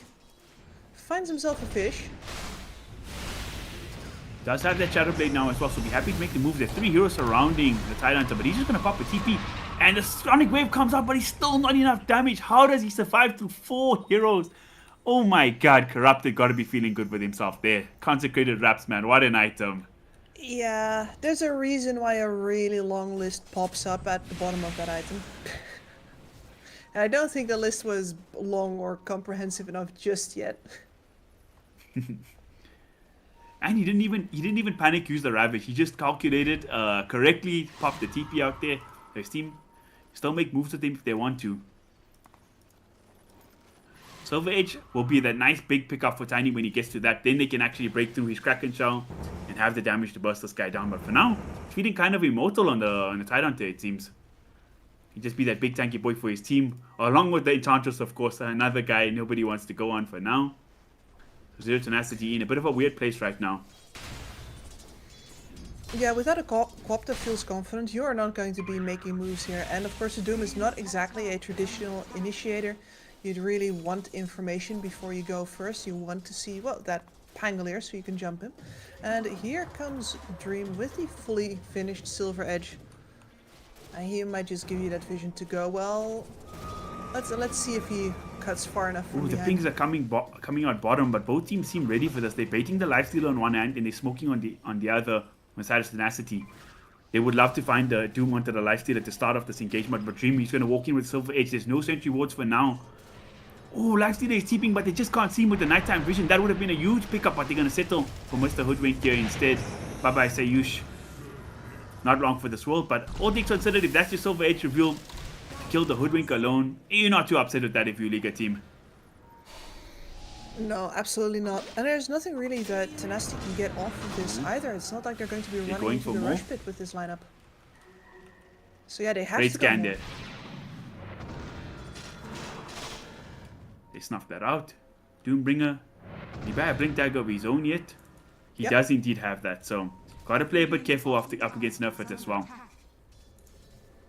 So it looks like with the Silver Edge coming out of Tiny, the status quo has changed a bit. They feel very confident in Zero Tenacity to make these moves. And they're not done just yet. They still have the Doom available. They got so much vision here in the Radiant jungle. They're feeling so confident just sticking around in this area. Liga 1, do they want to go back in there? To maybe try reclaim it or just start moving to other places on the map? Yeah, they could themselves go towards the top left area, you know, run after Warwick again. That seems to work out well for you, because they're running back He's to your own bombing up. jungle right Zaya now. gonna jump in, but they missed the stun completely. They do get the Doom onto the Tidehunter in time, but do they have the damage to combo up and kill him? It looked like just a bit of a panic there from both teams. They saw them on the Dire side, but it didn't matter. They whiffed their spells a bit. And now Doom is kind of wasted. Corrupt is still at half HP. He's fine farming back up. And they might just be forced to abandon this area in the Radiant jungle that they spent so long establishing. Weird situation, but it really, for Zero Tenacity, it just happens. You're in the correct place, you did everything right. The problem is that you don't have the Queen of Pain there as a backstop, as like the Sonic Wave threat behind that Doom. Without that damage. Tiny get caught by that dust there. Gonna get the TP out, should make it in time. There in the tree line. Bit of a scary one. He thought he was fine. In fact, the dust kind of helped him there in the end because he already used his Surface Edge. But just gave him that warning to get the hell out of dodge. Is that... Yeah, I believe that is full Aghanims flying in for the Tidehunter. Oh man. Corrupted is really going to be enabling both of his other cores here. The Enchantress picking up the Aghanim shard here. What does this one do on Enchantress again? Oh, it's the Sprink. Not a terrible shard by any means. Dire's bottom tower is under attack. Radiant's top tower is under attack. So from the two shards of the supports, who you would rather have? The Enchantress one or the Hoodwink one? The Boomerang. I don't know, I think in other games I would say, oh, give me the Boomerang for the damage amp, but you have physical damage cores with the Tide with an Aghanims online right now. You don't need that, so give the Enchantress her extra survivability with that mobility spell, give her the extra damage. I like it. Looks like Liga 1 are ready to do some stuff here. They keep the lifestealer in mid, kind of expecting something to happen. I thought he maybe invest in a Tidehunter to look for a smoke play. But for now, feeling very comfortable with where this game is. It's quite a weird one, very passive in terms of kills for a European Dota game. And everybody's pretty equal on farm, but they're actually going to make the move into Roshan Pit here. Everybody has ultimates available. I'd be very surprised if Zero Tenacity gives this up for free. Again, like you said, it is difficult against a Tidehunter, but gonna smoke up now. Gonna make the move through. Enchantress could be the one to break the smoke again on the high ground, but she's actually just a little too far away. Moo's gonna break the smoke, giving a lot of information. Pangolier pump faked the ulti, but didn't commit it just yet. So it's turning into a bit of a standoff for now. Mirage going to show. Queen of Pain can't put too much straight on team at this point. Shoving out the wave. They're going to go back in on the side of Liga team. They're feeling confident here for the Roshan. I don't blame them. They have the Tidehunter Ravage to back them up here. Silver Edge coming out from Tiny. How are they going to approach this fight? They're looking for the angle in, but it's just so damn tough. Techies might just be the one to do it. They're going to find the Enchantress. They break him. They're going to burst him down. Oh my god. Half his HP gone in the instant. But now Mirage looking to punish. He's coming into Rolling Thunder. He gets the Tiny up into the high ground. He's kind of isolated. The Doom does come out to the life steal. It's a huge Sonic Wave to boot. They burst down Snowy. They're going to find Mirage as well. 3 heroes taken off the board in just an instant. It looked like a 50-50 play, but just like EE Summer, when it goes bad, it goes really bad there for the side of Liga 1. Oh, what a tragedy. They gave up the high ground positioning on that Enchantress. And with that, it means that she actually is overextending herself. They're sticking around here, Kip. Sorry to cut you off. Tidehunter is going to go into the pit. He has a Ravage available, but he gets broken. And he might just get busted. He's dead. He tried for the steal. The Dream was there, but the Dream is the one to pick up the Aegis instead. Oh man, he didn't even get his Ravage off there. It's kind of, he waited like half a second more with Roche a bit lower. It might have worked, but man, oh man. Oh, it's a disaster now. They got outdone on their decision making so hard there. Between the individual positioning before that fight, the Enchantress stepping down, and then afterwards, man, it's worth a try. It's worth a try, and he got really close to getting that kill, but in the end that just adds insult to injury. I can't believe that the Lifestealer went in to try and hit that Tiny that was already pushed to the high ground. What was he hoping to achieve there? It's kind of weird because I thought the fact that the Bushwhack pushed him up the high ground could have been a good play because he was kind of isolated from his team. But then, like you said, there was no real way to get on him for the side of Liga team anyways. And now, Tiny, he has this Aegis, but now he's going to get pressured for a bit. He might just go down. His team is not really there to catch him, to help him here. So Techies might just give his life for the cause. They actually blow the Ravage here just for the Techies. Space created if you desire, man. Save your core. And you bait out the Ravage. Feels good. I would have really liked to have a face cam on Desire just to see that happen. He would either be chuckling that they actually used the Ravage, or he'd be like, oh my god, they used Ravage just for me at Techies. Oh, that's pretty funny. Well, let's see. It's either an indication that they didn't expect any more action to come in the next minute and a half or so, or they just, it's a frustration Ravage from not being able to get it off previously. They might get punished for it. Let's find out if Dream just immediately kicks back into gear, TP's back out, calls everybody to him. We're going for that mid tower, boys. Queen of Pain also very low on resources right now. And you kind of called it, Dream tipping down bot to meet up with his team. Only Enchantress playing in this jungle area at the moment, so probably not going to find too much. But Mirage playing closer to the mid lane. They might beeline there. Don't know if they're going to catch him. A little too deep, but they do go for the Enchantress. Oh man. You take what you can get. The Silver's Edge. Usually unkillable, but with the Silver's Edge with the Tiny, it's just way too much damage. They will be transitioning to a tier 2 push now as well. I don't think Liga 1 wants anything to do with this push whatsoever. They'll just give up the tier 2. But I don't see any reason for Zero Tenacity to stop here, Kips. They can just go for mid, like you say. There's no Ravage still.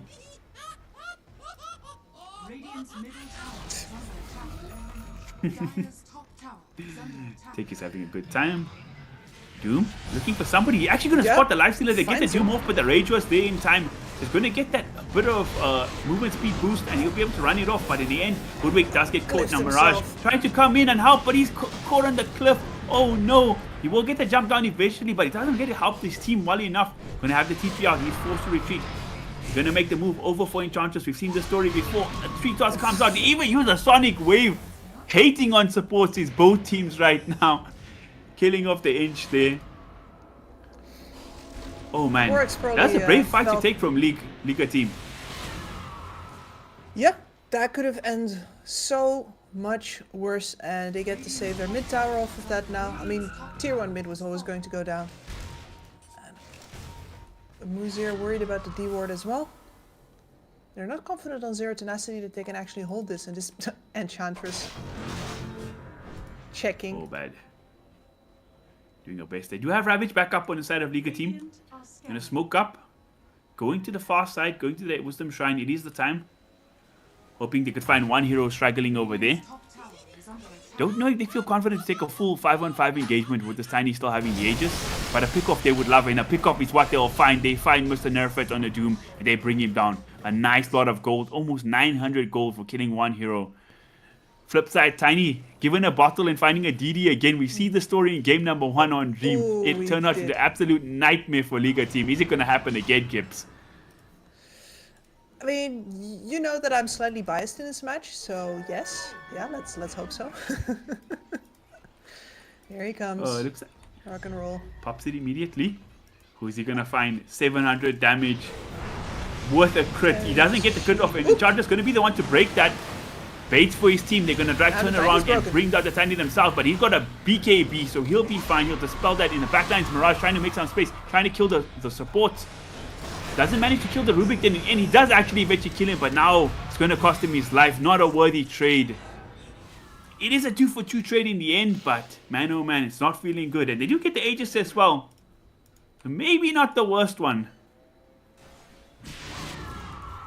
Yeah, maybe not the worst trade, and at the very least, like, you are the one that decided that you were going to pick a fight here. You were the one that decided you had the conditions. Both of these teams now clearly actively looking for opportunities to engage each other, but the Pango's positioning at the end there really makes that one a hard sell for Liga team at least.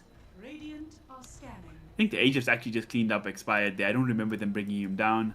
So he was I don't going to go remember that anyway. either. So I guess one of those situations where if it was a longer fight, maybe it would have worked out. But this BKB from Tiny, once he pops that, he's more or less immortal, it seems like.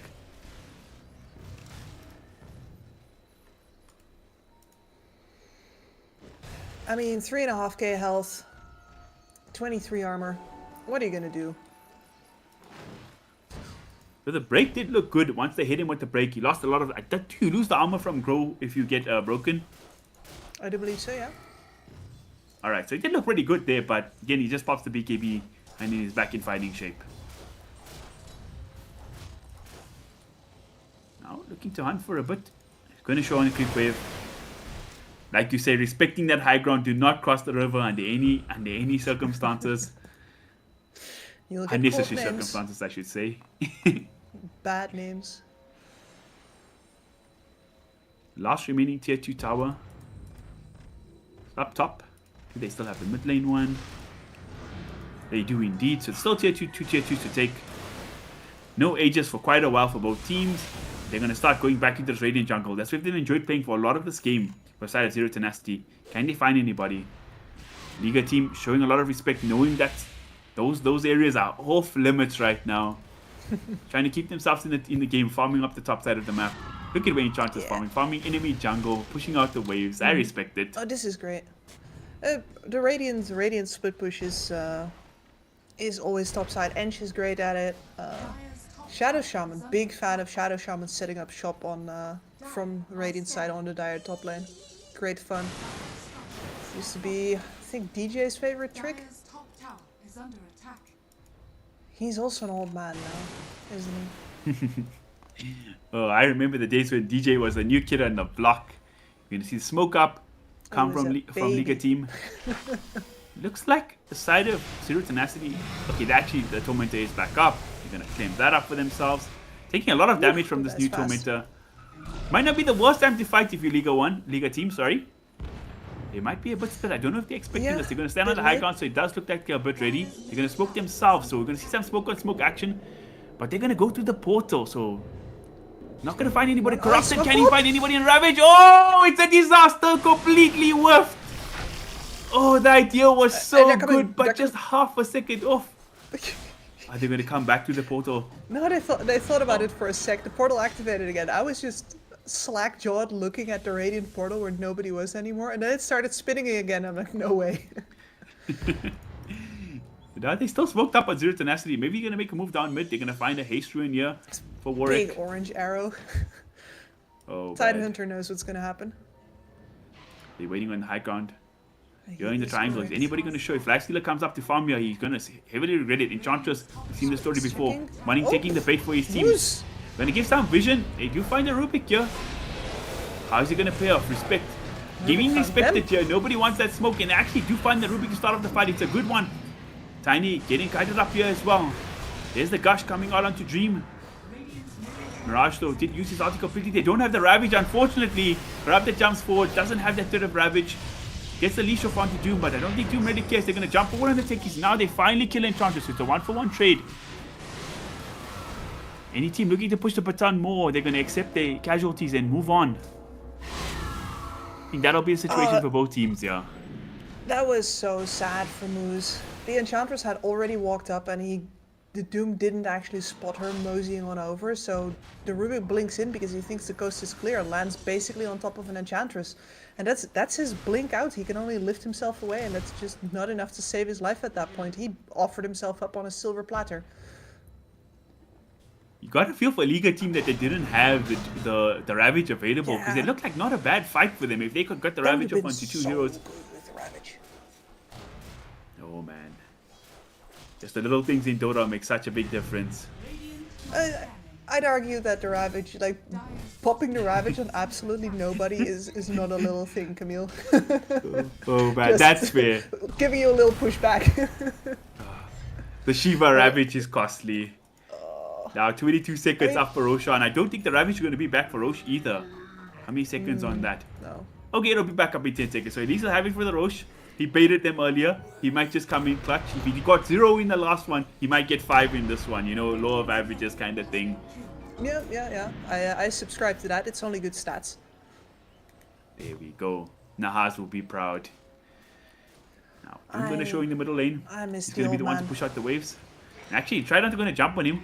I think to make a move on Junior fully. He does still have his BKB up and available. So, just kind of posturing for now. Not hard commitment by either team. John just wants you to smoke, scout for his team, but this is a dangerous place to be, my friend. They're going to smoke up fully on Liga 1. Dream going to break that smoke immediately. Doesn't have a blink of his own, unfortunately, so he can't go down in the high ground to punish. And Oh, and all respect. these mines. He's going to walk up in the high ground. That's crazy. Although in the backline, they get the Ravage onto Dream, but he gets his BKB off now. So he's going to turn the tides here. He's going to get the hit off. He absolutely built the tide in 2 hits. That's just crazy damage from Just Dream. walking him And down. now they get the Doom on Lifestealer as well. The Sonic Wave, the boot. They kill him too. Out of the fray. 80 seconds, no buyback. And Mirage has to tuck tail and run there. Spots the teleport. Forced to get out of dodge. Man, oh man, the damage from this Tiny is astronomical. Did he have a DD ruin again for that? That's just crazy. Radiant's middle tower has fallen. Now, they're going to look to go up the high ground. 50 seconds, no lifestealer buyback. Tyrant has a buyback. He doesn't have any Ravage, so I don't think they can. Look at this. Tower getting hit. Destroyed in almost 4 hits there. That's just crazy. DD is fortunately finally going to expire, but the Glyph is used. Now, not much keeping this tier 3 or the Strax in this world, Kipsy. They're just going to go for it. Playing with no fear right now. And I don't blame them. Radiant's middle barracks has fallen. Oh, Kips, I think your mic is muted, my friend. Oh, it was, yes. No, that was a great great engagement on the Tiny. Like, I don't think you're going to ever get a better attempt at bringing him down than that one. And it gets him to half before he turns. That's disastrous. And Mirage is ignored for the entirety of that fight. He's bouncing, he's swashbuckling, he's doing everything in his power. And they just walk away from him to chase the Lifestealer. I just don't think I've ever seen a Tyrant get killed that quickly. He literally got 2 hits. He got Silver Edge hit and then the Echo Saver hit with the crit going off, and he's just dead it's nuts. completely. Oh, feels bad, man. Aegis back in hands of Tiny. A very similar story we saw to game number 1. You get the second Aegis, you're gonna feel confident to go up these high grounds again. I mean, it's a gunpowder gauntlet, isn't it? Over on the Tiny. That too. Didn't even notice that. Yeah. It beats the crowd.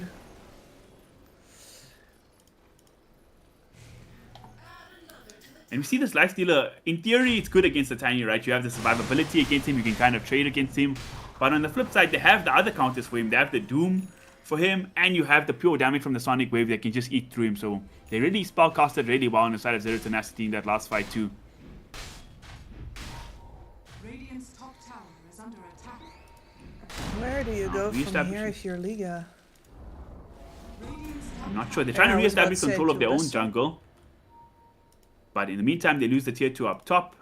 They're not even fully committed for this. They split pushing bottom as well. Lifestealer might show on the wave. They do have the Doom ready for him. They might be able to kill him with the techies and the Doom there. If he oversteps. Are they going to go for it? Actually, they don't know he's alone, so they're kind of scared. Actually, they are just going to go for it. The jump is in there from the techies. They're going to pop the Doom, and there should be more than enough damage to bring down Snowy. Feels bad, man. And even a tip coming out.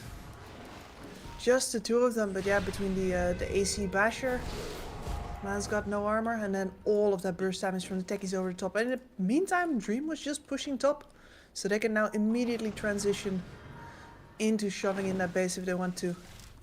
Corrupted doing his best to cut the wave there, just to stall up a little bit. But a creep wave's still going to come in through middle lane, and Tiny, he just doesn't care. He doesn't need a creep wave to help him there. He's just eating through these towers. They do get the break off. They do have a Ravage available, but he still has his Aegis. Dream feeling so damn strong right now. He's locked in with the anchor. Is anybody going to help him, or they're just going to give up the Aegis here, it seems like, Gibbs? Where's the counterplay? There's no Doom available. He does have a Satanic if he can get a hit off. He's going to pop the Satanic, heal up on the creep wave in the backlines. They're going to jump in. They're going to burst down the Hoodwink. They're going to find the Enchantress as well. Oh, Sonic Wave, he's pump faking it. Actually doesn't have the mana for it now, but they don't even need it. The tree trap's going to come through in the end, bursting down the Enchantress. Lifestealer will be back up in 15 seconds, but it'll still be a 4v5 fight. No buyback on Enchantress available. What are they going to do? Their Mac Raxes are melting away. Rolling Thunder's on cooldown. They still do have the Ravage, but is it going to be enough? They're going to wait for the Lifestealer to come back up in 3 seconds. He's going to be here. But by the time he's back up, the Rax is already gone, Kips. Yeah. Nothing to do about it. And this time they don't have a heroic buyback over on their support to make one last stand for that third one either. There's an interesting arrow being drawn on the map. Warwick wants them to turn back and smoke in through the top, I think. Tiny He being wants to an get objective cheeky with here, it. but he still has 1.5 minutes left on his Aegis. They didn't manage to even pop that, despite all those spells being thrown out. So Dream might just go up the high ground, although he seems quite far behind him. So, like you say, Warwick having a different idea of what to do in the game right now. And inevitably, this is the last location they have to go. It's the final Rex. They would love to get the pick off first, but I don't think Liga 1's going to hand up that on a Sentry ward in platter. As always, so frustrating. Single creep, giving away that there's a sentry there. Radiant are scanning. Chasing after a Tiny. Now they're going to pop the smoke on Zero Tenacity. They really do want this pick off, so still respecting the full 5-on-5 team fight from the side of Exact same Liga arrow team. again. Man's a very consistent drawer. It looks exactly the same the second time. Well, and here, there is a fish waiting for them. Ooh, Corrupted. Are they just going to jump for him? They're going to walk up the high ground and Dream, but they kind of snuff it out. Tidehunter blinks away, but they will find the Enchantress. So they will find that pick off.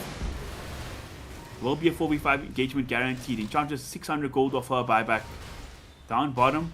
Heroes are walked out of the base as well, so this could be dangerous. They're going to try pincer forward. They're going to jump forward. They get it. Doom off the Sonic Wave. He's there onto 2. It's just a It's a lot of damage coming out, and Snowy, he can't do anything this game. He's just brought down. 85 seconds out of the fray. I wouldn't be surprised if we see a GG call coming out soon. Mirage does get the TP off. He'll be fine at least. But Dream, he's going to go for it. 8 racks time, baby. Can they get the megas? And maybe even more. Going to walk up the high ground. There is one glyph available at least to store things up, but there's no spells. Besides the Ravage, they do have that. But no hero to combo up with it. Lifesteal is dead 60 seconds out of the fray. No Rolling Thunder. No even Sharpshooter. That's the Scurrying megas. across, yeah. No need to stop, they can go for more.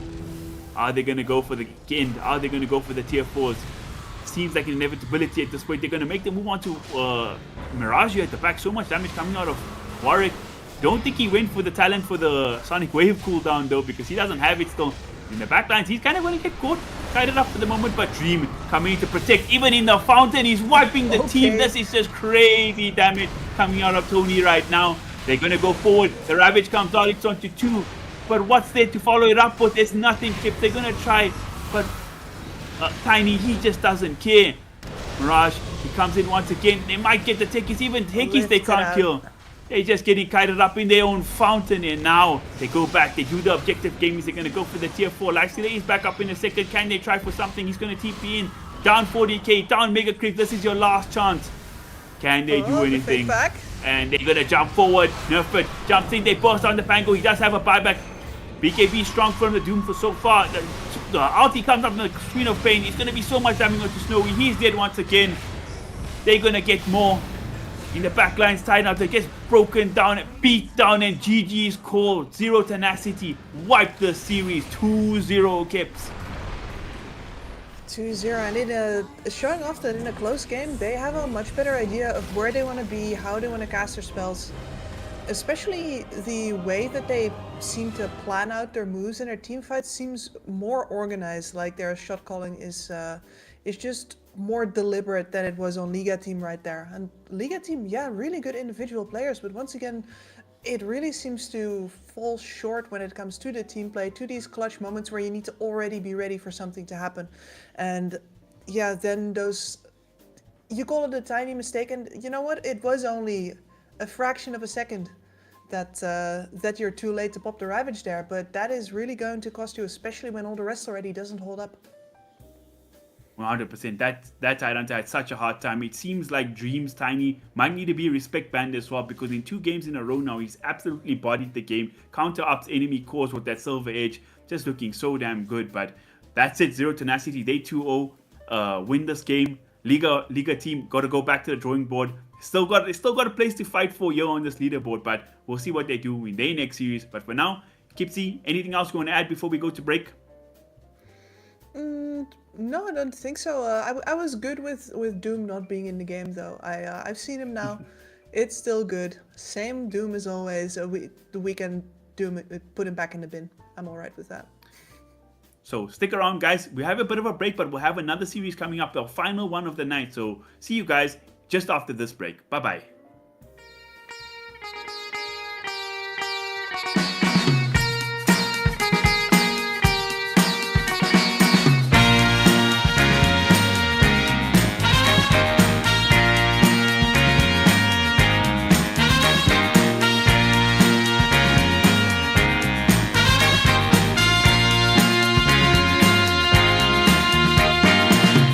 What you need is love and understanding. Find a heart whose love is true.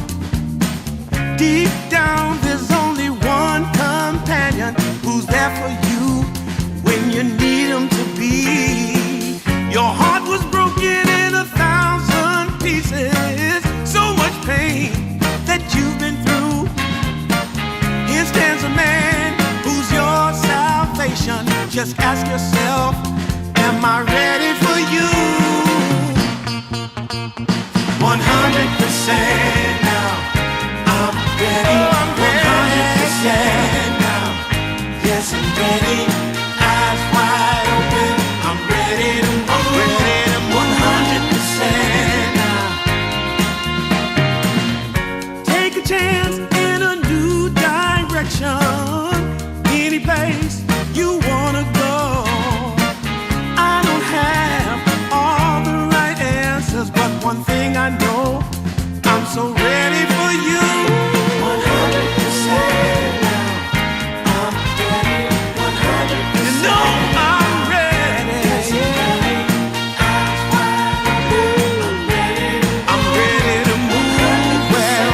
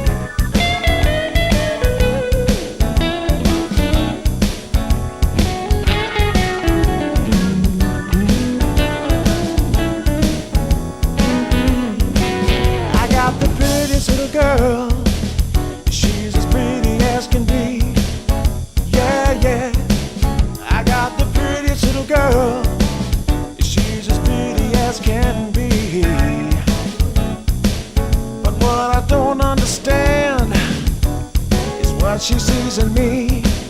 Ooh, I've been drinking too much, staying out all night. I can't remember my left from my right. I'm kinda blurry from my head to my toes. It might seem like nothing, but there's one thing I know. I got the prettiest little girl. She's as pretty as can be. But what I don't understand is what she sees in me. Oh yeah, yeah.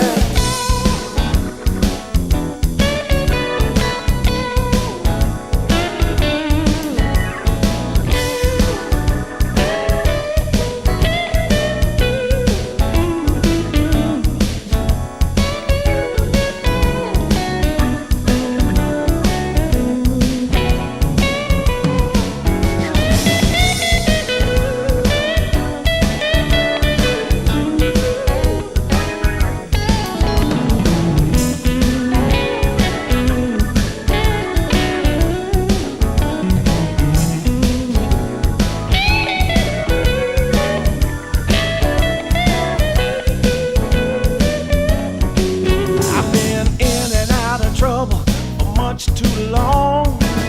I can't remember the words to this song. I thank the Lord as I'm crawling out of bed. It's another day that I'm not dead. I got the prettiest little girl. You know she looks so fine. I don't know what she sees in me, but I sure am glad she's mine. Whoa, no.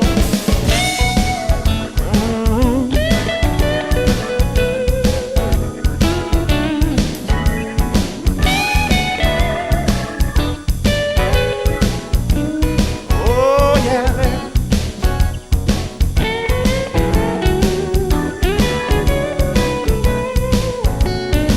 Oh, yeah, yeah.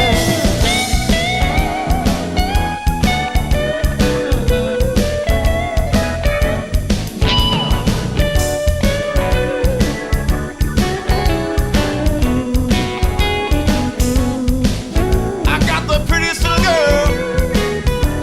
Sure I'm glad she's mine. Hey.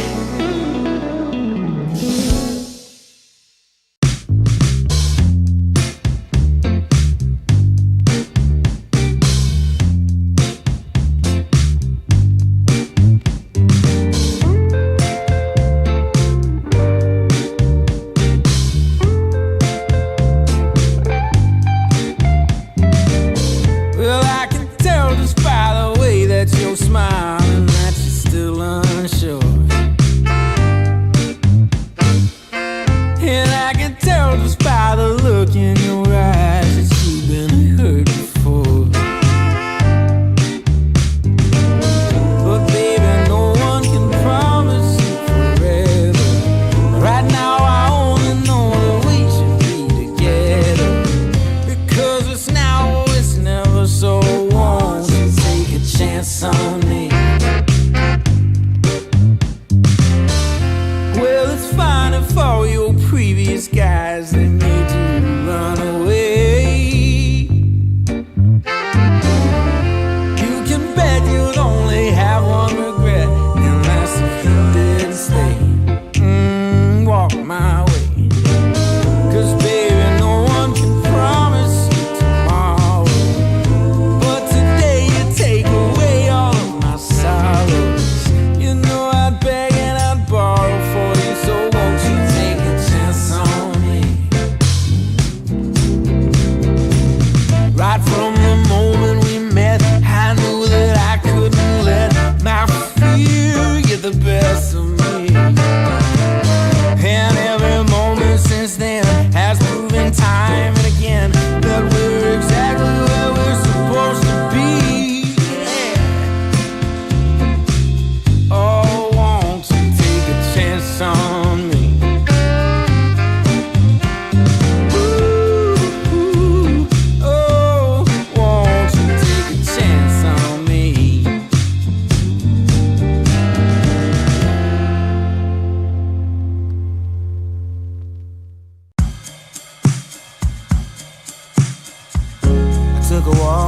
Pico. Heard someone shout from a crowd of fed up people, getting told they should calm down.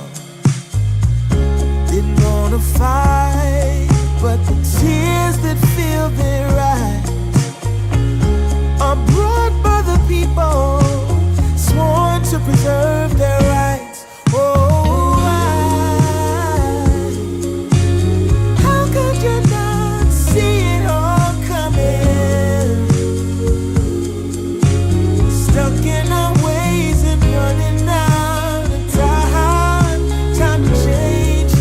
We've got to at least try. But what will they do when the people are stepping out of line? Oh, oh now, oh yeah. What will they do when the people are stepping out of line? By the ocean where we hit the ground, when just one block away shops were burning down. No surprise, the peaceful pay. We can't kick our feet up till justice takes its place. Oh, how could you not see it all coming? Stuck in our ways and running out of time. Time to change. We've got to at least try. But what will they do when the people are stepping out of line?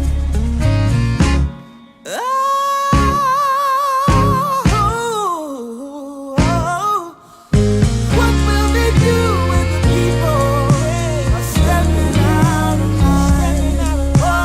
What will they do when the people are stepping out of line? Stepping out of line. I wanna know when they're stepping out of line.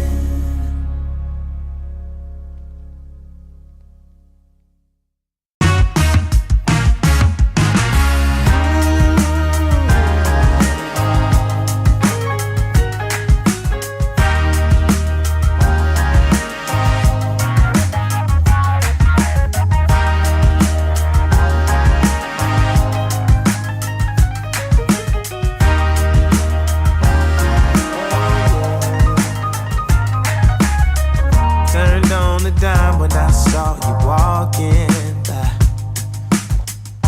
Something about you caught my eye, yeah. Ain't trying to waste my time, just standing in your line. Gotta take a shot before you pass me by. So you wanna be alone for a minute?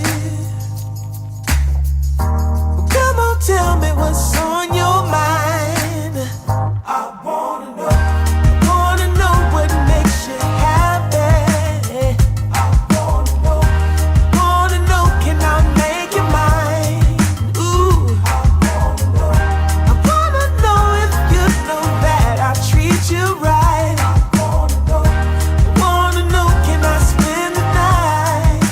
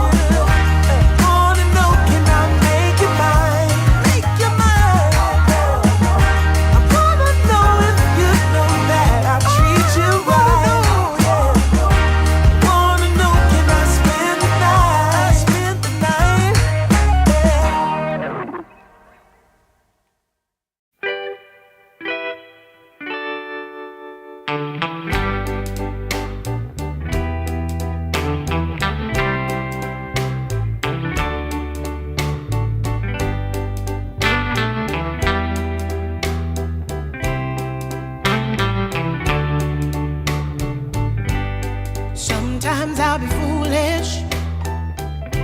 Sometimes I know I get mad. Sometimes I say the wrong thing to you that makes you feel sad. But one thing is true in all that we've been through. You've never stopped loving me, no matter what I do. So let me say, yeah, that every day I try to find the words from my heart to say thank you. 'Cause you take me as I am.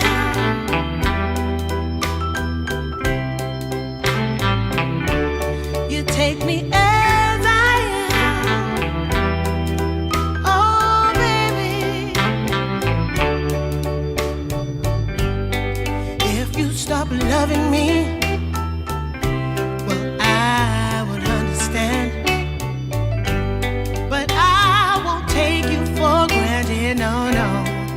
When you hold my hand, your love makes me feel that I could fly to the moon. Not even the birds above can sing a sweeter tune. I needed to say that you find a way to make me feel anew. And I want to say thank you, 'cause you take me as I am.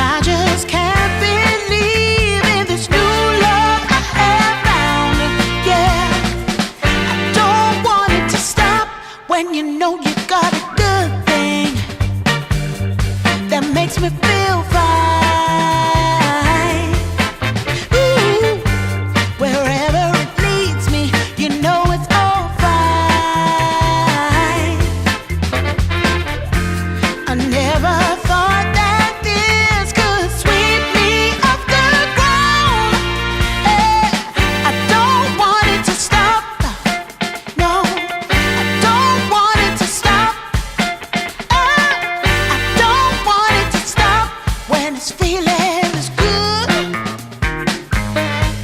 Feeling is good. Feeling is good. Ooh, feeling is good.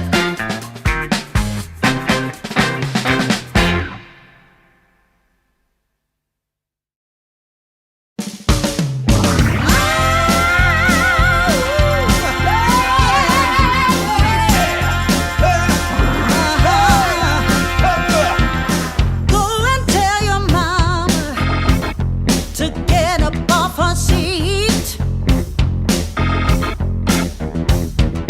Go and tell your mama to come out in the street. 'Cause it's all going on right here. We're gonna make it perfectly clear. When you hear our voices ringing in your ear. Yeah, yeah, yeah, yeah. Go and tell your mama she better come around.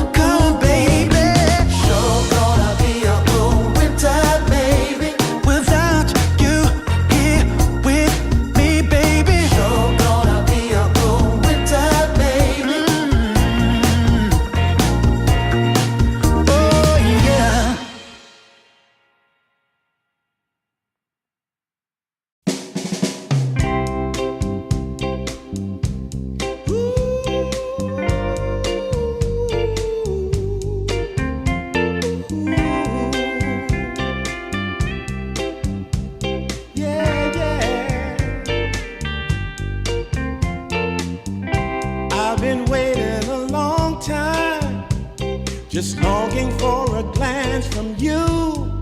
Yeah. A chance to look in those big brown eyes. No telling what my heart would do.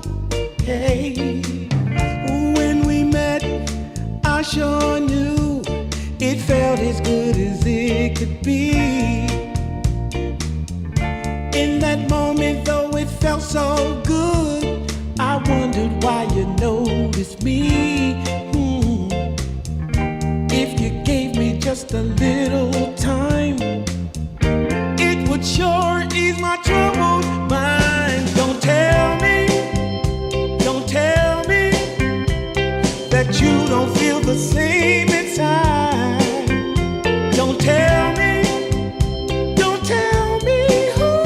These are feelings that I ought to hide. I don't care where you came from, just tell me where you wanna go. If there's a chance to be together, that's all I really need to know. Is it real or make believe that keeps me thinking of you? If you've got time to walk with me, I'll show you how my heart is true. And here I stand, waiting for you. Tell me, baby, what I gotta do. Don't tell me that you don't feel the same inside. Don't tell me who. These are feelings that I ought to hide. Don't tell me that you don't feel the same inside. Don't tell me who. These are feelings that I ought to hide.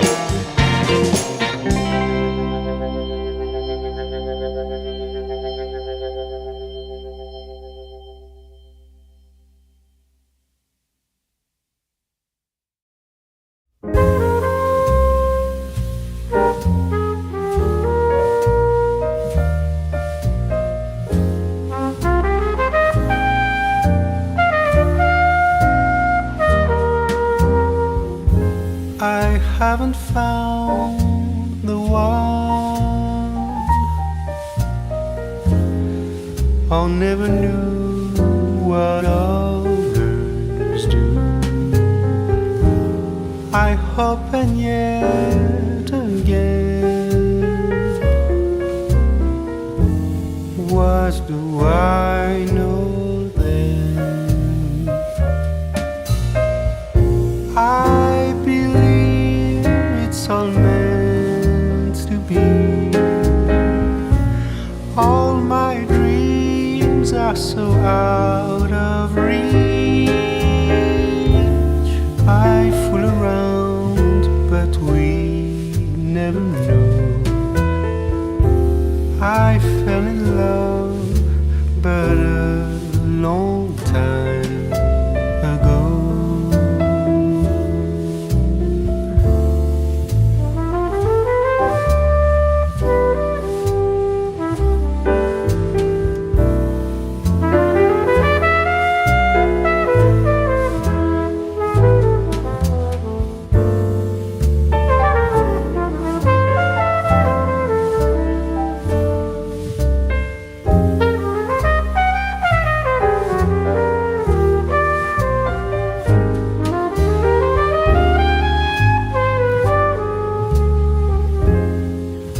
I sing the same old song, been going on for far too long. I hope and yet again, what do I know then? I believe we're all meant to be. All my dreams are so out of reach.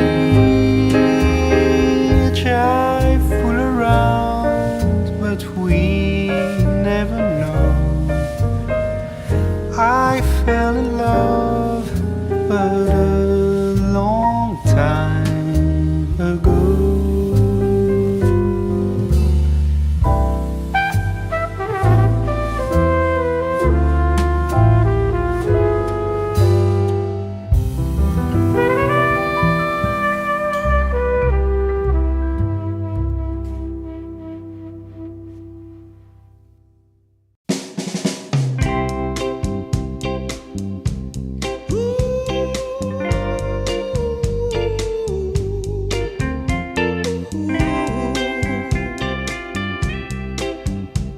Yeah, yeah.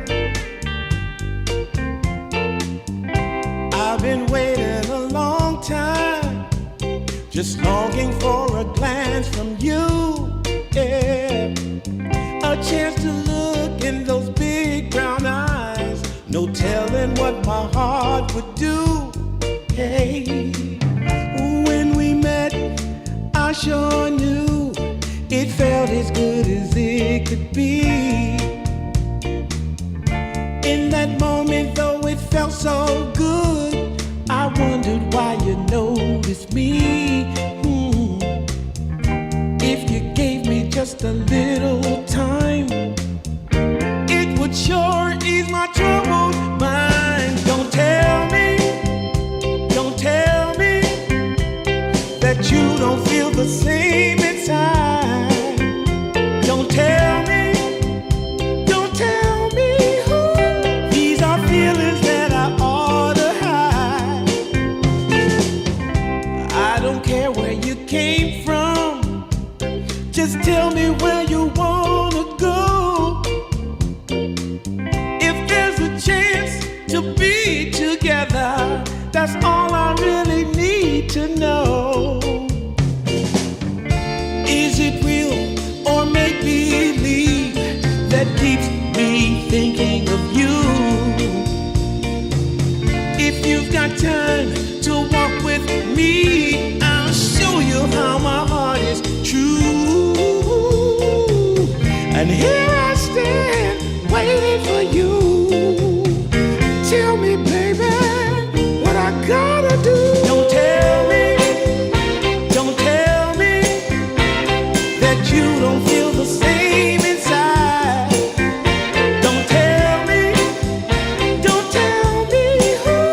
these are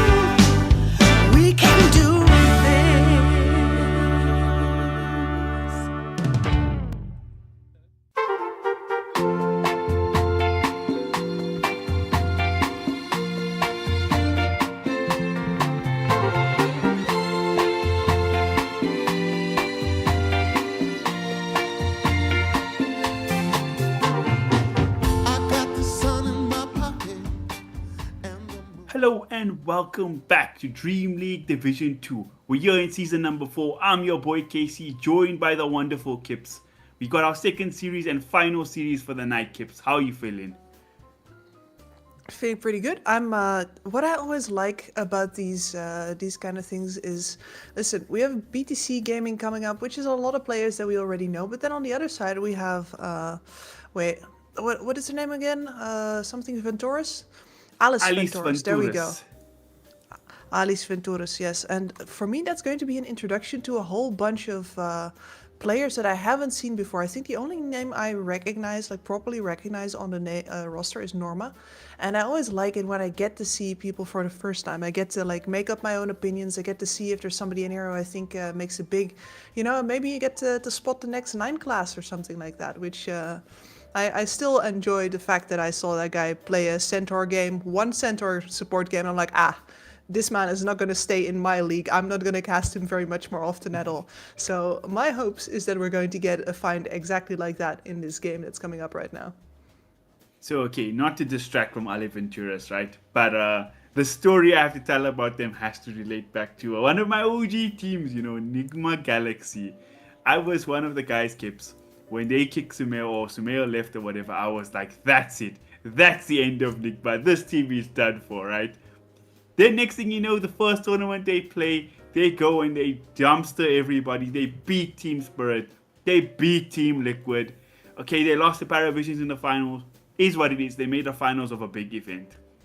So obviously I'm hyped, Dream League Season 29 is coming around. I'm observing the China stream, but I know Western Europe is going on. I'm excited to see Nigma Galaxy play, Kips. And then they play. They lose their first match. They go to the lower bracket and Alice Venturus knocked them out 2-0. So, yeah, that's how I first learned about this team. And if they can bring that kind of sauce here, I'm very excited to see it.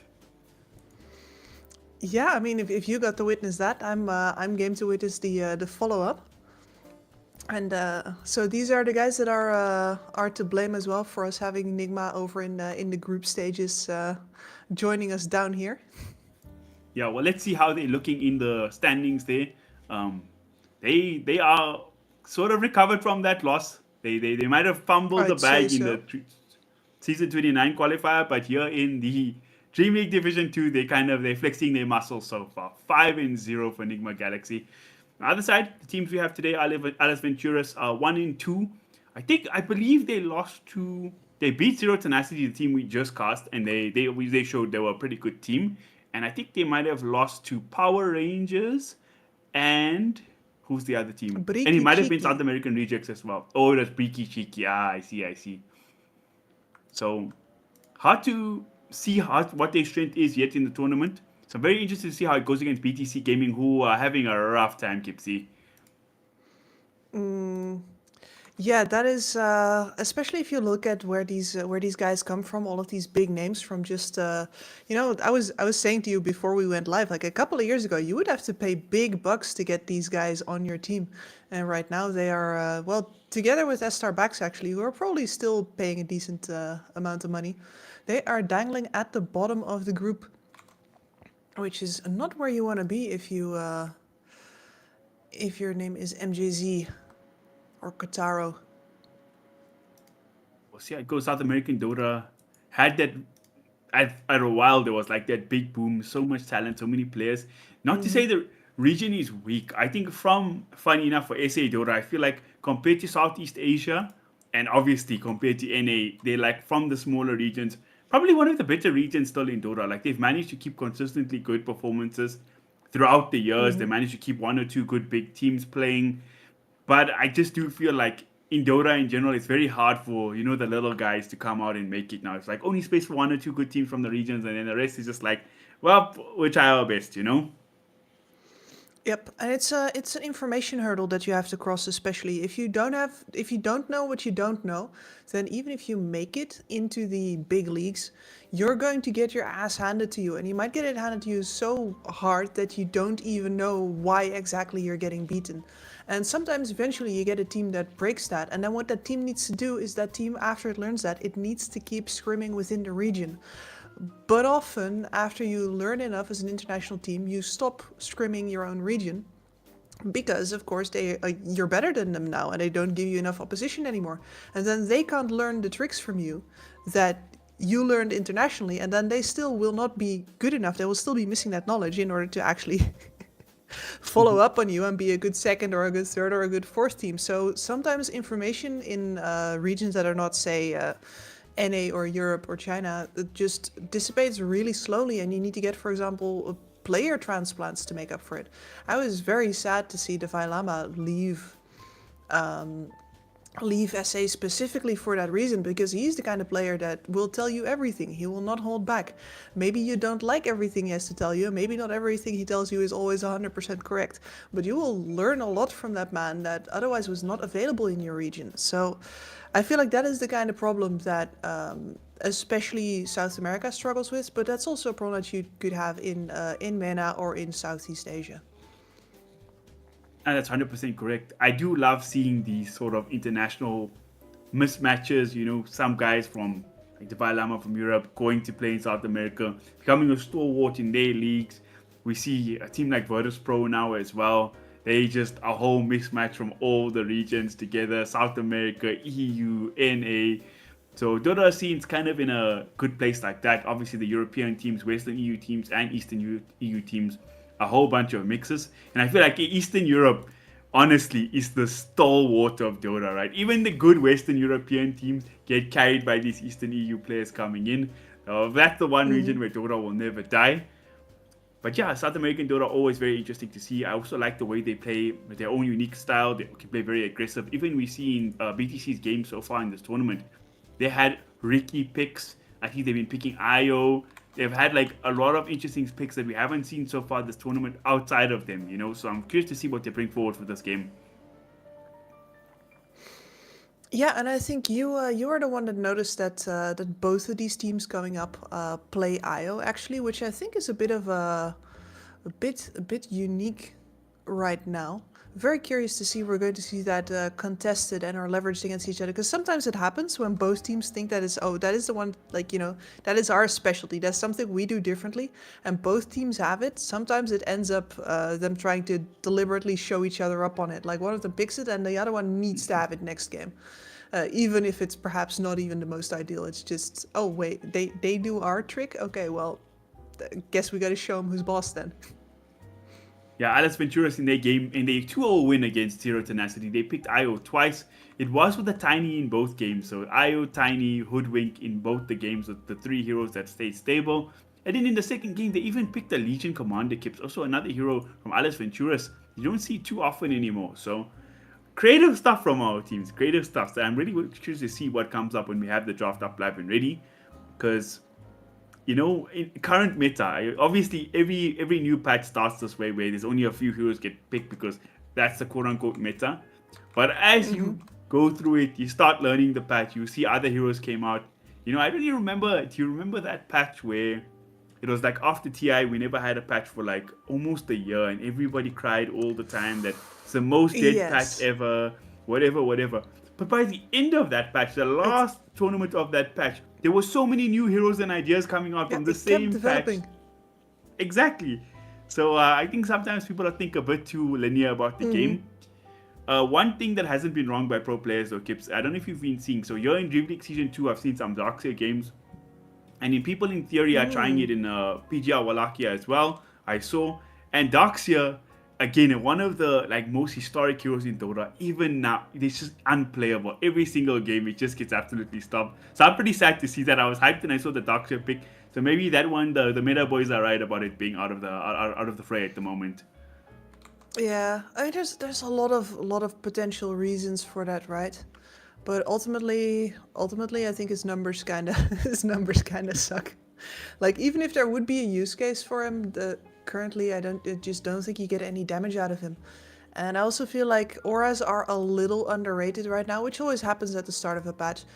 Teams always need to be convinced again that pipe is actually worth it, and it's still the most EHP that you can give your team in most games. The calculation remains the same. Even if it's less good than the previous pipe, it's still better than not buying it every single time. And you just need to rediscover that after a patch. Usually it takes a month or two before we all collectively learn that again. And I like that's the theme that we're having here, right? That it's about collectively learning, and that takes time and missteps and sometimes weird bursts of innovations, because it takes only one breakthrough hero, then people need to counter that hero, then those counters need counters, then the counters get different item builds, etc, etc, etc. We saw it in the last series, right, where Grimstroke hasn't been a hero in the meta for a very long time. Pango, after Quinn dominating on the hero for like 10 years straight, he got nerfed and became eventually irrelevant. But now Pango is super strong again. Kind of brought the Grimstroke back. You can't team up with the Solar Bind. You can't team up with the Silence. So like you say, things always evolve. But it's very interesting you talk about the auras, because I feel like when the patch just started, we had like Storm Spirits going, Guardian, Greaves, it was like full on auras. And then after these few nerfs, now it's like, we'll buy a Mage Slayer instead. Who needs a Pipe of Insight anymore? Who needs this thing? So it'll be weird to see. It'll be interesting to see how it develops. But I do agree, probably by the end of the patch, we'll see all these auras back again. They nerf it every time and people are like, no, it's garbage. But by the end, you're going to see that Pipe, Crimson Guard, Guardian, Greaves heroes, and you're just going to be like, oh man, just let us play normal Dota again. There's a lot of reflexive reactions to patches, I think. There have been several pre-TI patches where it's like, they just nerfed Mirana, they just nerfed Nature's Prophet. We're not going to see those anymore. And then you look at the numbers and it's like 5 damage here, 0.1 agility gain there. It's like, no, this is TI, we're going to see them. A nerf is a nerf, people immediately pick it less, but that doesn't really have to mean anything. If the kit is good, or if it is the season, like Earthshaker TI, yes, happening. Numbers don't matter. 100%. Now you have a bit of a delay on the draft, but we should be back up soon. We can have a small break, and once the draft is back up ready, we will be back with you, stream. So just catch us in just a bit.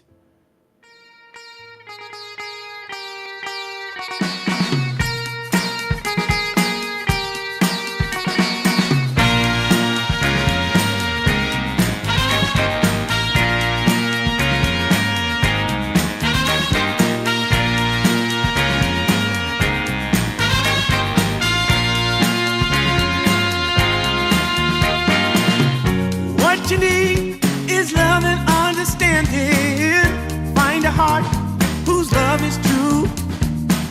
Deep down, there's only one companion who's there for you when you need him to be. Your heart was broken in 1,000 pieces. So much pain that you've been through. Here stands a man who's your salvation. Just ask yourself, am I ready for you? 100% now. I'm ready. 100% now. Yes, I'm ready. Eyes wide open. I'm ready to move. 100% now. Take a chance in a new direction. Any place you wanna go. I don't have all the right answers, but one thing I know, I'm so ready for you. 100% now. I'm ready. 100%. You know I'm ready. Yes, I'm ready. Eyes wide open. I'm ready to move. Well,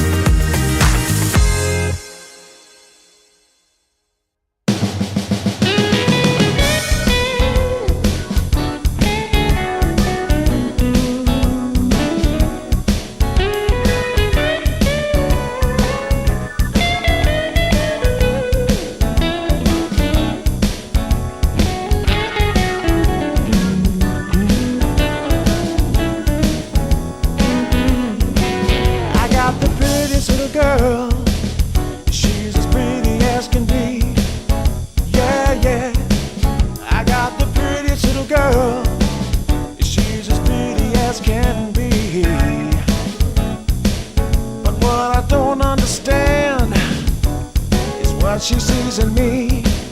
Ooh, I've been drinking too much, staying out all night. I can't remember my left from my right.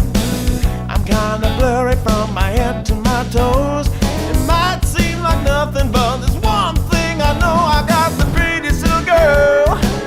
She's as pretty as can be. But what I don't understand is what she sees in me. Oh yeah, yeah.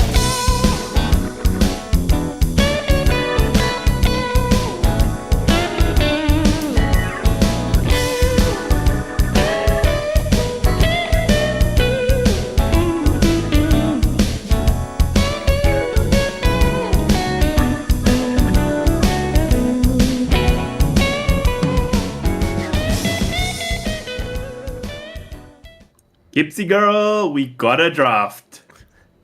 Hell yeah. Seconds remaining. And you know what? There's that IO ban. We were thinking, is that going to be relevant? Yes, it is. Because we're shoving it out the door.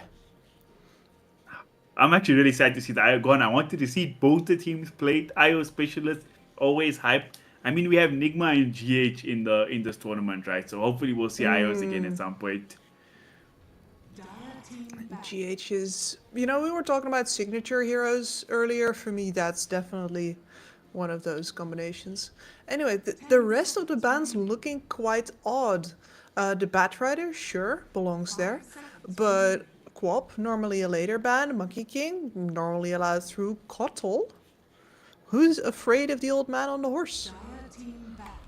Heike, Coddle's he's back. Honestly, for a long time I thought Coddle's like dead hero. What does he do? I know there was that one time he was super broken in the mid lane, like Samir was playing him every other game. But like now, even as a support, I feel like he does a lot. Just feels good stacking camps, pushing out waves. If like it's a bad lane, you just shove out all the waves, keep your towers alive. It's just so fast to move around the map as well. He's actually a hero that can rotate, which is weird to say. He got like no stunts or anything, but it's just been working well. Monkey King also, I don't know if they have a specialist on Alice Venturus, that's why they take it out, but I feel like it's not the first time I'm seeing this first phase Monkey King ban as well. It just seems to be like a hero people don't want to deal with right now with the Mate Slayer build, it seems. Yep, I'm just more surprised that the Lone Druid is making it through, the Bristleback is making it through, the Slardar is making it through. There's a lot of usual suspects, armed, dangerous, and on the run currently. And let's see if any of them find their way into this game, because a lot of those would make a very fine dual lane with a Tusk, if I may say so myself. How do you feel about, obviously everybody can see Lone Druid's like shot up to the moon in stocks at the moment. But do you feel like any player can be played, it's like fine, or do you need a specific Lone Druid player? Because I feel like Lone Druid is a good hero as a concept, but it's only really good when like actual Druid players play it, then it's like Agreed. broken, you know what I'm saying? You can't just, oh, it's strong right now, we'll give it to our carry. That's not how that hero works. You need somebody with a feel for it.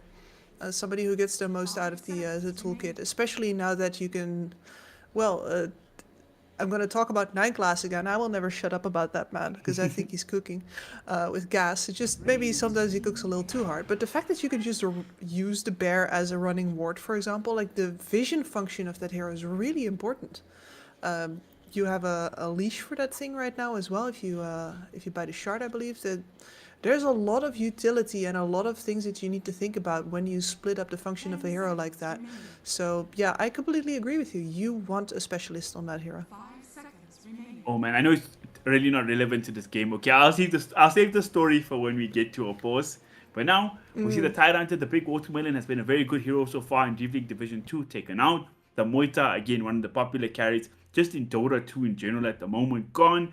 Disruptor early phase ban as well, which is kind of interesting. And there's the hero you mentioned. Now, unfortunately for BTC Gaming here, they're one of the few teams that actually lost the game on Slaughter so far. So, not a guaranteed win just yet like in other games we've seen, but definitely a strong pick to pair up with this Phoenix and Rubik. Yep. A lot of damage mitigation coming out from these two supports, plus a lot of damage from the Phoenix itself as well, and then plus that starter.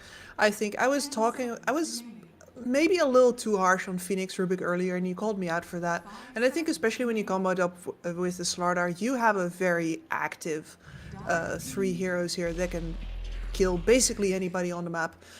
Perhaps not this man, though. This has seemed to be like the answer to Slardar's, like in the laning phase, one of the higher It is. agility and armor cores to deal with him. And just in general, this is like heroes never die, and this is TB is a good example of that. Eventually, he always comes back out. Yep, and naturally builds dispels as well. Make sure that you don't constantly run around with that amp damage over your head. Pangalia, not too much to say there. This hero is just strong, can be played off lane and in the mid lane. Just all around good hero in the patch right now, does a lot of damage. But I want to go back to this Rubik Phoenix duo, right? So we did flame it in one of our casts before, but like you say, it's not actually that the duo is the problem. It offers really so much in the game, but it's like what you pair it up with. The Slaughter is the perfect example. You buy a blink dagger, can blink initiate, you run behind him and you make so many things happen. But if you have like a boring ass bristleback Tyrant behind them, you know, it becomes like a very slow game. And Underlord, Yeah, or so a it could be a boring Slaughter ass mid. slug. Yeah. Yeah, I was gonna try defend Underlord there, but I don't want to ruin my reputation. You know what I'm saying? It's a boring slug. It's a boring slug. What can you do? Oh, man. I used to be more of an Underlord defender back when all of his numbers looked a lot better. And of course, everybody sorely misses the cleave right now. It really did a number on his farming speed as well. But there used to be that brief period. Remember when Abyssal Blade got a little distance cross on it, just a little blink? Oh yeah. And we saw very briefly mid Underlords going Abyssal Blades. You know, the hero has a lot of farming sauce and a lot of map positional play that you can make with it. Very good to hold towers with. That's one of the things that I personally like to use it for. But alas, those days are gone. And right now you are mostly the aura machine. I'd like to say. I think of all of the aura carriers in the game, Underlord is the aura carrierist. I'm feeling like a Suns fan right now. English are very hard. I get that. Yeah. So this Underlord hero, I do think it is a bit saucier, even in the old days, because since they've given the Ags that global route, I think like the hero provides more utility than just being the aura bot. It provides like 2 forms of lockdown, which gets kind of crazy, especially now in this patch with the, I don't even know what that thing's called, the chasm or whatever, that provides more AoE. It's also super great on this Underlord hero. So yeah, I'm kind of liking the draft from both teams here. A bit of a different approach on either side, where you got like these 2 like Blink Dagger style heroes like Pangalia. Hoodwink can also be very elusive, scurrying around, making plays happen. And of course, you have this big 4 protect 1 carrying the Terrorblade, where so far on BTC, you got like a more overall fight. You have your clear Blink Stunner, you have your Aura Bot, and then you got these 2 supports that is Rubik and Phoenix. They just do a lot. We'll see what comes out for the carry role. I think that's going to be their last pick to go for. What would they like to see against the Terrorblade, Kips? Honestly, I'd say that you actually have a pretty... it's Tuskpango though. Otherwise, I would if either of those heroes was not here, I would say Drow. Because you want a good matchup versus Terrorblade. She's phenomenal. And you have a lot of beef and a lot of defensive capabilities around her. But since she's not up and the Muerta isn't here either, it gets a lot harder. We've been here before, right? With the Terrorblade, and we were like, anti-mage, not a thing. Morphling, not a thing. So yeah, here we go for the ranged carry, and you do want a ranged hero last year as well. Weaver as the matchup. Pretty good, honestly, versus the TB. Of course, both of them very survivable in these longer fights, and the Weaver can usually stay out of the Sunder range. So it's quite important to point out. Oh, I didn't mean to cut you off there, but just to point out for the stream, because it looked like there was very short time for BTC gaming. You guys are correct. There was a draft penalty issued, but I want to say, give them some credit. Even with the draft penalty, all things considered, this looks like a really solid draft. I'm liking this Weaver against the Terrorblade a lot for the final pick too. Yeah, I think it's about the best they could have done. In general, this looks like a very no nonsense, no frills. They're not trying anything fancy, which is, you know, or actually they're not accidentally forced into doing anything fancy, because that can also definitely happen with a draft penalty. This looks really solid. Mix of damage, mix of abilities. Yeah, sure. There's no one point and click stun on this team, but you know you can't have everything as far as like the damage capabilities look, the survivability. This all looks very great. I really like BTC's draft here. And I do think also the fact that they pick up that Underlord, it's quite interesting that they didn't ban it out on Alice Venturus because yeah, they don't have maybe like I don't mind the Weaver versus Terrorblade matchup, but I feel like Underlord's quite a good counter to the Terrorblade in its own right. And now for the final pick of the draft, BTC. Alice Venturus get this puck. I heard the clips. What we're saying about this last pick puck. Yeah, because that really should have been banned, and we sort of forgot about it. But no, the Weaver absolutely loads the puck, and of course I was talking about you have no point and click stuns in this game. Yeah, if you can't lift this man into either Slardar stun or the Underlord route, this is a completely free puck game, and that is, I think the only reason that they had to think about it a little bit is because it means shoving their Pangolier to the off lane, which is of course not exactly the ideal place for Pangolier to be. I think his lane is going to be alright enough versus the Weaver that you can justify do it, especially because this puck can run this game if it goes late enough. We've seen it time and time again. Pucks nice early, nice mid, but at some point it becomes both unkillable and an absolutely unstoppable damage god. So let's hope BTC can push the pace of this game a little bit. 100%. It's funny, like Puck back in the day, old school Dota, he was really picked mostly for utility, for control. Kind of one of those mids that didn't scale, like, you know, back when TA was the carry, mid hero and stuff. But now, my god, Puck is probably one of the best late game heroes ever. If you have these games, like you say, where you don't actually have lockdown for the Puck, you don't have like a Shaman Hex or a Blink Lion stun and Hex, the hero can just 1v9, honestly. And I would love to see Panda God's performance here.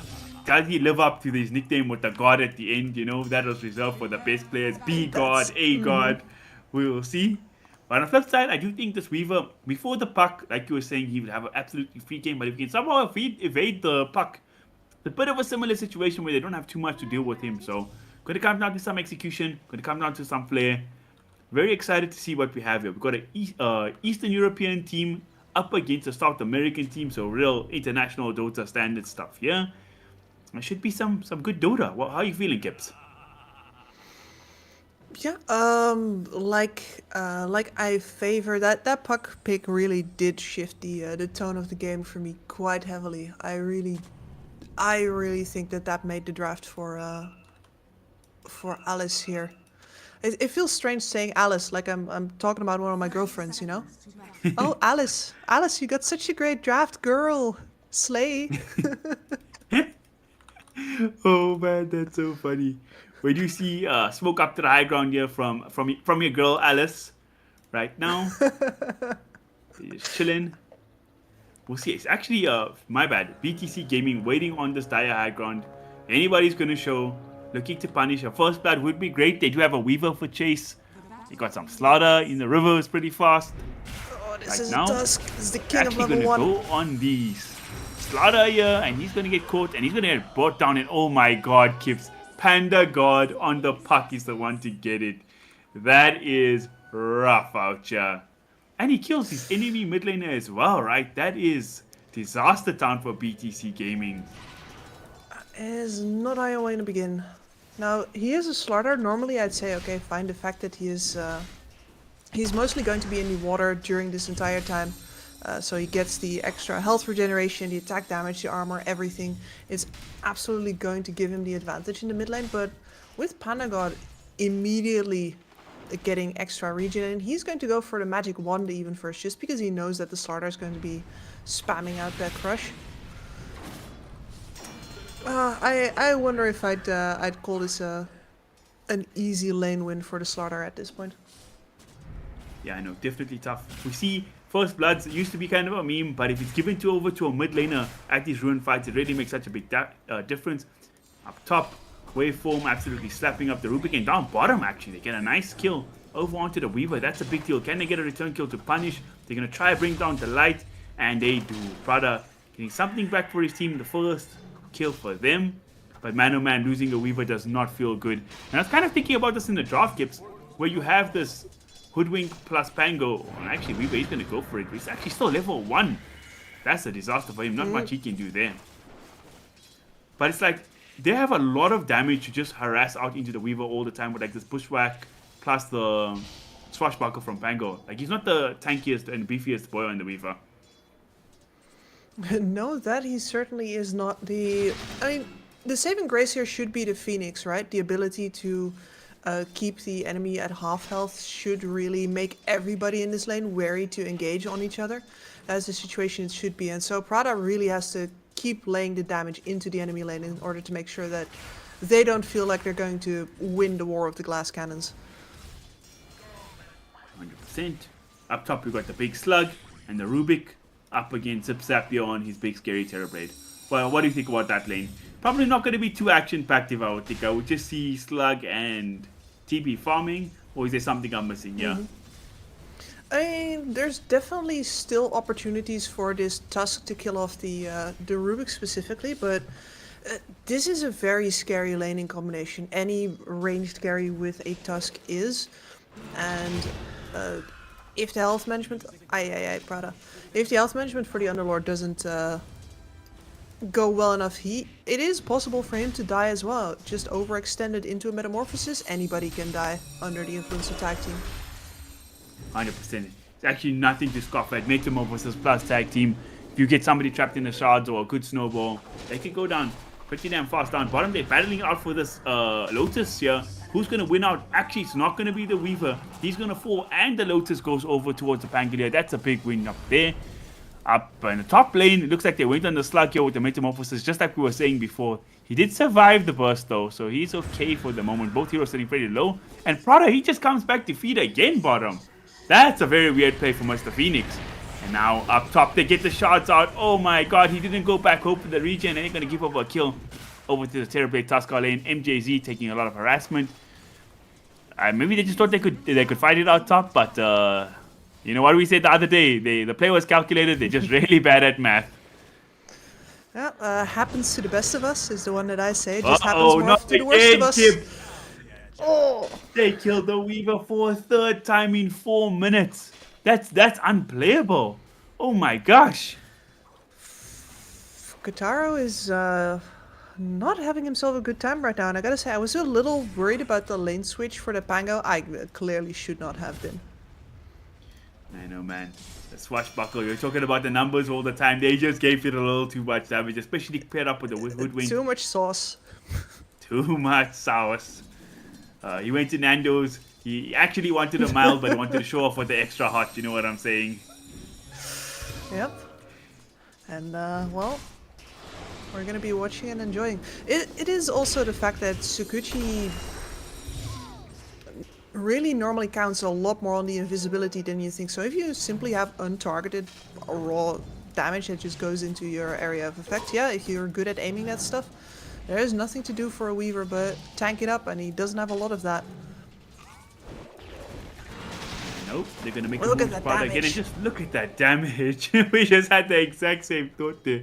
It's just so damn much from the Swashbuckle. Goodbye. And now, oh my god, not even done. He just gets him. And again, Hoodwink's also another one of those heroes, just like the Pango, where it's just like so much damage that you don't expect to come out up top. Can they get something going their way for the side of BTC, going for Zip Zap, but he just walks it off. It was a decent damage from the Firestorm, but not enough to bring him down. Very unfortunate, and that's the TB simply flying in a salve. He's going to be just fine with the way that this has been going. Oh! Tried to min-max for a creep there. You have to be really bad at math. But now this, I have to be really Did not good at anticipate. sidestepping.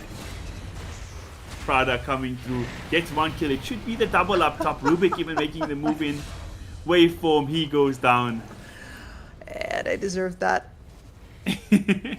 Played a little too confident. They get this while the Siege Wagon is going as well, so some tower damage. And despite dying, Ryu is actually beating this Terrorblade in the CS War 30 and 11 to just 20 and 2 of the TB. So you're going to TP over the Hoodwink here to help out as well as the Tuskar. So it's going to be a 3-on-3 affair in this top lane. Don't know the side of BTC want to take this fight with the numbers evened up. But we'll have to stick around in this area to compete for the Wisdom Shrines at least. Yep, they'd really rather that Metamorphosis does not get used while they're holding hands around the TB. So here on the mid lane, Puck feeling the heat now. Yeah. It's not falling behind just yet, but does not have the capability. Yeah, although Panda God has the big advantage with the net worth and stuff, once that starter gets level 6, we just saw that one corrosive haze and a bash, and it's like half your HP completely gone in the Puck. So gonna have to watch himself on Panda God. And MJC is actually gonna get his own Wisdom Shrine there. I thought Waveform will be there in time to steal it. They might make him pay with his life. Can they do it? Hoodwink comes through, the Bushwhack on the mark. They bring down the Tusker, and now Prada actually caught as well. Look at where this Terrorblade is, almost by the tier 2 7 minutes in. That is a crazy ass dive. Getting 2 kills and now get to pressure the tower. So yeah, they got the Wisdom Shrine kiss, but it cost them heavily. There was a season in Dota where No-Tail was the one who played Terrorblade all the time, and you could count on him like clockwork to always push this top tower on the Dire side.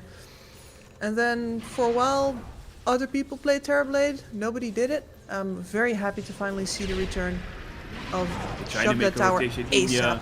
Lalatroni coming in on the slaughter. They want to get this TB. They're going to start off the Hoodwink, who was on a killing spree, so it's a nice little pickup for them. But now, Noma coming in with the response with this Rolling Thunder. Going to peel the enemy slaughter. I think they have the damage. It's pretty tanky for now, but Tusker does get him in the back lines. Prada gets caught as well. He was trying to go for the TB, but TB managed to scurry away.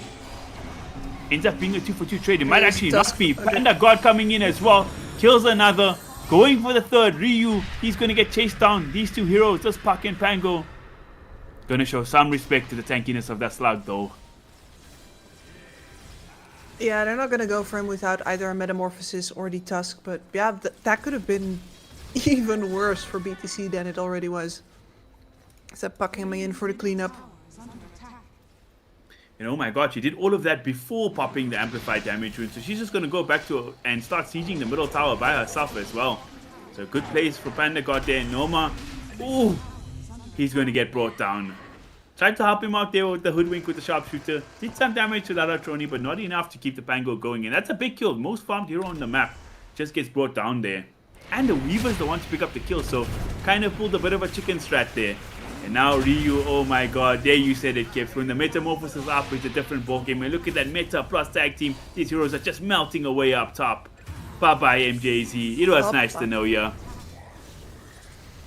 Well, he'll be back. That everybody has been dropping like flies this game. This is... I mean, we know that South America still likes to play aggressive, but I did not expect the old Eastern European aggression to come out again as well. Like, that has been the farmers' territory for a while. Yeah, Taro ruined the region. Going back bottom. Uh-oh, we've seen this story before, Kips. We were just getting blown the hell up. Just a bushwhack and a swashbuckle is enough to kill him. It's crazy. And Ryu, he TP's back in to die once again. They just bleeding kills all around across the map. 18 kills in 10 minutes is absolutely insane. Alice Ventura, stay wasting no time today. Absolutely not. And I gotta say, both of these lineups are really suited to this brawling style as well. Like the longest cooldowns here are what? Metamorphosis? Coil? That's really not a big problem at all.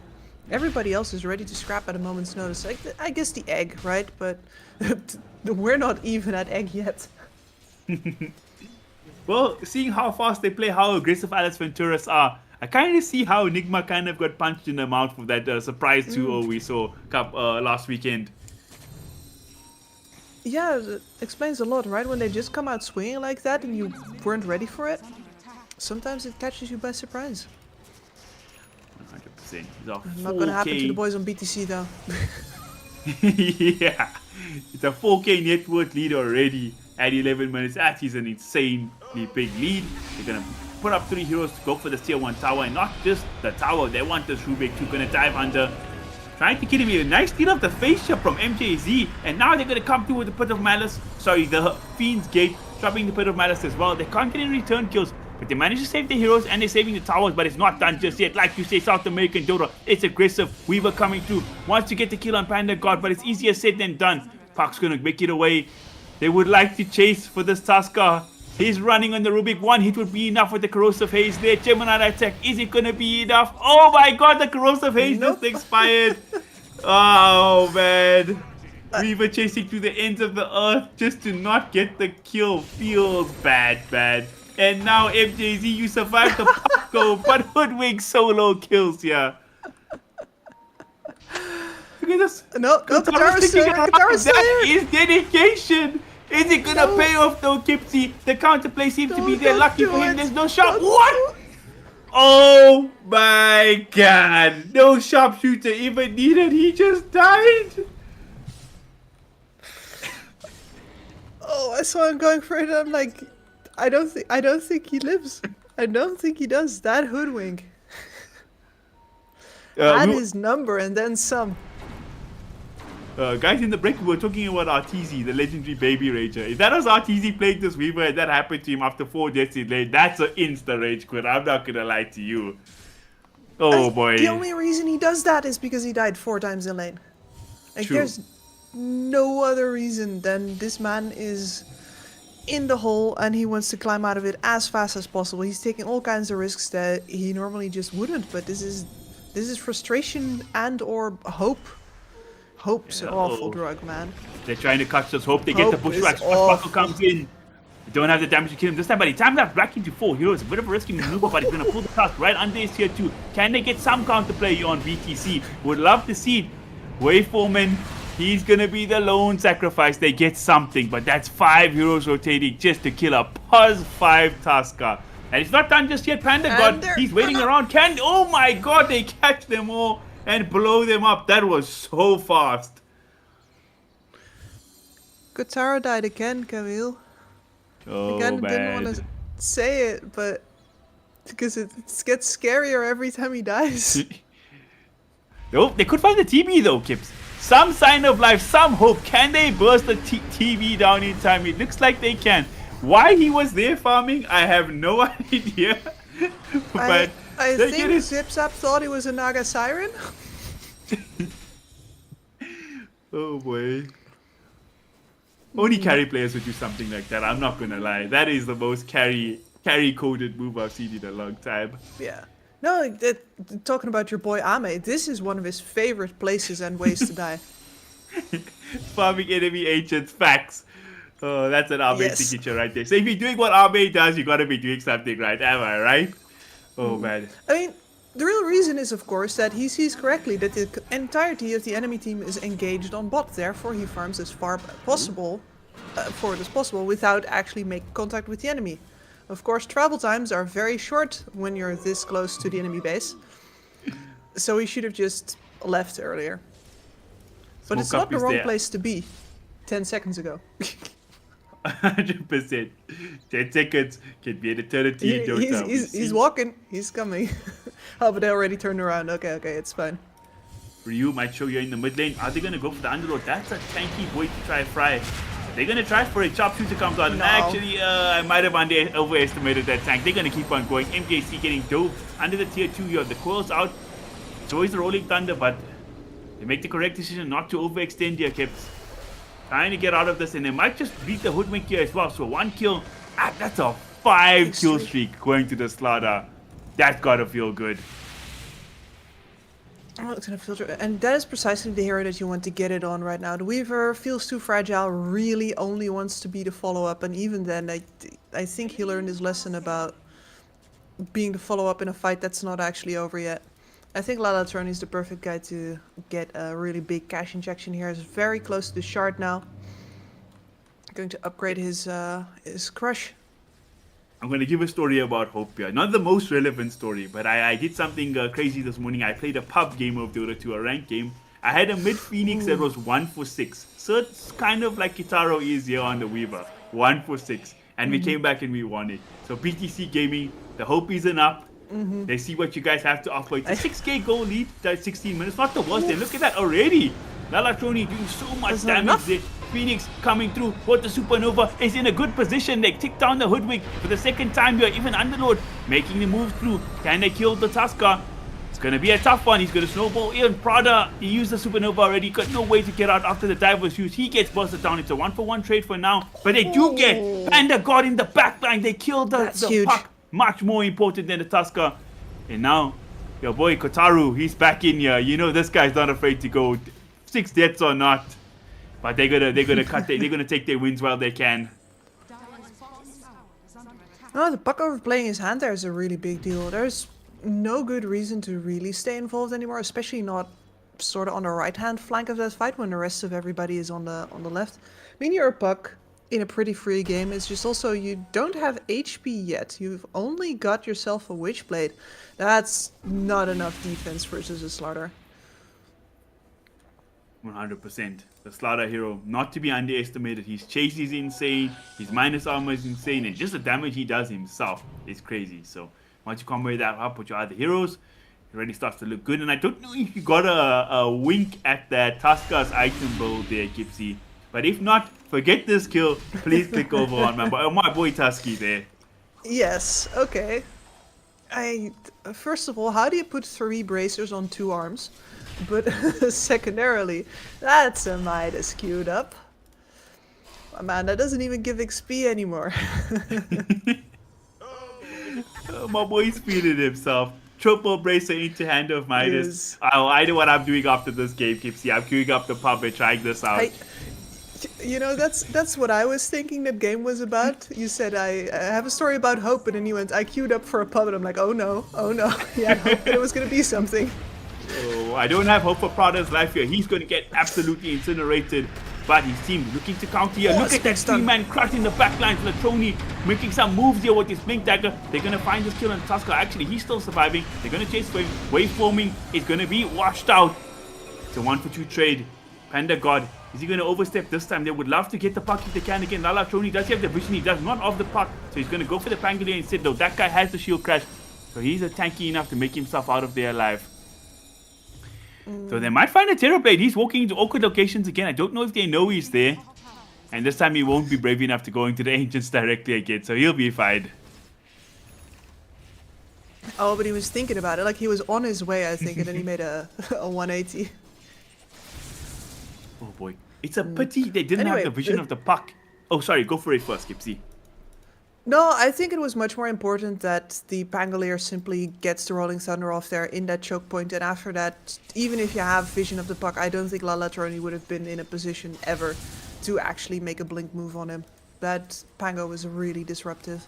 And it seems to be the biggest difference maker here, because the damage needs to come from Latroni. But he's only just a melee guy.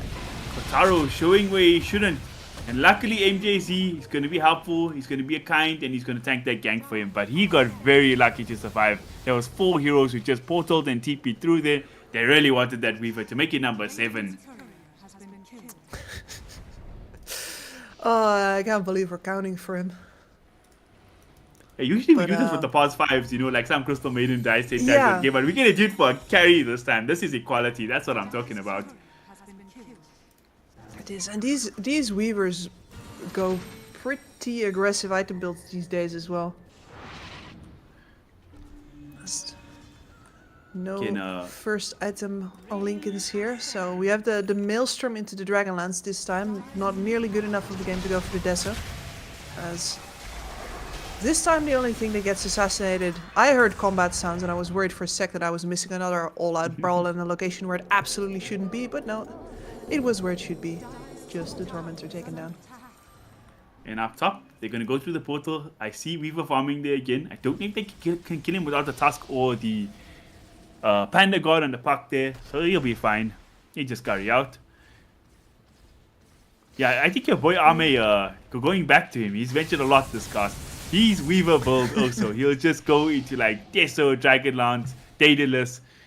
Not one for the BKB and all that nonsense, you know what I'm saying? You just trust his button clicking, and usually it does pay off for him. One of the best Weaver players in the world. Talking about Weaver plays, they're actually walking into the Roshan picture. His team's nowhere to be found. Yep. They're going to go here with the Corrosive Haze. The bug does die very early. I do think that's a bit of a mistake. I don't know if they can do this throughout the But not anymore. And actually, they're just leaving the Weaver in the pit himself to take the Roshan. This is crazy moves. Eventually, they are going to fully commit, and I don't think Alice Venturus have any idea this is happening, because why would they? I mean, it is a Slaughter and Weaver drop. They are have coming a through. lot of Now the minus puck- armor. Got the orb coming in, and look at that bushwhack catching the three. bushwhack. It's so much damage, but Supernova looking pretty decent. Can they kill the Roshan in time? Can they get the Aegis? Kataro does get it, but what cost? Everybody getting caught here, dropping so low. MJZ, oh my god, what a 3-man crush! Spell costs are getting so good for both teams here. At the end of the day, the farm advantage is the way of Alice Venturus, and they're getting what they came for. 3 kills. Weaver has to run for his life. They got the Aegis kit, but it really cost them. Oh my god, even Prada getting caught at the last few ticks of his TP. But at what cost? No, I don't want to say that was a completely unexpected Roshan. Like, maybe because there's no Deso on the Weaver and you have to... And only we know that he let the bug die, right? For all Alice knows, it might just already have been on the edge of going down right then and there. So that was risky. A lot of trust in that Phoenix. Great Supernova, great Crush, but that just isn't enough after you got caught that hard by the bushwhack, by the coil. That was a disaster. I see they can leverage his Aegis into a comeback though. Yeah? They got the Aegis, they this is want your to go only for shot. it. They're jumping forward. Can they get a... they get the lift actually super long range. They do find the Hoodwink. That's a nice one. In the backline, they even catch a Terrorblade in the route. And no follow-up. Stun just there. And this TP already has a butterfly completed 23 minutes in. I do want to just go back to that Roshan thing, but now that we have a moment to breathe here, Kips. I honestly think if they just fully committed into the Roshan pit and didn't let the Weaver bug die... Okay, before we get to that, talking about Weaver bugs dying, the actual Weaver bug almost died with his Aegis there. He's going to be fine, survive through the Dream Quill. I think they would have killed the Roshan in time. It wasn't a really like a super fast reaction from Alice or anything like that. No. I think they could have snuck it. Completely agree. Oh. Lalatroni, he's getting caught. They're using a lot of spells to try to bring on the starter, but he's quite survivable for now in the river. But look at that. The silence comes out on 2. There is a Supernova actually available if they want to try turn this, but he might just get chain stun. Yes, he does. Prada, he gets brought down. Great moves from Noma, and now they want to go for more. They know the Phoenix is down. There's no egg to worry about. They're going to get MJZ as well. They do lose the Tusker, but again, it's a 2-for-1 trade. Down in Aegis, even though they're up 10k, still trades they're happy to make. Terrorblade's pushing up the lanes. So Alice, despite getting the Aegis sneaked away, they're still feeling very, very good in this game. Absolutely, and the fact that this Aegis is sort of wasting away on this Weaver right now, yeah, he can farm aggressive with it perhaps, but when his teammates are dead, it's not like he's at any risk of actually doing anything that's going to turn the game. You can see him thinking about Panda God there, decides better of it. Thank the Lord. They're actually going to try and hunt the Weaver. I wonder if they find him. Oh my god, Delight catches him in the bushwhack. There's a sharpshooter. He gets off a timely time lapse there, and now he's going to TP.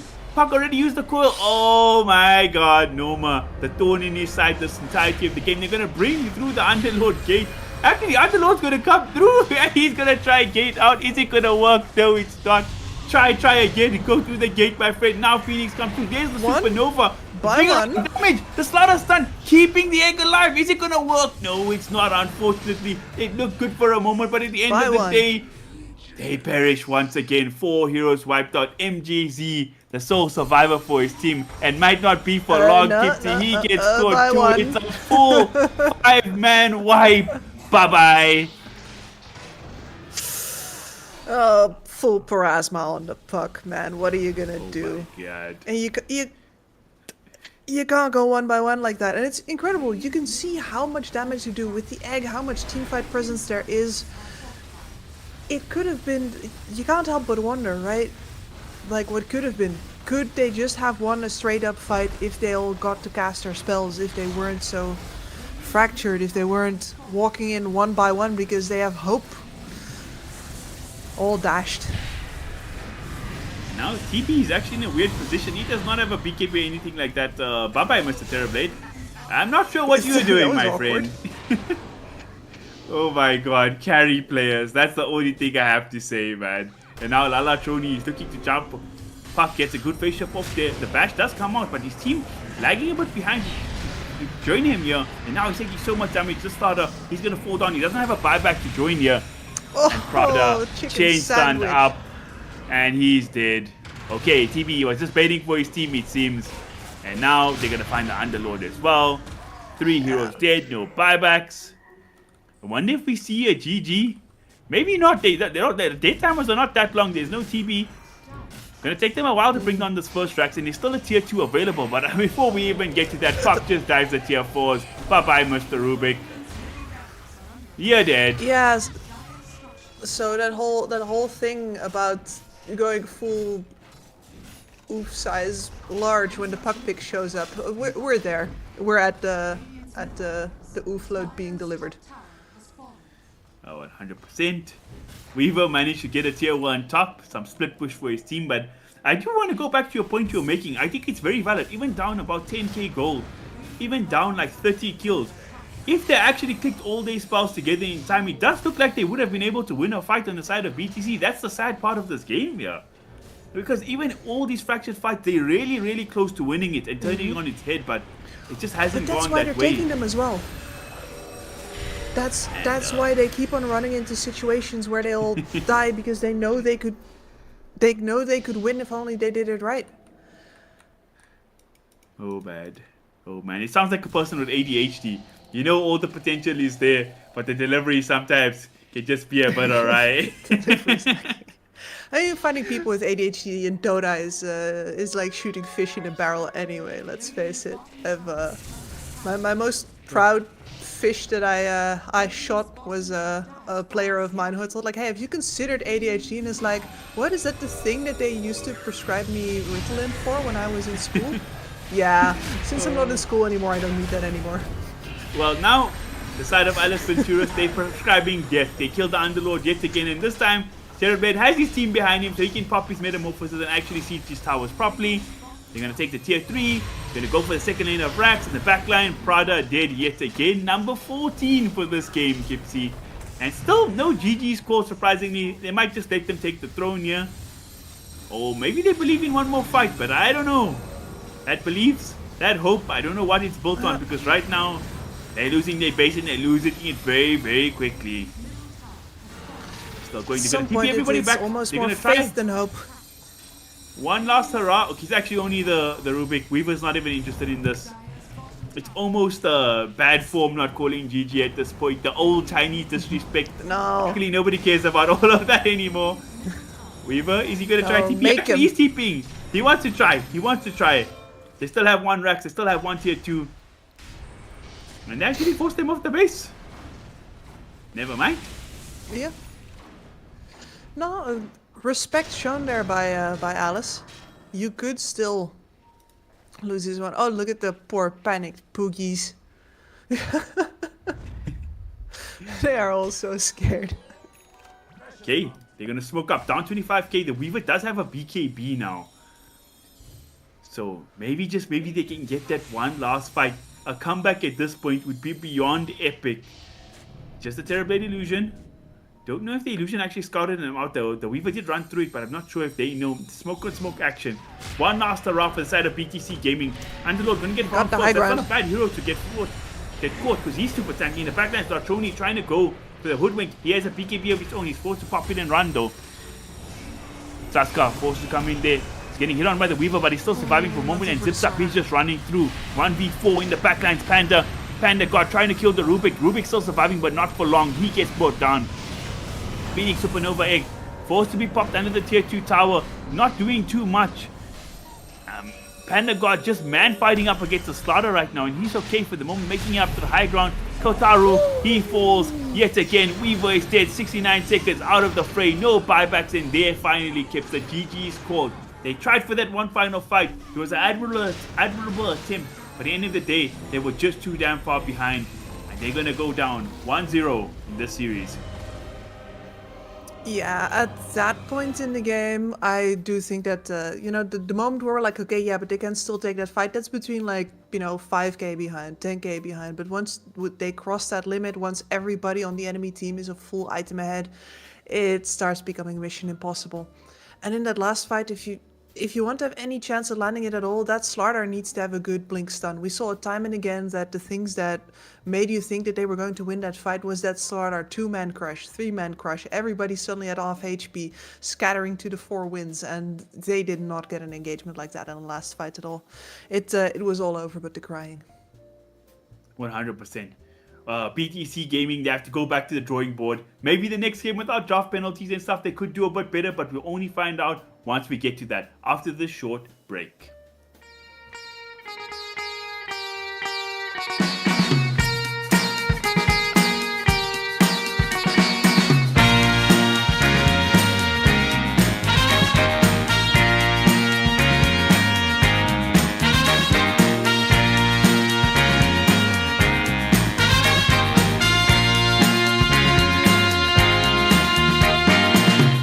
What you need is love and understanding. Find a heart whose love is true.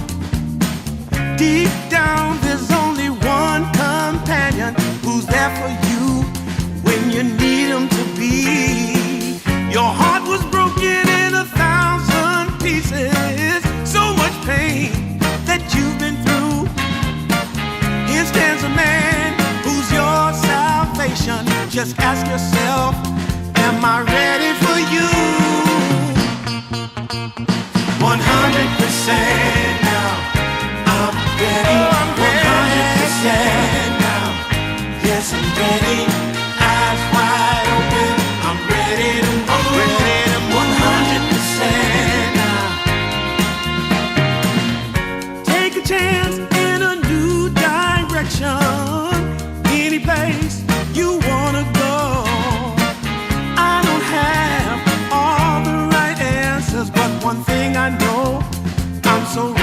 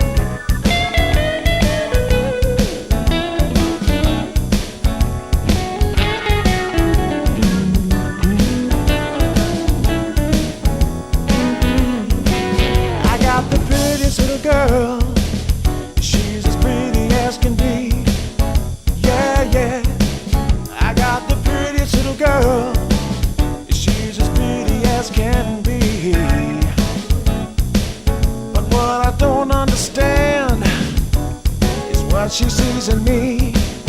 Ooh, I've been drinking too much, staying out all night. I can't remember my left from my right. I'm kinda blurry from my head to my toes. Welcome back to DreamLeague Division 2, Season number 4. It's still your boy Casey here, still your girl Kips with me, and we still got some fresh Dota 2 action here in the building. It is Team Alice Ventorus, what a fancy name, taking on BTC Gaming. I don't know if you follow crypto at all, but it's kind of looking, the stocks are kind of looking the same as that last performance from BTC. We're down in the dumps right now, we got smacked down, but you know, hopefully we go back on the up. To the moon. To the moon. Elon Musk, please tweet about us. I don't know what the shelf life of an Elon Musk tweet is. They seem to go off from time to time. Yeah, we are about 5 years too late for that to help. Oh, my apes. Yeah, so oh man, Kips, I was having a good night. Why did you remind me about my Bitcoin just going out to the toilet? It's fine. Exciting last game we had. You know, it was a stomp. You know, technically, if you look at the net worth, the towers, the kills, all the stats that matter. But I did feel like it was an exciting stomp at that. Because they did show signs of life, many points. They played super brave Dota. They went like balls to the wall type of plays a lot of the time. Fortunately, it didn't pan out in the end.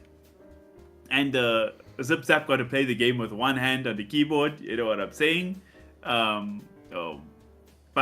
yeah, it was. I hope with more time, maybe not having a draft penalty or anything like that for the next game. Maybe not letting through Panda God Puck again. You never know if we could see a different type of game. But I actually think maybe Noma was actually the MVP of that game. Getting 3 kills in your lane against the enemy carry is like crazy big. Mm-hmm. And then a lot of the moments in the fights where before the puck was really online, before he was just running the entire show, it was Norma as well who disrupted the ability of Lalatroni to actually get his own snowball rolling, because that Slardar was dangerously close to being the one in charge of the entire show instead, several times. And he just never really got that opportunity in the moments that mattered, because that Pango is just so damn disruptive with the bounces, with the stuns. It is hard to play a melee snowballer into, well, the king of rolling. So yeah, that Pango performance definitely a key there. Now, of course, you need to hand it over to somebody, but even if you don't have the puck there, I think at that point, Zip Zap is also definitely big enough to do so. So I'll agree with you there. Like, yeah, it is entirely justifiable to actually give the MVP award to Norma there. Yeah, 100%. These are like the best type of carry games, right? Where you can just like chill the whole game and your team wins for you. And then you just got to show up at the end and hit some buildings and be like, oh, guys, I hit the most building damage in the team. Ha ha ha. But for the most part, you play well when you're a game where your carry just doesn't have to show up. So hopefully they give him something more active this game. Maybe give Zip Zap a Weaver or something and be like, you have to contribute now. Show up to these team fights. We want it 30 minutes. Let's make it 25 minutes. Or maybe, BTC Gaming will come back. They have something to show for themselves. Pick themselves up by their bootstraps and play some more competitive Dota. I don't want to alarm you, but we seem to have lost a player from the lobby since we went live instead of gaining the last one.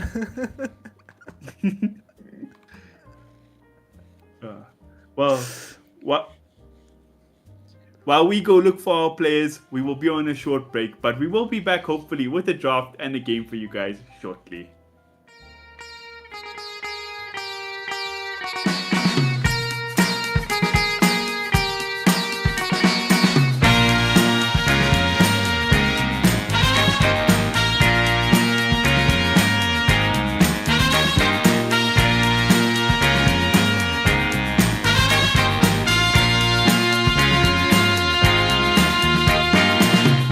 What you need is love and understanding.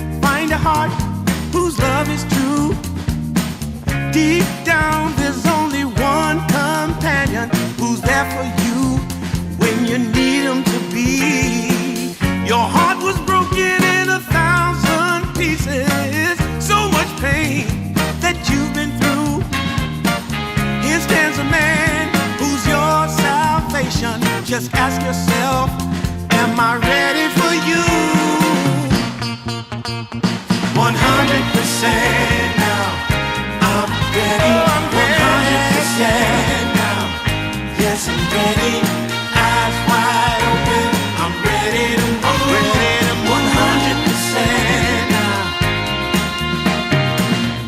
Take a chance in a new direction. Any place you wanna go. I don't have all the right answers, but one thing I know, I'm so ready for you. 100% now. I'm ready. 100%. You know I'm ready. Yes, I'm ready. Eyes wide open. I'm ready to move. Well,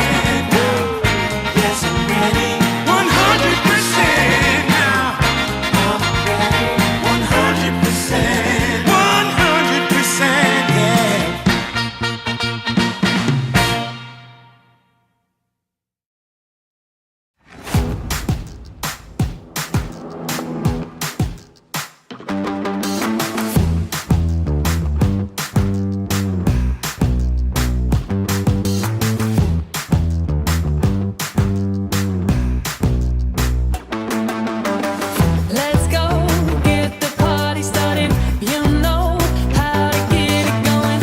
I'm so fired up, I'm ready to go. The music's moving my soul, I'm busy going. 1, 2, 3, 4. I really feel like dynamite. I really feel like taking flight. Oh, I feel good, I feel so fine. I'm making moves and getting mine. And I need you to get in line. 'Cause if we're gonna make it, we'll make it right.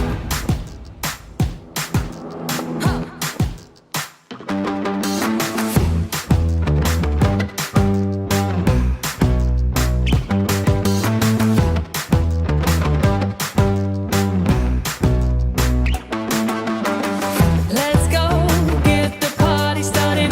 You know how to get it going. I'm so fired up, I'm ready to go. The music's moving my soul, I'm busy going.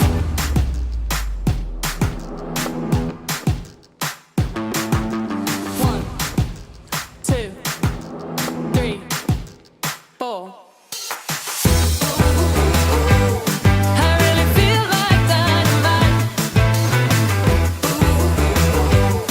I really feel like taking flight. Oh, I feel good, I feel so fine. I'm making moves and getting mine. And I need you to get in line. 'Cause if we're gonna make it, we'll make it right.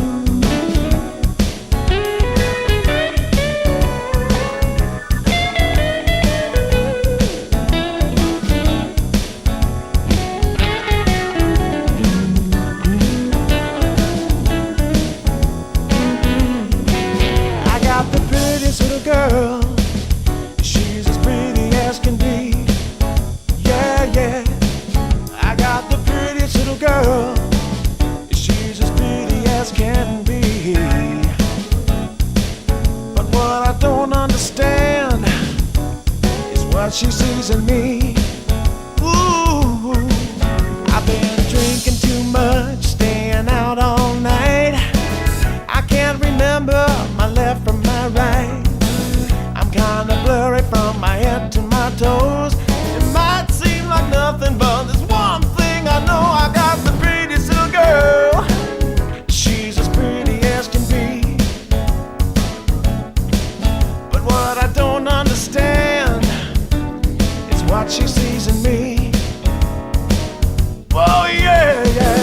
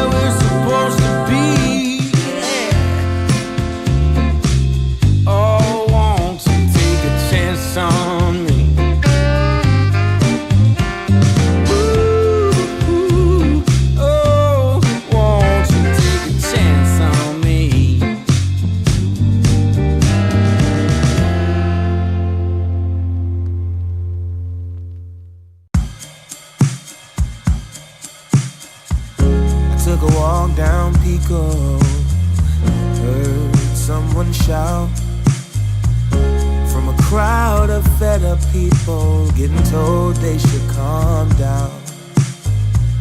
Didn't wanna fight, but the tears that fill their eyes are brought by the people sworn to preserve their rights. Oh, how could you not see it all coming? Stuck in our ways and running out of time. Time to change. We've got to at least try. But what will they do when the people are stepping out of line? Oh, oh now, oh yeah. What will they do when the people are stepping out of line? By the ocean where we hit the ground, when just one block away shops were burning down. No surprise, the bees will pay. We can't kick our feet out till justice takes its place. Oh, how could you not see it all coming? Stuck in our ways and running out of time. Time to change. We've got to at least try. But what will they do when the people are stepping out of line? Oh,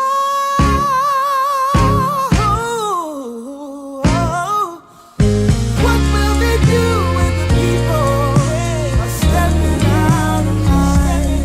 Oh, what will they do when the people are stepping out of line? Oh, stepping out of line. I wanna know when they're stepping out of line.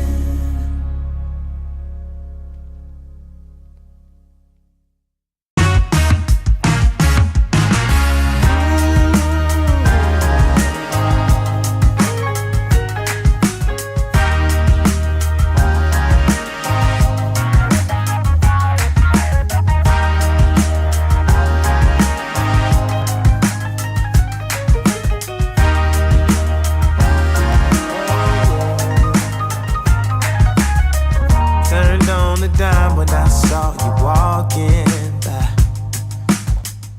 Something about you caught my eye, yeah. Ain't trying to waste my time, just standing in your line. Gotta take a shot before you pass me by. So you wanna be alone for a minute? Well, come on, tell me what's on your mind. I wanna know what makes you happy. I wanna know, can I make you mine?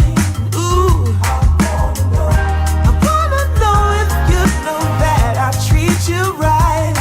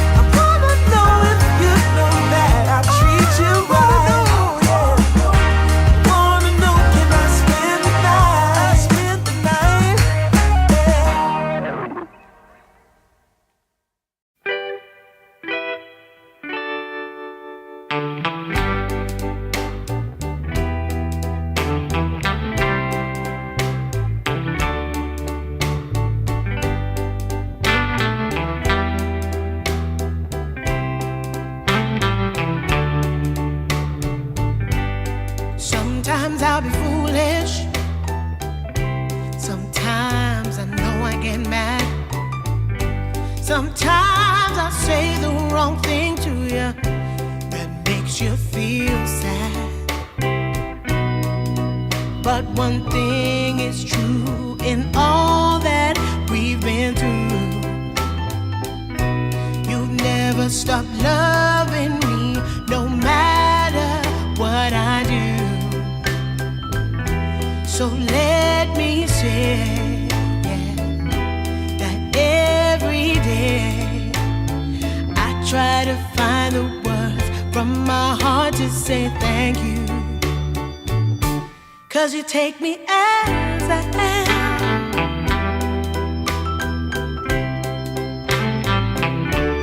You take me as I am. Oh, baby.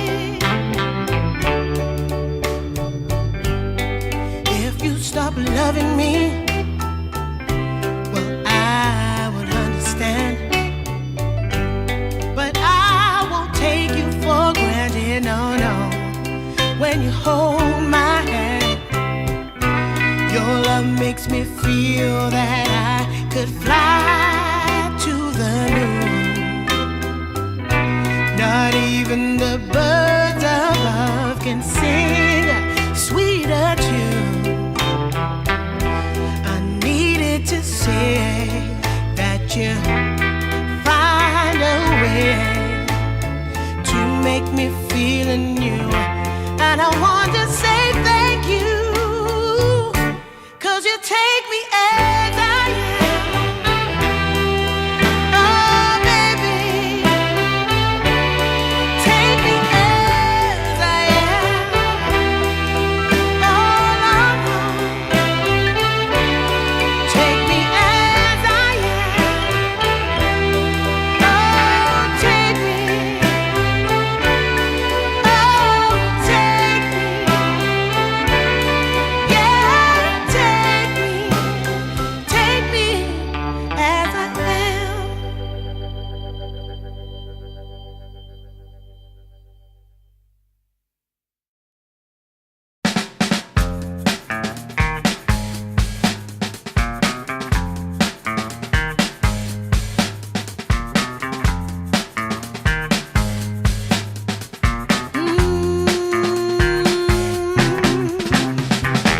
How I used to be was so good for me.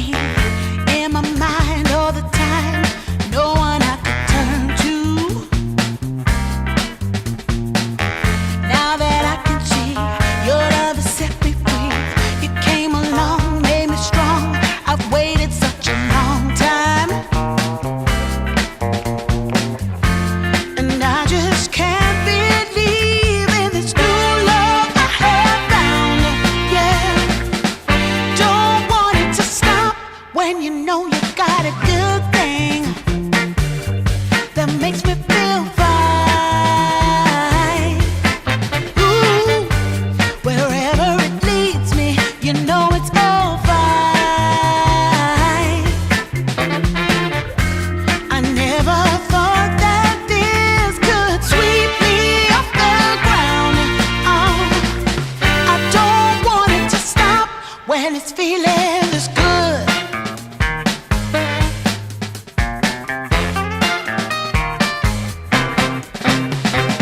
Whenever you're around, my heart begins to pound. Though I know you'll take it slow, no way to stop this feeling. For every single day, whenever you're away, in this place there's a space where I'll be waiting for you.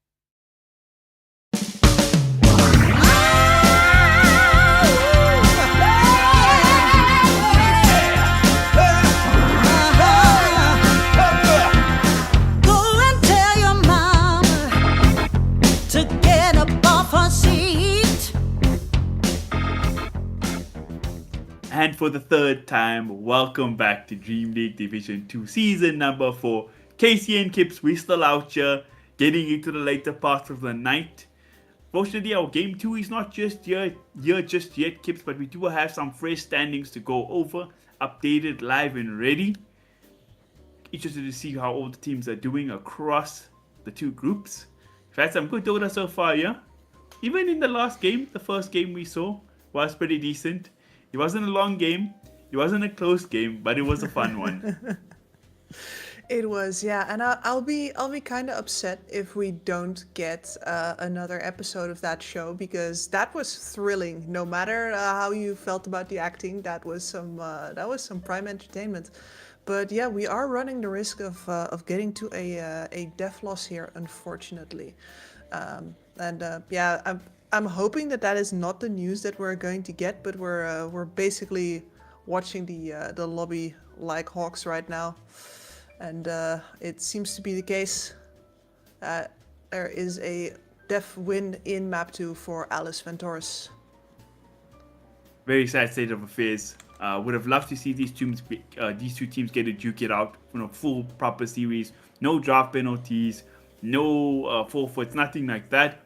But unfortunately, you never know the circumstances. These are real players having real lives. You don't know what happened. It could be internet issues. It could be... You never know. At the end of the day, we're just here to play Dota because we love Dota, but sometimes other things get in the way. We do have other things going on here at Dream League Division 2 Season 4. We have streams going on for Dota 2 Ember. We've got SA Rejects taking on the side of Liga team, Kips. SA Rejects actually lost the first game there. We also have the side of East Starbucks. Oh, yeah, East Starbucks, sorry. Not Starbucks. That's bad coffee, guys. Don't drink that. Taking on Breaky Cheeky on Dota 2. Which ESL channel? ESL Storm. That's the one. So have a look out for those games. They're going to be hype. And before we go, we're just going to give you a quick rundown of our standings here, so you can see exactly what's going on for this league. So as expected, Kipsy, Nigma Gaming right here at the top of the bracket. We see BTC Gaming, our team we saw in the first game here in the stream, 0-4-5. Unfortunate for them. And Alice Ventorus, they gone up. They're 2-2 now. Still at 6th place. It's still looking a bit rocky, but I think they have some more performances in them. I like what I saw from them in that game number 1. Again, this is the team that beat Nigma Galaxy just a week ago. I'm living on past hype here, but they do have that potential. I hope to see it come to fruition. South American Rejects dropping a game to Liga team there. Kind of unexpected. They've looked really good in both this tournament and over in Wallachia. I was quite surprised to see that, but I see in game number 2 they do have their signature Monkey King onto Wits. So hopefully we're going to see a game 2 and maybe even a game 3 there, Kipsy. Yeah, perhaps, but in order to follow that, you're going to have to move over to the other streams, because we are done here for today, and we'll leave you in the capable hands of our colleagues.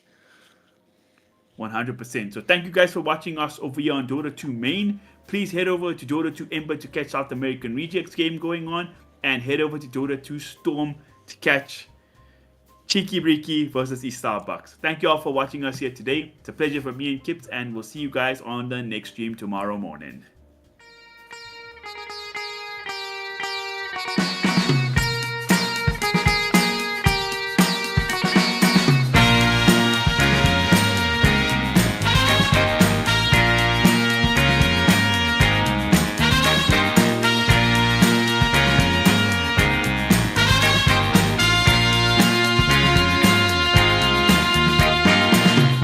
What you need is love and understanding. Find a heart whose love is true. Deep down, there's only one companion who's there for you when you need him to be. Your heart was broken in 1,000 pieces. So much pain that you've been through. Here stands a man who's your salvation. Just ask yourself, am I ready for you? 100% now. I'm ready. 100% now. Yes, I'm ready. Eyes wide open. I'm ready to move. 100%.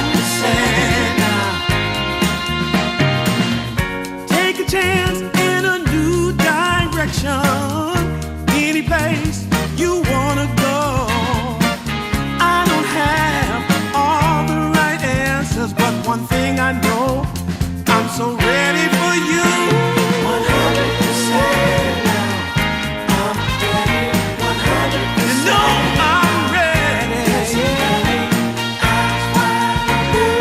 ready. I'm ready to move well.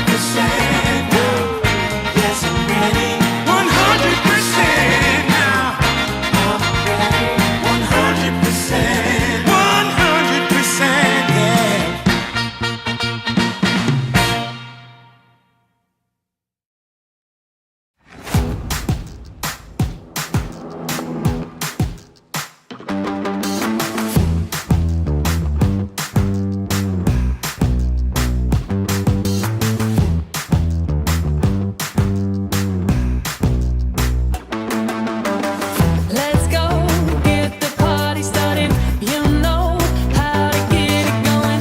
I'm so fired up, I'm ready to go. The music's moving my soul, I'm busy going. 1, 2, 3, 4. I really feel like dynamite. I really feel like taking flight. Oh, I feel good, I feel so fine. I'm making moves and getting mine. And I need you to get in line. 'Cause if we're gonna make it, we'll make it right. Huh.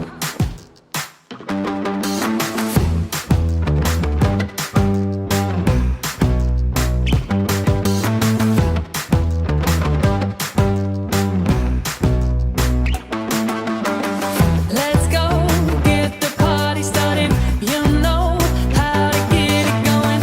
I'm so fired up, I'm ready to go. The music's moving my soul, I'm busy going.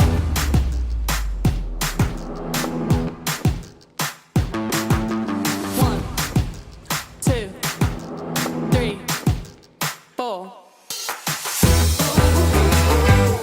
I really feel like dynamite. I really feel like taking flight. Oh, I feel good, I feel so fine. I'm making moves and getting mine. And I need you to get in line. 'Cause if we're gonna make it, we'll make it right.